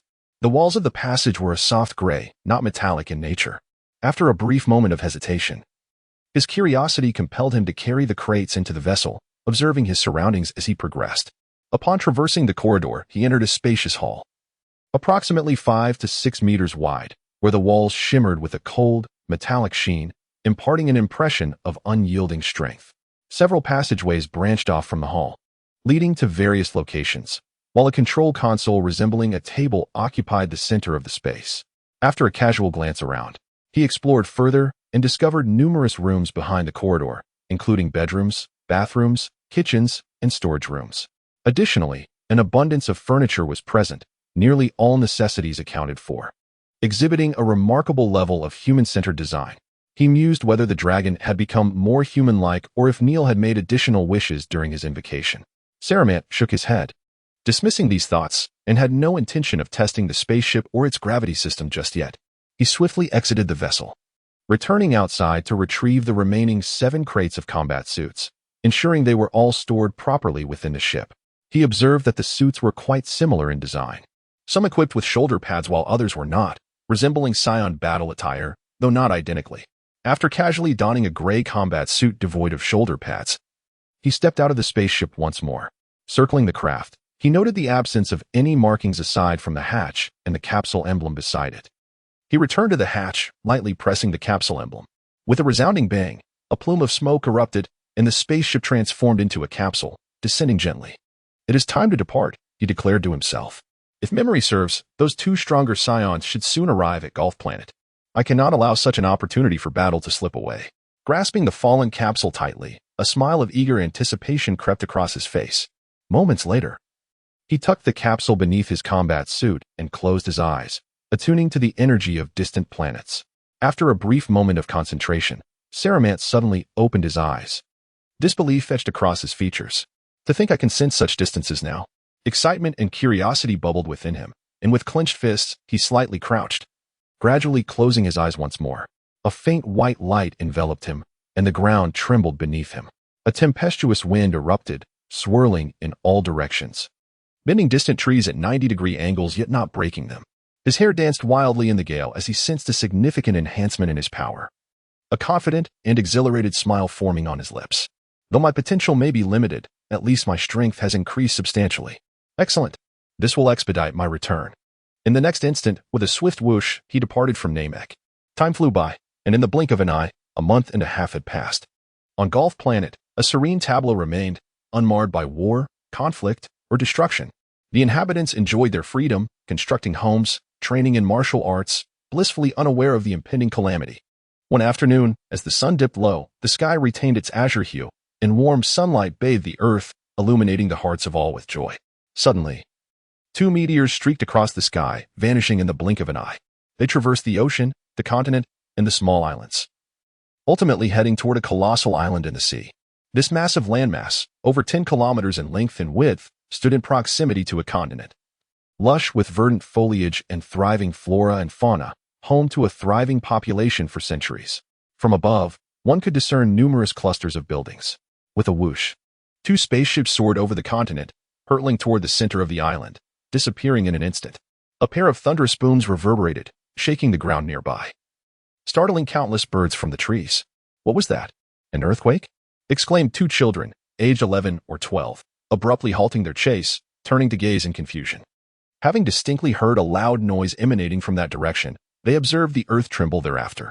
Stay put. I and Oppos, I'll investigate, said a nearby youth, before shooting into the sky, vanishing from the children and Oppos' sight. How wonderful it is to fly. I want to see too. Dad said he would teach me when I grew up, the children remarked. Eyes filled with envy and curiosity as they gazed after the youth. Near the center of the island, a circular complex bore a gaping breach, caused by 2 enormous craters that had swallowed numerous structures. The craters, side by side, measured 50 to 60 meters across and over 10 meters deep, slowly emitting wisps of smoke and dust. Crying and wailing echoed through the scene, creating a somber atmosphere. At the edge of the craters, scattered fragments of wooden structures lay strewn across the ground, while several individuals lay motionless, blood pooling around them, reminiscent of spilled blue ink. Is it a meteorite? How strange, murmured the crowd, some weeping sorrowfully while others, despite their grief, were unable to suppress their curiosity, engaging in discussions with one another. Hey, look, someone's coming out, shouted a middle-aged man, pointing toward the bottom of the crater. Instantly, the crowd's attention shifted, with many ceasing their crying to witness the unfolding events. A humming sound emanated from the depths of the crater. The doors of 2 spaceships slowly opened, revealing a hand gripping the doorframe, followed by 2 figures emerging, gradually ascending to hover in the air, gazing down upon the gathered crowd. One of the men, approximately 30 years old and nearly 6 feet tall, possessed a fierce countenance, with shoulder-length hair cascading down. He was clad in a dull gray combat suit, lacking any form-fitting undergarment. A tail was coiled tightly around his waist, adorned with a light blue detector. He embraced his chest with both arms, exuding an air of calmness. Although his muscular physique was apparent, it was not overly developed. This was Gason. The other figure was a petite woman, seemingly just over 5 feet tall, around 25 or 26 years of age. Her long hair reached down to her waist, and while her features were delicate, her expression was frigid, giving off an aura that kept others at bay. Her arms hung naturally at her sides, and she wore a light red detector, dressed in a gray combat suit that slightly accentuated her chest. Beneath her armor, a deep blue bodysuit hugged her slender form, revealing no trace of muscle. She appeared exceedingly fragile. All of this is their doing. Let us strike them down, shouted a voice from the crowd gathered at the edge of a massive pit, as they hurled stones and wooden planks into the air towards Orlan and Gason. Is this the Golf Planet? The environment seems quite pleasant, Orlan mused, surveying her surroundings, seemingly indifferent to the raucous crowd beside her, as if they were mere phantoms. The projectiles, however, never came close to touching the 2, as if an invisible energy barrier enveloped them. Every stone and plank that approached within half a meter of their bodies instantly disintegrated into dust and fell harmlessly to the ground. This cannot be. Am I seeing things? The onlookers stared in disbelief, their eyes wide with shock, some so astonished that their mouths hung agape, unable to close for a considerable time. Yet, after a brief moment of astonishment, they quickly regained their composure and resumed their futile assault, picking up stones and anything they could find to throw at the 2 figures above. At this moment, a subtle smile graced Gason and Oppos' lips as he ascended higher into the sky, gazing down at the crowd with a look akin to that of one observing mere playthings. The environment is indeed suitable, but regrettably, the species that inhabit it are rather rudimentary. They may be large in stature, yet their strength is disproportionate. Their combat prowess scarcely exceeds 10. Should I inquire about their capabilities? His tone remained tranquil, devoid of any discernible emotion. After speaking, he turned to Orlan, who had just joined him in the air, seemingly seeking her opinion. A flicker of madness danced in Orlan and Apos' eyes, her icy demeanor melting away as she spoke with an alluring malice. No need for that. It is far too noisy. I despise them. There are plenty of beings on this planet. I am not concerned about finding someone to question regarding the whereabouts of the spirit water. Indeed, this planet is quite suitable for a hellish spectacle. Shall it be you or I who orchestrates this? Jason mused, a cruel smile curling at the corners of his mouth as he surveyed the helpless crowd below, his gaze reminiscent of one gazing upon mere toys. Their voices were loud enough to be heard by the people below. What are they discussing? I do not know. What is the spirit water? Curious and bewildered expressions spread among the crowd, igniting murmurs of speculation. A hellish spectacle? A small girl, no more than 5 or 6 years old, gazed up at the sky, her curiosity piqued. The crowd followed her gaze, and upon meeting the eyes of the two figures, an overwhelming sense of weakness washed over them. A chill creeping down their spines, causing several to collapse helplessly to the ground. At that moment, a wave of light surged upward, reaching Jason and Orlan. Yet before it could touch them, it disintegrated into nothingness. What? A voice of astonishment rang out among the crowd as they turned to see a tall, robust man slowly lowering his hands. Disbelief etched across his face, which swiftly morphed into terror. This time, I shall take charge, Orlan exclaimed with an air of exhilaration. With a swift motion, she raised one hand, unleashing a blinding white light that surged forth in all directions. Almost instantly, the onlookers were engulfed in an impenetrable haze, while others on the island continued their activities, oblivious to the tremors that had just occurred. Some, driven by curiosity, approached to investigate, while others, unaware of the impending danger, turned to glance just in time to be consumed by the radiant light. The next instant, a deafening roar echoed across the planet, a sound powerful enough to reverberate through the very core of the world as the winds whipped up, sending waves crashing backward. Under the blazing sun, Lam-Z, perched atop a mountain peak, jolted awake as if struck by lightning, eyes wide with shock as he turned towards the eastern horizon, exclaiming, "What? This cannot be." Lam-Z clenched his fists, the sound of cracking knuckles filling the air as beads of sweat began to form on his brow. Concurrently, in another location, beneath the warm glow of the setting sun, a blanket was spread across a grassy field where a man and a woman were playfully entertaining a toddler, Fumin and Huaying. "What is wrong?"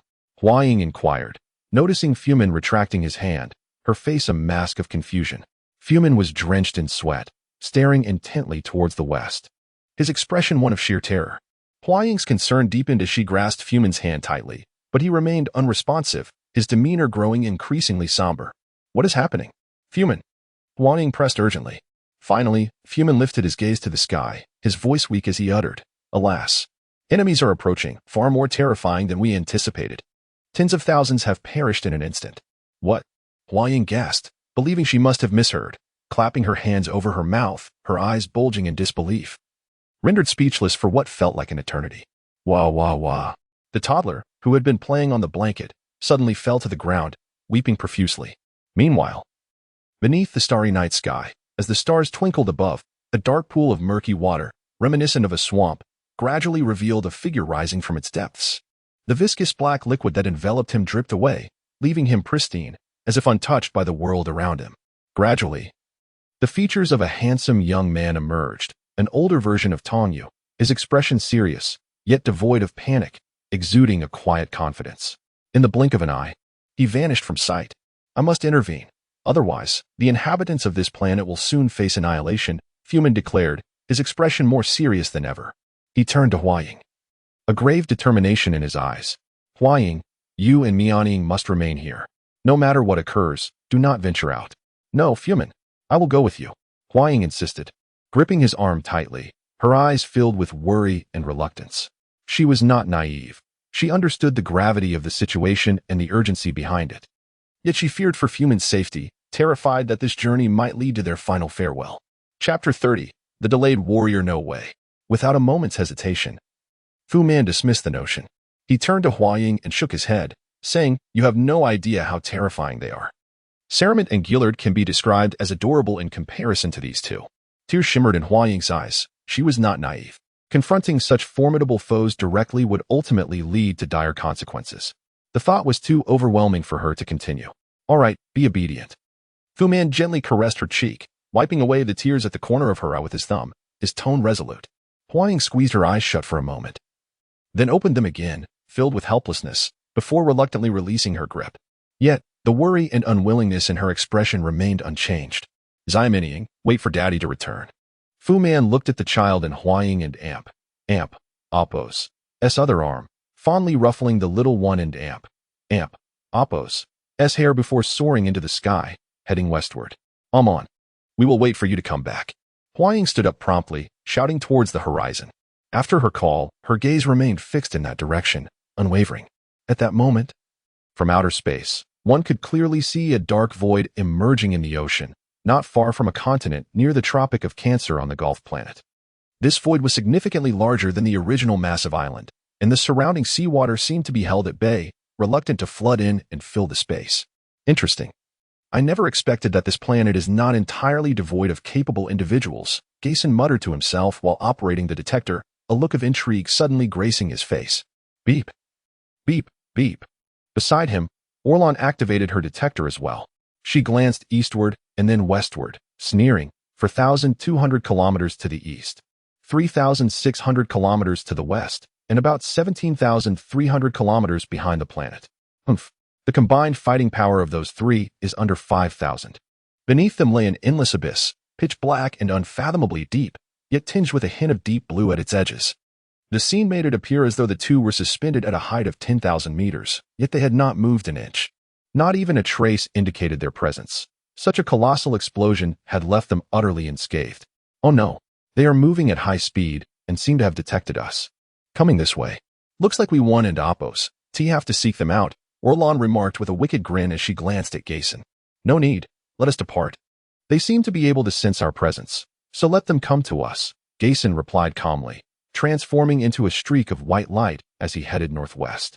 Then let's proceed to host a hellish spectacle, Orlan exclaimed with delight, her eyes brimming with madness and anticipation, and she too transformed into a white light. Flying towards the continent. At that moment, on a white planet deep in the cosmos, snowflakes cascaded endlessly to the ground, creating an expanse of blinding white. High above. Saruman and Oppos, as hair danced in the frigid wind. So cold. He hugged his arms tightly, shivering as he spoke.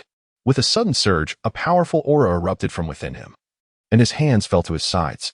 The biting wind lashed against him, but Saruman, suspended high in the air, remained unaffected. Only 3 drops left. I hope I can hold on until I return to Gulf Planet. He gazed at the small vial in his hand, uncertain whether he could sustain himself long enough to reach Gulf Planet. His instincts suggested he was close. Yet the absence of any signs of Gulfians made him wonder if he had veered off course. No, that cannot be possible. He shook his head in denial, although his power had increased, allowing him to travel greater distances in an instant.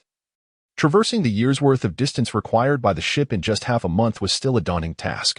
With that thought, Saruman resolved to press on. If he exhausted the remaining divine water and still did not arrive, he would have to abandon hope and plan anew. In the next instant, with a whoosh, he vanished from the spot. Meanwhile, on Gulf Planet, the sound of explosions reverberated incessantly. Over a certain landmass, Orlan relentlessly assaulted the tribal towns in her path. This was the 6th one.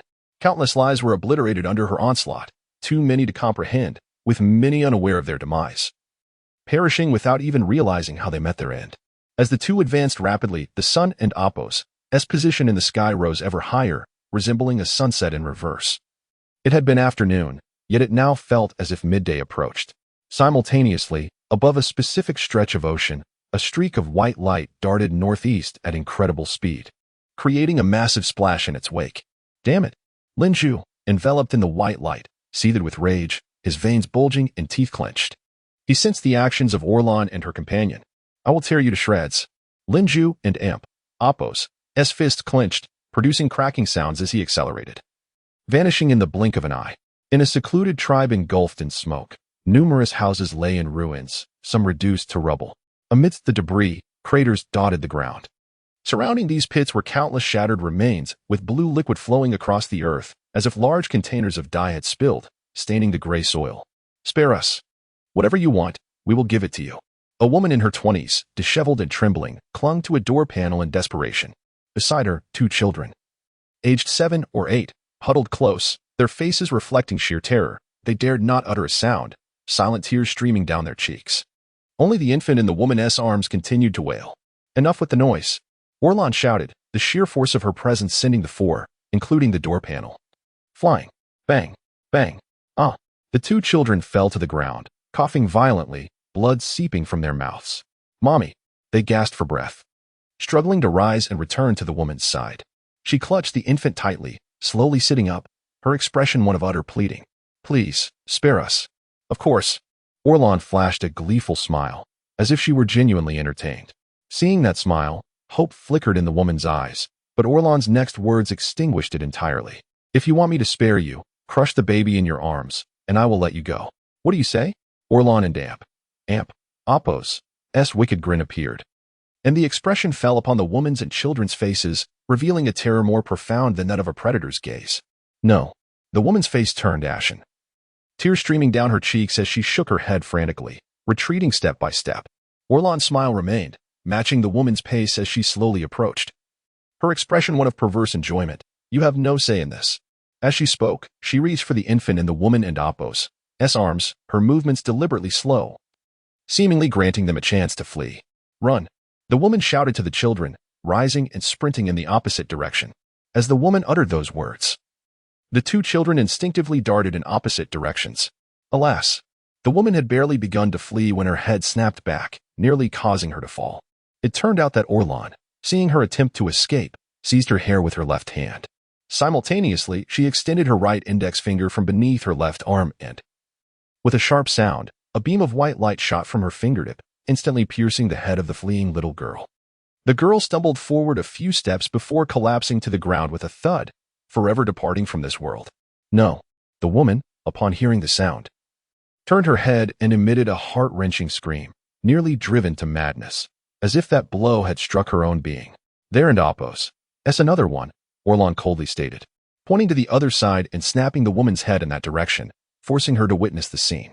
The woman wept incessantly, uttering strange sounds, with faint traces of blood trickling from her mouth and nose. In her vision, the little boy was still running unsteadily. With a thud, he tripped over a piece of debris, but he bravely rose to his feet and continued to run into the distance. Run, run, the woman cried out in her heart, desperately hoping that her child could hear her and escape the clutches of this venomous woman. However, reality often brings despair, and the scene before her caused her to emit another agonizing scream. No. Orlan and Apos' right index finger was now conjuring a sphere of light, which, in the next instant, shot forth, directly piercing the little boy's chest. With a thud, the little boy, like the little girl, stumbled a few steps before collapsing to the ground, never to rise again. The woman shrieked, struggling desperately, heedless of the intense pain in her body. Her neck emitted creaking sounds as she strained, and clumps of hair were torn from her scalp. Just then, a sound of retching arose, and the woman spewed a torrent of blood from her mouth. With ease, Orlan and Apos' right hand pierced the woman and Apos' back, seizing the infant she held tightly to her chest, pulling it through the woman and Apos' body, and exclaimed with a smile, You can end Apos', hide it, the damned must die. At this moment, Garsorn, who had been sitting cross-legged atop a pile of corpses, suddenly opened his eyes. He did not look toward Orlan, but rather toward the horizon on the left, only to turn back and close his eyes once more. Don and Apos', cry, Don and Apos', cry, little one. Mommy is here, Orlan cooed, nuzzling the infant's face against her own, her voice filled with tenderness. Her movements were gentle, her face radiating affection, as if the child were the most precious treasure in the world and she were its mother. Yet, in this particular setting, the scene appeared all the more macabre. With the infant wailing incessantly, its body covered in blue blood. Suddenly, Orlan's expression hardened, her tender smile vanished, and she licked the blood from the infant's face. Her tone icy, cry again, and I and Apos', I'll devour you. However, such a young infant could not comprehend these words and continued to cry instinctively, its limbs flailing and struggling. Seeing this, Orlan did not grow angry, but instead gradually revealed a smug smile, licking her lips, and a sinister grin spread across her face, revealing her pearly white teeth. You dare. At that moment, a thunderous voice, filled with unbridled rage, echoed from the distant horizon. Orlan instantly ceased her actions, turning her head toward the sky with displeasure, her expression as unpleasant as if she had been interrupted in the midst of an enjoyable activity. Garsorn, still seated atop the pile of corpses, remained motionless. As if he had heard nothing, his eyes tightly shut, his purpose unknown.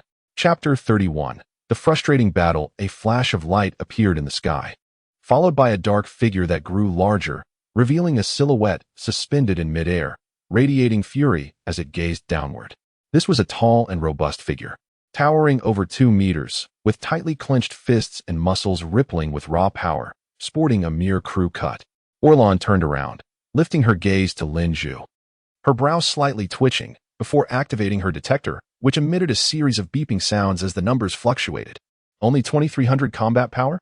How audacious of you to come here to meet your demise. Should I commend your bravery or chastise your foolishness?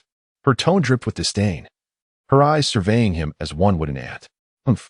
Lam-Z snorted coldly, disregarding her taunt, instead fixing his gaze on the infant, his brow furrowing as a look of helpless despair crossed his face. A moment later, his gaze shifted upward, landing on Orlan and Apos' loathsome visage, and he declared, "Hand him over to me." His stance suggested that should she refuse, he would not hesitate to strike. "Let go?" Orlan appeared to have heard the grandest joke, bursting into laughter before returning her gaze to Lam-Z, a mocking expression gracing her features. "You think you can just say and Apos, let go and Apos." Lam-Z and Apos' pupils constricted at her words, his eyes darting between the infant and Orlan. He took a deep breath, his lips twitching as he asked, "What will it take for you to release him?" He longed to unleash his fury, wishing to tear her apart, yet the desire to save the infant compelled him to restrain himself. Releasing him and Apos, impossible, Orlan pondered aloud, her demeanor shifting as if she had transformed into a different person. Seeing this, Lam-Z and Apos' eyes brightened with hope, his fists loosening as he awaited her response. Before long, Orlan glanced back at Lam-Z, a wicked smile spreading across her face. "Surely, you must be willing to pay a price. Speak plainly. What do you want?" Lam-Z snapped, losing his patience and wishing to cut through her superfluous chatter. As long as her demands were not outrageous, he would agree, secure the infant, and then unleash his full power to eliminate her. If her conditions were excessive, vengeance for the infant would be his only course. He could not allow himself to be led around by her whims. Orlan's expression reflected indecision, her gaze roving over Lam-Z, lingering on his legs, then his arms. Lam-Z and Apos' eyes twitched at her scrutinizing gaze, boiling with rage within yet unable to reveal it. This was the first time he had encountered such a humiliating situation in his life. Just as he felt he could no longer contain his impulses and wanted to pounce on Orlan, her cheerful voice rang out from below. "How about we exchange your head for him?" Her tone was so calm, as if discussing a trivial matter. "You." Lam-Z and Apos' expression darkened, ready to explode. But upon seeing the infant still in her grasp, he suppressed his fury, feeling a deep sense of frustration. "La." Orlan beamed with satisfaction, reveling in her manipulation of him, her gaze continuing to flit over Lam-Z. "Humph." Orlan and Apos' smile faded, her attention swiftly fixing on Lam-Z and Apos' left arm, her voice chilling as she declared, "Let us make it your left hand." At this, Lam-Z did not erupt in anger immediately. Instead, he hesitated, his expression shifting as his countenance darkened. For a moment, he offered no response. "What and Apos' wrong? Afraid? I thought you were braver than this." Orlan and Apos' tone grew icier. Before Lam-Z could reply, she tossed the infant into the air, and her right fingertips shimmered with a white glow. Lam-Z, witnessing this, felt no panic, rather, a smirk of triumph crossed his lips as he thought, "Opportunity has arrived." He surged upward in an instant. In the next moment, he was above Orlan, his left hand outstretched, reaching for the infant. Almost simultaneously, a smirk appeared on Orlan's lips. Though her gaze remained fixed ahead, her right hand moved rapidly. Raised above her head, whoosh, 2 beams of red light shot forth from her index and middle fingers. So swift was their approach that no sound accompanied them, and they reached Lam-Z in an instant. "What?" Lam-Z gasped in shock. The moment he sensed the attack, it was already below his arm, too late for him to retract his hand. In the next heartbeat, a scream pierced the air as the beams pierced through his left hand, which was grasping for the infant. He gritted his teeth against the searing pain, clutching the infant tightly with his right hand. With a swift motion, he distanced himself. Throughout this, Orlan made no move to attack further. She gazed at Lam-Z, whose complexion had turned ashen, a delightful smile gracing her features. "How is it? I haven't made things difficult for you, Have I? Yet to Lin Zhu, that smile appeared more grotesque and terrifying than a devil's. He was drenched in sweat, his left hand hanging limply, two thumb-sized holes gaping at his elbow joint. The injury had clearly penetrated the bone. Blue blood oozed forth, streaming down his forearm and dripping from his fingertips. Lin Zhu glanced down at the infant, who stared back at him innocently, blinking in a dazed manner. He managed to force a smile through the pain, then his expression darkened as he shot a glare at Orlan, secretly vowing that once the infant was safe, he would make her pay. Without hesitation, Lin Zhu transformed into a streak of white light and sped away. Humph, did I say you could leave? Orlan's displeasure was evident as she vanished from her spot, reappearing in midair to pursue him closely. Boom. Two streaks of white light shot eastward, one trailing the other. At that moment, Lin Zhu glanced back, his brow furrowing in confusion. He clearly felt her presence closing in, yet she had vanished from sight. But the next instant, a sense of dread washed over him. His eyes widened, and he shouted, "Not good." He quickly turned back. Terror etched across his face as he came to an abrupt halt. There stood Orlan, having appeared in front of him, arms crossed, blocking his path. He hadn't sensed how she had gotten there so swiftly. "This is impossible. How can you be so fast?" Lin Zhu's face was a mask of disbelief, as if all his training had been for naught, leading him to a surreal feeling. However, he was not so terrified as to lose his composure. The astonishment quickly faded, replaced by resolve. Boom, he opened his mouth wide, unleashing a beam of energy the size of a bowl, aimed straight at Orlan's face. Whoosh, the speed was so tremendous that it pierced the air, reaching Orlan in an instant. Yet, Orlan remained calm, making no move to evade or defend herself. The energy beam collided with her face unimpeded. Boom! A deafening explosion erupted, engulfing Orlan in a cloud of thick smoke. Lin Zhu gritted his teeth, his expression grave, seizing the opportunity to turn and flee in another direction. He understood that such an attack would not suffice to defeat her, otherwise, she would not have taken it head-on. But if he could delay her for even a moment, that would suffice. "Where do you think you and Appos are going?" Orlan emerged from the smoke in an instant, pursuing Lin Zhu while her left palm swung like an axe, aimed at his neck. Alas, Lin Zhu had no time to react when a knife-hand strike landed on his neck with the velocity of a thunderbolt. Instantly, Lin Zhu was propelled towards the earth like an arrow released from its bow. Whoosh, whoosh, whoosh. Plummeting downwards, Lin Zhu's eyes were tightly shut, his jaw clenched, as he desperately shielded the infant within his embrace. Nearing the ground, his eyes snapped open, and his physique underwent an instantaneous and dramatic augmentation. Then, with a resounding thud, he executed a roll, landing firmly on the earth, his feet sinking deep into the soil up to his knees. Beep, beep. Oh ho. Intriguing. To withstand my casual blow and maintain your footing, it seems this is your true mettle, Orlan remarked, a hint of surprise flickering across her countenance as she observed Lin Zhu below. She had glimpsed the fleeting number on the scanner, 4588, an insignificant figure in her eyes. With a nonchalant gesture, she raised her hand and, with a flick akin to swatting a mosquito, discharged an energy blast. Boom.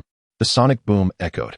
The projectile's velocity was such that it deformed in midair, morphing into an ellipsoid as it hurtled towards Lin Zhu. Lin Zhu, witnessing this, adopted a grave expression, though not one of panic. Encumbered by the infant in his arms, he found it impractical to engage in a full-fledged battle. Thus, he executed a swift leap, evading the projectile's path. Boom. The energy blast struck the earth, instantly excavating a colossal crater spanning hundreds of meters, sending billowing clouds of dust skyward. Lin Zhu, suspended in the air, cast a glance at the gaping chasm amidst the dust cloud, his face etched with horror. He swiveled his head, scanning the surroundings, intent on seizing an opportunity to escape. Once he had secured the infant, he would return, even if it meant a desperate, fatal confrontation, to tear this woman asunder. Swiftly, Lin Zhu spotted several small peaks in the distance, and, without hesitation, propelled himself towards them at full speed. Boom, boom, boom. The thunderous roar of his flight reverberated like a series of explosions. Orlan reveled in the gradual torment of her prey, relishing the prospect of their demise amidst a maelstrom of emotional turmoil and despair. However, she would not allow her quarry to escape as they pleased. A smug smile graced her lips as she was enveloped in a brilliant white aura, preparing to give chase. But at that moment, an irrefutable voice emanated from below. "No need to pursue. A mere piece of trash. The other two will require more time to arrive. Call more of these people first." Orlan's aura dissipated instantly, a flicker of displeasure crossing her features. The abrupt interruption of her actions irked her, but she swiftly concealed her discontent, turning her gaze towards Garçon on the ground. You propose we annihilate the inhabitants of this planet before they arrive to meet their doom? Await? There is no need. They will seek us out of their own volition. In the interim, we are free to slaughter as we please, unencumbered by these insignificant pawns. Garçon stated impassively before ascending into the heavens, transforming into a speck of light that vanished eastward. Orlan, her gaze fixed on the eastern horizon, displayed an expression of profound loathing, yet remained silent. After a moment's hesitation, she turned her attention westward, where ominous clouds gathered, threatening rain. With a moment's pause, she unhesitatingly set off in that direction. Meanwhile, Voman, observing the twilight hues painting the sky, abruptly halted his flight, his face etched with alarm. How can this be? Has my location been compromised? He distinctly sensed the divergence of the two formidable auras, with the more potent one advancing in his direction. Voman turned towards his rear, shaking his head. No, all should be well.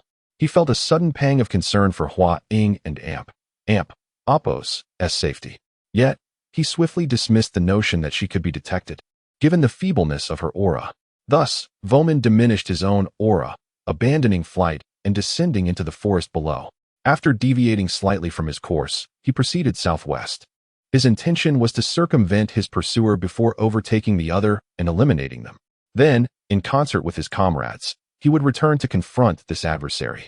Elsewhere, above the ocean's expanse, a youth soared at breakneck speed, his exposed skin adorned with intricate black patterns, reminiscent of chains binding him.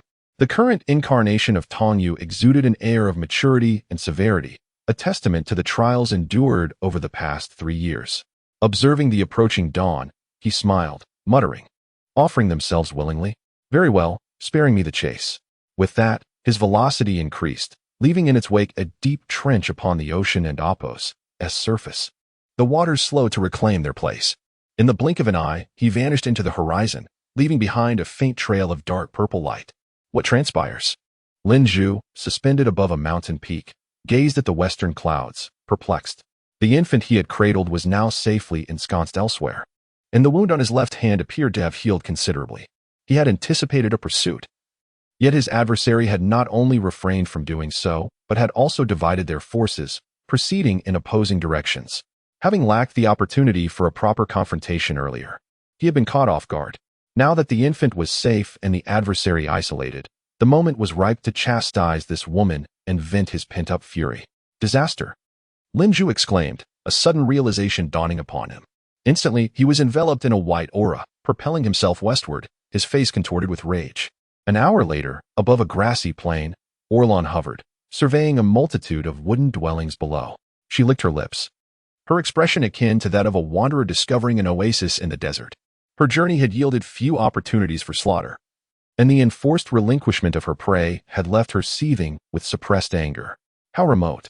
You were a challenge to locate. You shall suffice, Orlan declared, selecting a target and descending slowly.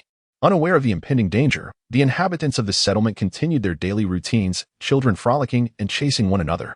Bang! A young boy, no older than 8, was abruptly knocked to the ground. Struggling to sit up, he looked up, his pain swiftly replaced by curiosity. Who are you? 2 other children, hearing the commotion, ceased their play and stared inquisitively. Nearby adults soon noticed the disturbance, their gazes drawn towards the scene. Chapter 32. The return to battle. A smile once again graced Orlan and Apos' face, so gentle that an unfamiliar observer might mistake her for a kind-hearted soul. She crouched down, her right hand tenderly stroking the child and Apos' head, and softly inquired, "Would you like to play with your sister?" The child, initially puzzled, was captivated by the radiant orb of light that appeared at her left fingertips. Yes, yes, he exclaimed eagerly, though Orlan appeared different from him and his companions. The child found her approachable and unthreatening. What intrigued him even more was her ability to wield energy, a skill he had longed to learn after witnessing it used by villagers from a neighboring settlement, yet had never found a teacher. Very well, I shall help you defeat them all so they can no longer rise, Orlan said with a smile, gesturing toward the other 2 children. At her words, the child and Apos' grin froze, swiftly replaced by terror. No, he cried out, attempting to break free. Orlan tightened her grip, her resolve unyielding. The adults nearby were taken aback by her words, rushing to pull the other 2 children away. Simultaneously, some charged at Orlan, intent on rescuing the boy in her grasp. Death. Orlan's expression turned icy as she unleashed a barrage of energy beams from her fingertips, piercing through the rushing individuals and the chests of the two children. Thud. The assailants collapsed lifelessly to the ground. Wah. The child, firmly held, burst into tears, kicking his legs in desperation. The remaining onlookers were paralyzed by the horrific scene, none daring to approach. What is the matter? Will no one come to save him? Then I shall send him on his way. Orlan scanned the crowd with a sinister smile. With a swift motion, she crushed the child's head, causing it to explode like a watermelon, blood and flesh splattering everywhere. Screams erupted, and all who witnessed this atrocity, men, women, and children alike, turned to flee in terror. Orlan displayed a chilling smile, refraining from pursuing them. Instead, she licked her hand and ascended into the sky. Moments later, a thunderous sound echoed as the entire village vanished from the grassy expanse, replaced by an immense crater. Shortly thereafter, a streak of white light appeared on the horizon, revealing Lin Zhu's figure. He gazed down at the still-smoking crater below, fury etched across his face. Damn it! Lin Zhu let out a long howl, transforming into a beam of white light as he pursued.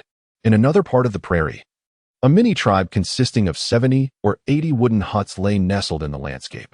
On the roof of one such hut sat a young woman. She appeared to be around 20 years old, with a delicate visage and long azure hair casually tied back into a ponytail that cascaded down to her waist. This was Monli, now an adult. Suddenly, she stood, her limbs long and agile. Though her stature had grown to nearly 6 feet, she exuded a graceful femininity. Her features accentuated by a prominent bust and well-rounded hips, embodying the allure of womanhood. After standing, she gazed up at the sky, a flicker of nostalgia crossing her face. Moments later, her expression sharpened, and she turned eastward, a joyful smile breaking forth. Is it him? Monli mused, soaring into the sky, heading east. She sensed an aura that was both powerful and somewhat familiar approaching rapidly. Elsewhere, above a desolate desert, Orlan, mid-flight, glanced at the fluctuating numbers on her detector. Surprise flickering across her features. She halted her flight, intrigued, murmuring, 306? Such weak combat power, daring to approach me, truly fearless. Her curiosity piqued. She longed to see the audacity of this individual. Beep. As she paused, the detector flickered again, revealing an even more formidable presence approaching.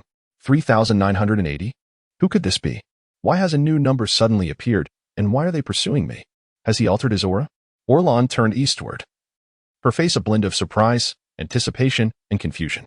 Shaking her head, she decided not to move further, opting to wait and see who would arrive first to meet their demise.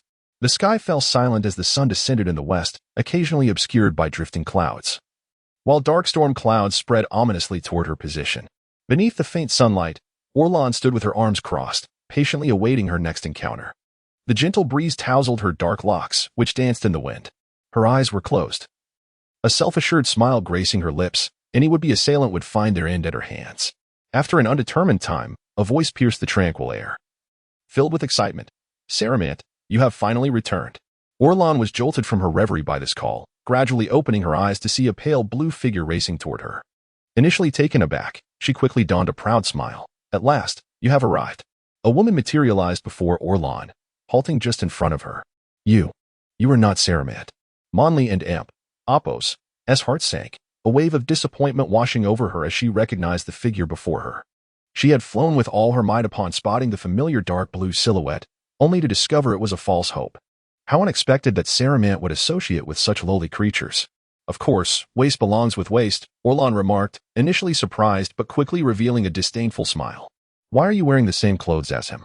Monli asked, bewildered, struggling to comprehend the situation. Anger flared within her. I wanted Appos, to allow you to insult him. Humph. Seeking death, Orlan sneered. The words struck a chord within her. She abhorred such disrespectful discourse. In a flash, she seized Monli by the throat. Monli barely had time to react, realizing her predicament too late. She grasped Orlan's delicate wrist, struggling in vain against the unyielding grip that felt like iron. Orlan pulled her closer, coldly stating, tell me where Saramant and Gulade are hiding. I might consider granting you a swift death. Her tone brooked no argument. I would rather die than tell you. Monli managed to choke out, her expression resolute and defiant. Oh, is that so? Then I shall torment you until your last breath. and we shall see if you change your mind." Orlan grinned wickedly, her gaze sweeping over Monley's arms, chest, abdomen, and down to her legs. "Shall I break your arms first, or plunge my hand into your heart, or perhaps slice open your belly and snap your legs?" "No, no. Ripping out your heart would be too quick. I shall save that for last. Let us begin by shattering your legs. You won't be able to escape then." With that, Orlan's left hand seized Monley's thigh, her fingers sinking deeply into flesh, blood oozing forth and dripping steadily to the ground. "Ah, you." Monley gritted her teeth. Enduring excruciating pain, she felt her right leg suddenly immobilize, gradually losing all sensation. With her other leg, she relentlessly kicked at Orlan's abdomen. Thud, thud, thud. The dull sounds echoed through the desolate expanse, reverberating across the empty surroundings. Even at this moment, she refused to surrender, yearning for survival in the hope of seeing him again. Yet, reality was starkly cruel. Channeling all her strength into her kicks felt akin to striking a stone statue. Her feet ached terribly, and her efforts had no effect on him whatsoever. Orlan seemed to deliberately prolong her struggle, allowing her to breathe normally while ensuring she could not break free. His left hand's grip loosened slightly, and his right hand's outward motion slowed. Crack! The sound of a sharp snap filled the air. Monley's right leg bent outward at the thigh, forming an obtuse angle. "Ah!" A heart-wrenching scream escaped her lips, sweat pouring down her face like raindrops. "What now? Did you have something to say?" Orlan taunted with a wicked grin. Monley's features contorted in agony. She ceased her cries, forcing a smile through her torment. "Do you really think this will make me yield?" Her eyes slowly closed, bidding farewell to life. After uttering those words, a trickle of pale blue blood seeped from the corner of her mouth. Her hands, once gripping Orlan's wrist, fell limply to the ground, her entire body succumbing to weakness. Orlan expressed surprise, disappointment flickering across her face. "Is this where you falter? Right at the first step? How pathetic." She shook Monley, noticing her stillness and drooping head, and with a sharp crack, she broke Monley's right hand as well. Seeing no reaction, she released her grip. With no interest in toying with a prey that would no longer struggle, Orlan gazed at the lifeless Monley. She lifted her right hand, gathering an orb of energy that swelled into a massive white beam. Boom! A colossal pillar of light surged forth. "What?" Orlan gasped, retreating to narrowly avoid the blast. Turning to see a robust figure hovering in the distance, slowly lowering his hand, his face a mask of fury. It was Lam-Z, who had just arrived. "Indeed, it is you. I did not expect you to pursue me." As she spoke, Orlan glanced at Lam-Z and Apos' left arm. The wound appeared to have shrunk, showing signs of healing, which surprised her momentarily before she regained her composure. Lam-Z, observing Monley lying motionless on the ground, shook his head helplessly before turning his fierce gaze back to Orlan. "Humph, what is there to fear? Before, I had to tread cautiously. But do you truly believe I am afraid of you? This time, I will tear you to shreds." He would not miss this opportunity to exploit her isolation. "Go down," he commanded, pointing towards a cluster of stone hills behind him. Without hesitation, he soared toward them, unperturbed by the thought of Orlan not following. He had already deduced her character. Moreover, he sensed the approaching auras of Yu and Fu Man, knowing they would arrive shortly. Thus, he felt little fear. Perhaps he would resolve the confrontation before they even arrived. Orlan pursued him, regarding Lam-Z with the disdainful gaze one might reserve for an insect. "Do you truly think your meager combat prowess can rival mine? You shall soon learn what true power is." Lam-Z remained silent, descending directly above the stone hills. Orlan, feeling slighted by being ignored, chose not to erupt immediately. She would take great pleasure in teaching him a lesson and seeing if he dared to be so arrogant again. Meanwhile, Monley lay quietly in a small pit, her right leg bent at an unnatural angle, 5 bloody holes oozing crimson. Her broken fingers twitched slightly, her face spasming before she slowly opened her eyes, struggling to sit up, groaning in agony. "Ah." Monley gazed at her shattered leg and her incapacitated arm, a fleeting self-deprecating thought passing through her mind. How could things have come to this? Earlier, she had genuinely believed she was on the brink of death, unable to escape, until she suddenly sensed a powerful aura approaching. In a moment of clarity, she decided to feign death as a gamble. If she met her end, she would accept it. If she survived, there would be hope. This was her final thought then. It seemed there was still a chance. A glimmer of hope flickered across her face. Her trembling body yearned to rise, but found no strength to stand or fly. She could only sit or lie in place, awaiting a modicum of recovery before planning her next move. Lam-Z and Orlan stood atop a small stone hill, facing each other, neither initiating the attack. The area was littered with similar small hills, only a few dozen meters high, the ground strewn with rubble, devoid of soil, a scene of desolation. Suddenly, the stone hill beneath Lin Zhu shattered into countless fragments, collapsing as he vanished from sight. In an instant, he reappeared before Orlan, delivering a powerful punch to her face. A dull thud resonated through the air. Orlan smiled, tilting her head back as a faint trickle of blood slipped from her lips, her tone laced with mockery. Is this all the power you possess? Whoosh. In a blink, both figures vanished from sight, leaving behind a landscape of crumbling stone hills and emerging craters. Boom. Crack. The air was filled with deafening sounds of destruction and explosions from different directions. The surrounding atmosphere warped under the force of their clashes, as if the very fabric of space trembled from the onslaught of their formidable energies. Whoosh, whoosh, whoosh. Orlan curled into a ball, rapidly rolling through the air, aiming for a stone hill. Just before impact, she extended her limbs, landing gracefully atop it. Lin Zhu followed closely, crossing his fingers into a fist and striking down heavily toward Orlan's face. Unfazed, Orlan smirked, leaping back to evade the blow. Crack. Boom. The stone hill shattered into countless pieces, collapsing in ruins. Lin Zhu looked up, resolute, and pursued her with blinding speed, creating a thunderous sound as he cut through the air. In the next moment, he appeared at Orlan and Amp, Appos' side, delivering a swift knife hand strike toward her neck. Orlan maintained her disdainful demeanor, vanishing in an instant and leaving only an afterimage behind. Whoosh. Lin Zhu and Appos' knife hand severed the illusion into two. The continual misses began to erode his calm facade, revealing a hint of shock. This is impossible? Weak, too weak. Orlan hovered in midair, gazing down at the astonished Lin Zhu, shaking her head lightly. Ah! Lin Zhu roared, enveloped in a brilliant white light, soaring skyward in an instant. In the blink of an eye, he stood before Orlan, unleashing a flurry of punches, each accompanied by a resonant sound, as if to tear the very air asunder. Boom. Boom. Boom. Yet, Orlan merely swayed lightly, her movements appearing languid, entirely out of sync with Lin Zhu and Amp, Appos' rapid strikes.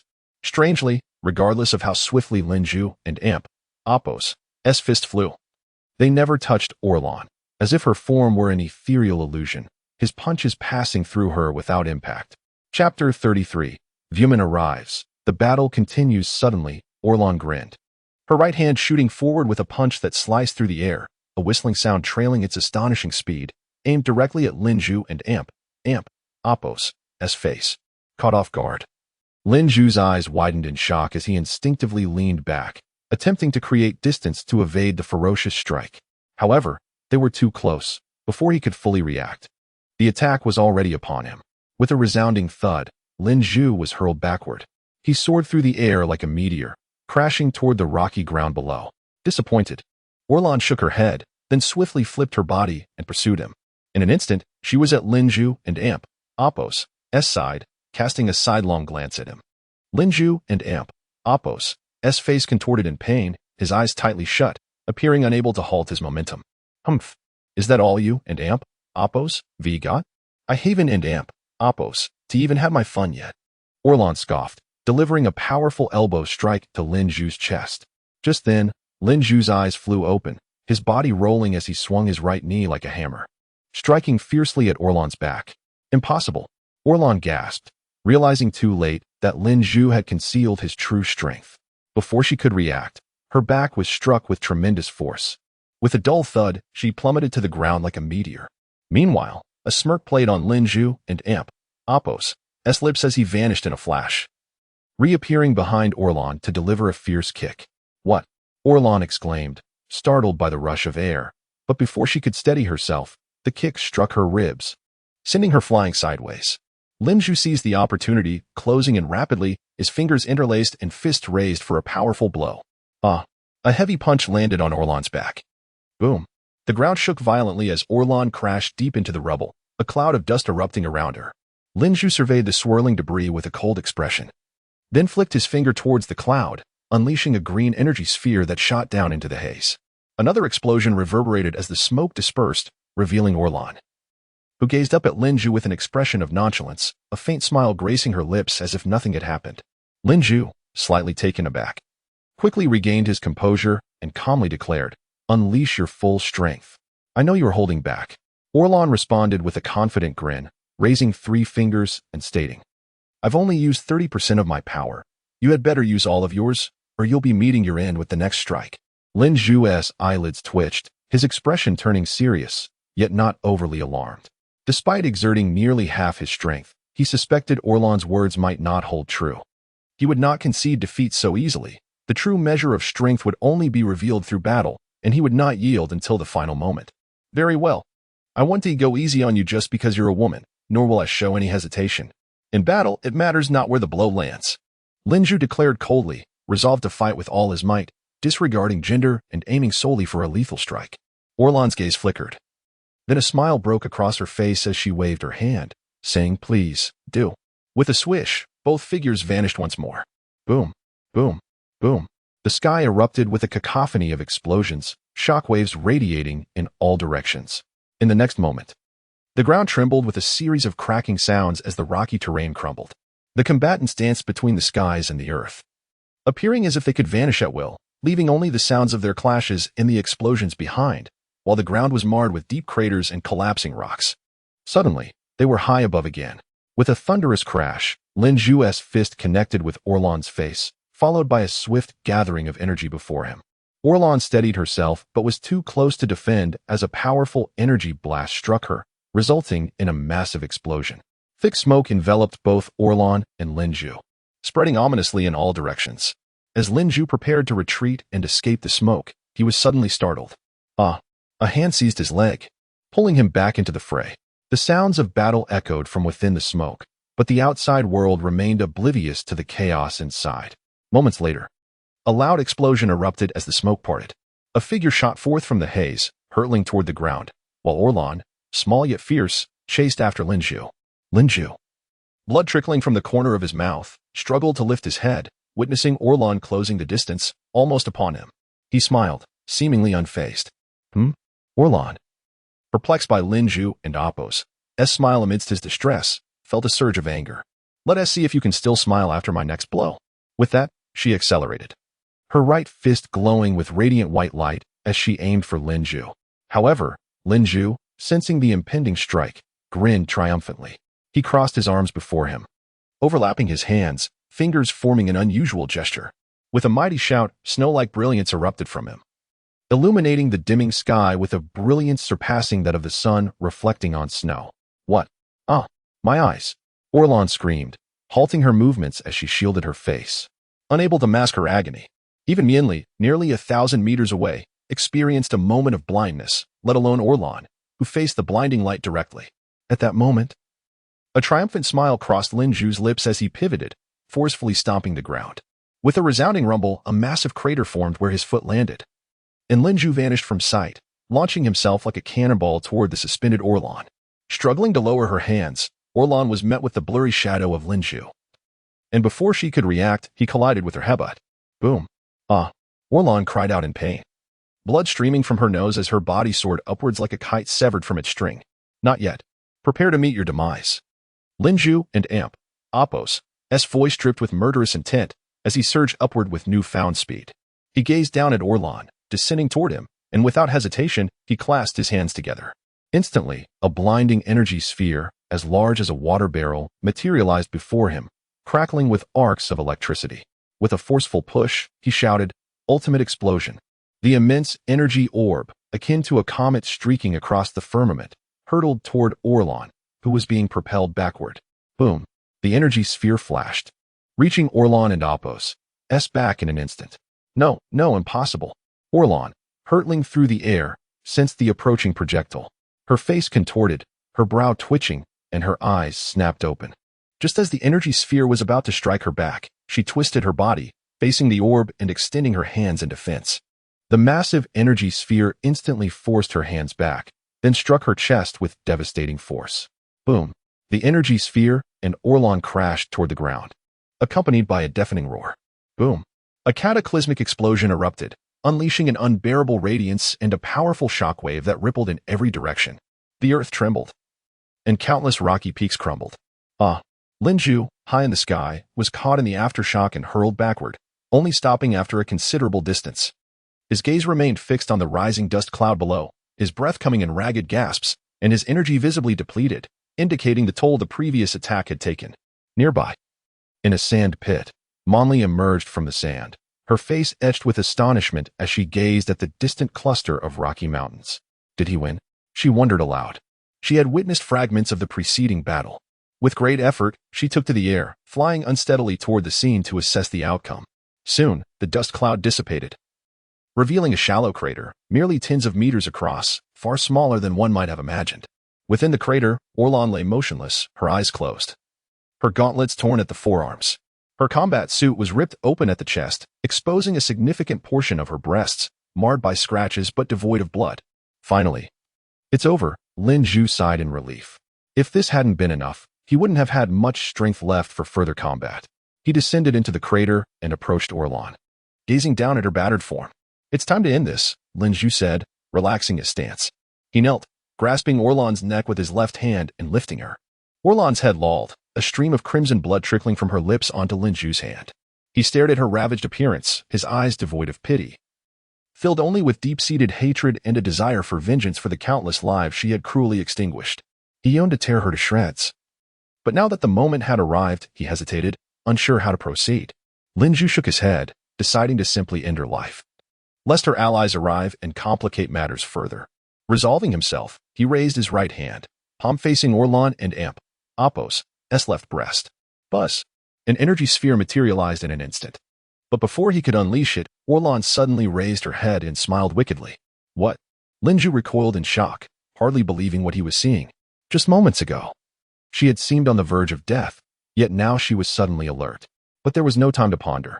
A scream escaped his lips. With blinding speed, Orlan's right hand seized Lin Zhu's left, her fingers sinking deeply into his flesh. No, impossible. How do you still have such power? Lin Zhu gasped, his face contorted in agony. His expression was a mixture of terror and disbelief, and his grip on her neck loosened. Was that your full strength? How disappointing. I've only used 70% of my power, Orlan said, a hint of disappointment in her voice. With a swift motion, she snapped Lin Zhu's left arm at the elbow. Crack. Lin Zhu screamed in agony, beads of sweat erupting on his forehead. He stumbled backward, clutching his severed arm, blood gushing between his fingers. I told you. What must be left behind will be left behind. No one can escape it, Orlan said with a manic grin, tossing Lin Zhu and Amp, Apos, severed arm aside and obliterating it with an energy blast. Lin Zhu and Amp, Apos, eyes widened in horror, his fighting spirit extinguished. He no longer possessed the strength to continue. Whoosh. Orlan vanished. An instant later, she stood before Lin Zhu. Before he could react, she struck him in the jaw with her knee. He cried out as he was launched into the air.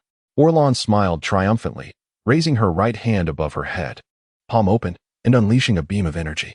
Boom. The thick energy column shot toward the helpless Lin Zhu like a geyser. His heavy eyelids fluttered, barely open, as he gazed at the approaching beam. I suppose I was too naive after all, he muttered to himself. Then, he closed his eyes, his face a mask of regret but devoid of fear. The air exploded with a deafening roar, and a cloud of smoke billowed outward. Orlan and Apos' eyes narrowed, turning toward the east. Who and Amp, Apos, there? She demanded. Lin Zhu forced his eyes open and saw a figure approaching, none other than Fu Man, who had just arrived. Perhaps I should be asking you that. What are you trying to do on this planet? Fu Man landed, catching the gravely wounded Lin Zhu and holding him up. He glared at Orlan, his face filled with fury. Who am I? I and Amp, Apos, am the one who and Amp, Apos, going to kill you, of course. But if you tell me the location of the divine water, I might grant you a swift death, Orlan said, laughing maniacally. Fu Man scoffed. We'll see if you have the ability. It's fortunate that your companions aren't here. I'll deal with you quickly, before things get any more complicated. He turned to Lin Zhu. Find a place to stop the bleeding. Lin Zhu nodded grimly. Be careful. She's far stronger than I anticipated. I underestimated her, and that's why I'm in this state. Fu Man said confidently, don't worry. No matter how strong she is, she can't have much energy left after such a battle. Orlan burst into laughter, as if she had heard a preposterous joke. Just because I've used some energy, you think you can defeat me? Oh, can't I? Fu Man asked, raising an eyebrow. He flew to a nearby rocky peak, clenching his fists. He unleashed his aura. A gale arose, causing countless rocks to levitate, and a powerful energy surged outward in every direction. Lin Zhu retreated, dragging his wounded body toward a distant rocky peak. In a distant forest, under the setting sun. Tong Yu paused, saying to himself, Fu Man has arrived as well. I must increase my speed. He accelerated, vanishing into the brilliant sunlight. Meanwhile, under the dark night sky, a figure stood atop a mountain, the detector on his face flashing incessantly. Beep, beep, beep. 4100, 4200, 4300, 4400. Interesting. He had concealed his energy completely, evading my detectors. Now, he has suddenly released it all. Gaston murmured to himself, his gaze narrowing as he beheld another string of numbers on the detector, exclaiming in astonishment, it appears that an even more formidable presence is approaching. Are they all gathered now? I must make my way there. With that, a faint smile graced his lips, and in an instant, he transformed into a beam of white light, vanishing into the eastern horizon. The sky was shrouded in dark clouds, with flashes of lightning and the rumble of thunder. As if heralding the impending conflict, Yuman and Oren stood atop separate stone mountains, facing one another from a distance. One's eyes sparkled with indomitable fighting spirit, while the other wore an expression of calm assurance. Nearby, Lin Zhu had slumped beside a stone peak, his complexion noticeably pale. Although the bleeding from his severed arm had ceased and the wound had tightened, his body continued to tremble slightly, clearly indicating he had lost a significant amount of blood and was in a weakened state. Surely, you do not believe that this meager combat strength is sufficient to defeat me? Oren remarked, glancing at the numbers on the detector with mild surprise before shrugging nonchalantly. We shall see. 1 and amp. Oppos. Tiwi? Yuman retorted, unfazed, with a smile that betrayed no worry. At this moment, his muscles were taut, having summoned his full strength to its zenith, as he had no intention of probing his opponent incrementally. Chapter 34. All assembled. Humph. Orlan let out a cold snort, suddenly transforming into a streak of blue light, charging towards Yuman with an almost imperceptible speed. Her fists carved through the air, leaving behind traces as if to shatter the very atmosphere. Yuman, maintaining his calm demeanor, met her fierce advance with a piercing gaze, stepping forward rather than retreating. He swung his fists in response, countering Orlan and Amp. Oppos. Assault. Bang. Bang. Bang. The two exchanged blows in midair, the sound resonating like thunder. A powerful shockwave erupted, sending fierce winds spiraling in all directions. What? Lin Zhu leaned against a rocky outcrop, his mouth agape in astonishment. He struggled to shield his face from the gusts, aware that Yuman's energy was not significantly stronger than his own. Yet each strike unleashed an overwhelming force that left Lin Zhu in awe. High above, Yuman and Oppos' lips curled into a confident smile as he quickened his pace, driving a knee into Orlan's abdomen followed by a powerful elbow strike to her back. Boom. Ah! Orlan cried out, her body bending like a bow as she plummeted to the ground like a meteor. Swoosh. Moments later, with a resounding crash, she burrowed deep into the earth, sending up a cloud of dust. Yuman hovered above, observing the crater with a hint of confusion. Through their brief skirmish, he realized Orlan was not as formidable as he had anticipated. He then glanced down at Lin Zhu, bewildered by his disheveled state, unsure whether the enemy was too powerful or if Lin Zhu had weakened. But just then, Lin Zhu shouted, "Be careful." Suddenly, the crater erupted with a deafening explosion, and Orlan shot out like a cannonball. A whistling sound filled the air as she rapidly approached Yuman. What? Yuman's eyes widened in disbelief, and as he turned, a fierce punch from Orlan struck him squarely on the jaw. Boom. Ah! Yuman screamed in agony, his body soaring upward like an arrow released from its bowstring. Crash! Orlan unleashed a surge of energy, propelling herself after him, seizing his foot and spinning him wildly. Swish, swish, swish. Yuman and Oppos' form whirled in Orlan and Oppos' grip like a helicopter rotor, spinning faster and faster until he became almost translucent, leaving only ghostly afterimages behind. At that moment, a smile spread across Orlan and Amp. Oppos' face as she released him, sending Yuman arcing through the air, crashing directly into a rocky outcrop. In mid-flight, Yuman and Amp. Oppos' expression twisted in pain. As he neared the ground, he suddenly looked up, clasping his hands together in front of him, conjuring an energy sphere the size of a basin. Then, with a thunderous roar, it shot straight towards Orlan, who was watching coldly from above. Is this your desperate struggle? Orlan mocked, crossing her arms in front of her, prepared to absorb the impact directly, eager to demonstrate how weak and foolish he truly was. However, upon witnessing this, Yuman's face broke into a triumphant grin. He separated his hands and then brought them together again. Just as the energy sphere was about to collide with Orlan, it split into two, veering around her and converging once more to strike her unguarded back. What? Orlan was taken aback when she realized the attack had not struck her. She moved her hands aside only to find the space before her empty, while a rush of wind approached from behind. Oh no! Alarmed, she turned just in time to hear a chilling scream as the combined energy blast mercilessly struck her defenseless back. Boom! A deafening explosion followed, engulfing Orlan in a thick cloud of smoke, obscuring her from view. Boom! Human smashed through the rocky outcrop, curling into a ball as he rolled along the ground before stabilizing himself and looking up towards the sky. Before long, the smoke began to dissipate, revealing Orlan, her expression a mix of exhilaration and slight disarray. What? Human and Amp, Appos' surprise grew as he beheld her condition. Although this blow had not been his full strength, he expected more damage given that she had been caught off guard. At this moment, Orlan bore a gaping wound in her combat suit, exposing slightly reddened skin beneath, resembling nothing more than superficial scratches. Regrettably, if this is all you are capable of, I lack the patience to continue this game. Orlan spoke coldly, a hint of disappointment in her eyes. Human and Amp, Appos' pupils constricted, his expression darkening considerably, yet he bore no trace of despair. It appeared he had underestimated her. If he could just hold on until Tongyu arrived, they could join forces to overcome her. He cast a sidelong glance at the west, contemplating this. Before addressing Orlan, you are indeed stronger than I expected, but only marginally so. This does not imply that we lack the opportunity to triumph over you. Human resolved to buy time, sensing Tongyu's imminent arrival. Oh, is that so? Orlan displayed a skeptical expression, glancing at Lin Zhu, who was struggling on the ground. And then at Vuman, thinking to herself, let us see if you can endure. Vuman clenched his fist tightly, an even more potent aura radiating from him. Then allow me to show you my true strength. Beep, beep, beep. Orlan's detector began to register heightened readings. 4400, 4500, 4600. Intriguing. I did not expect your combat power could rise further, but what difference does it make? Orlan shook her head dismissively.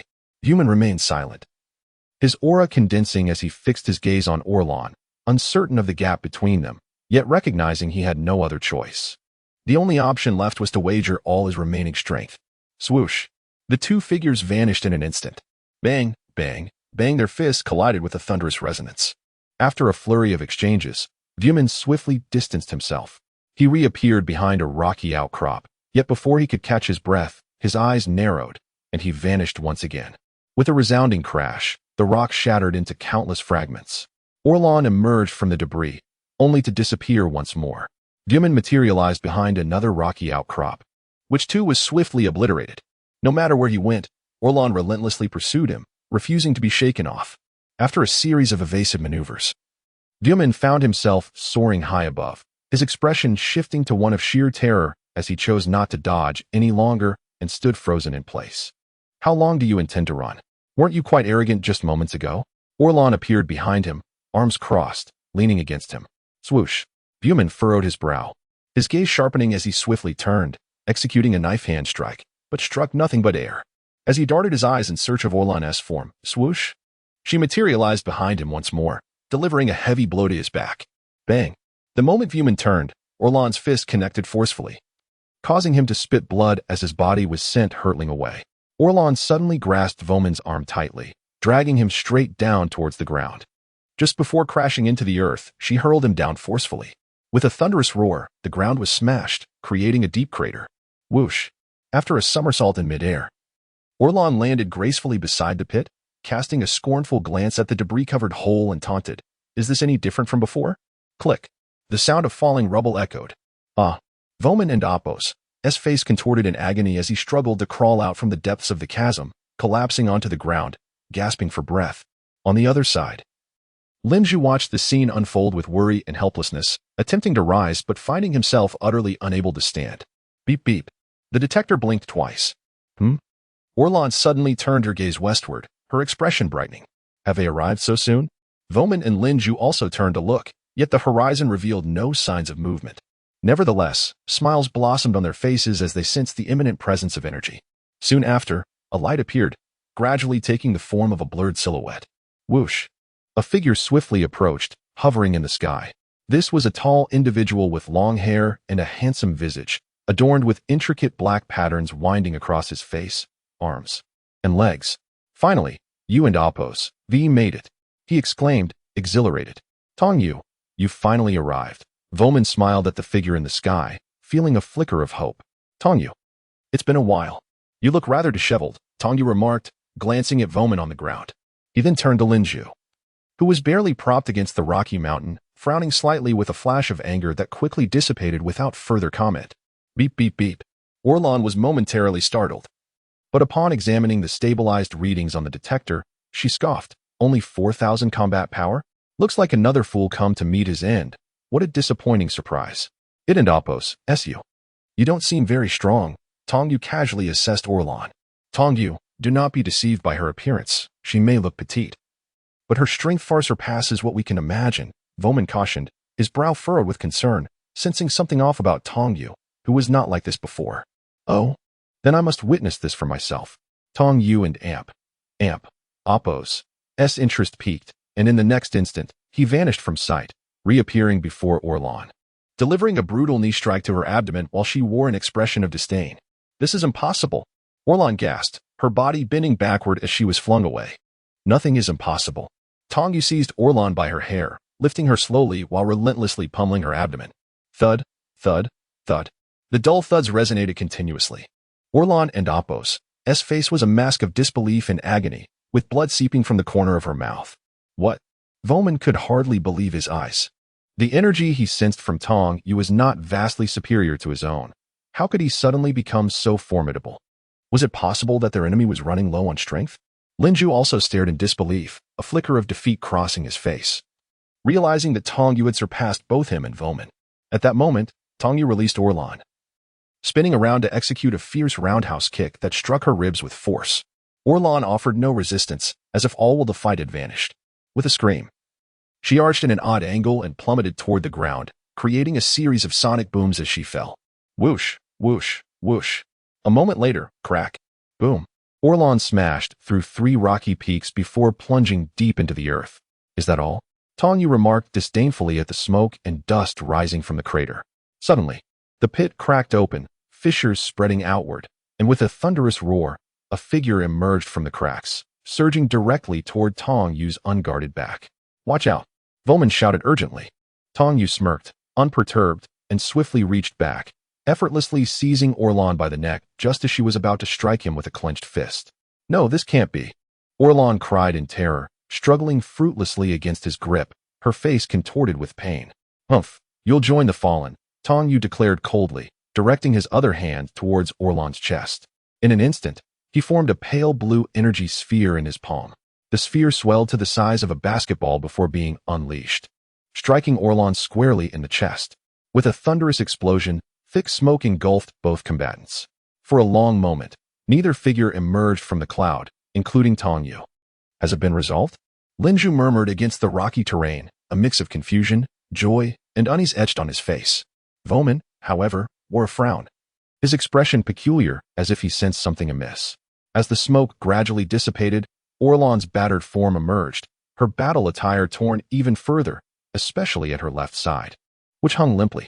Her exposed skin was flushed crimson, hinting at visible wounds. Tong Yu continued to grip Orlan's neck tightly, astonished. I never imagined your body could be more resilient than rock. Even at half my strength, you did not shatter. Orlan's chest heaved violently, blood trickling from her mouth as she slowly opened her eyes, forcing a pained smile. Why not just kill me? Do you wish to torture me instead? Her tone suggested an unsettling enjoyment. With that, she delivered a sudden punch, but Tong Yu swiftly caught her fist, twisting her around and transitioning to tighten his elbow against her neck. You have killed so many, I could never allow you to die easily.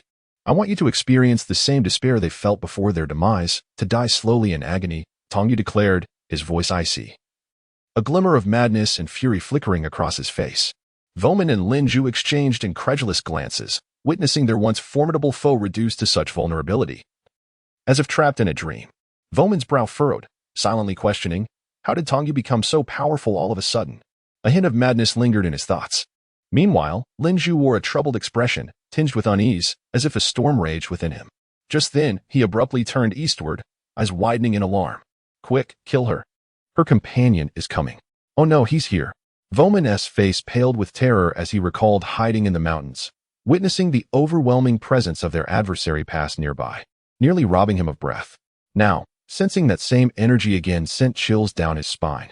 Kill her now, Voman shouted desperately at Tong Yu, who felt a jolt of urgency at the same moment. Tong Yu's eyelids twitched as he sensed the impending threat. Tightening his grip on Orlan and Appo's neck until it creaked under the pressure, Orlan and Appo's face flushed crimson as she continued to struggle, her hands gripping his arms in a futile attempt to break free. Yet, no matter how much Tong Yu exerted himself, Orlan remained alive, as if he were grasping an object impervious to destruction. Just then, a tremendous explosion erupted. With a singular sound, it seemed as though time itself had slowed. Even the very essence of sound stretched and elongated. A radiant orb approached from the west, instantaneously manifesting before the onlookers. The two individuals on the ground and the one in the sky turned their gazes in unison. The dazzling sphere of light retracted, revealing a figure of modest stature, none other than Gason.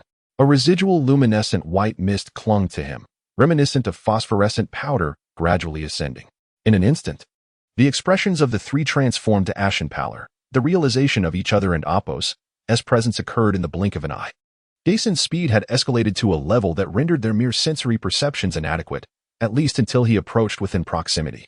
Not far away, Monli had just arrived at the ravaged battlefield. Upon raising her gaze, she instantly spotted Gason suspended in the sky. The moment she sensed the overwhelming aura emanating from him, akin to a colossal mountain, a chill raced down her spine, and beads of sweat visibly formed. At that moment, Gason abruptly cast his gaze in her direction before descending to settle upon a rocky outcrop below. Alarm surged within Monli. She had been detected. Swiftly, she maneuvered towards another pile of rubble, intent on concealing herself and observing the unfolding events. Her movements were executed with utmost caution, fearful of causing even the slightest disturbance that might draw his attention. Yet, Gason did not glance her way again. Instead, he regarded the paralyzed figures of Fumin and Lin Zhu on the ground, before lifting his expressionless gaze towards the airborne Orlan. Chapter 35, Nightmare or Illusion. Demise. Upon meeting the gaze of Gao, a shiver coursed through Tong Yu, as though an immense mountain were pressing down upon him, rendering him momentarily powerless, his grip slackening. Gao's eyes flickered, landing on Orlan's pale, barely conscious face, and he expressed his profound disdain, saying, "You still revel in suffering. Do you not fear truly playing yourself to death? It is quite unbecoming." With that, he closed his eyes once more, showing no inclination to intervene. What? The onlookers gasped in disbelief, struggling to comprehend his words. It was as if they had been struck by a bolt from the blue.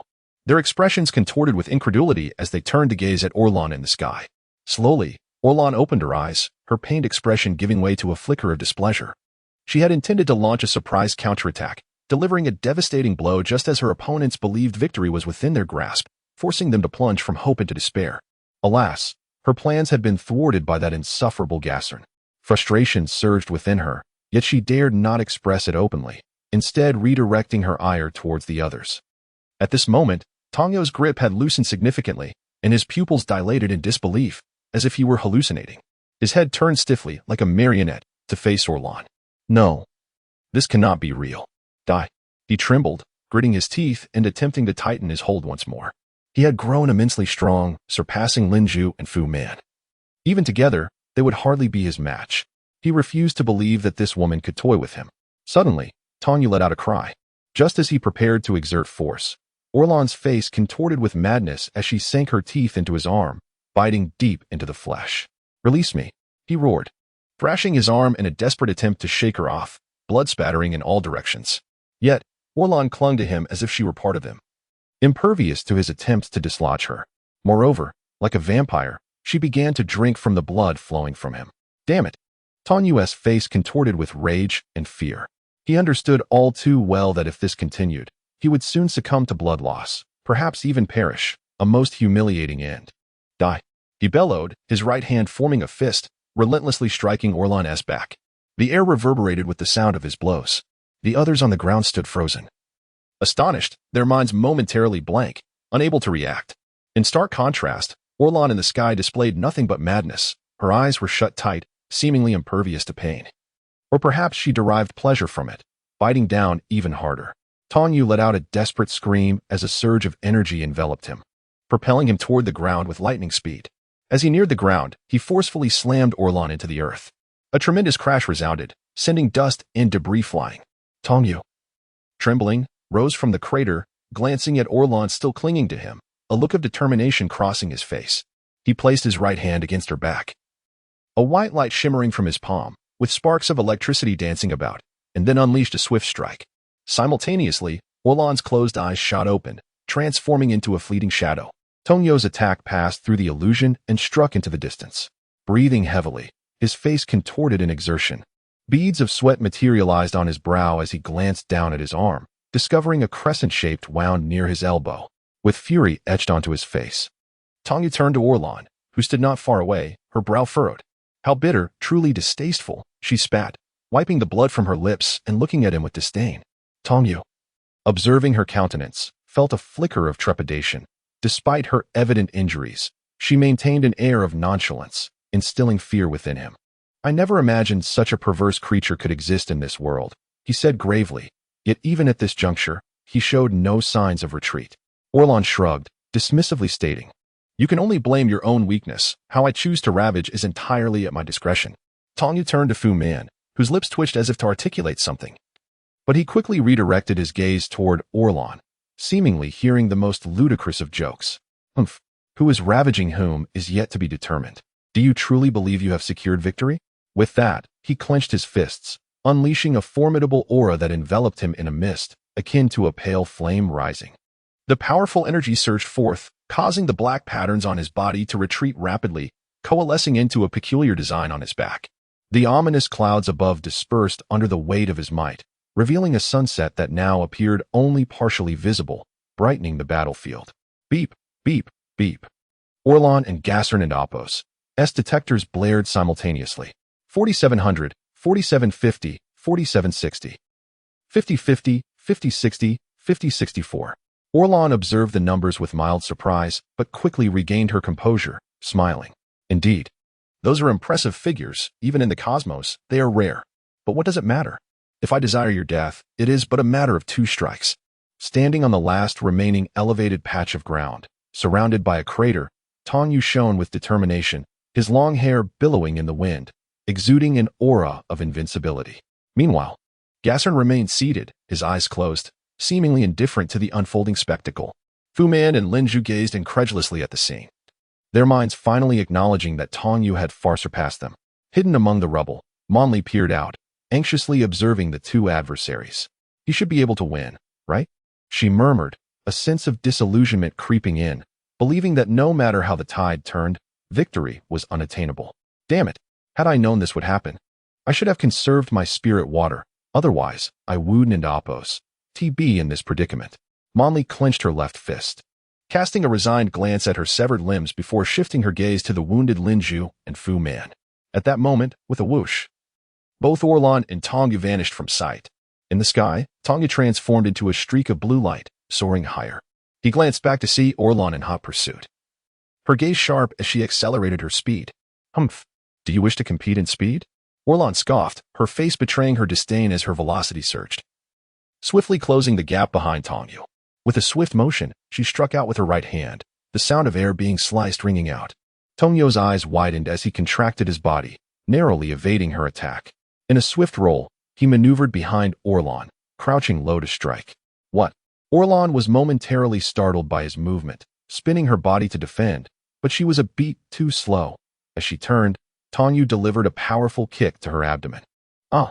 Orlan cried out as her body shot through the sky like a meteor, hurtling toward Fu Man below. With a swift motion, Tongyu pivoted and pursued, his hands crossing before him as he summoned 2 colossal energy orbs in an instant, launching them to either side. The orbs accelerated rapidly, elongating into an oval shape as they raced through the air, reaching either side of Aulon in the blink of an eye. Tongyu then clasped his hands together once more, directing the energy orbs toward Aulon in a combined assault.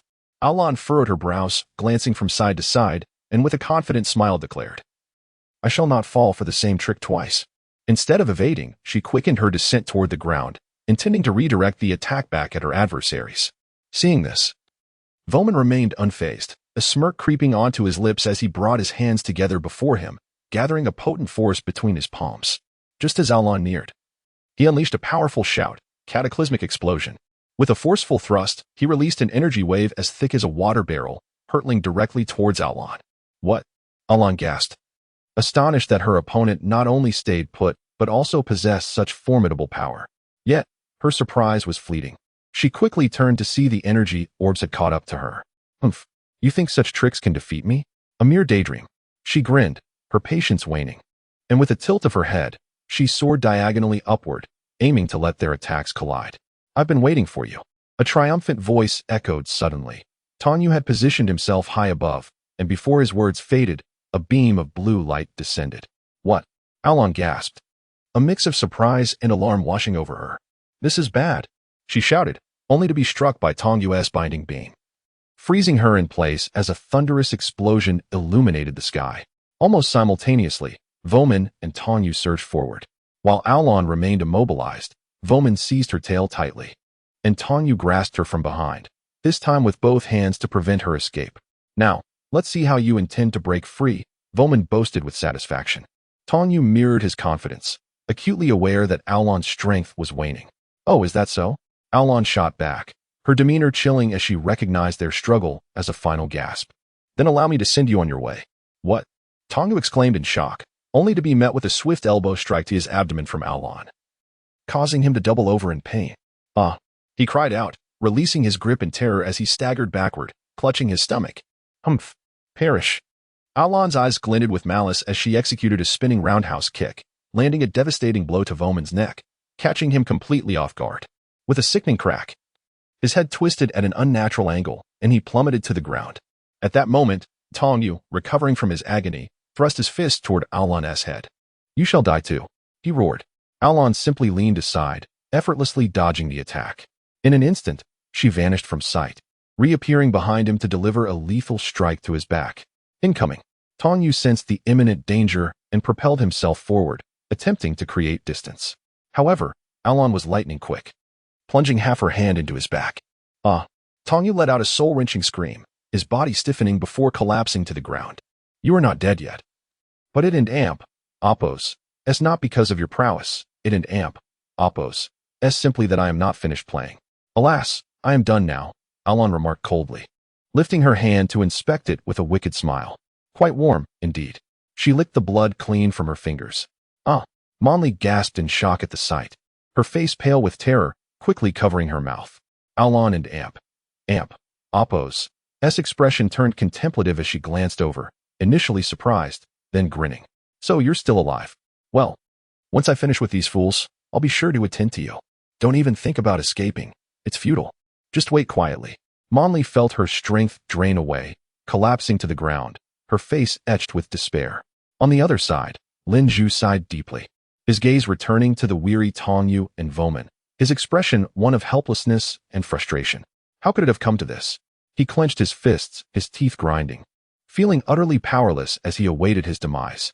Alan turned her attention back to the barely conscious Voman, stating, It seems you're nearing your end. Let me assist you. She descended to the ground, strolling toward him. Upon reaching his side, she looked down at the motionless Voman with disdain.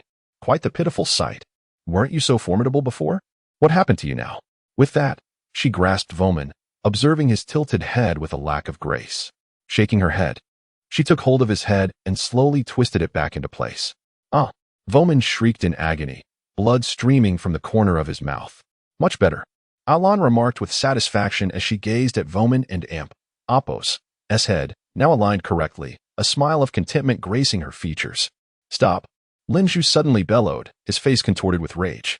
With great effort, he raised his right hand, unleashing a feeble energy orb toward Alan. Humph, an insect, Alan sneered, inhaling deeply before exhaling lightly. The orb halted mid-flight, then redirected itself straight toward the stunned Lin Zhu. No! Lin Zhu cried out in defiance, utterly devoid of the strength to move. Forced to watch as his own attack struck him. With a thunderous bang, he was engulfed in the blast. As the smoke cleared, he lay motionless in the pit. Truly pathetic, unable to withstand even a single breath, Alan remarked, shaking her head as she turned her focus back to the lifeless Voman, smiling. It appears I must hasten my actions. She extended her hand, fingers pressing firmly against Voman's left chest, and with a swift motion, she pierced within, stopping just shy of his heart. Ugh, Voman and amp, oppos, face twitched slightly, his eyes barely opening, emitting a faint sound of distress. Somewhat weak, Alon mused. Feeling the heartbeat beneath her palm, her face breaking into a maniacal grin. She plunged her entire hand into his chest, yet did not emerge from his back. Ah, exquisite. So exquisite. This warmth. She closed her eyes in rapture, her features contorting into a twisted smile. What on earth should I do now? Momly, witnessing this horror from a distance, struggled to rise, her despair gradually giving way to resolve. Moments later, Alon's expression returned to calm as she slowly opened her eyes. Lamenting, alas, it has grown cold. With that, she retracted her hand, licking the blood clean, a hint of lingering satisfaction on her face before she released her grip. With a thud, the lifeless Voman fell to the ground. No matter, there are more, Alon stated, shaking her head and laughing as she turned to approach Tongyu. She swiftly approached Tongyu, gazing down at the motionless figure on the ground, poised to reach out. However, at that moment, a beam of light shot directly towards Orlan and Appo's back. Orlan made no attempt to evade or defend himself. A thunderous boom echoed, followed by an engulfing explosion. In the distance, Manly stared intently at the billowing smoke produced by the blast, her expression darkening severely. Her left hand trembled as it gradually lowered, while her heaving chest rose and fell with increasing intensity. Chapter 36. The return of Sai. Roman. Moments later, the smoke dissipated, revealing Orlan, unchanged from her appearance before the explosion. Clearly, Manly's strike had not inflicted any harm upon her. Orlan's expression twisted slightly, gradually morphing into one of fury. The one thing she despised most was being interrupted in moments of exhilaration. Her anger subsided as she slowly turned her head to face Manly, who was frozen in place. Her voice icy and devoid of warmth. It seems you can hardly wait. Very well. I shall grant your wish. With that, Orlan turned and strode toward Manly. Manly, jolted from her shock, trembled and, without a word, dragged her heavy body unsteadily away. What? Impossible. Yet at that moment, as she fled, Manly suddenly heard Orlan and Appo's voice filled with terror from behind. She halted her actions, turning back in astonishment, only to see Orlan struggling as Tongyu had tightly embraced her from behind, restraining her hands and feet. No, how can you still possess such strength? Orlan and Appo's face was a mask of disbelief as she struggled desperately. Yet, her petite body was ensnared by Tongyu, leaving no room for movement, completely unable to break free. Let us descend into hell together. Tongyu laughed maniacally, unleashing a formidable aura as black smoke enveloped his body. The bizarre patterns on his back twisted incessantly, extending outward like willow branches, coiling around his limbs. Blood continued to pour from his wounds, yet he seemed oblivious, paying it no mind. No matter your strength, do not expect to survive my strike. Tongyu's face contorted, a smirk playing on his lips, his voice brimming with confidence as his aura surged. Beep, beep, beep. The detection devices of Orlan and Gasorn flickered simultaneously, indicating that Tongyu's aura had surged back to 5,000. No, this cannot be. Orlan and Appo's face contorted with terror and disbelief. She truly felt a flicker of fear and unease. Suddenly, her expression softened, and she turned urgently to Gasorn, who sat cross-legged on a nearby stone mound. Gasorn, quickly save me. Kill this fiend. Hearing her plea, Gasorn slowly opened his eyes, glancing at the disheveled Orlan. Tongyu and Appo's expression darkened at this, yet he felt reassured by Gasorn and Appo's words. I will not intervene. I told you, you will eventually be the architect of your own demise. With that, Gasorn closed his eyes once more, seemingly indifferent to her fate. Tongyu let out a roar. His muscles bulged instantly, inflating like a balloon, and his expression became increasingly grotesque, revealing signs of agony. Damn you. Orlan suddenly turned and bit down on Tongyu and Appo's shoulder. It was unclear who she was yelling at, but it mattered little, the outcome would not change. However, Tongyu merely twitched momentarily before resuming his frenzied grin. Bite all you wish. This is the last sensation you shall ever feel. His tone turned to one of resignation. Do not revel in this. It is not over yet. Orlan released her grip, shouting in anger, panic, and a hint of despair, then ascended into the sky, diving towards the ground, colliding with rocks and earth. Bang, boom, crack. The cacophony of destruction echoed as clouds of dust engulfed the area. Cough, cough. Not far away, Manly covered her mouth, coughing violently as she was enveloped in the thick smoke. yet she summoned all her strength to stumble away. In the impact, blood gushed from Tonyu and Appo's mouth and wounds, quickly dyeing Orlan and Appo's long hair a shade of blue. Despite this, Tonyu remained unyielding, his expression twisting into one of triumph and madness. Useless. Now you know what despair feels like. At this moment, his body was entirely covered in bizarre patterns, as if he had plunged into an inkwell, rising anew. Die. Tonyu roared, his entire being radiating a blinding light, swallowing his last trace of a smile, with black electric strands flickering ominously within. Ah, no. Orlan's face was filled with unwillingness and helplessness as she could not escape, crashing into the ground, her final sensation being one of unbearable heat. In the next instant, a deafening explosion reverberated, tearing through the void. The winds howled, sand and stones flew, and the earth trembled as multiple stone mounds collapsed. Strangely, despite the tremendous noise, the resulting shockwave was not as powerful as anticipated, as if the remnants of the explosion had been absorbed by Orlan. Monli was instantly overturned by the shockwave, spitting blood as she tumbled toward a nearby pile of rubble. After a long while, the echoes of the explosion subsided, and the dust began to clear, revealing the scene. At that moment, Desorn remained seated in midair, the stone mound beneath him reduced to mere boulders, yet he remained unmoved. From the center of the explosion, a circular area of 200 meters was flattened by the fierce winds, covered in a thin layer of fine sand. There was no gaping pit or deep crater, merely a modest depression left at the center. Desorn slowly opened his eyes, gazing at the center of the explosion, shaking his head before closing them once more. In the pit lay a figure, specifically, a large expanse of crimson back, surrounded by sand. Soon, the sand shifted, revealing arms, legs, and hips, all similarly crimson. Yet no wounds were visible, save for the absence of her tail. At this moment, Orlan's back was exposed from top to bottom, with only remnants of clothing clinging to her calves and feet. After a moment, her fingers twitched, emitting a pained groan from the sand. Her head emerged next, hair short and disheveled as she slowly opened her eyes, struggling to rise. With a whoosh, as she climbed, the remnants of her battle attire fell away completely. Her body was left entirely exposed, her skin flushed, yet devoid of scars. Standing upright, she staggered a step, leaning back, her hands reaching for her back. Her face contorting in agony, a sight both tragic and unseemly. At that moment, she gasped, expelling a large mouthful of blood, and fell backward. Plop. She landed in the sand. Orlan writhed on the ground, engulfed in pain. After a brief interval, she stood up once more, her complexion pale, tilting her head back as she erupted into manic laughter. Haraha. All is in vain. I am not dead. A gentle breeze brushed past, causing her hair, more disheveled than that of a beggar, to sway in the wind, provoking a sense of revulsion. Meanwhile, from a nearby pile of rubble, stones shifted, clattering down.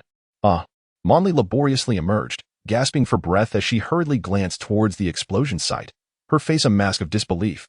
How is this possible? There stood Orlan, motionless.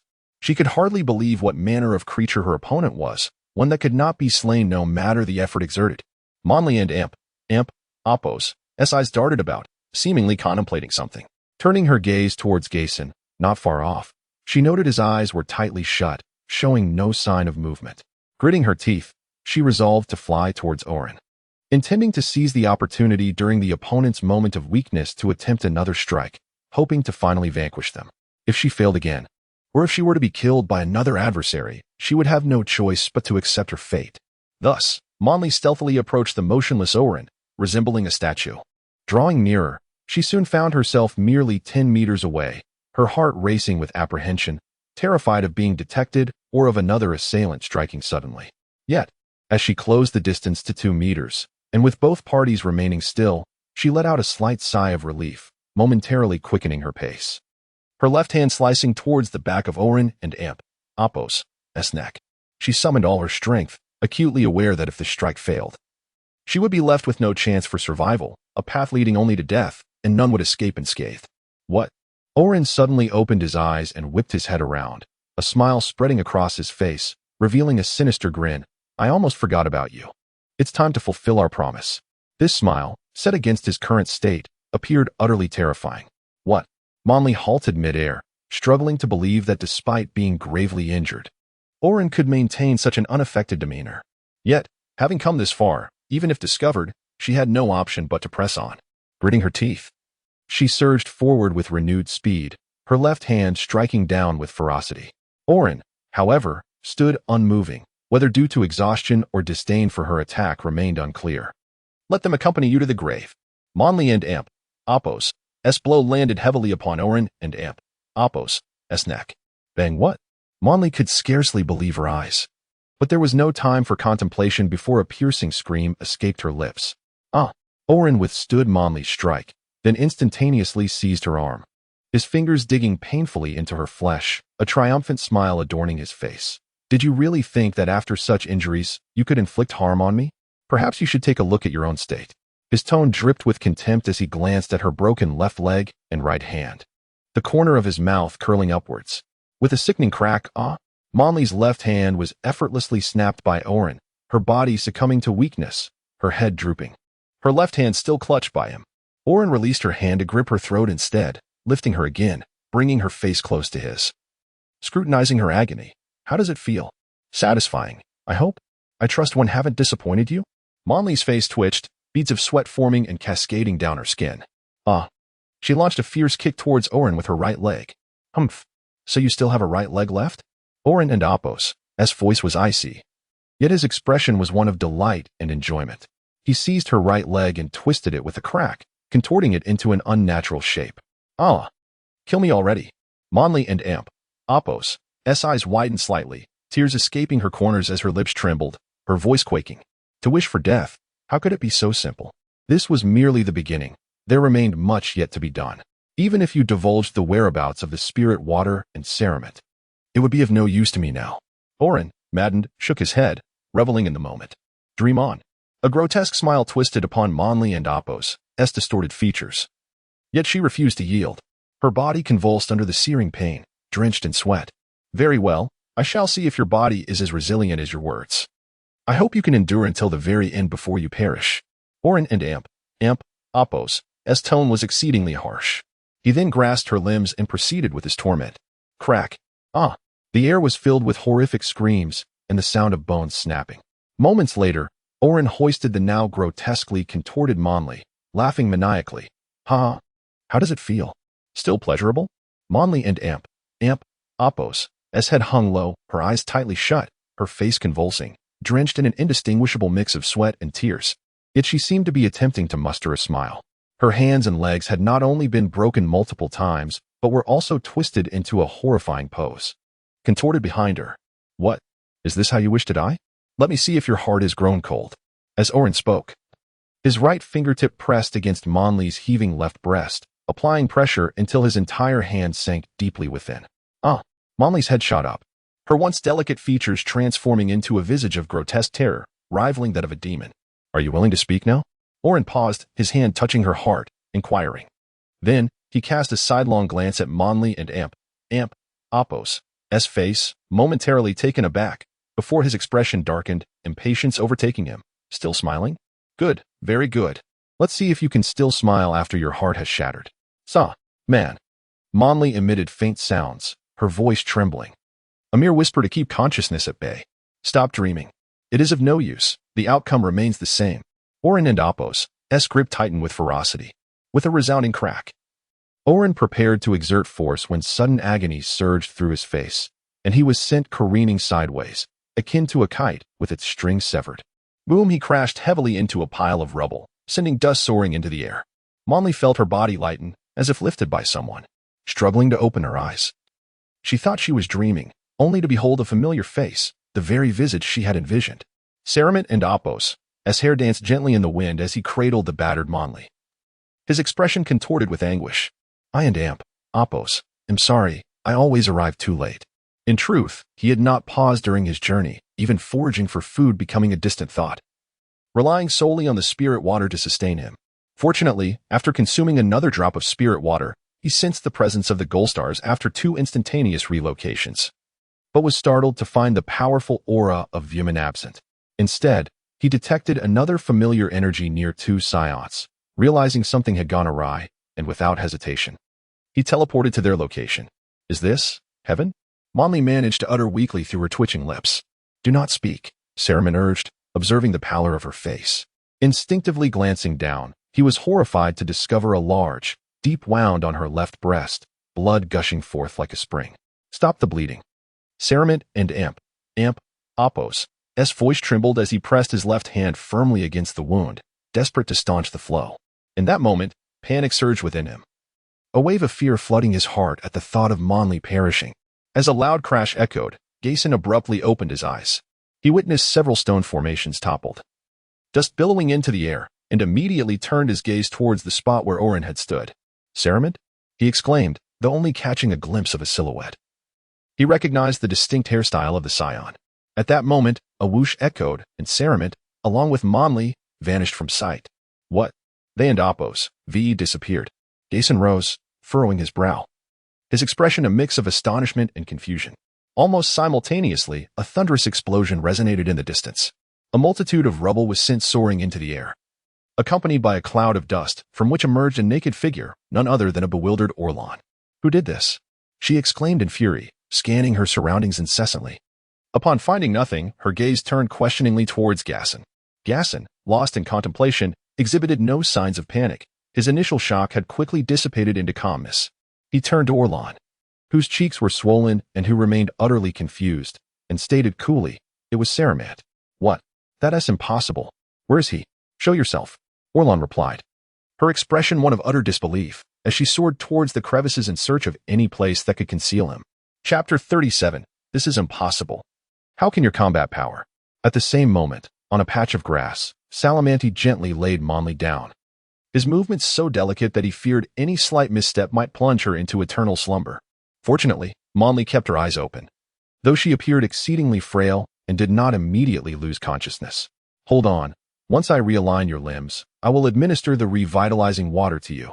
Salamanti's voice trembled with urgency, anxious that she might not endure until the moment she could consume the restorative elixir. Administering the water now would render her limbs irreparably damaged, condemning her to a life of disability. It seemed as if a flicker of vitality had returned to Monli, and she managed to nod slightly, forcing out a reassuring smile. However, Salamanti and Apos' concern deepened as he could scarcely detect the pulse in her left hand, while blood continued to seep through his fingers. Crack, crack, snap, snap. Salamanti endeavored to maintain his composure. Although his right hand trembled, his actions were swift as he carefully manipulated Monli and Apos' limbs back into place, restoring them to their original form.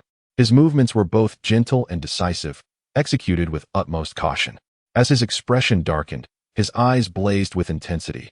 Had it not been for years of self-discipline, he might have erupted in fury. Monli remained silent, tears streaming from the corners of her eyes, leaving Salamanti uncertain whether her tears were born of pain or something else. He hastily retrieved a small vial, dripping a drop of the elixir into her mouth before saving the last drop. He then raised his gaze to her face.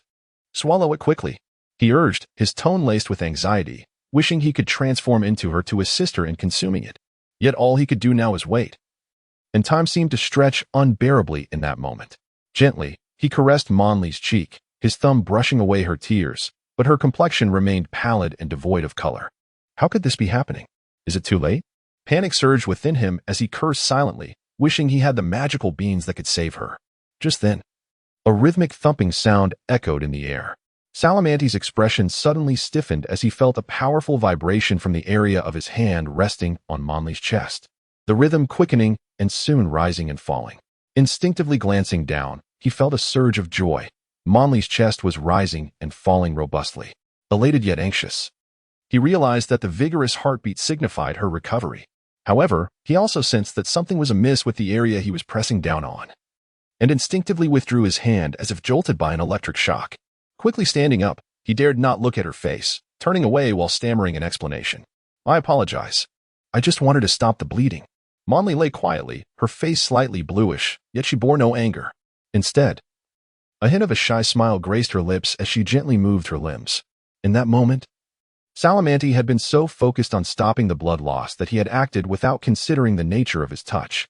Only now did he realize that if he hadn't acted as he did, he had no better alternatives. Suddenly, Salamanti felt his body tense, freezing in place, instinctively emitting a rigid sound. "Huh?"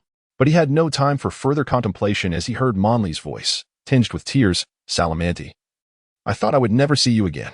At that moment, Salamani realized that Monli had unexpectedly embraced him tightly from behind. I'm sorry for all the suffering I caused you. Initially tense, Salamani's face quickly transformed into one of sincere regret, soon followed by anger. At that moment, warmth surged in his heart. He had not anticipated that amidst such a foreign world, there would be someone who cared for him like family. Although he had made many friends, the feelings were entirely different, dispelling the sense of alienation he had felt. All right, wait for me here. Salamanti regained his composure. Gently patting Monli's hands wrapped around his waist, his tone imbued with tenderness, though his expression soon darkened. I'm going to kill them all. His voice was laced with murderous intent. He had never felt such a profound desire to eliminate someone. He was truly enraged. Yet, Monli shook her head gently, refusing to loosen her grip, pulling him closer instead. Monli, what are you doing? Salamani questioned, perplexed. Without her release, he could not utilize instant transmission, as forcing the move would only bring her along, which was not his intention. Don't go. They are too terrifying. No matter how we fight, we cannot defeat them. I'm afraid. Monli and Apos' voice quavered with worry and reluctance. She recalled the despair she had felt each time they believed victory was at hand, only to encounter deeper hopelessness. She didn't want to let go, not wishing for him to endure the same torment she had. If I don and amp, Apos, go. They will not only kill everyone but ultimately destroy the entire planet. Salamanti was initially taken aback, then warmed by her words, before responding resolutely. You should leave this planet. I cannot allow you to perish alongside us, though I wish to be with you. Monli's tone was firm, and she did not continue. Yet, the reluctance and sorrow on her face conveyed her feelings clearly. With that, she rested her forehead on Salamanti and Apos' shoulder, closing her eyes and gently nuzzling against him. Her voice dreamy. Let me hold you a little longer. A blissful smile unconsciously graced her lips, as if she were savoring a moment. What? Salamanti was momentarily taken aback. He had not anticipated such a turn of events. Monli was not as he had envisioned her. Yet, he did not wish to shatter this tranquility. He remained still, acutely aware of her heartbeat quickening against his back. His own heart raced in response, and Salamani kept his thoughts focused, contemplating the adversaries before him. He was confident he could swiftly eliminate the severely weakened Saiyan, while the other, though only briefly sensed, exuded a power far superior to his own. Nonetheless, even if he could not defeat them with his maximum power, he still had one drop of the revitalizing water left, as well as the ability to teleport. He was not entirely without options. Time seemed to stretch indefinitely, perhaps it was but a moment, or perhaps an eternity, until Monli lifted her head and slowly released her embrace. Salamani turned to meet her gaze, declaring with conviction, I truly cherish this place. I will not leave. His determination solidified. He was resolved to confront the two Saiyans. It was not a fleeting whim. After all, the first time visiting this planet had imbued him with a sense of uniqueness. Having traversed numerous planets, few had environments conducive to life. Although there were plants, they did not signify suitability for human existence. In stark contrast, Golfer Planet had proven to be the most pristine environment he had encountered, untouched by the ravages of civilization. A flicker of joy crossed Monli and Apos' face, though it was quickly overshadowed by deep concern as she hesitated. As Saramint beheld her in this state, he reached out and gently patted her head, assuring her, Trust me, I will surely defeat them. At that moment, he found the gesture somewhat peculiar, as it was customary to pat someone shorter than oneself. Yet, circumstances dictated otherwise. He was not short, but rather, she was quite tall. Monli nodded obediently, suddenly transforming into a different person, radiating joy and anticipation, which left Saramint feeling somewhat disconcerted. All right, wait for me, he replied with a satisfied smile, his gaze sharpening as he sensed the presence of the two adversaries. In the next instant, with a swift whoosh, he vanished from sight. Saramint, Monli exclaimed, stepping forward, glancing around to find no trace of him, realizing he had truly departed. A sudden emptiness enveloped her heart, yet the thought of their imminent reunion filled her with delight. Lowering her gaze, she noticed her left chest, where the fabric had torn away, faintly revealing a significant wound. She pressed her hand against it, feeling her heart race, then lifted her eyes to the horizon, her face blossoming into a radiant smile. Her cheeks took on a slight bluish hue, a blend of excitement and shyness. Meanwhile, Gasson floated in midair, arms crossed, scanning the surroundings for Saramint and Apos' figure. The speed he had just displayed was astonishing, almost making him slip from Gasson and Apos' notice, which puzzled him greatly. Orlon was also flitting about, relentlessly detonating piles of rubble, determined to unearth their opponent. There's no need to search. I am right here. Saramon's calm voice suddenly resonated from one side. Both paused their search, turning to look. Gaston descended, gazing down at Saramon, who stood firmly on the ground, looking up at him. Their eyes locked, each reflecting calmness and confidence, as if the other were merely an ordinary individual. Dare to ambush me? Prepare to die? Orlan swiftly turned, directing her fury towards Saramon, unleashing an energy blast without hesitation. With his back to her, Saramon casually swatted backward, effortlessly deflecting the energy sphere, which soared into the distance. A thunderous explosion echoed, illuminating the evening sky and causing the ground to tremble. What? Orlan was taken aback, struggling to believe her eyes. This seemingly worthless Saramon had dismissed her attack without even a glance. Stop the theatrics, she scoffed, tightening her fists and unleashing a powerful punch aimed at the back of Saramon's head. Yet, he continued to gaze upward at Gaston, both remaining silent, seemingly oblivious to the impending strike. Just as Orlan closed in, her fist poised to land, Saramon's focus sharpened, as if he had just sensed her approach. In an instant, Orlan and Amp, Appos, S fist pierced through Saramon and Amp, Appos, S afterimage, propelling her forward, barely managing to halt her momentum before crashing to the ground. The residual force of her punch created a massive crater beneath her. What? After regaining her footing, Orlan glanced back, her expression one of disbelief. Gaston, too, was astonished, though not to the same extent as Orlan. He had sensed a profound confidence during their brief exchange, utterly contrasting the Saramon he had previously known. At that moment, Saramon appeared 700 meters away, beside a pile of rubble, where a robust figure lay trapped. The individual was ragged and missing an arm. Saramon extracted him from the debris, flipping him over. It was Linshu. A flicker of surprise crossed Saramon and Amp, Appos' face, recalling the name of the man he had just rescued. Realizing the faint energy emanating from Linshu, weaker than a frog, and Appos' Saramon had come to check on him. Understanding dawned upon him. The other two had likely perished, their energies extinguished. He retrieved a small vial, contemplating the last drop of restorative water within, hesitating momentarily. Should he save him? Ultimately, he decided that, regardless of the circumstances, Lin Zhu had demonstrated bravery, and he would find another way afterward. After a brief moment of contemplation, Saramon shook his head and administered the final drop of restorative water to Lin Zhu. As for the forthcoming battle, he believed he could manage without it, employing various tactics, even resorting to teleportation to evade danger if necessary. It's you. A shocked voice pulled Saramon from his thoughts. He looked down to see Lin Zhu, his brow furrowed, eyes wide with astonishment. What about the others? Lin Zhu scanned his surroundings, ready to confront anyone who threatened him. However, upon sensing the absence of his friends, his expression darkened. We must leave this place at once. Even if your strength is restored, you cannot partake in the battles ahead, Saramon replied firmly, shaking his head. What are you saying? You intend to face them alone? Lin Zhu was incredulous, struggling to believe that Saramon underestimated the strength of their adversaries. While he acknowledged that Saramon had grown somewhat, his energy still paled in comparison to Lin Zhu and Appos'. Do you know how powerful they are? Even the weakest among them has led us to this dire situation, Lin Zhu lamented, glancing at his severed arm. Grief etched on his face as he recalled the sacrifices of Fumin and Tongyu.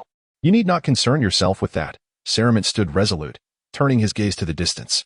At that moment, Orlan and Gaston continued their futile search, frustration mounting in Orlan and Appos' voice as she bellowed. Where could he be hiding? Come out and face me. I suspect his combat power has surpassed 5,000. You stand no chance against him. Let me handle this, Gaston stated calmly, pressing his detection device. Beep, beep, beep. Humph. I refuse to believe that after 6 or 7 years, that worthless fool has attained 5,000 in combat power. Once I find him, I will crush his heart. You are not to interfere. Orlan hissed, a malicious grin spreading across her face as she activated her detection device, plotting her torment. Gaston cast a sidelong glance at Orlan, a slight smirk gracing his lips, as if observing a dead man. His smile sent shivers down the spine. 2300, 2300, 2300. Both detection devices flashed the same unchanging number. What? Only 2003. They exclaimed in unison, astonished. Orlan doubted the accuracy of her device, even in her injured state. She should not be toyed with by someone possessing such a low combat power. She estimated her opponent's strength to be no more than 4,000. Believing her eagerness had clouded her judgment. One more attempt, and I will definitely crush him. Gaston, however, found it hard to believe that Saramant was so much weaker than he had envisioned. Yet, based on Saramant's composure and demeanor, he suspected his true power lay somewhere between 5,000 and 6,000, hidden beneath a facade. As for the teleportation ability, he contemplated its existence within the cosmos. He would. Which didn't end Appos to overly surprise him. Before his absolute power, they were all trash. Just then, Orlan, observing the direction and distance indicated on the scanner, screamed.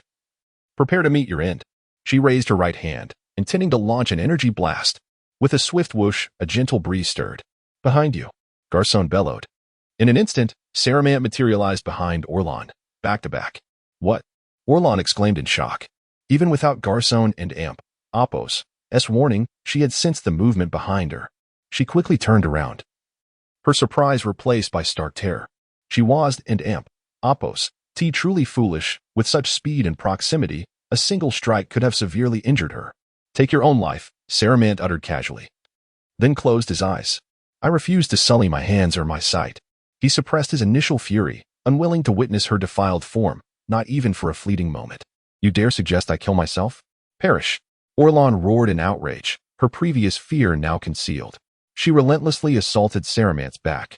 Swish, swish, swish. The sounds of fists and kicks echoed, gradually escalating into a whirlwind. Yet, Saramant merely swayed, shifting left and right, occasionally bending over. These deliberate movements effortlessly evaded Orlan's swift and relentless attacks. From the heavens, Garcon observed the scene, his eyes narrowing. What he beheld was not as it seemed, but rather the inverse. Orlan and Appos' movements were sluggish, while Saramant and Appos' were lightning fast. It was as though he possessed eyes in the back of his head, deftly avoiding Orlan and Appos' ever-changing onslaught. Impossible? How could a mere inferior piece of trash possess such speed? Orlan was utterly bewildered. Her physical attacks gradually transitioned to energy blasts. She ascended slowly, her hands ceaselessly moving, launching a barrage of energy projectiles towards Saramant below. The next moment, a series of explosions erupted, engulfing Saramant in thick smoke, obscuring him from view. Garcon abruptly looked skyward, shouting, Fool! He and Appos' behind you. Disregard the scanner and Appos' readings. His combat prowess surpasses 6,000. What?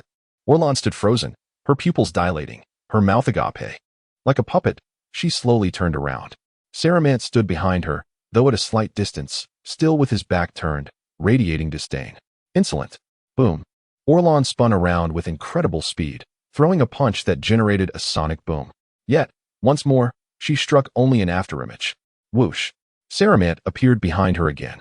As Orlan turned, swinging a horizontal chop, a sharp pain shot through her face as Saramant and Appos' foot connected, sending her hurtling through the air in an arc boom. She crashed into the ground with a resounding thud. What? Lin Zhu, who had just arrived, witnessed the shocking scene, feeling as though he were trapped in a dream. The enemy they had been unable to defeat was now being effortlessly dominated, a reality he struggled to accept. Damn it. Orlan stubbornly emerged from the rubble, her eyes blazing with fury, wiping her face, which throbbed with pain. Never in her 20 years had she been struck in the face. I refuse to believe it. Beep. Beep. Beep. Orlan frantically pressed the scanner, unable to accept that the trash she had once looked down upon now surpassed her. 2300, 2300, 2300. The number remained constant, as though it were truly malfunctioning, unchanging no matter how many times she reset it. No. Orlan howled, utterly disillusioned, ripping the scanner off and smashing it to the ground. Crack. The scanner shattered into countless pieces. She charged at Saramant once more, her fists flying, still refusing to yield. Humph. Saramant shook his head, scoffing. A surge of power instantly sent Orlan flying backward, crashing into the rubble once again. Arg. Orlan struggled to her feet, her face contorted in pain and disbelief. Though Saramant could not see her, he could imagine her expression. He ascended into the heavens, his voice filled with contempt. Since you are so eager to know my power, I shall unleash my full aura. Prepare to experience it. Having uttered those words, Saramant ceased his movements, clenching his fists and inhaling deeply.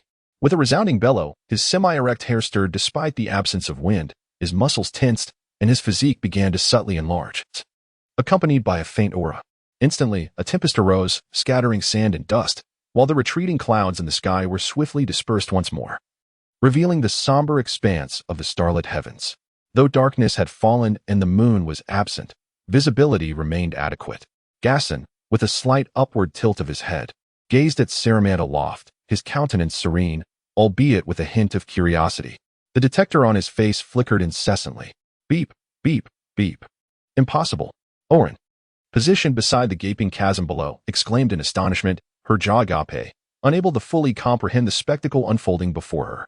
She sensed the relentless onslaught of the gale, the subtle tremor of the ground, and even the levitation of smaller stones nearby. This, Lin Zhu, stationed afar, shielded his face with his hands, battling the relentless gusts, his expression mirroring disbelief. Meanwhile, Monli, in another location, lifted her gaze towards the distance, her brow furrowed, her hands clasped before her chest, her heart pounding fervently. Saramant and Amp, Apos, S aura surged ceaselessly, his form gradually becoming radiant, as if he were a luminous entity, blinding to behold. 6,000, 6,100, 6,200.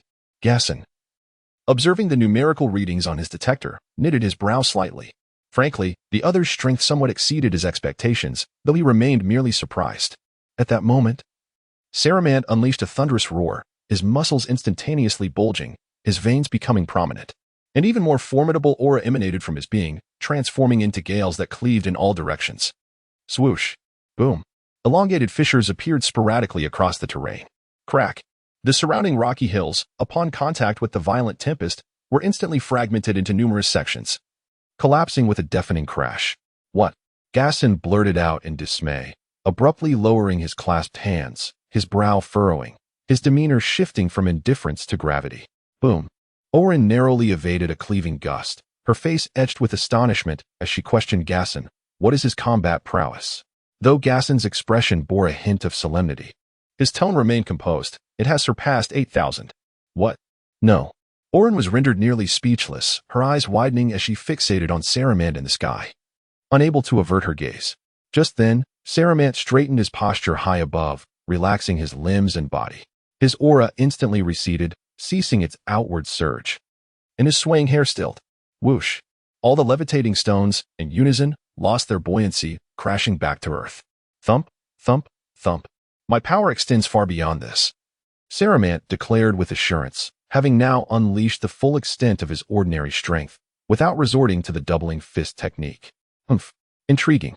Gasson responded with a faint smile, displaying a modicum of interest, though he remained unconcerned by the level of combat strength. Now that you are cognizant of my combat prowess, I shall dispatch you to the hereafter. Saramant's tone turned icily cold. What? Oren shuddered abruptly, as if pierced by a needle in her mind. You may now meet your demise.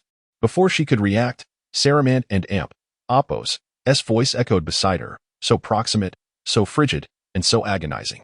You. Immediately. Oren felt a constricting grip around her neck, as she was seized by the other. Ah! Oren cried out in agony. She struggled desperately, her fist striking the other's arm, then clutching at his wrist, while her legs kicked incessantly at his abdomen. Yet, her efforts proved futile, unable to break free. Gasson turned to observe Saramant's sudden appearance before Oren, seizing and lifting her. He shook his head, his expression impassive, showing no intention of intervening, merely observing silently. Ah! Oren could not suppress a cry of anguish, her eyes half open, watching as the other grasped her right hand and twisted it to the side, contorting it into an unnatural angle. Crack, crack, crack. How does it feel now? Now you know what those you tormented felt, Saramant uttered impassively, his eyes shut. His voice lacked any semblance of pity. He harbored no intention of instantly crushing her, intending to allow her to savor the terror of being tortured to death. Oren's right hand slumped, and she gazed at Saramant's impassive countenance, a smile unexpectedly forming on her twitching face, as if she were relishing the experience. Oh. Saramant frowned slightly, perplexed, yet he did not open his eyes. Without hesitation, he seized Oren's left wrist, still clutching his own, and forcefully twisted it. With a crack, her forearm snapped. Huff, huff. Rapid gasps suddenly filled the air. Oren and Apos, S chest heaved violently, and her left hand limply descended. Her entire body instantly drenched in sweat. Her face contorted, alternating between smiles and pain, and she no longer emitted cries of agony. Her legs flailed, her body convulsing, twisting and turning, seemingly struggling, yet also enduring the excruciating pain. Do you believe that in this manner, I shall be unable to avenge myself as I desire? Saramant queried. Sensing her struggles, his face slightly furrowed, his voice stern. Her demeanor seemed intent on thwarting his satisfaction, never displaying pain or fear, leaving Saramant momentarily at a loss. "You. Do whatever you wish." "I cannot resist," Oren replied, her expression distorted, her voice strained, as if even speaking was an ordeal. Her face now bore only a self-deprecating smile, accepting her fate and relinquishing any further resistance.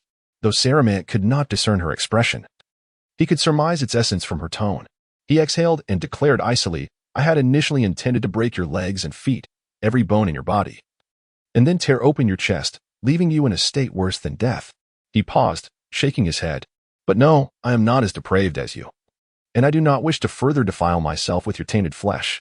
With that, Saramant raised his right hand, his fingers splayed, aiming at Oren's face. A small, yet intensely radiant, energy orb instantly materialized, pulsating ceaselessly. Its collision with the air generated a high-pitched hum. Oren's expression relaxed, devoid of fear, uttering no words. She gazed at the energy orb before her, slowly closing her eyes, and two streams of tears trickled from their corners. Though she emitted no sound, she wept at that moment. In the ensuing instant, a thunderous boom resounded. A billowing cloud of smoke instantly engulfed Saramant's hands, along with Oren's entire form.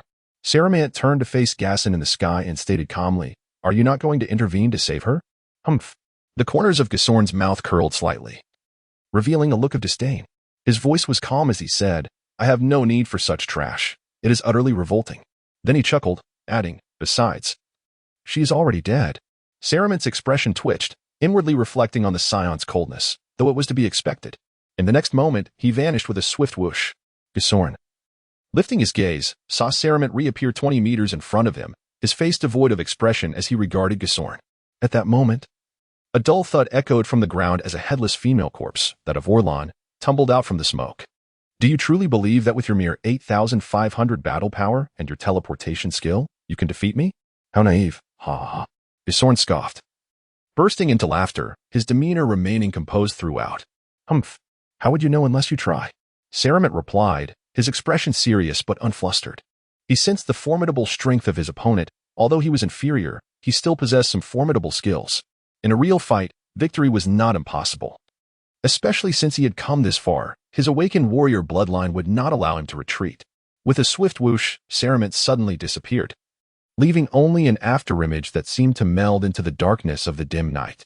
Unperturbed, Gassorn raised his head to the sky, a confident smile gracing his lips as he too vanished from sight. A thundering sound reverberated from above. Beneath the starry sky, a shadow darted by like a shooting star. Soon after, a sharp crack pierced the air as an object sliced through with incredible speed. Saramant plummeted from the sky, followed closely by the grinning Gassorn. Just as Saramant hit the ground, he curled into a ball, flipping backward in a graceful motion, his hands touching the earth like a dragonfly skimming water. The moment his hands made contact, a deafening explosion erupted, creating a massive crater as debris flew in all directions, cracks spider-webbing outward. In the pit, a figure could be discerned, Gassorn, who had just delivered a powerful punch. Slowly withdrawing his fist, he lifted his gaze to see two beams of light rushing toward him. Akin to two swift pythons, they moved with incredible speed, yet not a sound accompanied their approach. Observing the energy blasts aimed at his face, Gassorn's lips curled into a self-assured smile as he silently vanished from sight. A tremendous explosion followed, sending dust swirling into the air, revealing a vast shadow on the ground. As Saramant leaped skyward, he turned to scrutinize the smoke, but suddenly felt a wave of energy ripple behind him. What? His eyes widened in disbelief as he turned to see an energy blast hurtling toward him. Before he could evade or pinpoint its location, the blast struck him with a resounding boom. Saramant's figure was propelled backward from the explosion, crashing heavily to the ground. He rolled mid-air before extending his limbs to land firmly, quickly glancing up to find the sky empty. Gassorn had vanished. Spinning around, he surveyed his surroundings with a wary and serious expression, but found nothing. A swift glance left and right revealed the same emptiness, devoid of sound or movement. Heightening his senses, Saramant felt a jolt of surprise. "What?" he exclaimed in disbelief. He sensed multiple energies darting rapidly in all directions, elusive and indistinct.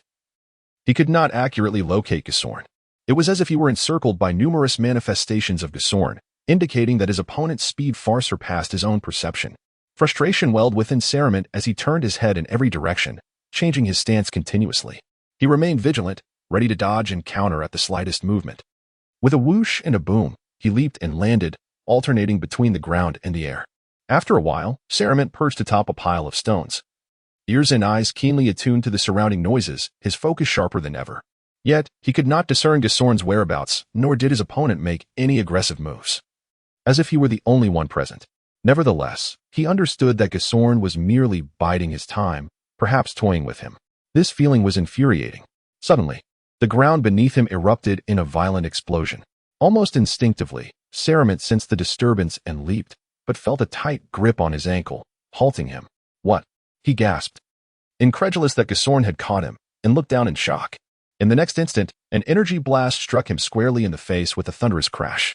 Saruman's figure shot out from the smoke of the explosion, his feet carving deep grooves into the ground as he skidded to a halt. His face turned crimson, blood visible. And his expression shifted to one of grave concern, his lips twitching as he felt a burning pain in his legs. He had revealed all his strength, save for his enhancement skills, presenting his full capability. As the smoke cleared, Gasorn emerged with an air of confidence, his tone calm and collected. If this is truly all your strength, I lack the patience to continue this charade. In their previous exchanges, he had merely tested Saruman and Appos' abilities, not taking it seriously. Initially, he had expected his opponent to be concealing greater power, but now he felt a sense of disappointment, his patience waning. With that, he clenched his fists.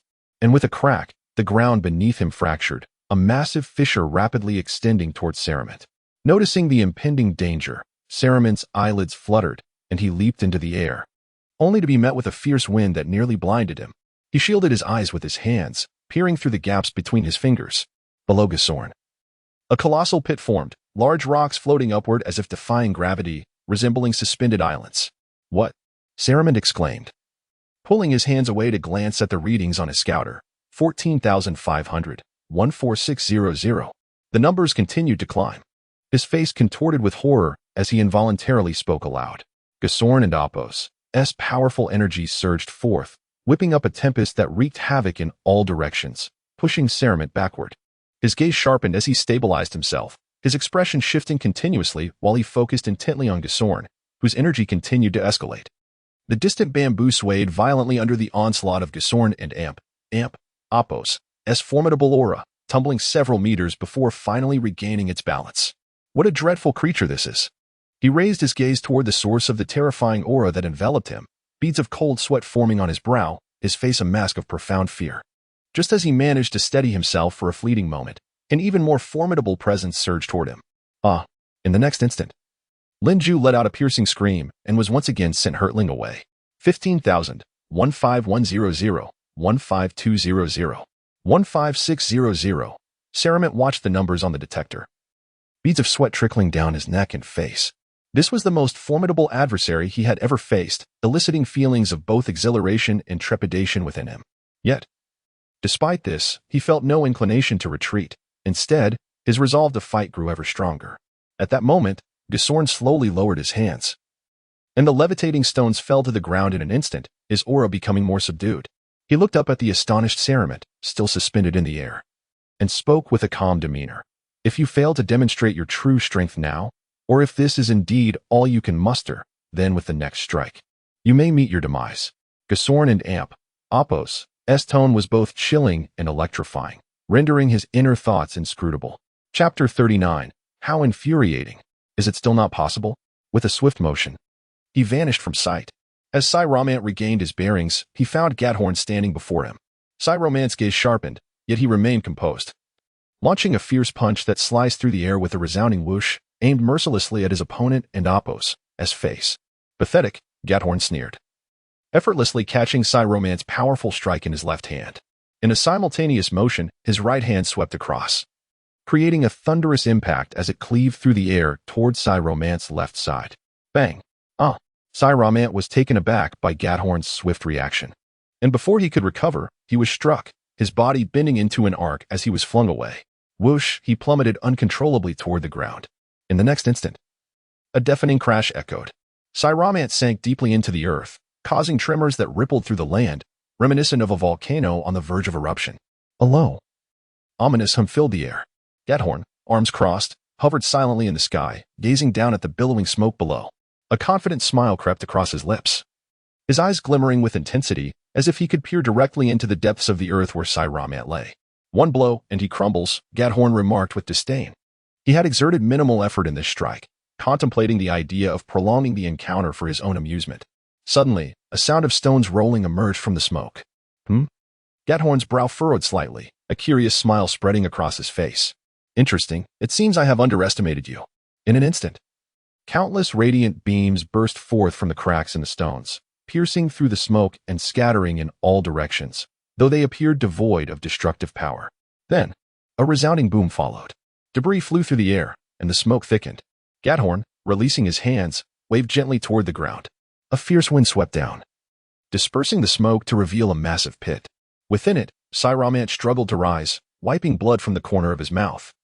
His expression dark and brooding as he ascended and hovered a short distance away from Gathorn. "So, are you finally going to take this seriously?" Gathorn asked with a faint smile. This was precisely what he desired. The stronger his opponent became, the more exhilarating the battle would be.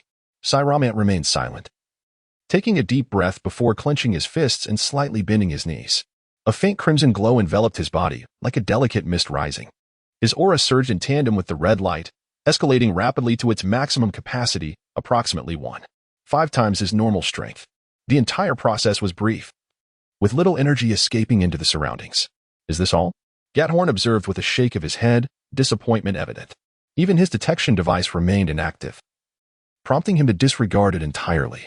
Without further ado, Saiyaman vanished from sight, reappearing beside Gathorn to deliver a heavy punch.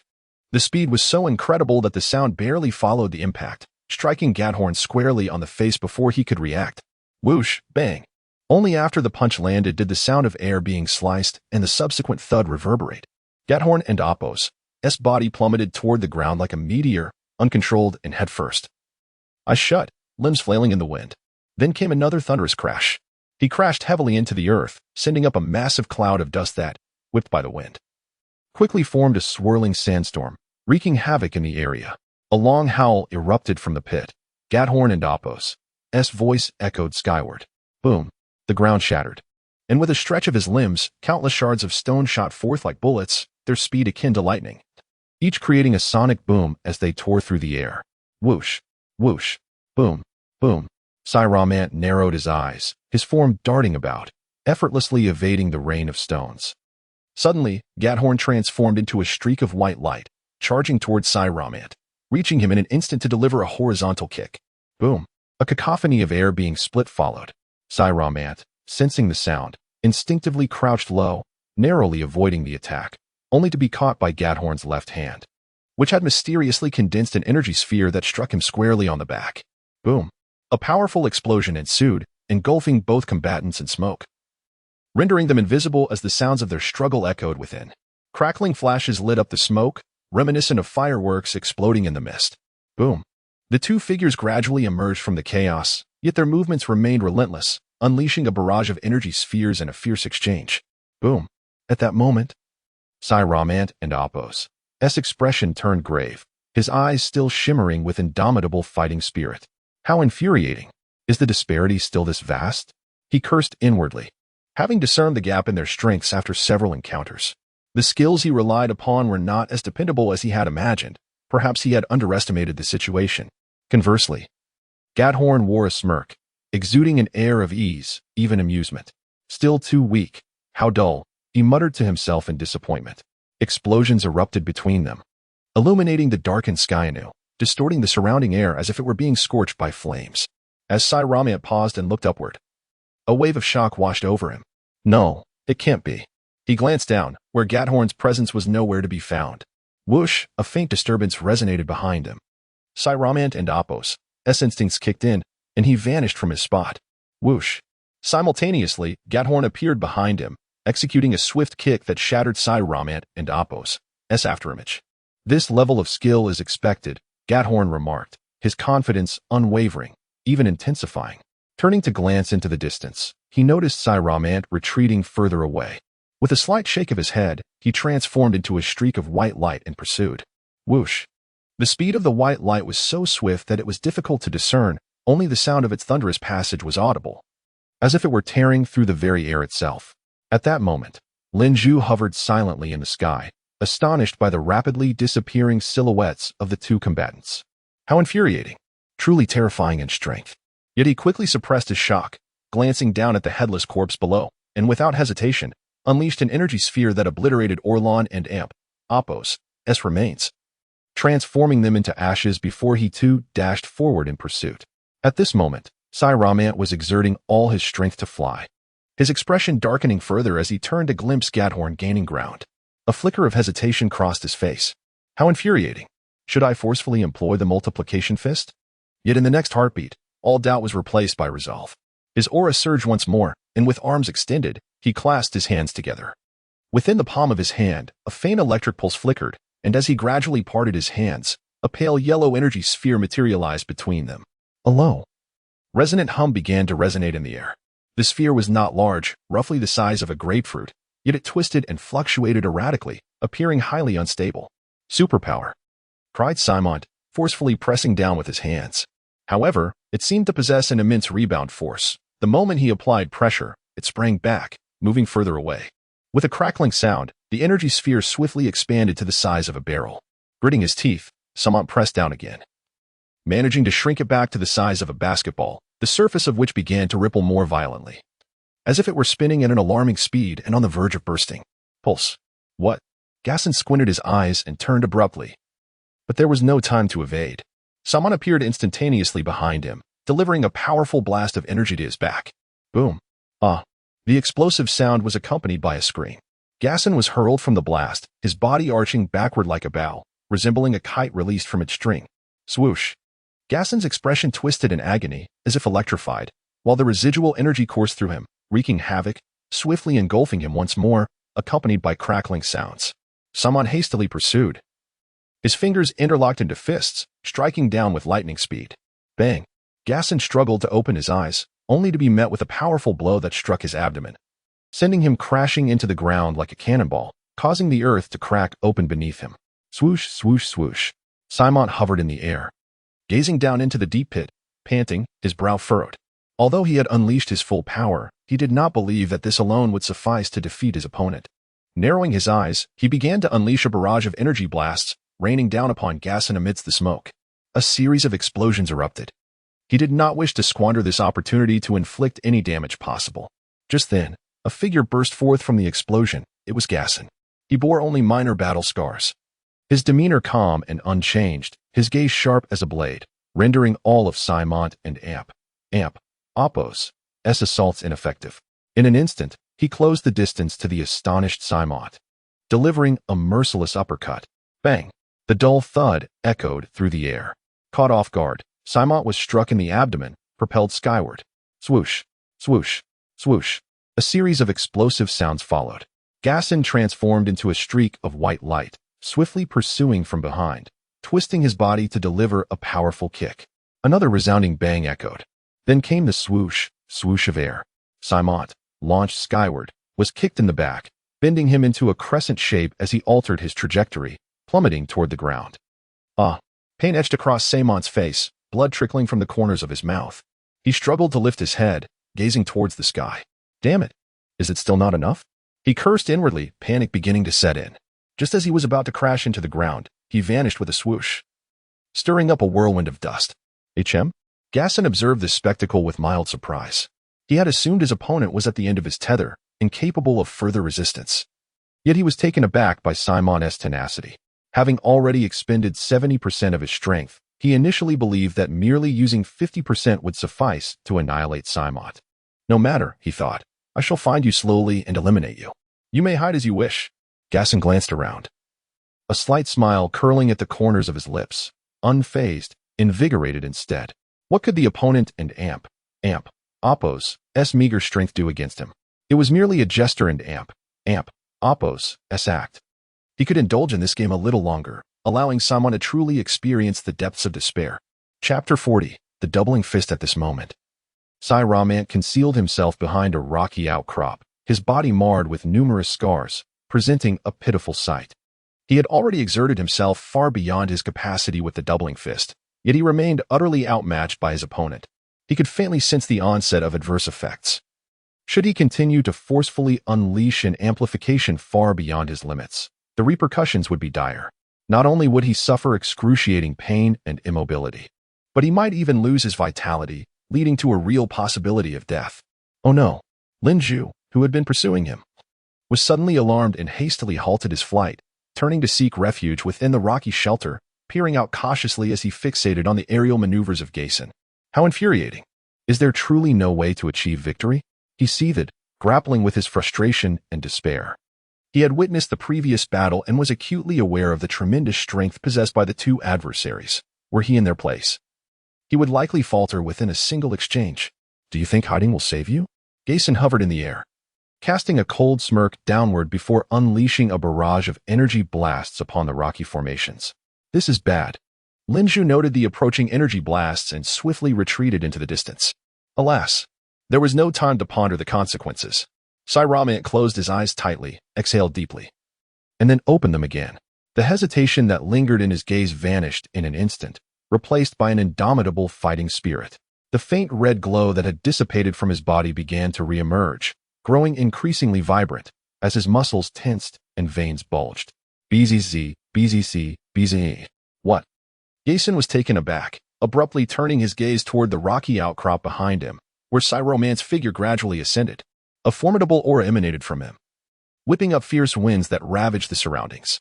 Whoosh, whoosh, whoosh. Gao frowned slightly, a hint of excitement gracing his features as he crossed his arms and descended onto a rocky ledge, observing with growing amusement as Saiyan's lips curled upward into a smile. He had no intention of attacking immediately. Rather, he eagerly anticipated the display of Saiyan's newfound strength, for such a battle would be truly exhilarating. BZZ, BZC, BZE. The readings on the detector surged, rapidly surpassing 14,000. Saiyan clenched his fists, slightly bending his knees, and let out a thunderous roar that unleashed a torrent of ferocity, cascading outward in all directions. Whoosh! His hair danced wildly in the wind as countless stones were swept away by the tempest. Lin Zhu, buffeted by the gale, found himself unable to withstand the force, careening off into the distance. What manner of creature possesses such immense strength? He was incredulous, having initially believed that what he witnessed earlier was the peak of power, only to discover that within a mere 3 years, Saiyan had manifested strength beyond his wildest imagination. Meanwhile, on a patch of grass, Manli paced anxiously, her hands tightly clasped, beads of sweat forming in her palms.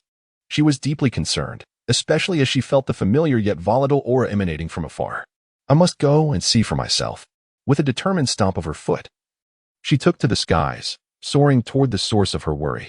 Gao, his arms previously crossed, now fell to his sides in disbelief. No, it cannot be. Your combat power cannot possibly exceed 15,000, he stammered. Saiyan disregarded him, unleashing an even more powerful roar that reverberated, causing Gao to stumble backward. In a fit of rage, Gao halted, gazing up at Saiyan with astonishment, his voice trembling as he exclaimed, 15,100, 15200, 15300. 16,000. And it continues to rise. No, this is impossible. You, the lowest of the low, cannot surpass me. Gao raved, unable to accept Saiyan and Oppo's overwhelming strength. With gritted teeth and a face twisted in disbelief, he crushed the detector in his hand and unleashed a barrage of energy blasts toward the raging Saiyan. Boom, boom, boom. However, it was as though an invisible barrier surrounded Saiyan. The energy blasts could not approach him, exploding harmlessly around him, enveloping him in a cloud of smoke. Gao glanced to either side, noting the debris scattered across the ground, and raised his hands, lifting a massive boulder to shield himself. He hurled it at Saiyan with ferocity. Boom.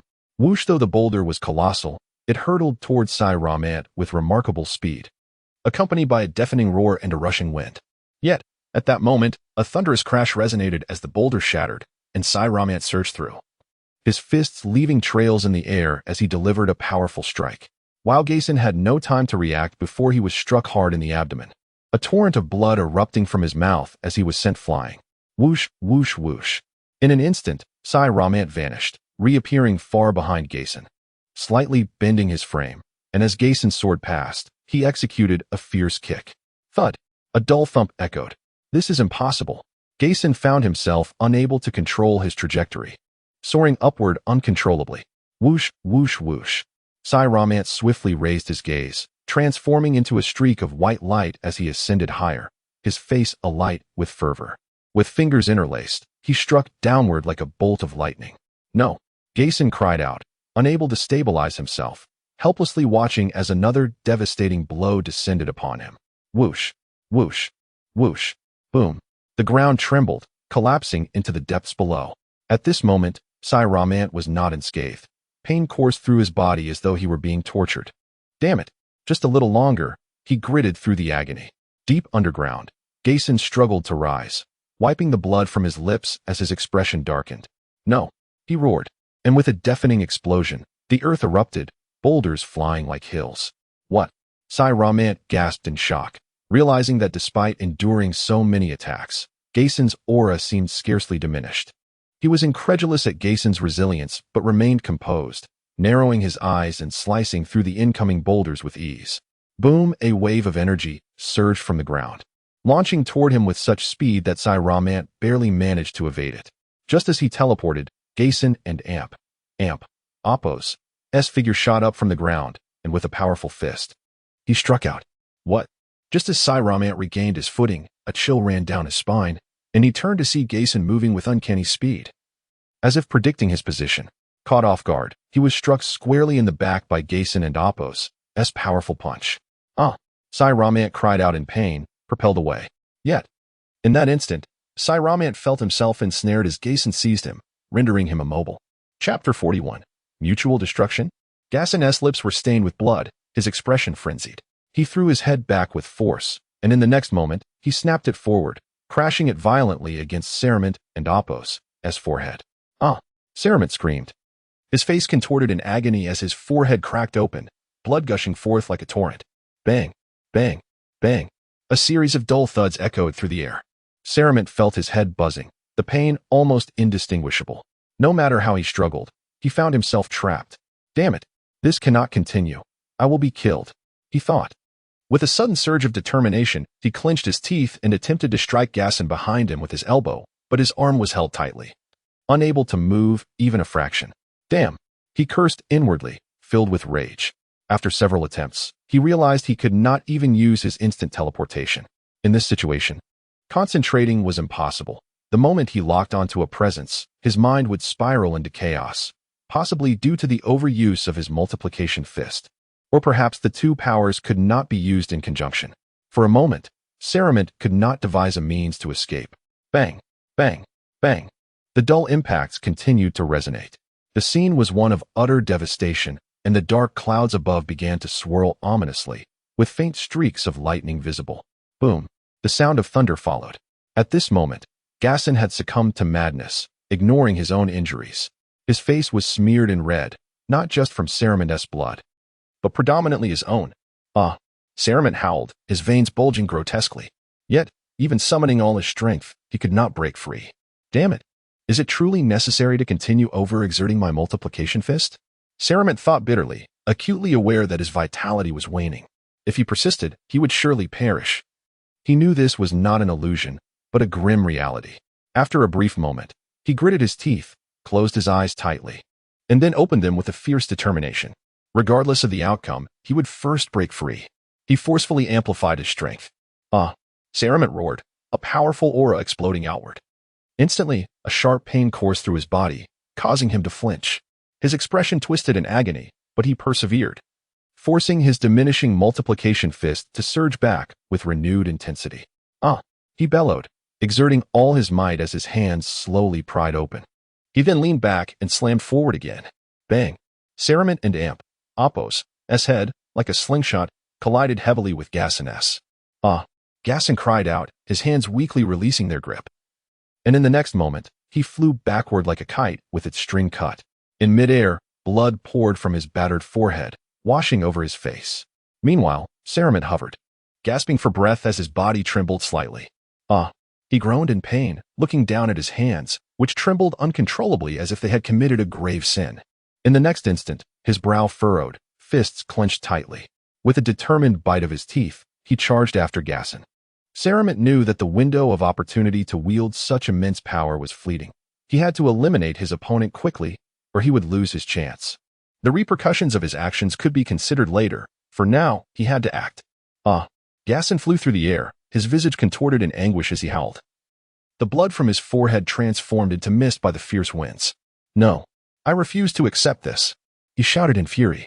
Sarament's power eclipsed him time and again, leaving Gassen questioning his very existence. He could not fathom how an ant could suddenly surpass an elephant. Suddenly, a gust of wind whipped past him, and Gassen struggled to turn his head, his eyes widening in shock. Impossible. Sarament had caught up to him, his face also twisted in pain, yet his movements were relentless, not allowing Gassen a single moment to catch his breath, delivering a swift elbow strike. Bang! The speed was so rapid that Gassen barely registered it before a searing pain erupted in his abdomen, and he spat out blood, his body uncontrollably plummeting toward the ground. Whoosh! Whoosh! Whoosh! Sarament executed a swift maneuver, pursuing Gassen closely, and then unleashed a powerful punch that struck Gassen's abdomen, sending him flying. Whoosh! Gassen coughed blood, his face a mask of agony, unable to evade or retaliate, his trajectory unalterable. Whoosh! Sarament swiftly closed the distance, overtaking Gassen and positioning himself ahead of the trajectory of Gassen's flight. He halted, turning to face the hurtling Gassen, ready for the confrontation. He slightly crouched, arms extended forward, and as he brought his hands together, a formidable energy field enveloped him, forming a radiant sphere that consumed him. Hum, hum, hum. A deep humming resonated. Then, Sarament's palms coalesced, and a dazzling energy orb formed between them, growing to the size of a watermelon, pulsating with brilliance. It appeared unstable. Hum, hum. As the orb emerged, it forced his hands apart, rapidly expanding. Sarament clenched his teeth, pressing down hard, compressing the orb further, its radiance intensifying, becoming increasingly volatile, twisting as if on the verge of explosion. Crack! Zzz damn! Gassen, still airborne, struggled to lift his head, catching a glimpse of Sarament's actions, and panic seized him. Damn it, you will not defeat me. His body tensed as an overwhelming aura enveloped him, attempting to halt his flight, but he could only slow it slightly. Whoosh! He slowly clenched his fist, twisting his body as he brought his hands together in front of him, gathering immense energy in his palms, preparing to retaliate with his strongest strike. This scene fell within Sarament's sight. He frowned slightly, but remained unperturbed. He understood that as long as his attack landed, it mattered not whether Gassen tried to defend. His strength far surpassed Gassen's. Even if Gassen struggled, it would be futile. Sarament skillfully compressed his energy into a pale golden orb. Zzz just as Gassen approached, Sarament pulled his hands to his chest and roared, Super Energy Pulse. The moment he paused, he thrust the compressed energy forward. Boom. Instantly, a radiant beam of pale golden light, as thick as a water barrel, shot across the sky like a meteor, heading straight for the hurtling Gassen. Crackling sounds and explosive echoes resonated. It felt as if the very air trembled under the pressure of this overwhelming force. Just as the energy wave was about to strike Gassen, he shouted, channeling the powerful energy gathered in his hands to counter Sarament's attack. Bang! A deep thud resonated. All of existence seemed to freeze as a blinding light illuminated the sky, piercing even the thickest clouds. Two beams of similar magnitude, one white and one pale golden, collided, creating ripples that expanded outward, forming a colossal energy sphere. Hum, hum, hum. Waves of powerful energy radiated outward, soaring into the distance. What? Under the immense force of the counteraction, Gasorn's body, which had been propelled backward, came to an abrupt halt. However, he soon found himself unable to withstand the overwhelming impact and was swiftly forced to retreat. I cannot concede defeat like this, he bellowed, still unwilling to accept his fate. Gradually, he managed to stabilize his stance, despite the grotesque contortion of his features. Within him burned an unwavering determination, devoid of any inclination to retreat. With a surge of energy, the beam of light he unleashed thickened substantially. With a resounding boom, the energy sphere created from the collision momentarily withstood the assault launched by Sarament, allowing Gasorn to steady himself, hinting at a stalemate. How could this be? This is impossible. Sarament, on the other end, was taken aback by the sight, utterly astonished that his opponent could still endure. Logically, with his energy having grown significantly stronger than Gasorn and Appos, he should have been able to obliterate him. A fleeting doubt crept into Sarament's mind, making him question whether his power truly surpassed that of his adversary.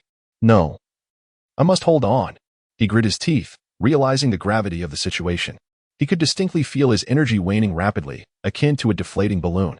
It was evident that he was on the verge of collapse, and he knew that the repercussions of the augmented punch's side effects would soon wreak havoc upon his body. The thought of failing to eliminate Gao Ren sent a shiver down his spine. A primal scream erupted from him as he exerted every ounce of remaining strength. Attempting a final desperate gamble, regardless of the outcome, there would be no second chances.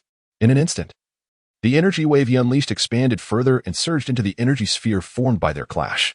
With a thunderous roar, the energy sphere ruthlessly barreled towards the utterly exhausted Gao Ren. No, it cannot be. Gao Ren and Appo's voice resonated with despair and defiance. His momentary resistance was fleeting. In the next heartbeat, the energy sphere reached him. No matter how terrified, unwilling, or desperate he was, it was all in vain. The harsh reality remained. In this contest of forces, the mightier would prevail. With a thunderous impact, the energy sphere collided with Gao Ren, engulfing him entirely and propelling him into the distance before erupting in a cataclysmic explosion. Moments later, a bloodied figure fell from the smoke of the blast, drifting down like a feeble maple leaf. Phew, it's finally over, Saiyan sighed in relief. However, his expression quickly twisted in agony as a pained groan escaped his lips. His body trembled uncontrollably, his eyes fluttered shut, and he slumped downwards. With a resounding crash, he landed heavily among the rubble, stirring up a cloud of dust. Dark clouds gathered ominously above the battlefield, and the surrounding light dimmed slightly. Amidst the tumult of thunder and lightning, Mandy, who had been soaring through the air, suddenly halted. No, this cannot be. She shook her head, her voice trembling and laced with tears as her eyes brimmed with moisture. Squeezing her eyes shut, 2 streams of tears cascaded down, but she quickly opened them again, transformed into a beam of white light as she raced towards the source of the explosion. In Mandy's perception, the formidable auras of the 2 combatants had vanished abruptly, leaving her in a state of confusion. From the rubble, a towering figure emerged, suspended in midair. It was Lam-Z. He had taken refuge underground during the earlier onslaught of energy waves, and only dared to ascend when the turmoil subsided. What is happening? Why have both their energies vanished? Could it be that they perished together? Lam-Z pondered, bewildered, and filled with uncertainty. He shook his head, deeming such an outcome improbable. Just moments ago, Saiyan's energy had been overwhelmingly dominant, suggesting a different conclusion. Lam-Z's face was etched with confusion and unease as he grappled with the unfolding events. Determined to uncover the truth, he resolved to fly over and investigate, lest he miss something extraordinary, and transformed into a streak of white light, accompanied by a sonic boom as he sped forth. Chapter 42. Despair. Saiyan lay quietly on a pile of rubble, utterly motionless. His face was grotesquely contorted, smeared with blood, evoking a frightful impression that one might mistake him for a corpse. Although his battle attire remained intact, his body bore countless minute scratches, akin to those inflicted by razor blades. Upon closer inspection, one could observe his limbs twitching incessantly, his chest rising and falling slightly, indicating he still clung to a semblance of life, albeit in an excruciating and pitiable state. Saiyan's lips stirred faintly, emitting a weak groan. Damn it! Is this truly the end? He murmured. It felt as though he might breathe his last at any moment. His hollow gaze harbored a mix of unwillingness, pain, and a tinge of dread. At this juncture, his body lay entirely incapacitated. Only his eyes could shift, and his lips could barely move to produce feeble sounds. Even turning his head was beyond him. The agony radiating throughout his body intensified, rendering him incapable of suppressing the backlash of the side effects, leaving him to endure the torment that ravaged his flesh. What was even more despairing was that Saiyan could only watch helplessly as his vitality ebbed away, with no means to halt its inexorable flow. He longed to cry out, yet only silence accompanied him. Damn it! I miscalculated. I had thought I could rely on teleportation. But after the overexertion from the multiplied punch, I found myself unable to continue using it. At this moment, regret consumed him. Had he known earlier, he would have conducted more tests. Who would have thought these skills would conflict? Alas, what use is regret now? Thunder rumbled ominously as the clouds in the sky thickened and roiled, flashes of lightning illuminating the darkened expanse. Moments later, a light drizzle began to fall. Yet, to Saiyan's bewilderment, despite the overcast sky, he felt an inexplicable brightness enveloping him, one that was decidedly not from the lightning, but rather reminiscent of lantern light. Damn it, this cannot continue, he muttered to himself, frustration clouding his thoughts and preventing any further contemplation. He could hardly fathom that he would encounter such a fate so soon. As the drizzle intensified, Saramint remained like a rock, unmoving and subject to the relentless onslaught of the rain. Not far from the ruins, a flash of white light darted past. Boom, boom, boom. The explosive sounds sliced through the air in quick succession. Lin Zhu, who was in flight, abruptly halted, his expression one of shock. Just moments ago, he had sensed a familiar aura rising rapidly. He turned to the left, brow furrowed, his demeanor shifting to one of grave seriousness, before propelling himself forward. Hurry, hurry, faster! Monli cried out in distress. She had exerted all her strength into flying, yet still felt her speed was insufficient, yearning for swiftness beyond her reach. She scanned her surroundings, hoping to catch sight of that familiar figure amidst the devastation wrought by battle. Yet, all she could see were heaps of rubble formed from the countless shattered stones, devoid of any human presence. Damn it! Where could he be? Monli was nearly in tears from anxiety, her heart racing with an overwhelming sense of unease as she pressed deeper into the chaos, desperately seeking Saramint. Saramint, meanwhile, felt a glimmer of hope amidst his desolation. Suddenly, his detector began to pulse rapidly. Who is it? In an instant, he was pulled from his despair, as if a beacon of hope had appeared, sparing him from a solitary demise. He focused intently on the digits displayed on the detector, his heart swelling with joy, yet as the numbers climbed, confusion began to creep in. His body was utterly fatigued, rendering him incapable of sensing the presence of any aura, nor discerning the strength of the approaching entity. 3,000, 3880. 5,000. The data surged dramatically, swiftly surpassing 5,000. Saramint's expression remained largely unchanged, yet his heart was filled with astonishment. No, what is happening? Who is it? Could the detector be malfunctioning? A flurry of questions surged in his mind. His eyes darted around in a desperate attempt to glimpse even a shadow of the approaching figure. But his head was immobile, leaving him with only a limited view of the falling raindrops, the brooding clouds above, and the distant silhouettes of rocks glimmering faintly in the light. Silver light? No, it's moonlight. A chill of dread washed over Saramint as he realized the implication. Despair flooding his senses. Damn it, how could this be? He cursed inwardly. There had been no moon earlier, and now he instinctively knew it was a full moon. Why did it have to be this moment? It seemed deliberate, a careless oversight on his part. The detector continued its relentless beeping. 18980, 19386, 20658, 20987, 21600, 22068. Suddenly, with a resounding bang, Saramint and Oppos' detector exploded, falling to the ground in ruins. His mind froze in the wake of the detonation. Thunder roared as the clouds loomed thick above, rain continuing to fall, punctuated by the occasional crack of lightning. Yet on the ground, a silver glow emerged, casting long shadows from the rocky outcrops.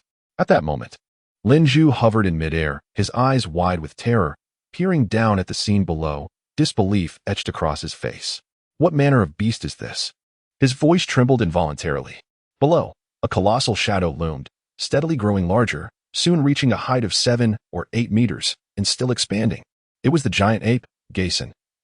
Transformed under the moonlight, his body marred by ghastly wounds, visible blood trails that were quickly obscured by the burgeoning fur. The bloodstains on his battle attire faded as his form expanded, his wounds stretching and then vanishing beneath the thickening coat, as if healed. Roar, roar, roar. The air reverberated with deafening roars, akin to a ferocious beast in a frenzy. Gao, now a towering giant, leaped high into the air, crashing down with a thunderous thud that sent debris flying in all directions, a powerful aura radiating outward, stirring fierce winds that swept across the landscape. Boom, boom, boom. Lin Zhu, caught off guard by the overwhelming force, let out a scream as he was sent hurtling backward. The giant ape thrashed about, its arms swinging wildly, wreaking havoc upon the surroundings as though it were an ancient beast intent on annihilating the world. Massive stones, akin to small mountains, were hurled in every direction. Bang, bang, bang. Lin Zhu relentlessly shattered several massive stones before finally managing to find his footing on one of the boulders. He panted heavily, his back drenched in cold sweat. Though caught off guard, the overwhelming aura he sensed was unprecedented, far surpassing the energy he had previously detected from Sai Roman. Lin Zhu furrowed his brow, torn between retreat and confrontation. If he fled, he feared the destruction that might ensue. If he stayed, he was uncertain how to contend with such a vast disparity in power. At that moment, high above, Man Li was jolted by the formidable energy surging towards her, nearly causing her to plummet. What on earth is happening? She struggled to halt her flight, glancing to her left, where she vaguely perceived a cloud of debris billowing in the distance, the commotion significant. Confusion and concern etched on her face. She found herself at a loss as to which direction to pursue. Saiyan, she murmured to herself, and after a brief hesitation, concluded that he was likely in that direction, prompting her to pivot and fly toward it. How could this be? Damn it! What should I do now? Saiyan cursed inwardly, unable to fathom why he could not vanquish his foe even in his current state. The bitterness of defeat gnawed at his heart. He attempted to rise, but as soon as he moved, his body succumbed once more. Trying to take flight, he discovered his energy had nearly depleted, as though his body no longer belonged to him. Boom! A series of explosions erupted, clouds of dust rising ominously, advancing toward Saiyan. I cannot remain here. I must go. Though his visage twisted in agony, his eyes bloodshot and on the verge of weeping tears of blood, he was still driven by the desire to annihilate his opponent. Otherwise, he would never find peace, and he had no other options. Lying there meant a slow demise or being discovered and crushed by his adversary. He might as well struggle for clarity. In a desperate bid, he activated his amplified fists, a faint crimson glow emanating from him, washing away the excruciating pain that had engulfed him, replaced by a surge of potent energy. His immobile body regained its ability to move, but Saiyan felt no joy. He understood this was but a fleeting moment of resurgence, after which death would likely follow. Yet he cared little. Having glimpsed his fate, he would indulge in one final act of defiance before the end.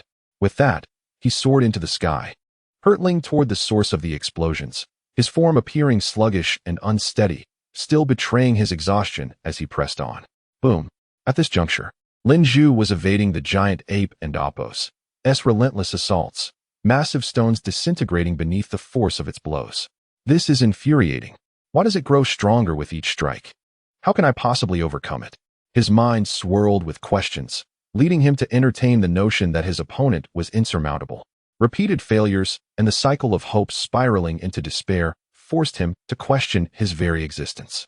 After a period of evasion, Lam-Z began to discern certain weaknesses in the giant ape. While its strength was formidable, its intellect appeared clouded. Its attacks were simplistic, relying solely on brute force, and its speed did not match the overwhelming power it unleashed. A glimmer of opportunity ignited within him. He refused to abandon the fight without attempting to seize a chance. He did not believe the ape's frenzied state could endure for long, especially considering the visible injuries it bore. As the giant ape slammed its palm down, a fierce wind whipped through the air, aimed directly at the rock upon which Lam-Z stood. Boom! A thunderous explosion echoed. Lam-Z leapt backward, executing a series of acrobatic flips before landing securely on a distant stone mountain. The ground trembled beneath him, as if an earthquake were unfolding. The giant ape raised its hand, leaving a profound impression in the earth, before turning to charge at Lam-Z once more. Boom! Boom! Boom! With each footfall, the rhythmic tremors of the ground intensified. Crack! The stone mountain beneath Lam-Z crumbled instantaneously, propelling him into the air. His gaze sharpened as he observed the approaching giant ape, and he brought his hands together forcefully in front of him. Suddenly, a resonant hum filled the air. A brilliant light erupted between his palms, illuminating the surrounding darkness. In an instant, a colossal sphere of pure white energy formed, and as the giant ape closed in, Lam-Z bellowed, thrusting his hands forward with great force. Boom! The energy sphere transformed into a massive wave of power, shooting forth directly at the charging giant ape, aiming to pierce through its chest. Whoosh! Roar! The giant ape let out a furious howl, instinctively raising its arms to defend itself. When the energy wave collided with its forearms, a thunderous explosion resonated, shaking the very fabric of the air. Buzz! Buzz! Buzz! The explosion enveloped the giant ape in a thick cloud of smoke, obscuring any view of its condition within. Chapter 43. Grant me release. Lam-Z slowly lowered his hands, his chest heaving violently. His gaze was piercing, fixated on the swirling smoke, desperately trying to discern the situation within. Suddenly, the smoke roiled violently, and a dark figure charged forth. It was the colossal ape. To the untrained eye, it appeared unscathed, but without uttering a word, its enormous hand swept through the air, conjuring a tempest, and descended heavily toward Lam-Z. The force of that palm bore the weight of cataclysmic destruction. Should Lam-Z fail to evade this strike, he would undoubtedly be reduced to mere pulp. A piercing howl erupted. Lin Zhu and Appo's eyes widened in terror, rendering him momentarily paralyzed, incapable of evasion or resistance. As if time itself had come to a standstill. Like a mere spectator, he could only watch helplessly as the giant ape and Appo's hand descended mercilessly. Just as the hand was about to crash upon his head, Lin Zhu's body jolted, snapping him out of his panic, yet it was already too late. "It's over," he shouted, tilting his body to one side, fully aware that his actions were futile, yet unwilling to remain passive. In a flash, a brilliant white light streaked by, accompanied by the sound of air being sliced, swiftly pulling him away just in time. A thunderous crash echoed as the giant ape's palm struck nothing but air, pulverizing the rocks beneath it into dust. At that moment, Lin Zhu found himself suspended in the air, gasping for breath, drenched in cold sweat. His heart racing with dread, he genuinely believed he was on the brink of death. It was then he recognized that he had been saved by the arrival of Lam-Z. Only by severing its tail or destroying the moon do we stand a chance of defeating it, Lam-Z said, glancing gravely at Lin Zhu. His face contorted in agony, his body trembling, as though he were enduring excruciating pain, on the verge of collapse. The flicker of red light emanating from him was intermittent, creating an unsettling atmosphere. "I understand," Lin Zhu nodded, furrowing his brow, his demeanor somber as he contemplated their predicament. The giant ape turned, its furious roar echoing, as it charged toward them with resounding thuds. The ground trembled beneath its weight, smaller stones being sent flying, painting a scene reminiscent of an apocalyptic calamity. "It is primarily up to you now. My body has reached its limits and may shatter at any moment," Lam-Z struggled to articulate, his body wavering as he veered to the side. "All right, I will draw its attention first, while you find an opportunity to sever its tail," Lin Zhu replied, nodding resolutely. He unleashed a burst of energy directed at the approaching giant ape, then swiftly retreated, aiming to lure the creature away. Glancing at the moon, he hesitated. He could not bring himself to destroy the sacred celestial body unless absolutely necessary. As anticipated, the giant ape pursued Lin Zhu relentlessly.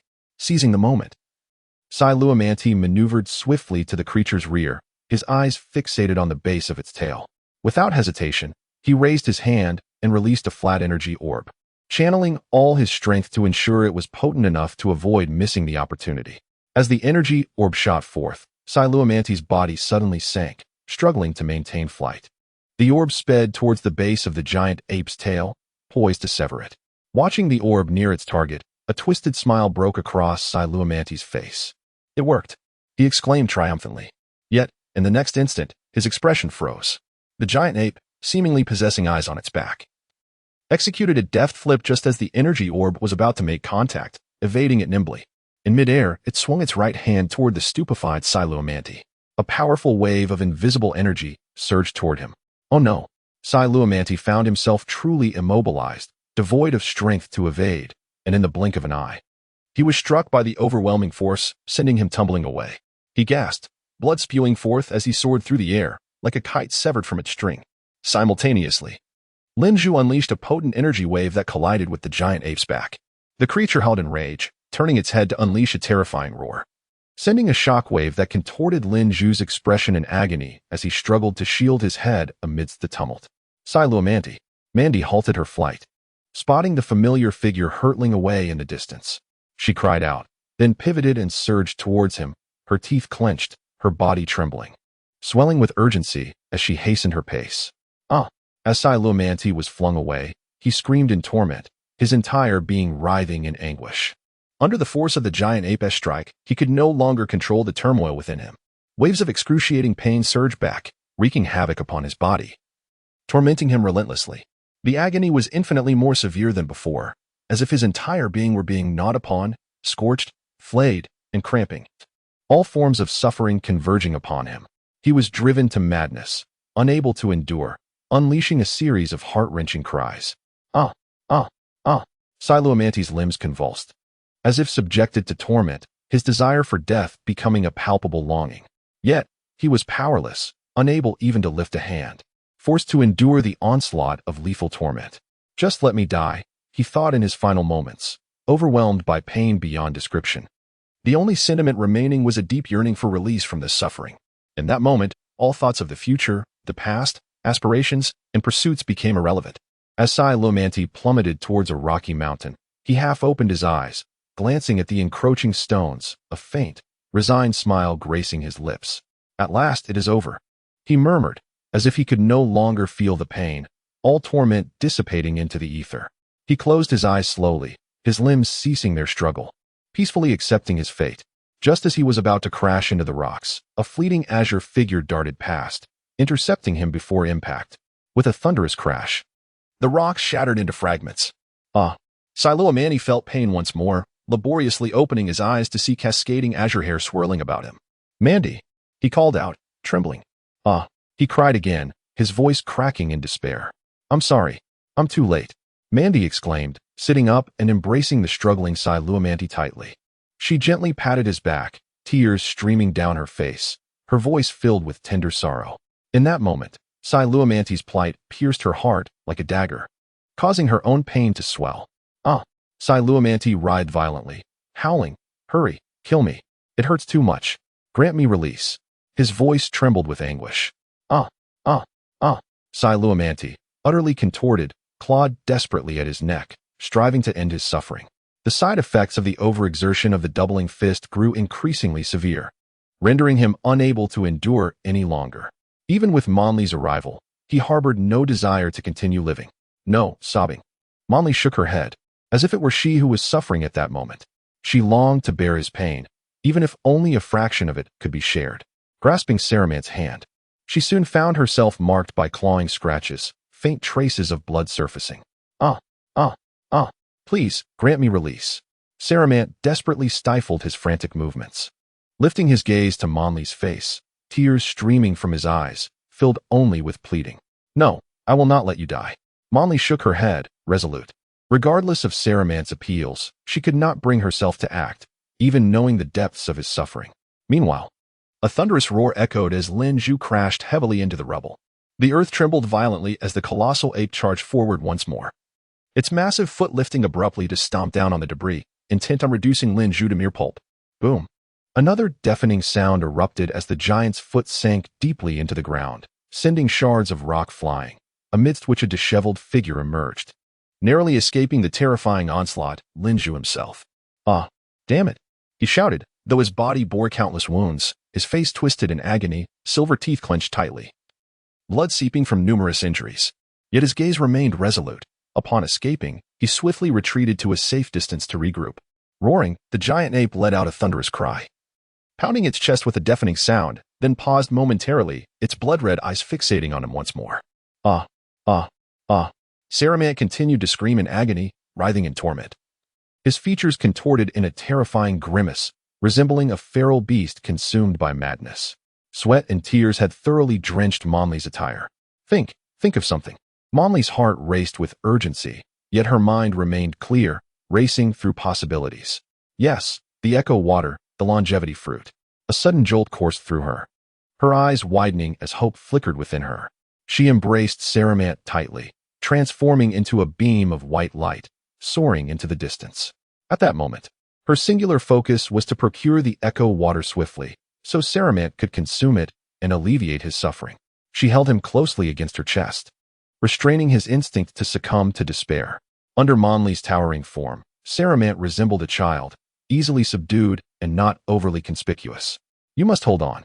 We're almost there," she trembled, her heart a tumult of fear and urgency.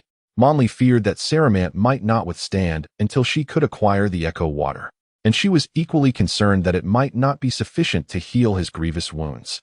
She was not naive. She had already discerned the peculiar nature of Saramant's injuries, which heightened her anxiety. Yet, she had no alternative. This was the sole course of action she could conceive and execute. "It hurts so much," Saramant cried, his thoughts scattered. The only notion that consumed him was a yearning for release, cursing the dreadful side effects of the doubling fist for their torment, which felt more like a cruel affliction than a legitimate skill. In but a fleeting moment, the pain became unbearable, an exquisite torment of flesh and a mental onslaught that drove one to the brink of unconsciousness, yet kept them painfully alert, as if designed to prolong their suffering. I know. Monli's voice trembled as she gently caressed Saramant's cheek, wiping away his tears. Her own visage was equally distorted, tears flowing like a spring, while her other hand clutched him tightly. She rested her chin lightly atop his head, seeking to offer him solace. Her eyes filled with unwavering determination to survive alongside him. Monli's speed of flight remained unaffected, even appearing to quicken as she pressed onward. Ah, ah, ah. As the white light blazed through the air, the first sounds to reach the ears were Saruman's anguished cries, followed by the thunderous roar. Chapter 44 with yearning. Monli cradled Saruman and Apos' head, pressing it against the nape of her neck. Her voice trembled as she implored, "Bite me." Each agonizing scream that escaped Saruman's lips pierced her heart like a sharpened blade, causing her profound anguish. Monli sought to alleviate his suffering, even if only by a fraction. "Ah, no. Ah." Saruman wailed, struggling and shaking his head with great difficulty. Despite the torment coursing through his body, his mind remained lucid. He refused to inflict pain upon Monli, nor did he believe it would diminish his own. "It and Apos. That's all right. Perhaps it will ease your burden, even just a little." Monli gently shook her head, her tone tender. She swept her hair aside, tilting her head in anticipation of the bite. Her eyes fluttered shut, and tears welled up like a spring cascading onto Saruman's hair. However, Saruman refrained. He clenched his teeth, stifling his cries of agony. "No," he sobbed. "I don't want to. Do not concern yourself with me. This is my heartfelt desire. If it brings you solace, my heart will find peace as well." Monli embraced Saruman tightly, her cheek softly caressing his. Tears streamed down her serene face, washing over her tender smile. "Ah." Saruman could no longer restrain himself. With a wrenching cry, he closed his eyes, and tears gushed forth like a torrent, drenching Monli's neck and shoulders. "Forgive me," he uttered before succumbing to the inevitable, sinking his teeth into the base of Monli's neck. "Perhaps it won't," he thought, "but I still want to mitigate her pain as much as possible." Monli shook her head slightly, unconcerned. Suddenly, her face contorted momentarily before emitting a soft cry. "Ah." The anguish swiftly transformed into a smile, and her expression softened. She embraced Saruman even more fervently. Both wept, yet they found a measure of solace. Their pain seemed to intertwine in that instant. Saruman and Apos' body continued to writhe weakly. But under Monli's firm embrace, the convulsions appeared less violent than before. His cries ceased, whether the pain had truly lessened or his mouth was obstructed. He no longer uttered a sound. Monli felt a sharp sting at the base of her neck, but it was fleeting, quickly replaced by a tingling numbness that gradually subsided. She could still sense the pressure of the bite. Knowing that Saruman, despite his agony, was unwilling to harm her, she smiled inwardly, warmed by his consideration. She then focused her thoughts, pushing her speed back to its utmost limit as she raced toward the Isle of Death. Elsewhere, thunder rumbled incessantly. The clouds gathered, thickening and converging, leaving the surrounding horizon clear. Boom. The clouds churned, and bolts of lightning illuminated the darkened night sky. Roar. Roar. The giant ape bellowed, the sound waves threatening to shatter the very fabric of space. Boom. Boom. It continued its rampage, further devastating the already ruined landscape, now riddled with craters and strewn with shattered rocks. Meanwhile, Lin-Zhu crouched behind a small boulder, furrowing his brow in contemplation. The giant ape mindlessly charged toward him, poised to strike the rock behind which Lin-Zhu sought refuge. Swoosh. Suddenly, an energy blast erupted from behind the rock, hurtling toward the ape's face. Simultaneously, Lin-Zhu soared into the air from behind the boulder. Boom. A deafening explosion echoed. The energy blast lacked significant power, and a gentle breeze quickly dispersed the smoke enveloping the ape's head. The giant ape reopened its eyes, and there, hovering before it, was Lin-Zhu, motionless. His hands were positioned in a peculiar stance. But for Garçon, devoid of reason, the gesture held no significance. Instinctively, it swatted at Lin-Zhu. Almost instantly, Lin-Zhu roared. Snowlight radiance. A dazzling white light erupted from his body, illuminating the sky with an intensity several times brighter than daylight. Roar. Roar. Roar. The giant ape instinctively recoiled, shielding its face and roaring in agony. It stumbled backward, scattering the loose rocks beneath its feet. Lin-Zhu immediately retracted his stance and pursued, intending to flank the ape and sever its tail, thus ending the battle. Boom. Boom. Boom. The giant ape, one hand covering its eyes, flailed wildly, attempting to strike the approaching Lin-Zhu. Though erratic, each blow was aimed with precision, generating gusts of wind. Swoosh. Swoosh. Swoosh. Lin-Zhu gritted his teeth, dodging and weaving to evade the ape's attacks. He couldn't fathom how the ape discerned his location, whether by sound or some other means, but he couldn't dwell on it. All he knew was that he had to reach its rear, or he would lose his chance when it regained its sight. The ape's attacks were relentless, blurring into afterimages. But Lin Zhu's reflexes were sharp. He deftly avoided each blow, eventually circling behind the giant ape. Lin Zhu's gaze locked onto the tail, now within striking distance. Without hesitation, he raised his right hand high, encasing it in a layer of white light. He swung down with the force of a colossal axe, aiming for the base of the ape's tail. Success! Lin Zhu rejoiced as his strike connected, effortlessly cleaving into the base of the tail. Whoosh! Whoosh! Suddenly, a gust of wind brushed past him. Disaster! Lin Zhu realized that the ape's tail was swinging toward him. Damn it! Never mind. Lin Zhu roared, accelerating his strike.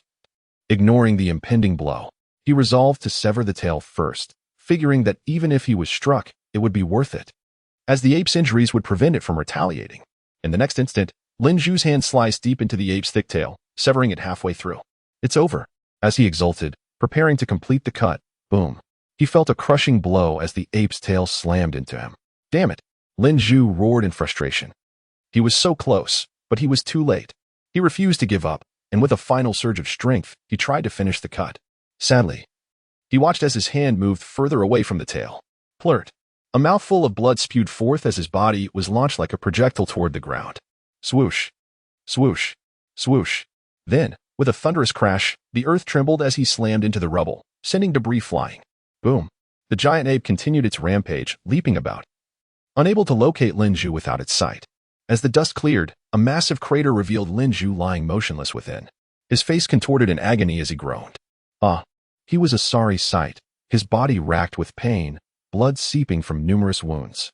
He was severely injured. Damn, how can it be so difficult to defeat? Lin Zhu expressed his frustration. The giant ape appeared mindless, yet it was far more formidable than he had anticipated. Was there truly no choice left but to obliterate the moon? Lin Zhu hesitated, uncertain whether the remaining power he possessed was sufficient to annihilate the entire celestial body. In the Gulf civilization, the moon was revered as sacred, inviolable, and a symbol of peace. It was rumored that its absence would herald great calamity. This weighed heavily on him, making it difficult to take decisive action. However, it seemed that such concerns could no longer hold him back. Before long, the giant ape ceased its rampage, its gaze gradually regaining a glimmer of intelligence as it slowly turned towards Lin Zhu. With a thunderous crash, the creature continued its destruction, advancing slowly in his direction. Has it recovered so quickly? Lin Zhu struggled to lift his head, glancing towards the source of the commotion with a flicker of astonishment in his eyes. He refrained from rising immediately, choosing instead to rest a while longer, waiting for the right moment to strike. The giant ape drew nearer, soon demolishing the ground beside him. Infuriated, Lin Zhu gazed at the ominous clouds overhead, finally resolving to destroy the moon. If only there were another way to temporarily make the moon vanish. A wave of reluctance surged within him. Almost simultaneously, the giant ape stomped down with tremendous force. In a flash of inspiration, Lin Zhu and Appo's eyes sparkled as he fixated on the dark clouds above, a smile breaking across his face as he soared into the sky. With both hands positioned in front of him, he performed a peculiar gesture and shouted, "Snow Light shines." The giant ape, seemingly learning from the encounter, quickly raised its hands to shield its face and shut its eyes tightly. It appeared to lack a certain degree of cleverness. Upon witnessing this, Lin Zhu grinned widely, retracting his movements and accelerating skyward, vanishing into the clouds in the blink of an eye. The giant ape, sensing the silence, opened its eyes and let out a bellowing roar towards the heavens. It then picked up a massive stone from the ground and hurled it skyward. With a whoosh, whoosh, whoosh, a multitude of stones, propelled by the giant ape and Appo's might, shot forth like cannonballs, creating a cacophony of explosive sounds as they collided with the clouds above. Chapter 45. Success? A resounding howl echoed from Lin Zhu as he gazed skyward amidst the dark clouds. With a powerful surge, an overwhelming aura burst forth, whipping up a tempest that scattered the ominous clouds in all directions. In this moment, he held nothing back, releasing every remnant of his energy, transcending mere fury. Suddenly, Lin Zhu's expression grew grave as he rolled aside, narrowly evading the onslaught of a massive boulder. Infuriated, he turned back, feeling a chill creep down his spine. Before he could catch his breath, another barrage of stones hurtled toward him, filling the air with a cacophony of destruction. How many are there? Lin Zhu glared, cursing inwardly as he darted to and fro, evading the relentless rain of debris while simultaneously channeling his formidable energy to disperse the clouds. Despite his efforts, The unrestrained release of his energy left him unable to launch counterattacks, relying solely on his speed to evade. Before long, his body began to bleed profusely. After a while, the dark clouds above were entirely dissipated, unveiling a brilliant starry sky. All sounds ceased, leaving Lin-Ju suspended in the air, panting heavily. His narrowed eyes fixed on the colossal ape below. Beads of sweat coated his brow, and his body bore numerous wounds, presenting a pitiable sight. His aura waning as if he might plummet at any moment. The gigantic ape roared in fury, its once mighty presence now diminished. Despite being gravely injured, it had managed to endure for so long, demonstrating a remarkable tenacity for life. Damn it, I must hold on a little longer. Lin-Ju glanced at the horizon, noting that the clouds would take a while to obscure the full moon, and he cursed inwardly. Surveying his surroundings, a flicker of joy broke through his frustration. And without hesitation, he turned westward, soaring through the skies. Thud, thud, thud. The giant ape continued to pound its chest, then abruptly ceased, pursuing Lin-Ju while hurling an assortment of stones in his direction. Lin-Ju glanced back, unperturbed, even breaking into a smile. Excellent. Ahead, he spotted a shadowy area. Invigorated by the sight, he quickly turned back and unleashed a dazzling burst of energy. Roar, roar, roar. The giant ape faltered, momentarily blinded by the brilliance, thrashing wildly in rage. Boom, boom, boom. The ground trembled as debris flew in all directions, leaving deep craters and a ravaged landscape. Humph. If you have the ability, then follow me. Lin-Ju scoffed before darting into the shadows, where the moonlight could not penetrate. As the clouds shifted, the shadowy area expanded, creeping toward the giant ape. Regardless of whether the creature charged into the shadows, the outcome would be the same. It would ultimately be enveloped by the darkness, merely a matter of time. At that moment, Lin-Ju floated silently, observing everything with a fervent hope that Saruman's words held truth, that without moonlight, the giant ape would be vanquished. What is happening? As Lin-Ju snapped back to reality, confusion washed over his face.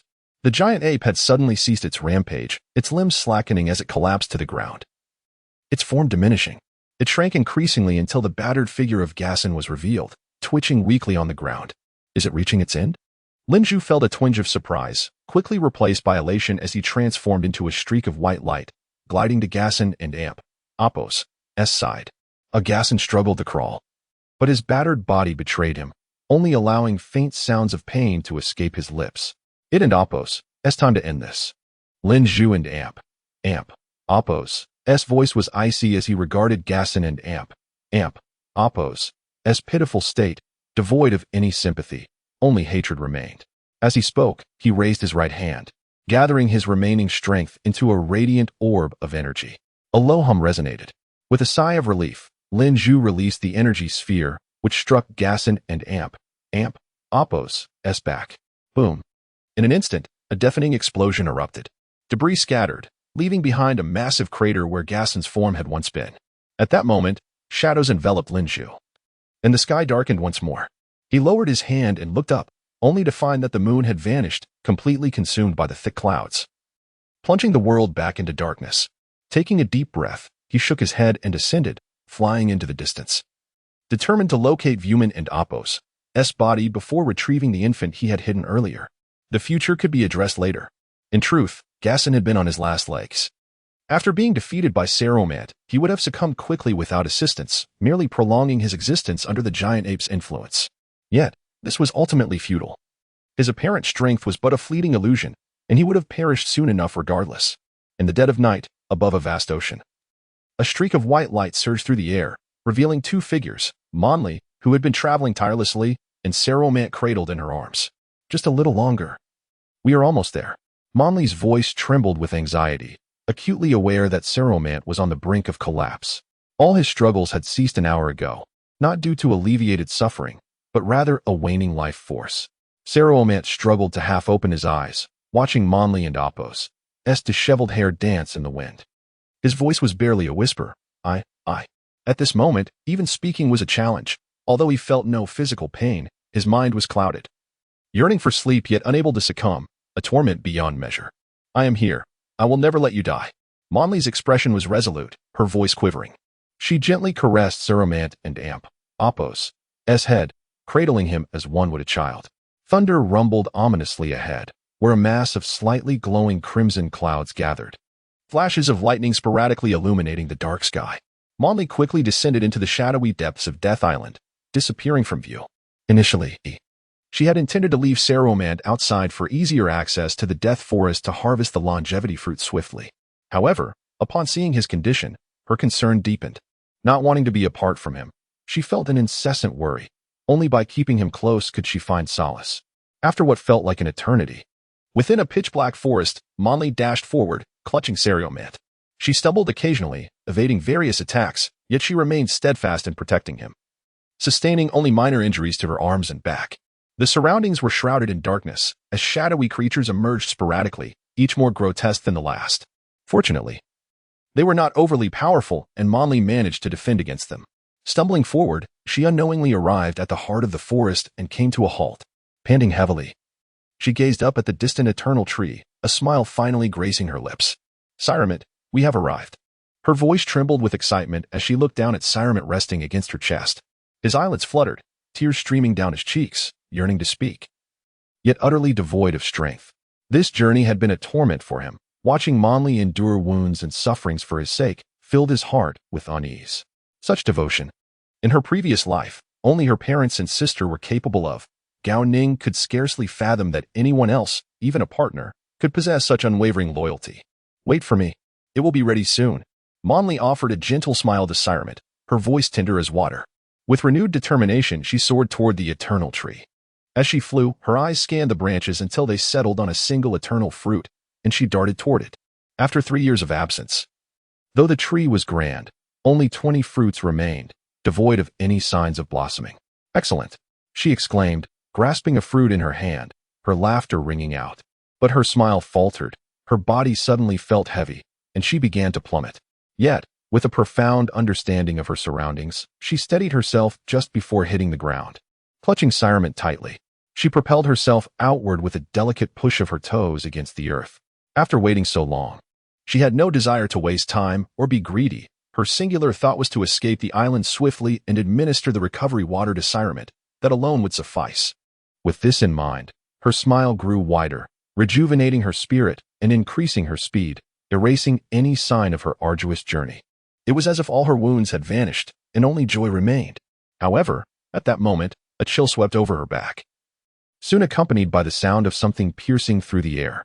With a jolt of fear, her smile vanished, and she whipped around, her eyes widening in disbelief, as if she had seen a ghost. How is this possible? The expression on Mon Li and Apos' face reflected utter incredulity, as if all her previous understandings had been completely overturned in that instant. Chapter 46. Let me dive first. Behind Mon Li, a colossal black dragon surged forward, opening its unfathomably dark maw, ready to strike with terrifying ferocity. The sheer force of its presence seemed capable of devouring the very fabric of space around it, leaving observers momentarily paralyzed in fear. Damn it! Mon Li swiftly regained her composure from the shock. In a split second, she pressed the longevity fruit against her chest, tightly clasping Saruman in her arms, and rolled to the side. Boom! A deafening explosion echoed. Debris flew through the air, and clouds of dust billowed. A massive pit appeared on the ground, fissures radiating from it, seemingly bottomless, as the dragon appeared to have burrowed into it. Mon Li landed steadily, but there was no time to dwell on the destruction. Without hesitation, she darted away in search of cover. The ground erupted once more, and the dragon burst forth again, pivoting sharply to pursue Mon Li, intent on devouring her without mercy. What is happening? Mon Li was bewildered, struggling to comprehend the situation. As far as she knew, if she hadn't used the longevity fruit on the island, she shouldn't be under attack by the black dragon. Mon Li. Saruman emitted a faint sound, barely managing to open his eyes a sliver. Mon Li, drenched in sweat, could feel her chest heaving heavily, aware that she was on the brink of collapse. Holding on by sheer will, Saruman felt a surge of helplessness, wanting to speak but unable to, wanting to act but finding himself powerless. A deep frustration settled in his heart. Noticing Saruman's slight movement, Mon Li felt a flicker of joy. She turned to him and smiled gently. It will be all right soon. Just hold on a little longer, she gasped, pushing her speed to the limit, darting through the treacherous forest. In no time, she vanished into the shadows of the dense foliage, her only indication of her position being the relentless pursuit of the dragon behind her. Boom! The sounds of devastation continued, smoke rising in waves, steadily moving toward the forest and Apos' edge. Monli-S breath quickened, sweat soaking her hair roots, droplets cascading down her chin. Holding cerament close didn't add much weight to her burden. Rather, it was the longevity fruit that rendered her body heavy. Almost there, almost there. Monli chanted in her mind, each step bringing her closer to the shore, inching nearer to healing Cerament's wounds. With that thought, she felt an inexplicable surge of strength. Yet, regretfully, it was merely an illusion. Her speed did not increase, but rather began to wane, unbeknownst to her. The dragon, undeterred, closed the distance rapidly. Boom. It reared back once more, then crashed down with a thunderous roar. Oh no. Monli sensed impending doom and felt a chill run down her spine. Almost as soon as the dragon's body rushed past her, stirring a fierce wind, she instinctively leaped away. The next moment, a resounding explosion erupted as the dragon collided with the spot where she had just stood, sending debris flying and dust swirling. The powerful shockwave hurled Monli backward, and with a piercing scream, blood erupted from her mouth, tracing a tragic arc through the air. As she soared through the air, her teeth clenched. Her face contorted in anguish. Damn it, I can't stop. She desperately wished to halt mid-flight but found herself utterly incapable. How could this happen? She had initially believed she could smoothly acquire the rejuvenating water, only to encounter one calamity after another, despair flooding her heart. No, I cannot give up yet. Monli shook herself back to reality, realizing she and Cerament were hurtling toward a massive rock. At this speed, if they collided, Cerament would likely. In a split second, just before impact, Monli twisted her body, turning her back toward the rock. She shut her eyes tightly, shielding Cerament with her own body. The next instant, a thunderous crash resounded as they both slammed into the stone, embedding themselves within it. Ah! Monli gasped, blood pouring from her mouth. Her hands fell limply to the ground, and Cerament slipped from her embrace, landing with a thud beside her. Cerament Monli struggled to open her eyes, uttering his name with painstaking clarity. Her brow furrowed weakly, her body racked with pain, yet she gritted her teeth, forcing herself to move her limbs. With great effort, she clawed her way out of the rocky crater, sliding down to the ground with a thud, landing mere inches from Cerament. Beside her, Cerament lay still on the ground, eyes shut as if in slumber. Cerament. Monli weakly propped herself up, gazing at him with half-open eyes, pain evident in her voice. Clearly lacking the strength to rise. Dragging her weary body, she crawled towards Cerament, yearning to touch him. Her back was riddled with wounds, deep and shallow, blood oozing, saturating her skin. The fabric of her clothing hung in tatters, only barely holding together, threatening to tear completely.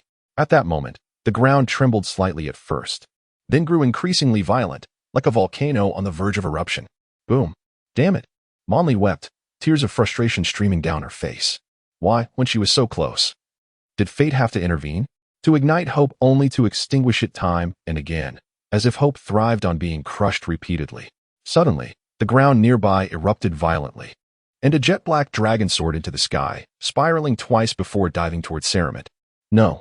Monli cried out, her heart filled with anguish, desperately reaching out for Cerament and Appos' hand.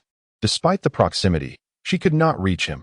She lacked the strength to continue fleeing, and the only option left was to succumb to fate herself. Monli could not bear to watch as Cerament faced death before her eyes. This was her final wish. With a cry that echoed through her soul, Monli lunged at Cerament, enveloping him protectively beneath her. She knew this could not save either of them. They would both perish. But this was the only act of defiance she could muster. I'm sorry. I cannot save you. Please allow me to die first. With that, Monli wept bitterly, her hands cradling Cerament's head tightly. She loathed her own weakness, unable to rescue him as he had once rescued her. Cerament had saved her. Yet she could not save him. What right did she have to stand alongside him? With a heavy heart, she closed her eyes, thinking perhaps this was the only way to be eternally united with him. Monli. Cerament's lips twitched, and he managed to utter her name in a faint whisper. Though his mind was clouded at that moment, he felt an inexplicable sense of protection enveloping him. While he found himself utterly powerless, a solitary tear of blood escaping from the corner of his eye, the colossal dragon exhibited no trace of compassion. Its gaping maw lunged towards Monli's back with unyielding ferocity, poised to devour both her and the very rock beneath them. Boom. Forgive me. Allow me this one act of selfishness. These were Monli and Appos' final words, aware that her actions were somewhat exploitative, never pausing to inquire about the other and Appos' consent. Clenching her hands tighter, she feared that in the throes of death she might loosen her grip, completely shielding cerements formed beneath her towering stature. In that instant, a chill swept across her back, signaling the finality of her fate. A smile of bliss and contentment graced her face, mingled with a hint of reluctance. Nothing more. Devoid of any fear. Swish. In the next heartbeat, the dragon's immense jaws descended upon Monli without mercy, the very ferocity of its bite conjuring a tempestuous wind. Hush. Suddenly, a ripple of energy emanated from the tree of eternal life, expanding outward and swiftly engulfing the entire island. As the dragon's colossal jaws approached a mere half-inch from Monli's back, they were ensnared by this wave of energy, freezing in place as though struck by a binding spell.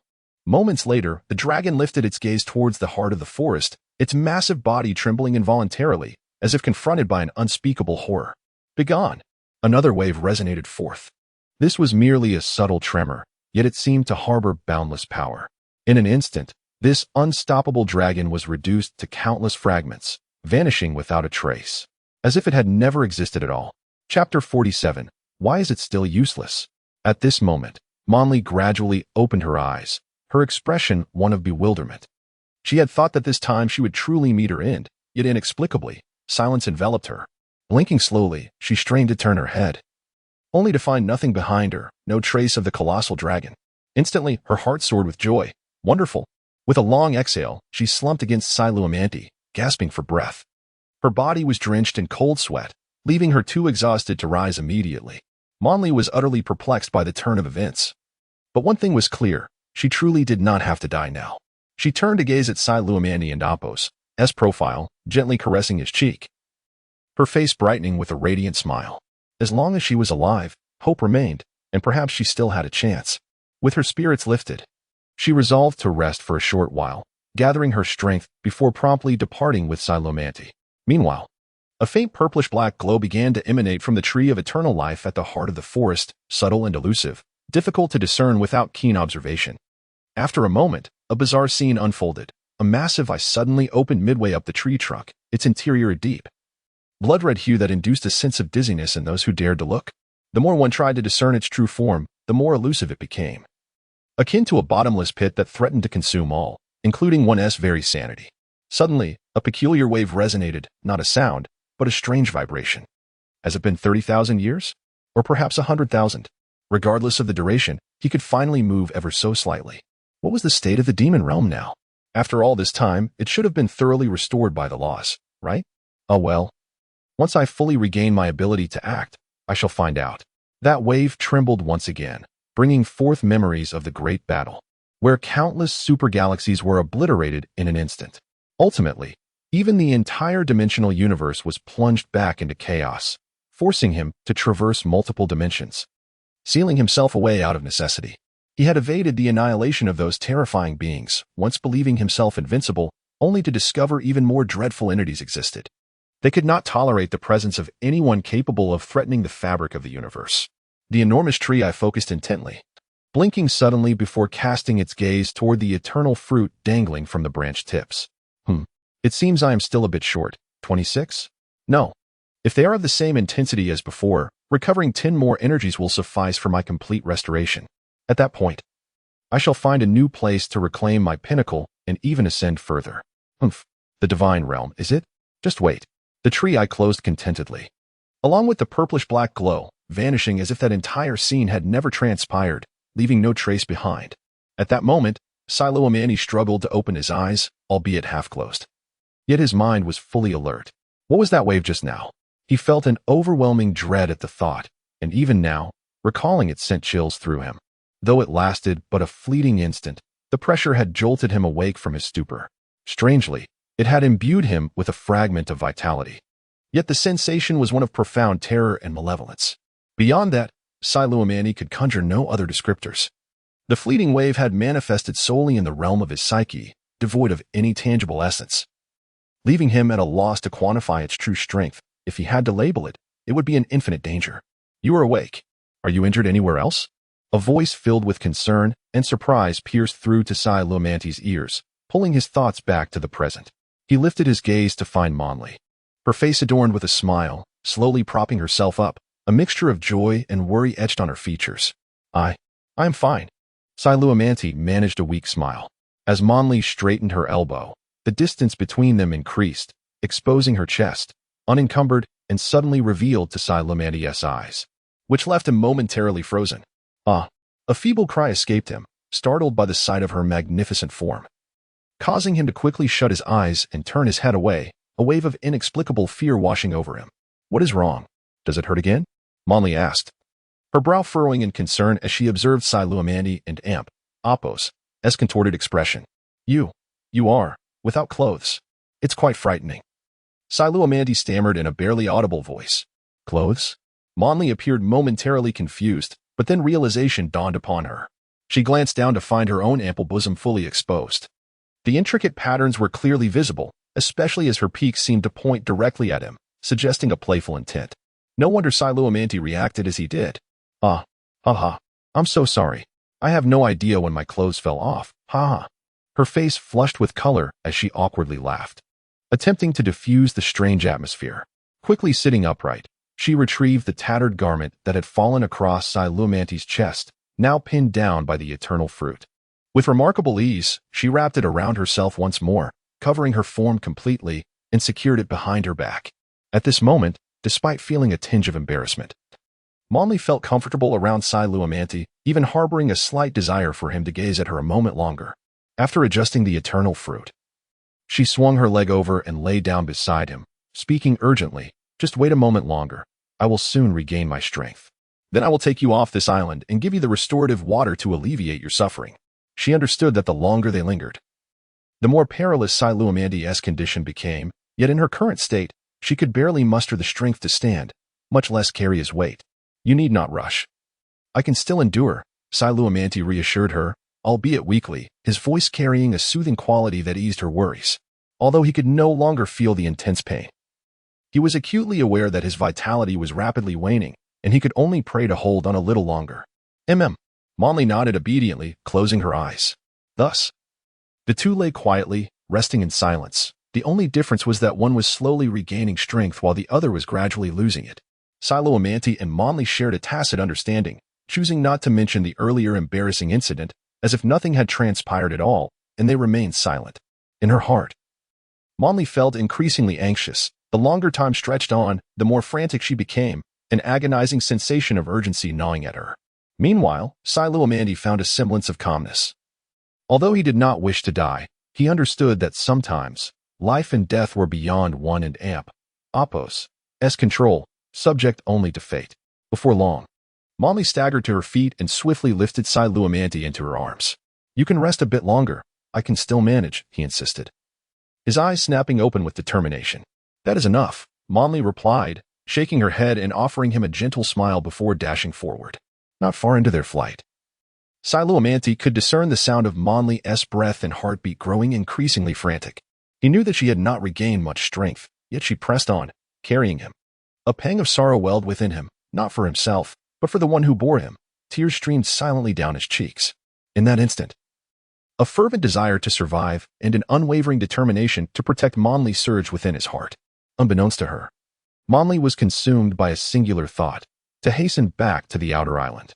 As long as she could reach the surface of the sea, she could immediately administer the restorative elixir to him. Along the way, no monsters appeared, as if the forest's creatures had vanished into thin air.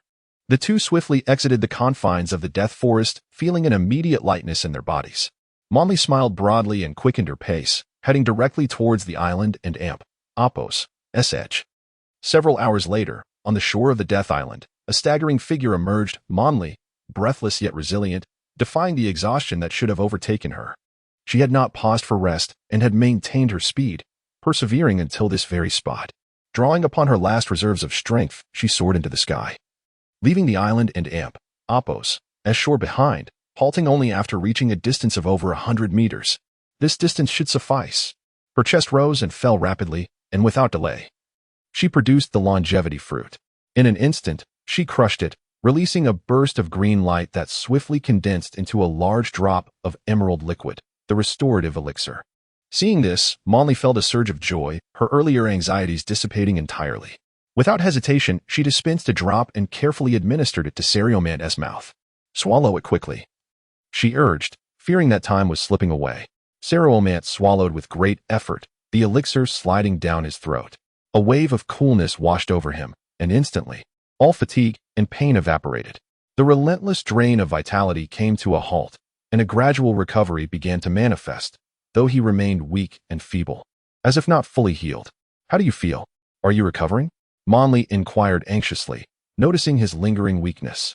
"Much better, but I still lack strength," Saruman replied, furrowing his brow in confusion while managing a faint smile for Monli. Although still weak, his spirit was undeniably brighter than before. How could this be? Monli and Appo's worry deepened. Uncertain of what lay ahead, she promptly poured the remaining restorative elixir into Saruman and Appo's mouth, urging him to swallow it all. However, he tightly shut his lips and shook his head. "Open your mouth," Monli implored urgently, tempted to force the elixir upon him, yet she restrained herself, knowing that such an action would be improper. "You must take it. Your injuries are severe." Saruman turned his face aside, expressing genuine concern. He was acutely aware of the extent and seriousness of her wounds. If he were in her position, he doubted he could still stand. "All right." Monli nodded obediently. A warmth surged within her, and without hesitation, she swallowed a drop of the elixir, instantly feeling her injuries and stamina fully restored. Chapter 48. Let us return home together. "It is your turn." Monli promptly lifted her gaze towards Sailumanti, her face brimming with urgency. "All right." Sailumanti obediently nodded, opening his mouth as he sought to return to normalcy. Monli, seizing the moment, poured the remaining spirit water into Sailumanti's mouth, her eyes fixed on him with eager anticipation. Yet, unable to contain her anxiety, she inquired, "How is it? Is it effective?" Sailumanti furrowed his brows. Briefly assessing the changes within his body, he discerned that, apart from a slight revival of vitality, there were no further transformations. His body remained weak and incapable of exertion. "I'm fine," he managed to smile weakly. "Damn it. I shall gather 10 more," Monli exclaimed, her expression fraught with urgency and determination. As she spoke, she clutched Sailumanti and soared once more towards Death Island.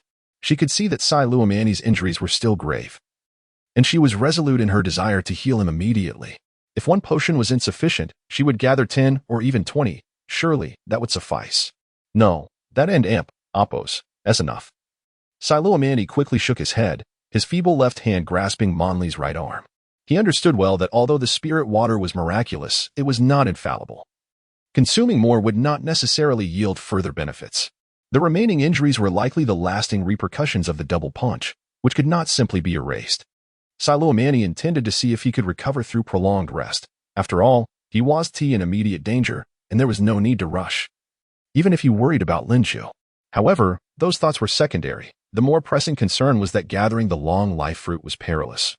And even if Monli regained her strength, venturing back in would still pose a risk to her life.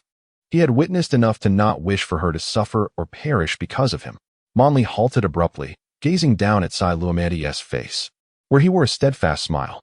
"Very well, I shall heed your words."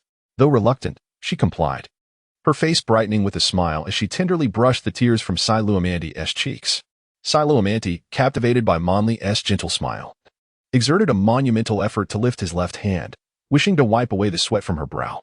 However, as it rose only a fraction, it fell back down, leaving him feeling quite frustrated.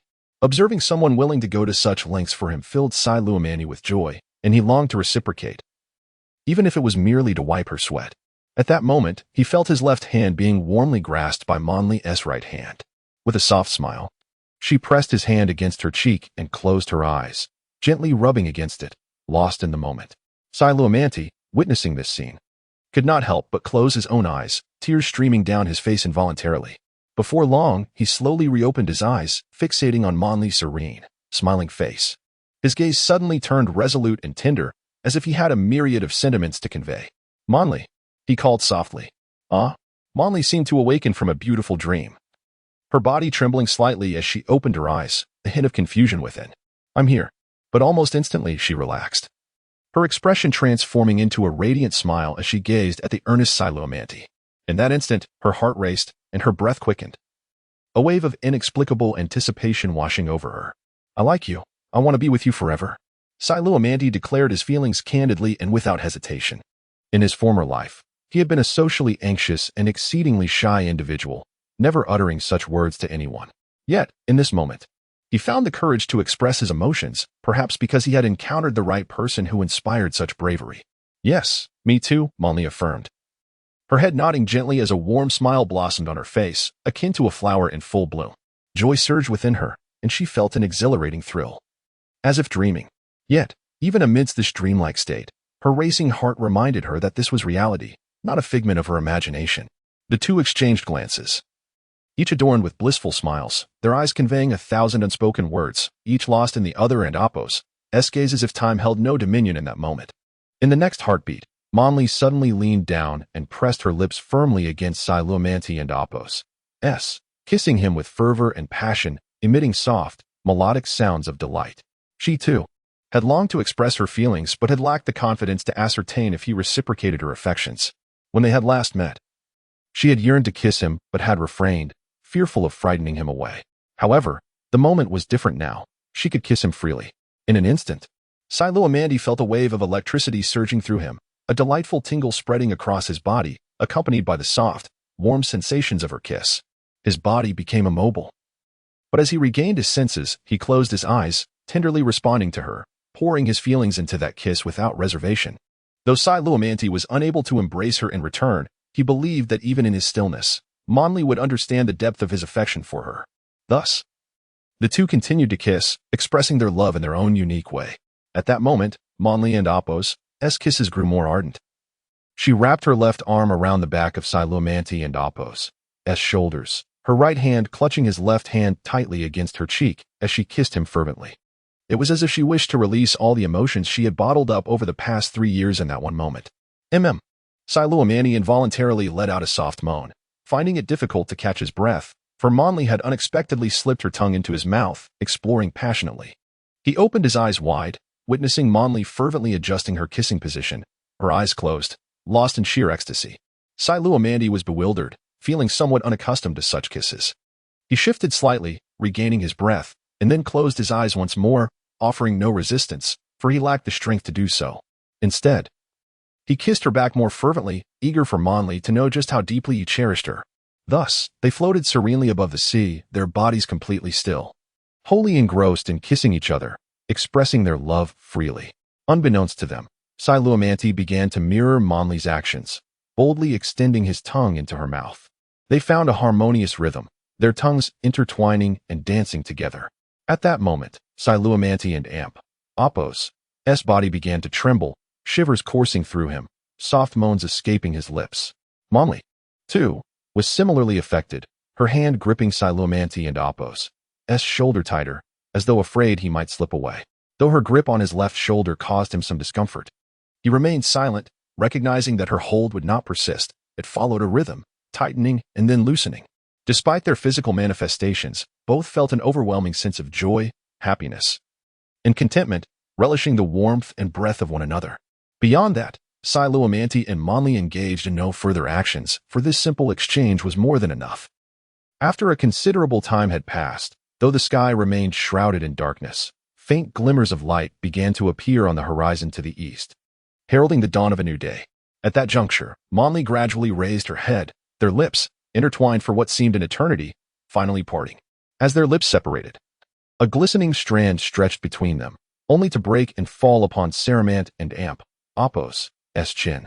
Monli gazed at Saramant, whose cheeks were flushed and eyes darting, his breath coming in ragged gasps, and offered a gentle smile. She released his hand, caressing his cheek instead, her thumb moving softly to wipe his chin, expressing her regret and slight embarrassment. I and Appo's am so sorry. I forgot how frail you still are and kissed you for so long. She then realized that her actions had been somewhat impetuous, a consequence of pent-up emotions erupting uncontrollably in a sudden burst. She had been unable to restrain herself, forgetting his current frailty and kissing him deeply. It's quite all right, Saramant responded, shaking his head, a hint of shyness on his face. He had momentarily thought she might consume him, yet he was undeniably pleased. You won't be frightened of me now, will you? I am typically quite gentle. But I simply couldn't help myself just now, Monli explained, her face flushed with embarrassment. Impossible, Saramant replied, shaking his head. He turned his face to the side, resting it against her collarbone, a bashful smile gracing his lips. It was his first kiss, and he had been taken by such forcefulness, making him feel unaccustomed and shy. Moreover, the The woman was far more assertive and commanding than he had ever imagined. The entire experience diverged from his initial expectations. Observing Saramant's evasiveness, Monli couldn't suppress a soft chuckle, then said tenderly, "Let's go home now." With that, she took Saramant and flew toward her abode, though they were not yet wed. Monli already regarded herself as his wife and him as her husband, considering her home to be his as well. Saramant reciprocated her sentiment, viewing her as his family. Given his current physical condition, he was incapable of self-care, so he naturally followed her lead. In stark contrast to their arrival, their faces now radiated ease and happiness, devoid of any other emotions. "What were you laughing about just now?" Saramant inquired, leaning against Monli and Apos' shoulder. "Nothing really. I and Apos am just overjoyed that we can finally be together." "Truly together," Monli confessed with delight. "Finally?" Saramant asked, puzzled, implying that she had harbored such feelings for some time. "Who told you to touch my feet and my chest? And see everything so clearly? You must take responsibility. There and Apos, there's no escaping it." Monli teased, her face tinged with a delicate blush, but brimming with elation and anticipation. She was, in truth, playfully teasing him, her genuine motive being her affection for him and her desire to be with him, plain and simple. "Is that a tradition?" Saramant inquired, his brow furrowing, his expression peculiar, on the verge of laughter. "What? Are you trying to run away?" Monli's smile vanished, and she halted her flight, turning to face Saramant, who was leaning against her shoulder, her countenance resembling that of a sulking little girl. "Impossible," Saramant replied, shaking his head with a smile. Then, his expression turned earnest, his tone resolute. "If I ran, I would undoubtedly regret it, and besides, could I even run?" He was acutely aware that she was willing to go to such lengths for him. If he failed to cherish her, it would be a sign of utter blindness and inhumanity. "That's more like it," Monli exclaimed with a radiant smile, thoroughly pleased. She transformed into a streak of white light, resuming her flight at full speed. "I'm curious, when did you begin to develop feelings for me?" Monli inquired, her face filled with curiosity as she flew through the white light. She had always perceived Saramant as too powerful, too far beyond her reach, making it improbable that he would be attracted to someone like her, especially since they looked so different. Even though Saramant had saved her numerous times, Monli remained uncertain if he genuinely cared for her, and she lacked the confidence to express her feelings until that very moment. "Probably from the first time I saw you. But I suppose it was inevitable," Saramant responded, his eyes darting about, his tone sincere. He wasn't merely saying it. From their initial encounter, he felt there was something distinct about Monli, that she was undoubtedly a good woman. It was impossible for her to be anything but an enchanting fairy, and he couldn't help but be drawn to her, unknowingly developing feelings for her, particularly since he had no other social interactions. However, the genuine desire to be with her arose when he witnessed her selflessly saving him, at which point the idea took root. "Yes, I feel the same way. Our meeting must have been divinely ordained," Monli concurred, embracing Saramant more tightly, her face radiant with joy, her anticipation growing. And so, they journeyed together, conversing and laughing, finding immense pleasure in the simple act of flying alongside one another. Soon, the day broke entirely, marking the start of a brand new day. The sky was a cerulean canvas, sparsely adorned with clouds, and the radiant sun hung high, casting its brilliant light upon the earth. It illuminated the planet, marred by destruction in many places, yet it stood resilient, still vibrant with life. At that moment, a streak of white light soared through the sky above a field of rubble, vaguely revealing a pale blue figure within. Suddenly, the white light came to a halt, coalescing to reveal a weary woman cradling an infant. Her long hair was disheveled, her face gaunt, her eyes brimming with concern. It was Huang, who had been searching tirelessly throughout the night, finally arriving at this location. I'm on, she cried out, searching in every direction. The previous evening, she had experienced a sudden pang of unease, prompting her to rush in this direction. Along the way, she had encountered several ruins, but she had failed to find any trace of human. Thus, she had continued her search until she reached this place. Confident that she had not strayed from the correct path, that Fumin had indeed come this way. Huang flew, scanning the ground, her search intensifying her unease. "No, it can't end Apos, TB, it can't end Apos, TB like that." Huang vehemently refused to believe that anything ill had befallen Fumin. Several hours later, she had scoured the entire area, finding nothing but scattered rubble and massive craters, with no useful discoveries. At that point, Huang paused, gazing toward the west, her eyes brimming with tears, which she could no longer hold back. She transformed into a streak of white light and flew in that direction. Concurrently, in a grassland, there was a modest tribe. And within a wooden hut on the outskirts.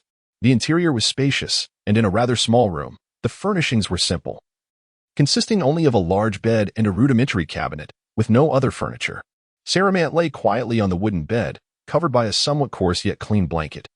His eyes fixed on the wooden ceiling, lost in thought. Just half an hour earlier, Monli had brought him here, placing him gently on her own bed. Monli had then hurried out, eager to gather the sap of some flowers to give him to drink. Saramant had protested that he had consumed the rejuvenation elixir and was not hungry, merely lacking strength, so he didn't need to drink anything. However, Monli had insisted, claiming that it was essential and would benefit his health. She had also been quite secretive, refusing to answer Saramant's persistent questions, only saying that he would know when she returned. At the same time, she had repeatedly reassured Saramant that gathering the flowers posed no danger. Thus, Saramant consented to her departure, for otherwise, the other party would undoubtedly not cease their insistence easily. Coincidentally, he was also quite intrigued by the nature of the flower that had prompted such an air of mystery, and within him, an anticipatory emotion began to blossom. Chapter 49. Truly departed. As time quietly slipped away, the sun began its descent in the west. While those untouched by calamity continued their lives as if nothing had transpired the previous day, they remained blissfully unaware of the events that had unfolded around them. Inside the wooden cabin, Saramant gazed at the ceiling, a smile gracing his face, utterly unaware that such a day would come for him. Saramant. Suddenly, a joyful shout echoed from a distance, belonging to Monli. The smile on Saramant's face widened, and he eagerly turned to see. Footsteps approached from the doorway, and soon Monli entered, beaming with delight. "You finally returned," Saramant exclaimed, his excitement palpable as he attempted to sit up. Although Monli had only been gone for a brief moment, he found himself missing her dearly. "Drink this." Monli rushed over, supporting Saramant's back, revealing a flower bud the size of a basketball, her face radiating with enthusiasm. Saramant then discerned that it was a massive flower resembling a hexagonal cup, its petals of vibrant red, with lighter, slightly pinkish edges. As soon as the bud was unveiled, a sweet fragrance wafted through the air, invigorating the senses. "What is this?" Saramant inquired curiously, having never encountered such a flower before. "You'll find out shortly," Monli replied with a playful smile, sitting beside him, teasingly withholding the answer. She produced a bony spike and gently punctured the egg-sized protrusion at the bud's center. Turning, she brought the flower bud to Saramant's lips, mimicking the act of feeding him. "It's very sweet," she said, her face aglow with anticipation, her words as sweet as the nectar itself. Saramant smiled faintly, savoring the wondrous sensation, and opened his mouth to take in the flower's edge. As Monli tilted the flower, a thick, red juice flowed from the protrusion, reminiscent of a fruit juice. The moment the liquid entered Saramant's mouth, he felt an exhilarating chill, followed by an overwhelming sweetness that far surpassed that of honey. "Oh, that's enough," Saramant murmured after a couple of hearty sips. Monli, perceptive to his cues, carefully withdrew the flower, strands of the viscous nectar lingering at the corners of his mouth. "It's truly delightful," Saramant praised, leaning in to lick the remnants, astonished that such sweetness existed in the world. "Indeed," Monli nodded, then leaned down to kiss the corner of Saramant's lips, ensuring every last drop was consumed. Their tongues intertwined, and Saramant froze momentarily, feeling a stirring sensation. Just as he was about to speak, Monli seized the moment and kissed him on the lips. Sticky yet tender. Raising her head, she gazed at the still-dazed Saramant, a radiant smile illuminating her face, filled with affection. "When I turn 20 next year, let us marry immediately. How does that sound?" she asked earnestly, her expression a blend of shyness and unwavering determination. Saramant, captivated by Monli and Appo's close visage, her eyes twinkling with expectation, felt his thoughts slip away, rendered inconsequential. Just as he was about to affirm her proposal, a woman in Appo's urgent voice from outside shattered the intimate atmosphere. "Aman. Aman. Who is Aman?" Saramant asked, perplexed. "You will know soon enough." Monli replied with a coy smile, rising to her feet, placing the flower on the table. "I must step out for a moment. When I return, you must tell me your answer." A beaming smile adorned Saramant's face as he prepared to respond, only to find Monli had already exited the room, leaving him with half-finished thoughts. Oh well, no matter. There is always time later. He could hardly fathom how swiftly happiness had come to him, an unexpected proposal, Wasn't it customary for him to voice such sentiments? In a year, he too would be around 22. Meanwhile, above the tribe, a woman hovered. Cradling a child in her arms, it was Huaying, desperately searching for a man. A man. A man. She called out, scanning her surroundings, longing to hear that familiar voice. Below, a throng of people, men, women, young and old, gazed up in confusion at the sky. Shortly after, two figures soared up, halting a short distance from Huaying. One of the middle-aged men asked, puzzled, "Who are you looking for, young lady?" "Have you seen?" Huaying began, describing the appearance of Fumin, her voice trembling, her hands shaking, on the verge of breaking down. "Never seen such a person. Are you certain he came here?" The middle-aged man exchanged glances with another, shaking his head. The elderly man nearby similarly affirmed his lack of recognition. Huaying and Appos, countenance twisted in despair, her fist clenched tightly, teetering on the brink of collapse. "Calm down, young lady, don't be too agitated," the middle-aged man comforted her. "What's wrong?" A female voice suddenly called from below. Turning, they beheld a young woman soaring upwards. It was Monli. "Monli," the elderly man exclaimed warmly. Monli alighted before Huaying, who appeared on the verge of madness, and quickly inquired, "What's the matter, sister?" Huaying trembled uncontrollably, clutching the child in her right arm, while her left hand balled into a fist, nails digging into her palm. Her teeth clenched tightly, exuding an aura of distress. Meanwhile, within the wooden cabin, Saiyan was overwhelmed with joy, hardly able to believe that he was on the brink of marriage, a notion he had never dared to contemplate before. A peculiar sensation enveloped him, both comforting and exhilarating, causing him to tremble with anticipation. Suddenly, a woman's anguished scream erupted from outside, echoing through the air, startling the elated Saiyan. "What happened?" he asked, his smile fading, replaced by confusion. Moments later, a cacophony of gasps, astonished murmurs, and expressions of disbelief filled the air. Though the words were often unclear, fragments could be discerned. "Oh my, how could this be? It's impossible. Is she truly gone?" "Gone?" Saiyan's expression hardened, his pupils widening in alarm as an unsettling feeling washed over him. "Monli, Monli," he cried out, throwing himself to the ground. He struggled, tears streaming down his face, as he crawled towards the door, drenched in sorrow. It can't be. This isn't happening. His body quaked in disbelief. Just moments ago, everything seemed fine, and now Monli was suddenly taken from him. "No," Saiyan shouted. But his voice was weak, his movements slow and laborious, as if the distance to the door stretched infinitely. Yet, through sheer determination, he managed to crawl out of Monli's room, into the hall, and continued to laboriously make his way towards the entrance. How could this happen? Once dead, there's no returning. Please accept my condolences. Such a tragedy. Alas, she was so young. A chorus of lamentations and mournful exclamations filled the air, each word piercing through Salamani and Appos' heart like a sharpened blade, causing an agonizing twist of pain within him. "No," he cried out in despair, his eyes aflame with sorrow, tears streaming uncontrollably down his cheeks as he writhed in grief, desperately attempting to crawl. Salamani fervently wished for 100 legs, yearning to escape the confines of the wooden cabin and discern the true state of Monli. Chapter 50. I possess the means to revive them at this juncture. Outside the wooden cabin, a considerable assembly of individuals had congregated, engaged in fervent discussion. "Alas, there is naught to be done. Let us lament their passing," someone grieved. Amidst the throng, Huang clutched her head, her right hand and ear stained with cerulean ichor. She slumped to the ground, weeping as if the firmament had collapsed upon her. "Ah, nay, woe is me." Her hair was disheveled, akin to a pauper and Appos', a stark contrast to her former self. "Nay, it cannot be true. I refuse to believe it. Woe, woe, woe," she raved. The infant she had been cradling nowhere to be seen. Yet, such is what I witnessed, unless my eyes deceive me. There. Regardless, prithee rise. Monli, Saramit bellowed, laboriously crawling out of the wooden structure and prostrating himself on the threshold, gazing up at the multitude gathered nearby. "Monli, Monli," he cried, his voice enfeebled, stifled to the utmost degree. The crowd soon took notice of the commotion, and gradually, heads turned in their direction. "Doth this person not appear dissimilar to ourselves? Who is he? I have never laid eyes upon him. Could he be the perpetrator?" Upon this sight, the people began to point and murmur, some in astonishment, others in trepidation, and yet others in curiosity, but none approached, nor did any make a hostile gesture. Monley, Monley, where art thou? Saramit lamented, continuing his crawl. He sought to espy that familiar figure amidst the crowd, but to no avail. The multitude was dense. Yet Monley was nowhere to be found. Nay, it cannot be so, Saramit protested, unwilling to accept this fate. Felicity had only just arrived.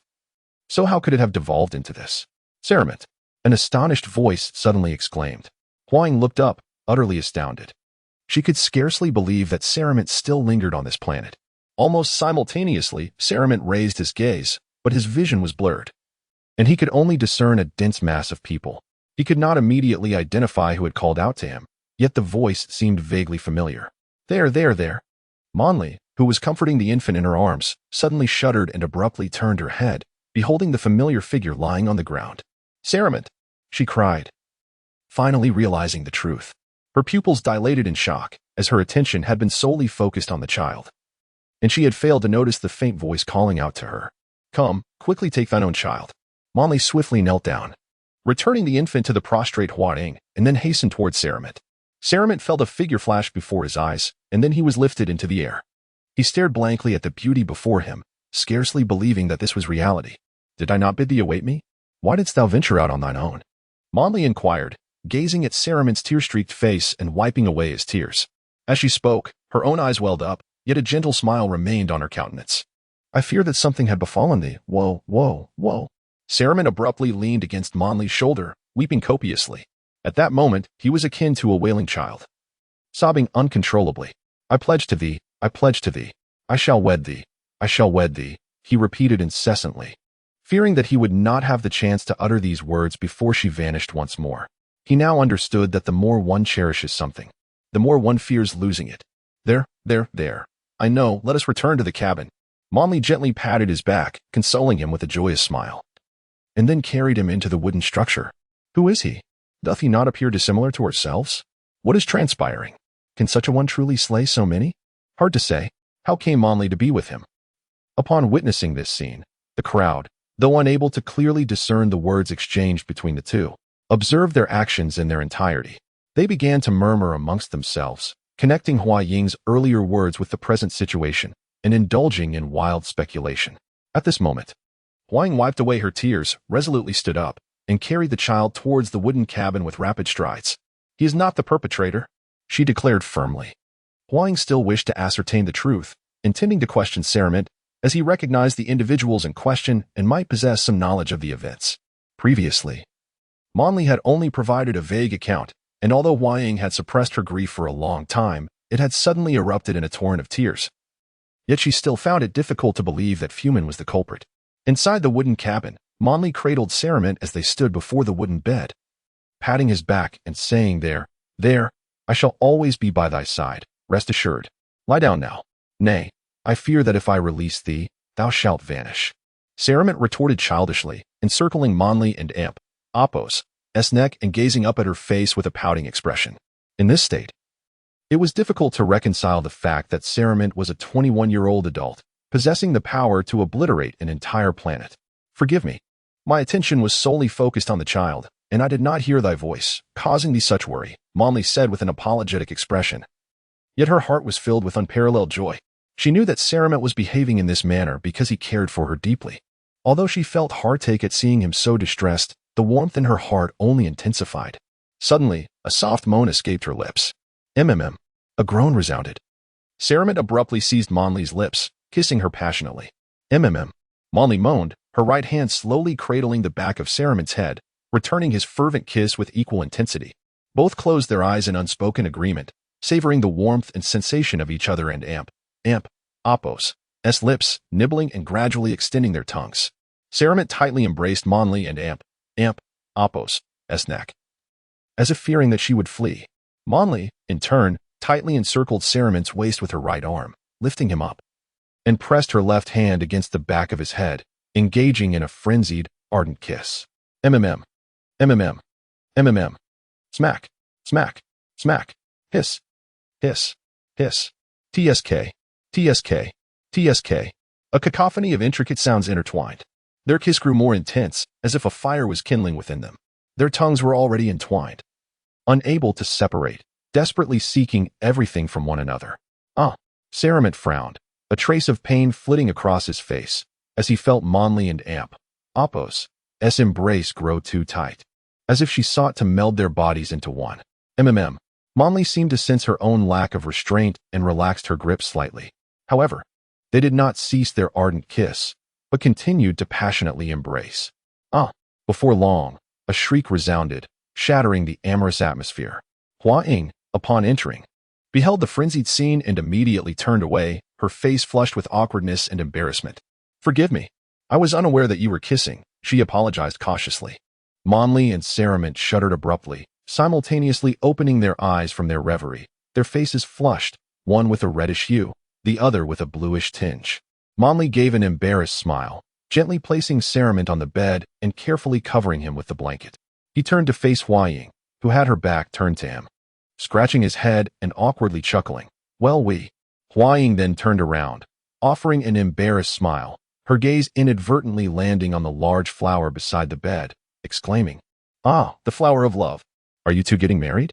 Her eyes widened in astonishment as she glanced between the clearly uncomfortable Monli and the bashful Saramit on the bed, realizing that Saramit was, after all, an extraterrestrial. At that moment, Hua Ying could hardly believe her eyes, yet she was well acquainted with the flower of love. It was this very flower that Fumin had plucked to propose to her, a traditional method of courtship. "Yes, I'm going to marry her," Monli shyly nodded. Almost simultaneously, Saramit decisively affirmed, "Indeed." Hua Ying was taken aback, her gaze flitting between the two, still feeling it was rather peculiar. Not only were they of different species, but their physical statures contrasted dramatically. Monli was taller, while Saramit was shorter, even compared to her. It all seemed rather mismatched. She then shook her head and finally turned her attention back to Monli, tentatively asking, You can't be over 20 yet, can you?" Despite Monli's height and mature appearance, Hua Ying sensed a youthful aura about her, indicating that she had not yet reached the age suitable for marriage. "Well, I'm already 19. And in a year, it will be permissible," Monli replied bashfully. Although she longed to wed Saramit at that moment, she would not recklessly defy the ancestral customs, knowing such actions could lead to unhappiness. Hua Ying's strange expression softened into a smile as she said, "Regardless, congratulations to you both." Her astonishment was fleeting, and she had no intention of meddling in matters that did not concern her. However, her expression soon darkened, replaced by a wave of sorrow as she pondered. Had Fumin truly passed away?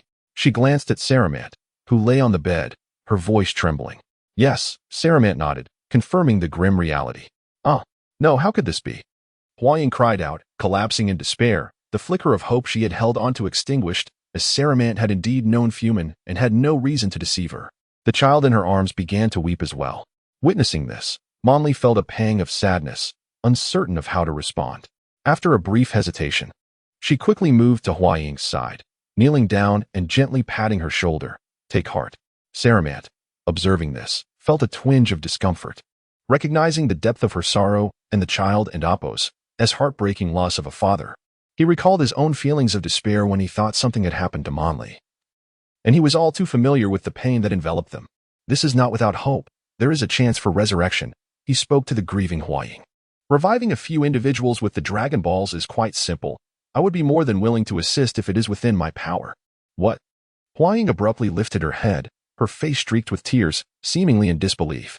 Monli also turned to him, her expression reflecting incredulity, questioning if she had misheard.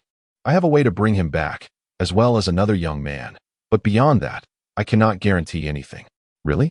Hua Ying crawled to the side of Saramit's bed, her eyes suddenly sparkling with a glimmer of hope.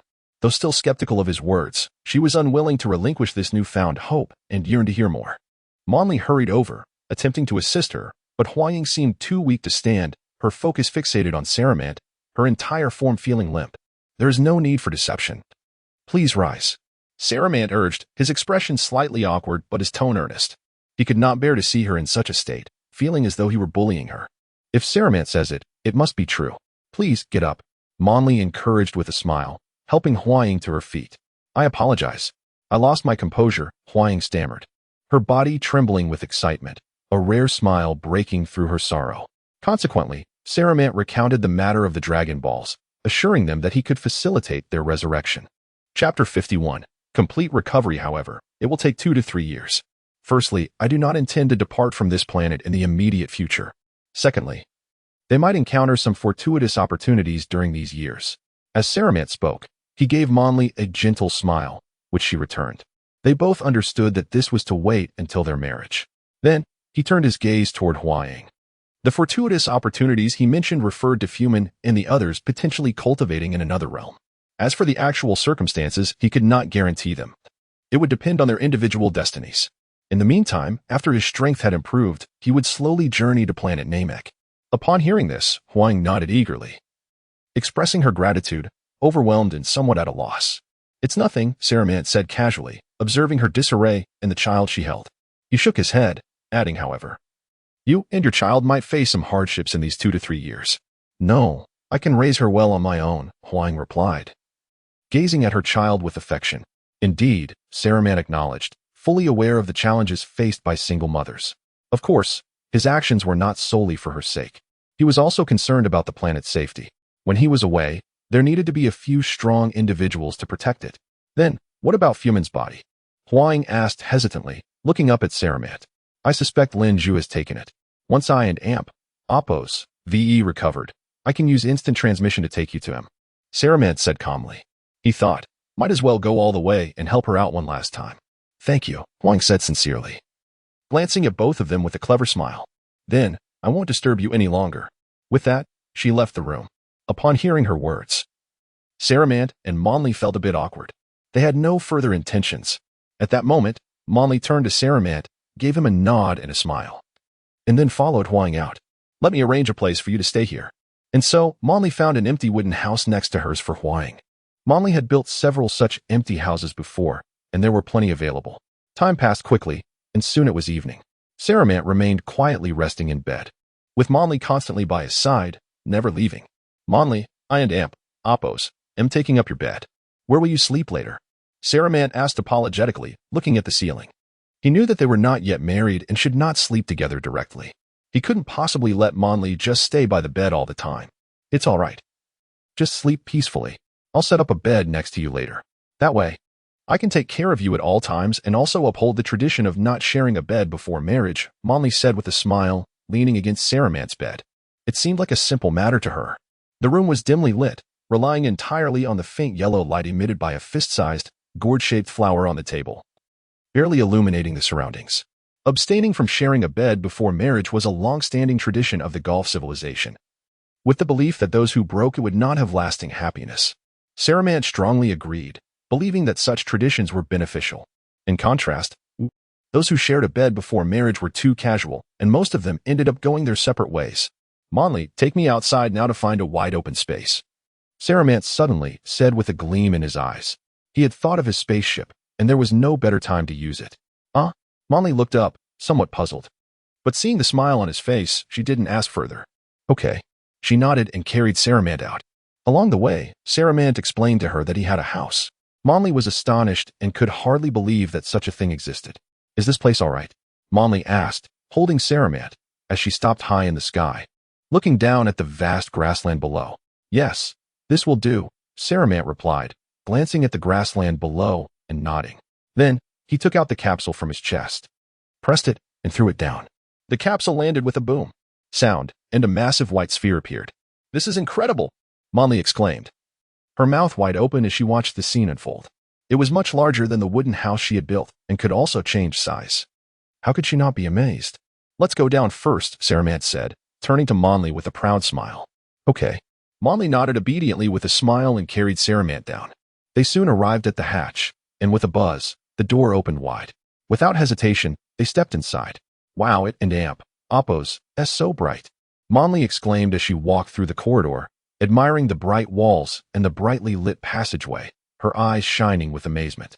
Under Saramant's guidance, Monli quickly learned about the interior layout, including 3 bedrooms, a kitchen, a bathroom, and a storage room. Monli was utterly astonished. The sense of mystery Saramant brought deepened, making her even more intrigued. Afterward, Saramant had Monli place him on the bed in one of the bedrooms and arrange for her to stay in the room next door. However, Monli said that she didn't need such a nice room and could just stay in her original wooden house. But after Saramant's persuasion, she finally agreed.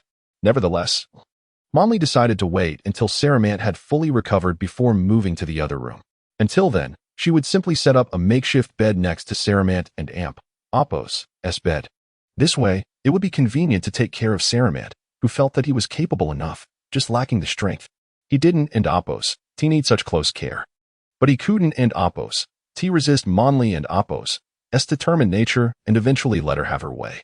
After all, even if they weren't and Appos's married yet, they were already like family. And so, the two decided to live together from now on, but without sharing a bed directly. After that, Saramant only focused on resting, while Monli would bring many kinds of food, mostly strange fruits that were delicious and not easily tiring to eat. From time to time, Monli would take Saramant out to bask in the sunlight and enjoy the breeze. As for bathing and using the toilet, they were easily managed and not too difficult. Every day was relaxed, and time flew by. In the blink of an eye, half a month had passed. On this day, the sky was covered with dark clouds, with faint flashes of lightning, indicating an impending storm. On the grassland next to the spaceship stood 3 people, or rather, 4. It was Monli, Huaying, and her child, Manning, whom she held in her arms. Finally, there was Saramant, standing alone. At this moment, his injuries had completely healed, and he felt that his energy had increased significantly, far exceeding his previous level before using the maximum Kaioken. "Put your hand on my shoulder, and I'll take you there," Saramant said calmly, turning to Huaying. Naturally, it was inconvenient for him to initiate physical contact. "Okay." Huaying nodded, gently placing her left hand on Saramant and Appos's right shoulder. Her face showed anticipation, but even more so, sorrow. Although she knew that her lover could be resurrected, she couldn't help but feel pain at the thought of seeing his remains or grave. "I want to go too," Monli said with great interest, grabbing Saramant's left hand. "All right," Saramant said with a gentle smile. Then, he closed his eyes and began to sense Lin Zhu's energy. He frowned slightly, surprised that Lin Zhu had hidden his energy. At one moment, Saramant found himself unable to sense the presence of his opponent, prompting him to shake his head and smile. "What's wrong?" Peril inquired with concern. "It's nothing. I'll be fine shortly." Saramant opened his eyes, turned to Peril with a confident smile, and raised his right hand, placing his index and middle fingers against his forehead. He began to reattune to the already diminished aura of Lin Zhu, and within a brief moment, a smile involuntarily crept onto his lips. In the next instant, with a whoosh, the 4 vanished from their location. Chapter 52. The path ahead somewhere. The sun shone brightly in a clear blue sky. On a gentle hill, a robust figure sat cross-legged, beside which lay a light yellow object resembling a flower basket. Inside, a baby boy, the one Lin Zhu had previously rescued, was soundly asleep. Suddenly, Lin Zhu opened his eyes wide and turned around, astonished. "It's you." At the bottom of the hill stood 4 individuals he recognized, none other than Saramant and the others who had just teleported. "Lin Zhu, where is Fumin?" Huaying, having just awakened, spotted Lin Zhu on the hill and flew up without hesitation to inquire. Peril and Saramant remained silent, waiting patiently nearby. "He's already dead. I couldn't find their bodies. They're likely lost in the aftermath of the explosion." Lin Zhu hesitated before speaking the truth. After the battle, he had searched the battlefield multiple times, but alas, he found no remnants and decided not to waste more time, knowing the child couldn't be hidden for long. "This ability is truly remarkable." Peril turned to Saramant, her curiosity piqued. "I'll teach you later," Saramant replied with a gentle smile, pinching Peril's cheek. He had resolved to impart the art of teleportation to her, so she could escape danger in the future and avoid suffering as she had this time. "All right." Peril nodded obediently, resting her forehead against Saramant's shoulder, her face alight with joy. She was determined to learn diligently, so that if Saramant were ever injured again, she could rescue him. "It seems Gao is either dead or has fled," Saramant mused, his gaze sharp. Earlier, he had been unable to sense any aura due to his injuries and had worried about a potential attack. Now that he had regained his senses and detected no trace of Gao, coupled with Lin Zhu's vitality, it indicated that Lin Zhu had triumphed, sparking his curiosity about how it had come to pass. How could this be? Huaying felt disheartened. She had hoped to visit Fumin's burial site to pay her respects, only to discover that no remains were left. Lin Zhu lowered his head, unsure of what to say, feeling guilty for not having been of greater assistance and for failing to protect their physical forms. "Oh, never mind," Huaying thought, recalling the possibility of resurrecting Fumin in the future, easing her sorrow as her gaze fell upon the baby lying nearby. "Child, when did you get married?" she asked, her brow furrowing in surprise as she instinctively scanned the surroundings, finding no trace of any other women. "Oh, this is the one I saved earlier," Lam-Z chuckled. Lifting the child, his face transforming into an expression of tender affection, making it seem as though he were the child's father. "How wonderful. I wish to have a child of my own." Peril gazed up, noticing both Lam-Z and Saramant cradling a child, feeling a twinge of envy. "We will have our own." Saramant turned, gazing affectionately at Peril, gently stroking her long hair. "Yes." Peril nodded eagerly, her cheeks flushing as she leaned against Saramant's shoulder. Her voice trembling slightly, "Shall we have a baby right after we get married?" "Of course." Saramant replied softly, his face suddenly flushed as well.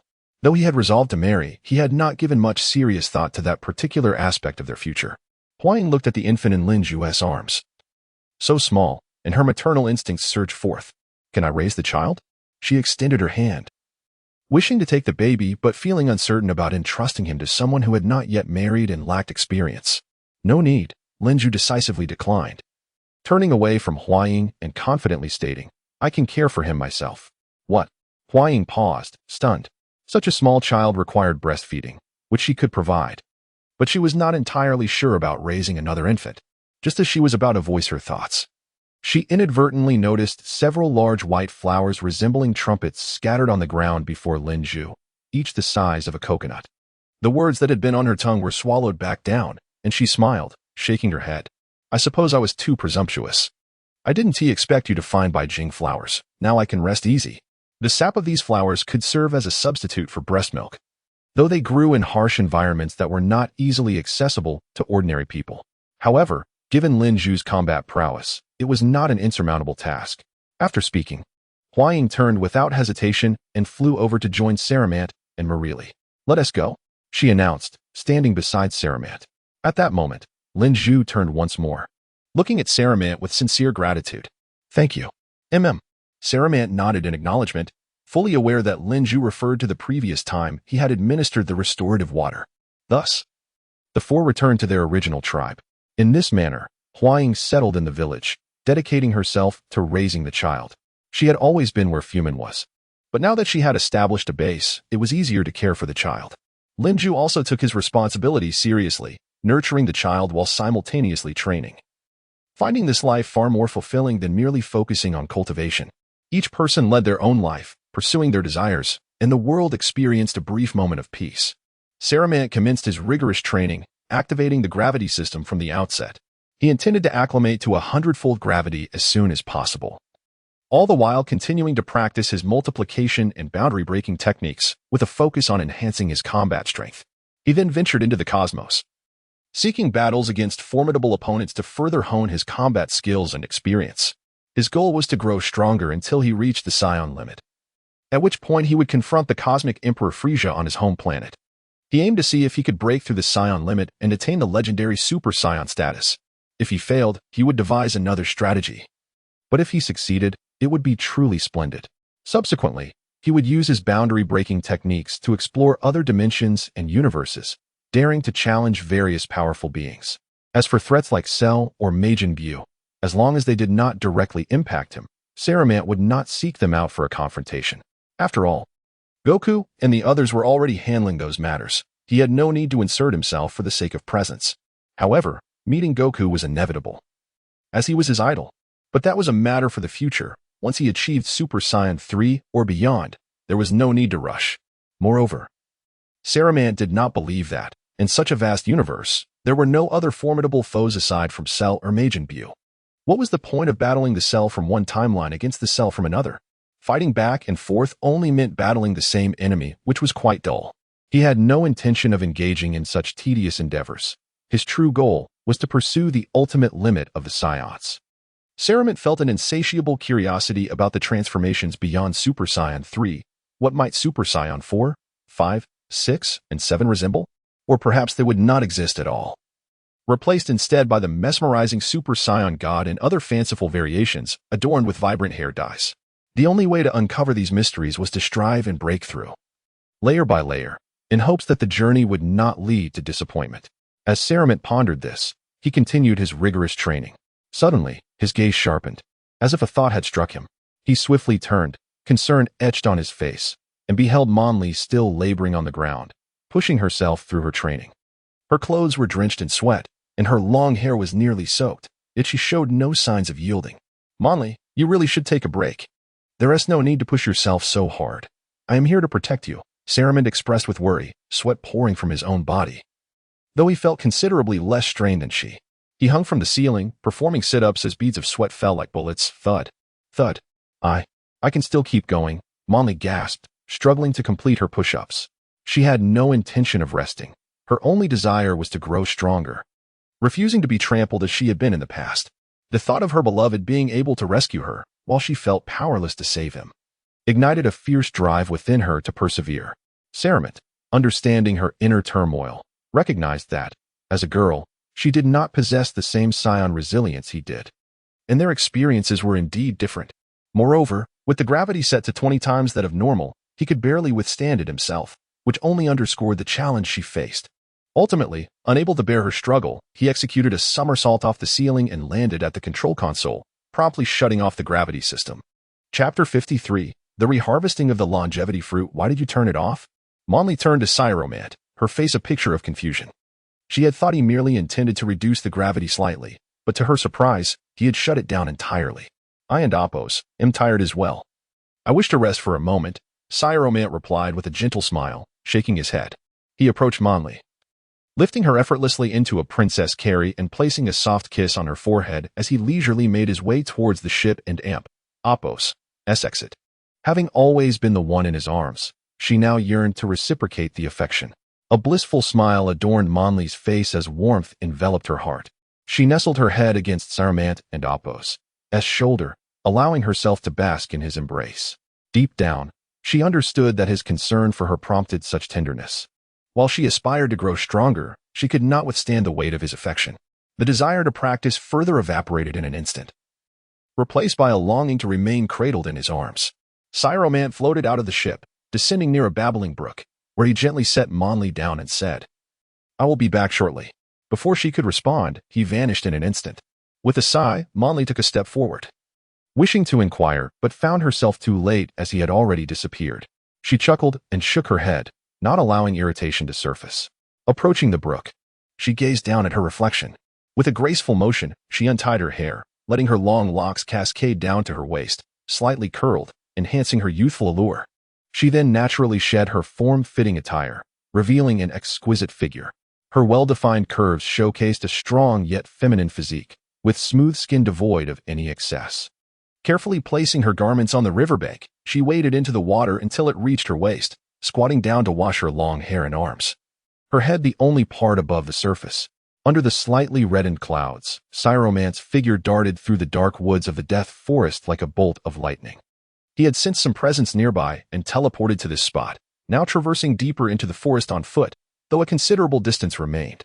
Fortunately, the island was inhabited. Had it been deserted, he would have had to fly directly. Saiyan intended to gather more longevity fruits for future contingencies, ensuring that if Mon Li were to sustain injuries, he could provide timely aid. He wished to be thoroughly prepared to prevent any severe harm during training. However, as he flew, an unsettling sensation began to rise within him.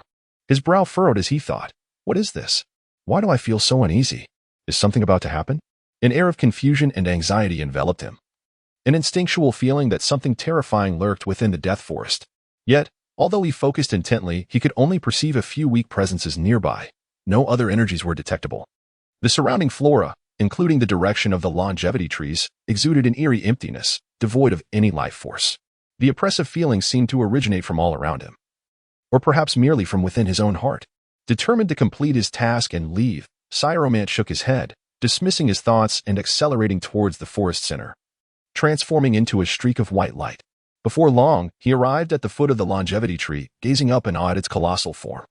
Even upon this second encounter, the sight was breathtaking. The mighty dragon seemed insignificant by comparison. His brow knitted in concern. He felt the oppressive sensation intensify as he drew nearer, almost rendering him breathless. Strangely, no matter how attentively he sensed, he could detect nothing amiss with the longevity tree itself. The source of this peculiar feeling eluded him, but it was clear that the closer he approached the center, the greater the pressure became. Saiyan sighed deeply, attempting to relax. Forget it. I must focus on the task at hand, he murmured to himself, soaring towards the tree's highest branches. After gathering 10 longevity fruits, he felt a significant heaviness in his body and decided to cease collecting. He had nearly reached his limit and wished to leave some for others, gradually descending towards the ground. His gaze remained fixed ahead. As soon as he sensed Monli's presence, he vanished from sight, teleporting to her side. Upon his return, a faint purple-black glow emanated from the longevity tree, and a massive crimson eye opened at its waist. 10, you say? Excellent, though they may be somewhat diminished.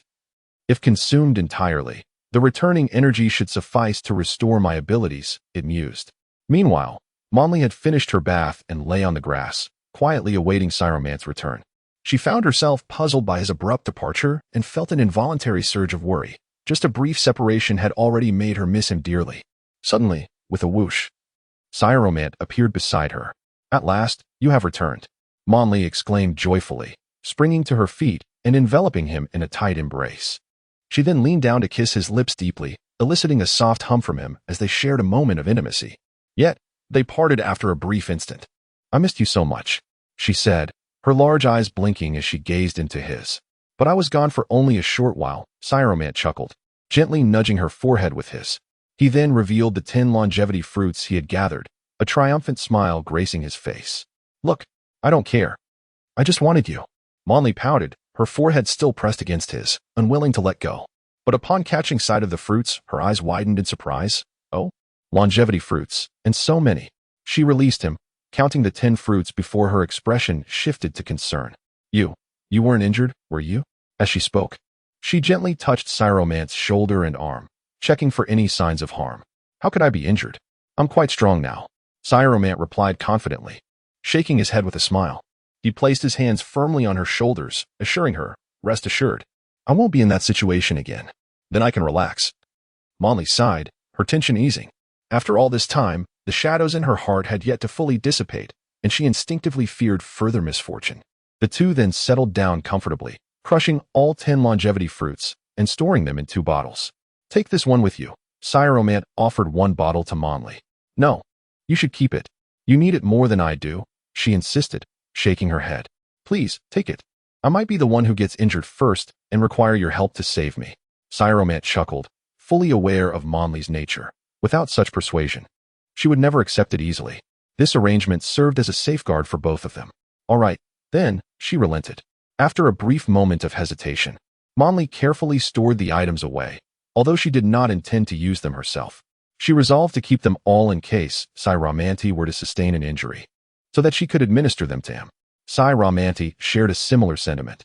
His initial concern was for Monli, fearing that her stubbornness and training might lead to serious harm. Thus, he had gathered the items once more to ensure he could tend to her wounds if necessary. However, he did not wish to become overly reliant on the restorative water, opting instead to reserve its use for critical moments. He also refrained from exploiting it to circumvent the limitations of the Saiyan bloodline, believing that such an approach would yield an insubstantial enhancement in combat prowess. Moreover, he was uncertain whether frequent utilization might lead to unforeseen complications. Ultimately, he resolved to proceed with caution, focusing on diligent effort to bolster his strength, as this approach seemed far more genuine. After all, time was ample, and there was no urgency or pressure to act hastily. Chapter 54. The marriage of Sairoman and Monli. Time flies, and in the blink of an eye, 6 months have passed. On this day, the weather is splendid, with fluffy white clouds drifting across the azure sky, creating a picturesque scene. The waning sunlight bathes the earth, and a gentle breeze wafts through the air, imparting a sense of warmth. By the riverside, on a patch of grass, for individuals, 3 women and 1 man, are seated on a gray blanket. Are you truly planning to leave in 6 months? Huaying inquired, playfully engaging with the toddler who has begun to walk. Indeed, Monli replied, her face aglow with anticipation. She gently caressed the hair of Sairoman, who lay asleep on her lap, her tone tender yet resolute. Wherever he goes, I shall follow. How envious. Huaying turned her head, cradling the child in her arms, gazing skyward with a wistful expression, reminiscing about her moments with Fumin. Ultimately, it matters not where one is, but rather the joy of being together with a beloved, Monli responded, her face radiant with happiness. Yes. Huaying lowered her gaze, softly stroking the child and Appo's head, warmth flickering across her features. You need not be too sorrowful, Fumin shall soon return. Monli turned to Huaying, reassuringly patting her shoulder. Indeed, Huang's spirits lifted, and she smiled in response. The two resumed their light-hearted conversation, with Monli absorbing various childcare techniques from Huang for future use. Over the past 6 months, Sai Romanter had acclimated to the 100-fold gravity, though it was not as effortless as he had anticipated, requiring considerable time and effort. He remained puzzled as to how Wukong had adapted so swiftly in just a few days. Perhaps the pressure he faced then was immense. Regardless, he did not achieve such rapid acclimatization. He had not engaged in daily gravity training, instead allocating significant time to mastering the multiplication fist and dimension-breaking fist. He had made initial progress with both skills and could now withstand a 3-fold increase from the multiplication fist, though he dared not exceed that due to lingering psychological barriers. The dimension-breaking fist, capable of shattering dimensional walls, could only be executed in areas where space-time is weakened, typically near certain special planets. Complete adaptation to the gravity did not imply that training could cease. He continued to enhance his combat prowess. Sai Romanter felt he had grown stronger by 7 or 8 times compared to before. He dedicated considerable time to teaching Monli instant teleportation, but regrettably, her progress remained slow, indicating she might not master it in the near future. Thus, each individual engaged in their own cultivation, steadily growing stronger while the world remained in a state of tranquility. Time, as always, slipped by unnoticed, and before long, another 6 months had elapsed. At noon, the sky was a brilliant blue, the sun shining brightly without a cloud in sight, while the ground below bustled with activity. In one corner of the tribe, a large gathering of people, over 100, busily prepared for what seemed to be a grand banquet. How lovely! In a quaint wooden cabin. Huang beamed as she observed Monli in the mirror, placing her hands down with a smile of admiration. Monli sat before the vanity, admiring her reflection. Turning her head from side to side, her expression increasingly satisfied. She then turned to Huang with a smile. Your skills are remarkable, Sister Huang. You flatter me. Huang laughed, shaking her head while making some final adjustments. It is your innate beauty that shines through. Sister Huang was equally stunning in her time. Monli's smile brightened, filled with anticipation for Sai Romant and Appo's reaction upon seeing her. Huang chuckled and shook her head, focusing intently on dressing Monli in her wedding attire. Soon, Monli was ready. Her long hair intricately styled into a shape resembling 6 flower petals, adorned with 7 pristine white blossoms, creating a striking appearance. She wore a pink dress woven like flower petals, exposing her waist yet completely covering her ample bosom, with no sleeves. Her lower garment mirrored the color and material of the upper dress, a short skirt that reached her knees, revealing her delicate, long legs. The overall effect resembled the attire of a noblewoman, yet the material was evidently of superior quality, distinguishable from synthetic fabrics. It appeared exquisite, yet conveyed an air of fragility, as if it could be torn with a mere tug. Apart from a unique necklace of varying shapes and colors around her neck, she wore no other adornments on her wrists, ears, or elsewhere. Nevertheless, at that moment, she radiated an aura of grace and beauty, simple, pure, and genuine, imbued with a sense of sanctity. On the other side, a middle-aged man was assisting Sai Romanter with his attire.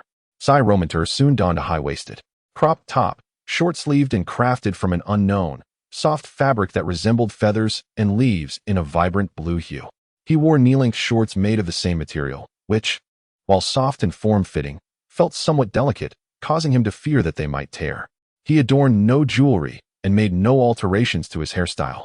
He merely changed into a different outfit. After a brief pause, the sound of a drum resonated through the air. Huang led Monli out, while the middle-aged man accompanied Sai Romanter, the 4 emerging almost simultaneously from 2 adjacent wooden cabins. Upon seeing one another, Monli and Sai Romanter locked eyes, each lost in the other's gaze, as if the world around them had vanished. Let us begin.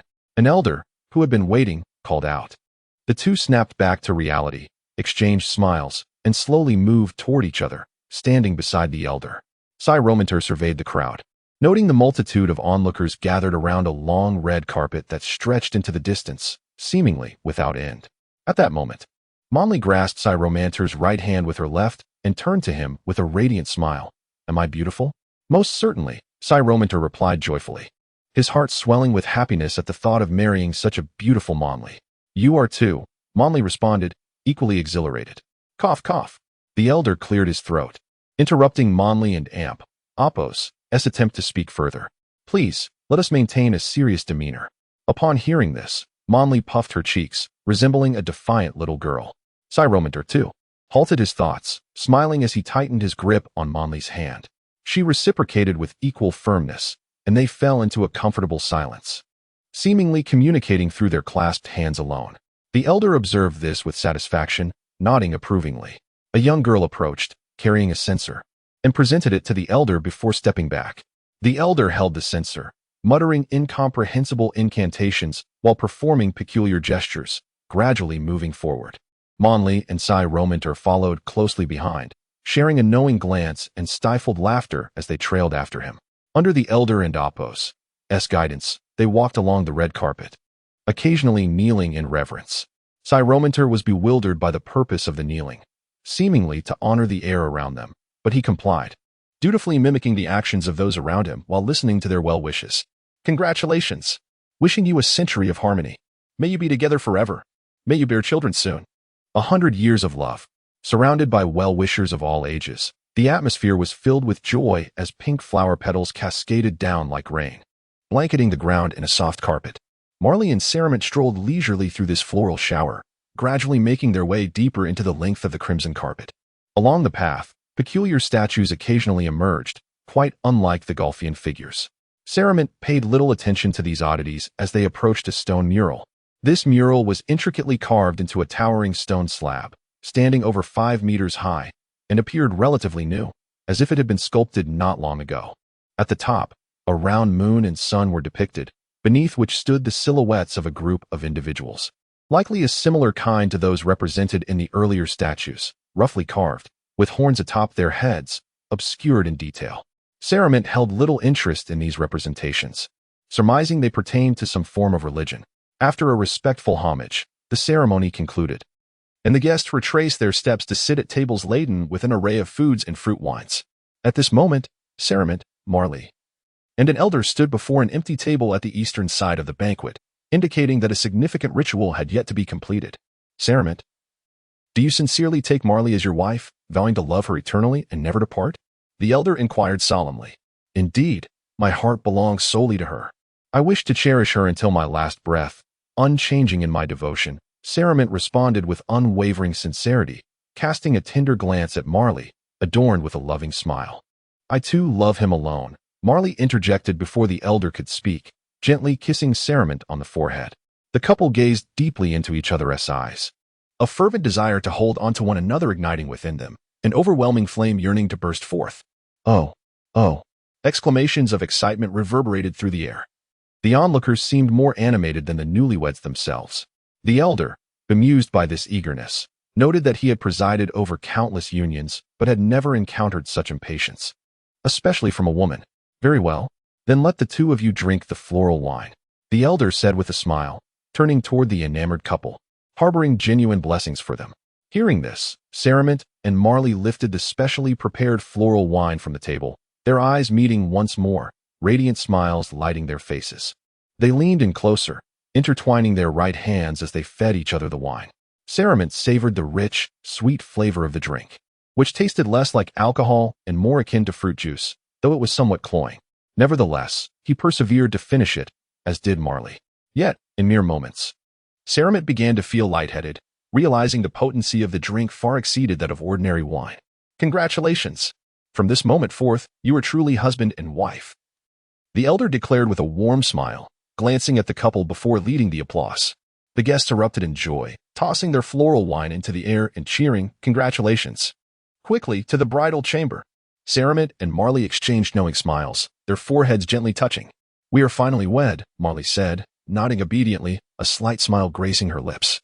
Embodying the essence of a devoted wife, fully leaning into Saiyan's embrace. This moment was one she had long anticipated. With a gentle smile, Saiyan lifted Marley into his arms. Shall we depart? He spoke softly, as if he had planned their exit all along. Yes, Marley replied, her face aglow with happiness as she nestled against his chest.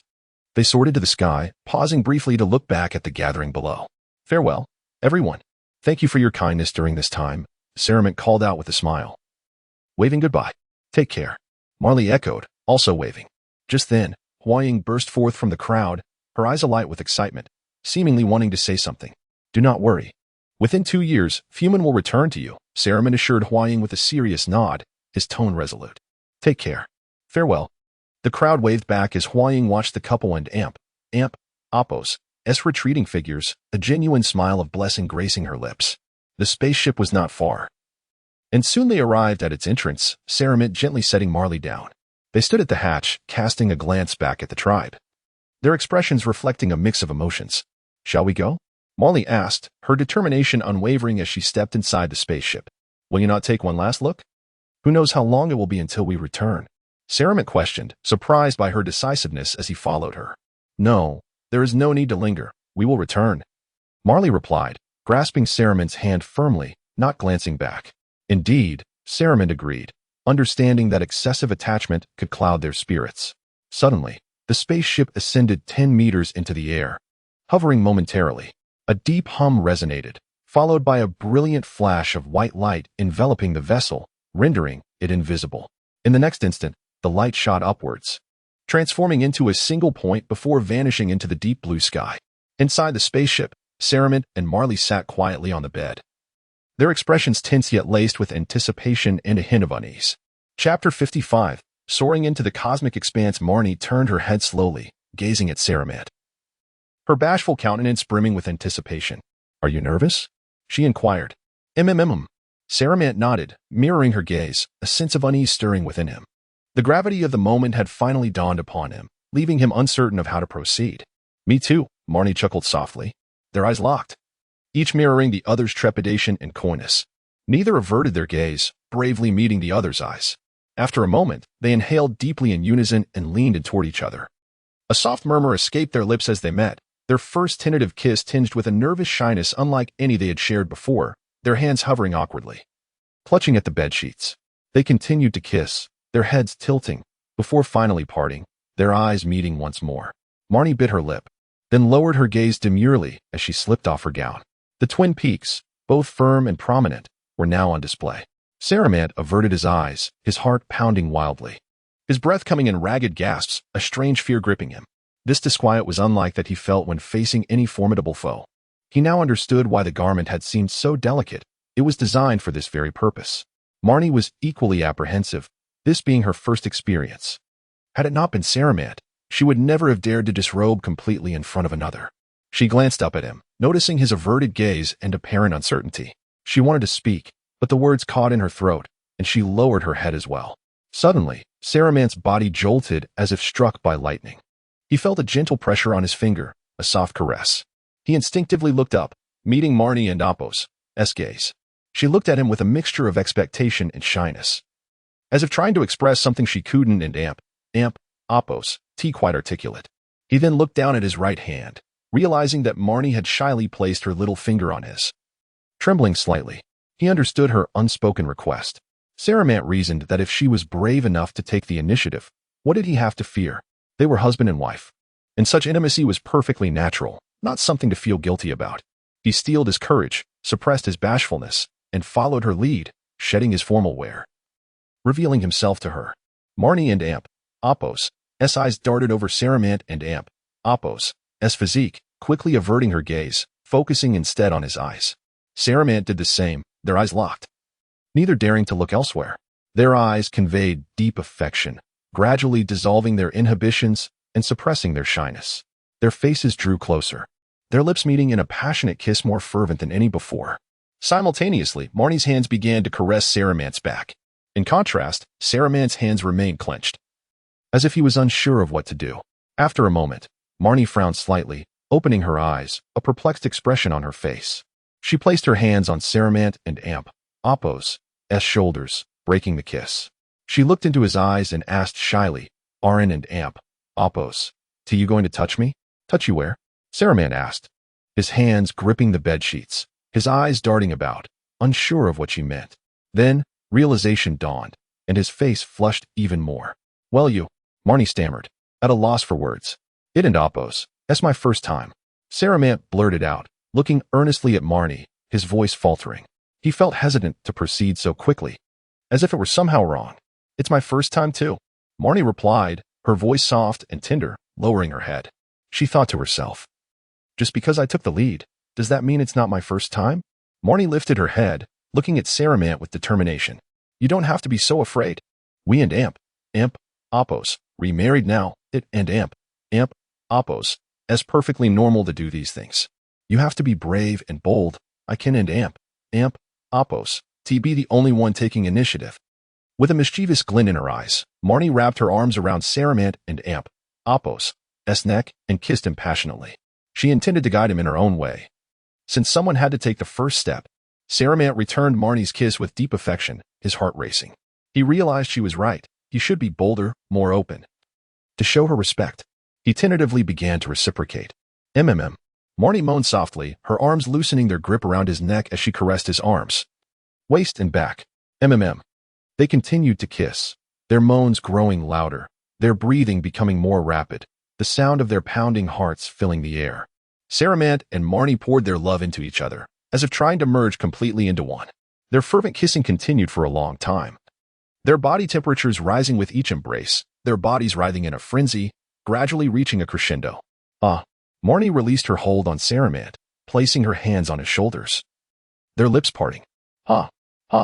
Their breathing and heartbeats reached a fever pitch, Saramant and Oppos' face flushed crimson.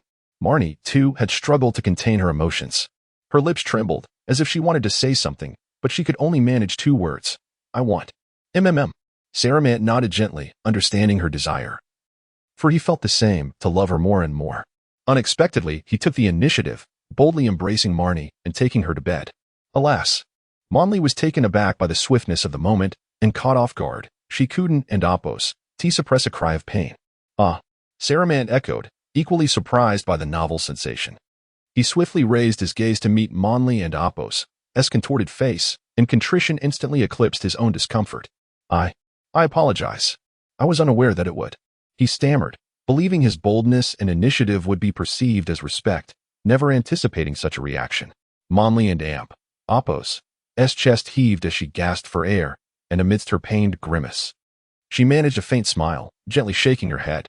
It and Oppos' quite all right. I, too, was unaware. Her voice trembled, as if words failed her. She then embraced Saramant tightly, caressing his cheek with her own, and whispered tenderly in his ear, I adore you. Marnie and Oppos' voice resonated with warmth, enchantment, and profound affection, as if compelled by an external force. And I, too, adore you, Saramant responded with a tender smile, wholeheartedly conveying his love. Marnie's smile twisted slightly as she clung to Saramant, her body subtly writhing, as if fearing his imminent disappearance. With a gentle touch, Saramant and Oppos' lips met Marnie and Oppos' in a tender kiss, an expression of love that intertwined their very essence. They surrendered to the moment, unreservedly expressing their affection. Years of pent-up emotions finally unleashed. The profound emotions surged like a tempestuous sea, as fervent as molten lava, gradually soothing their minds and bodies, ebbing and flowing in a tender dance. Breaths, sighs, and a symphony of sounds intertwined, forming a rhythmic cadence that filled the chamber.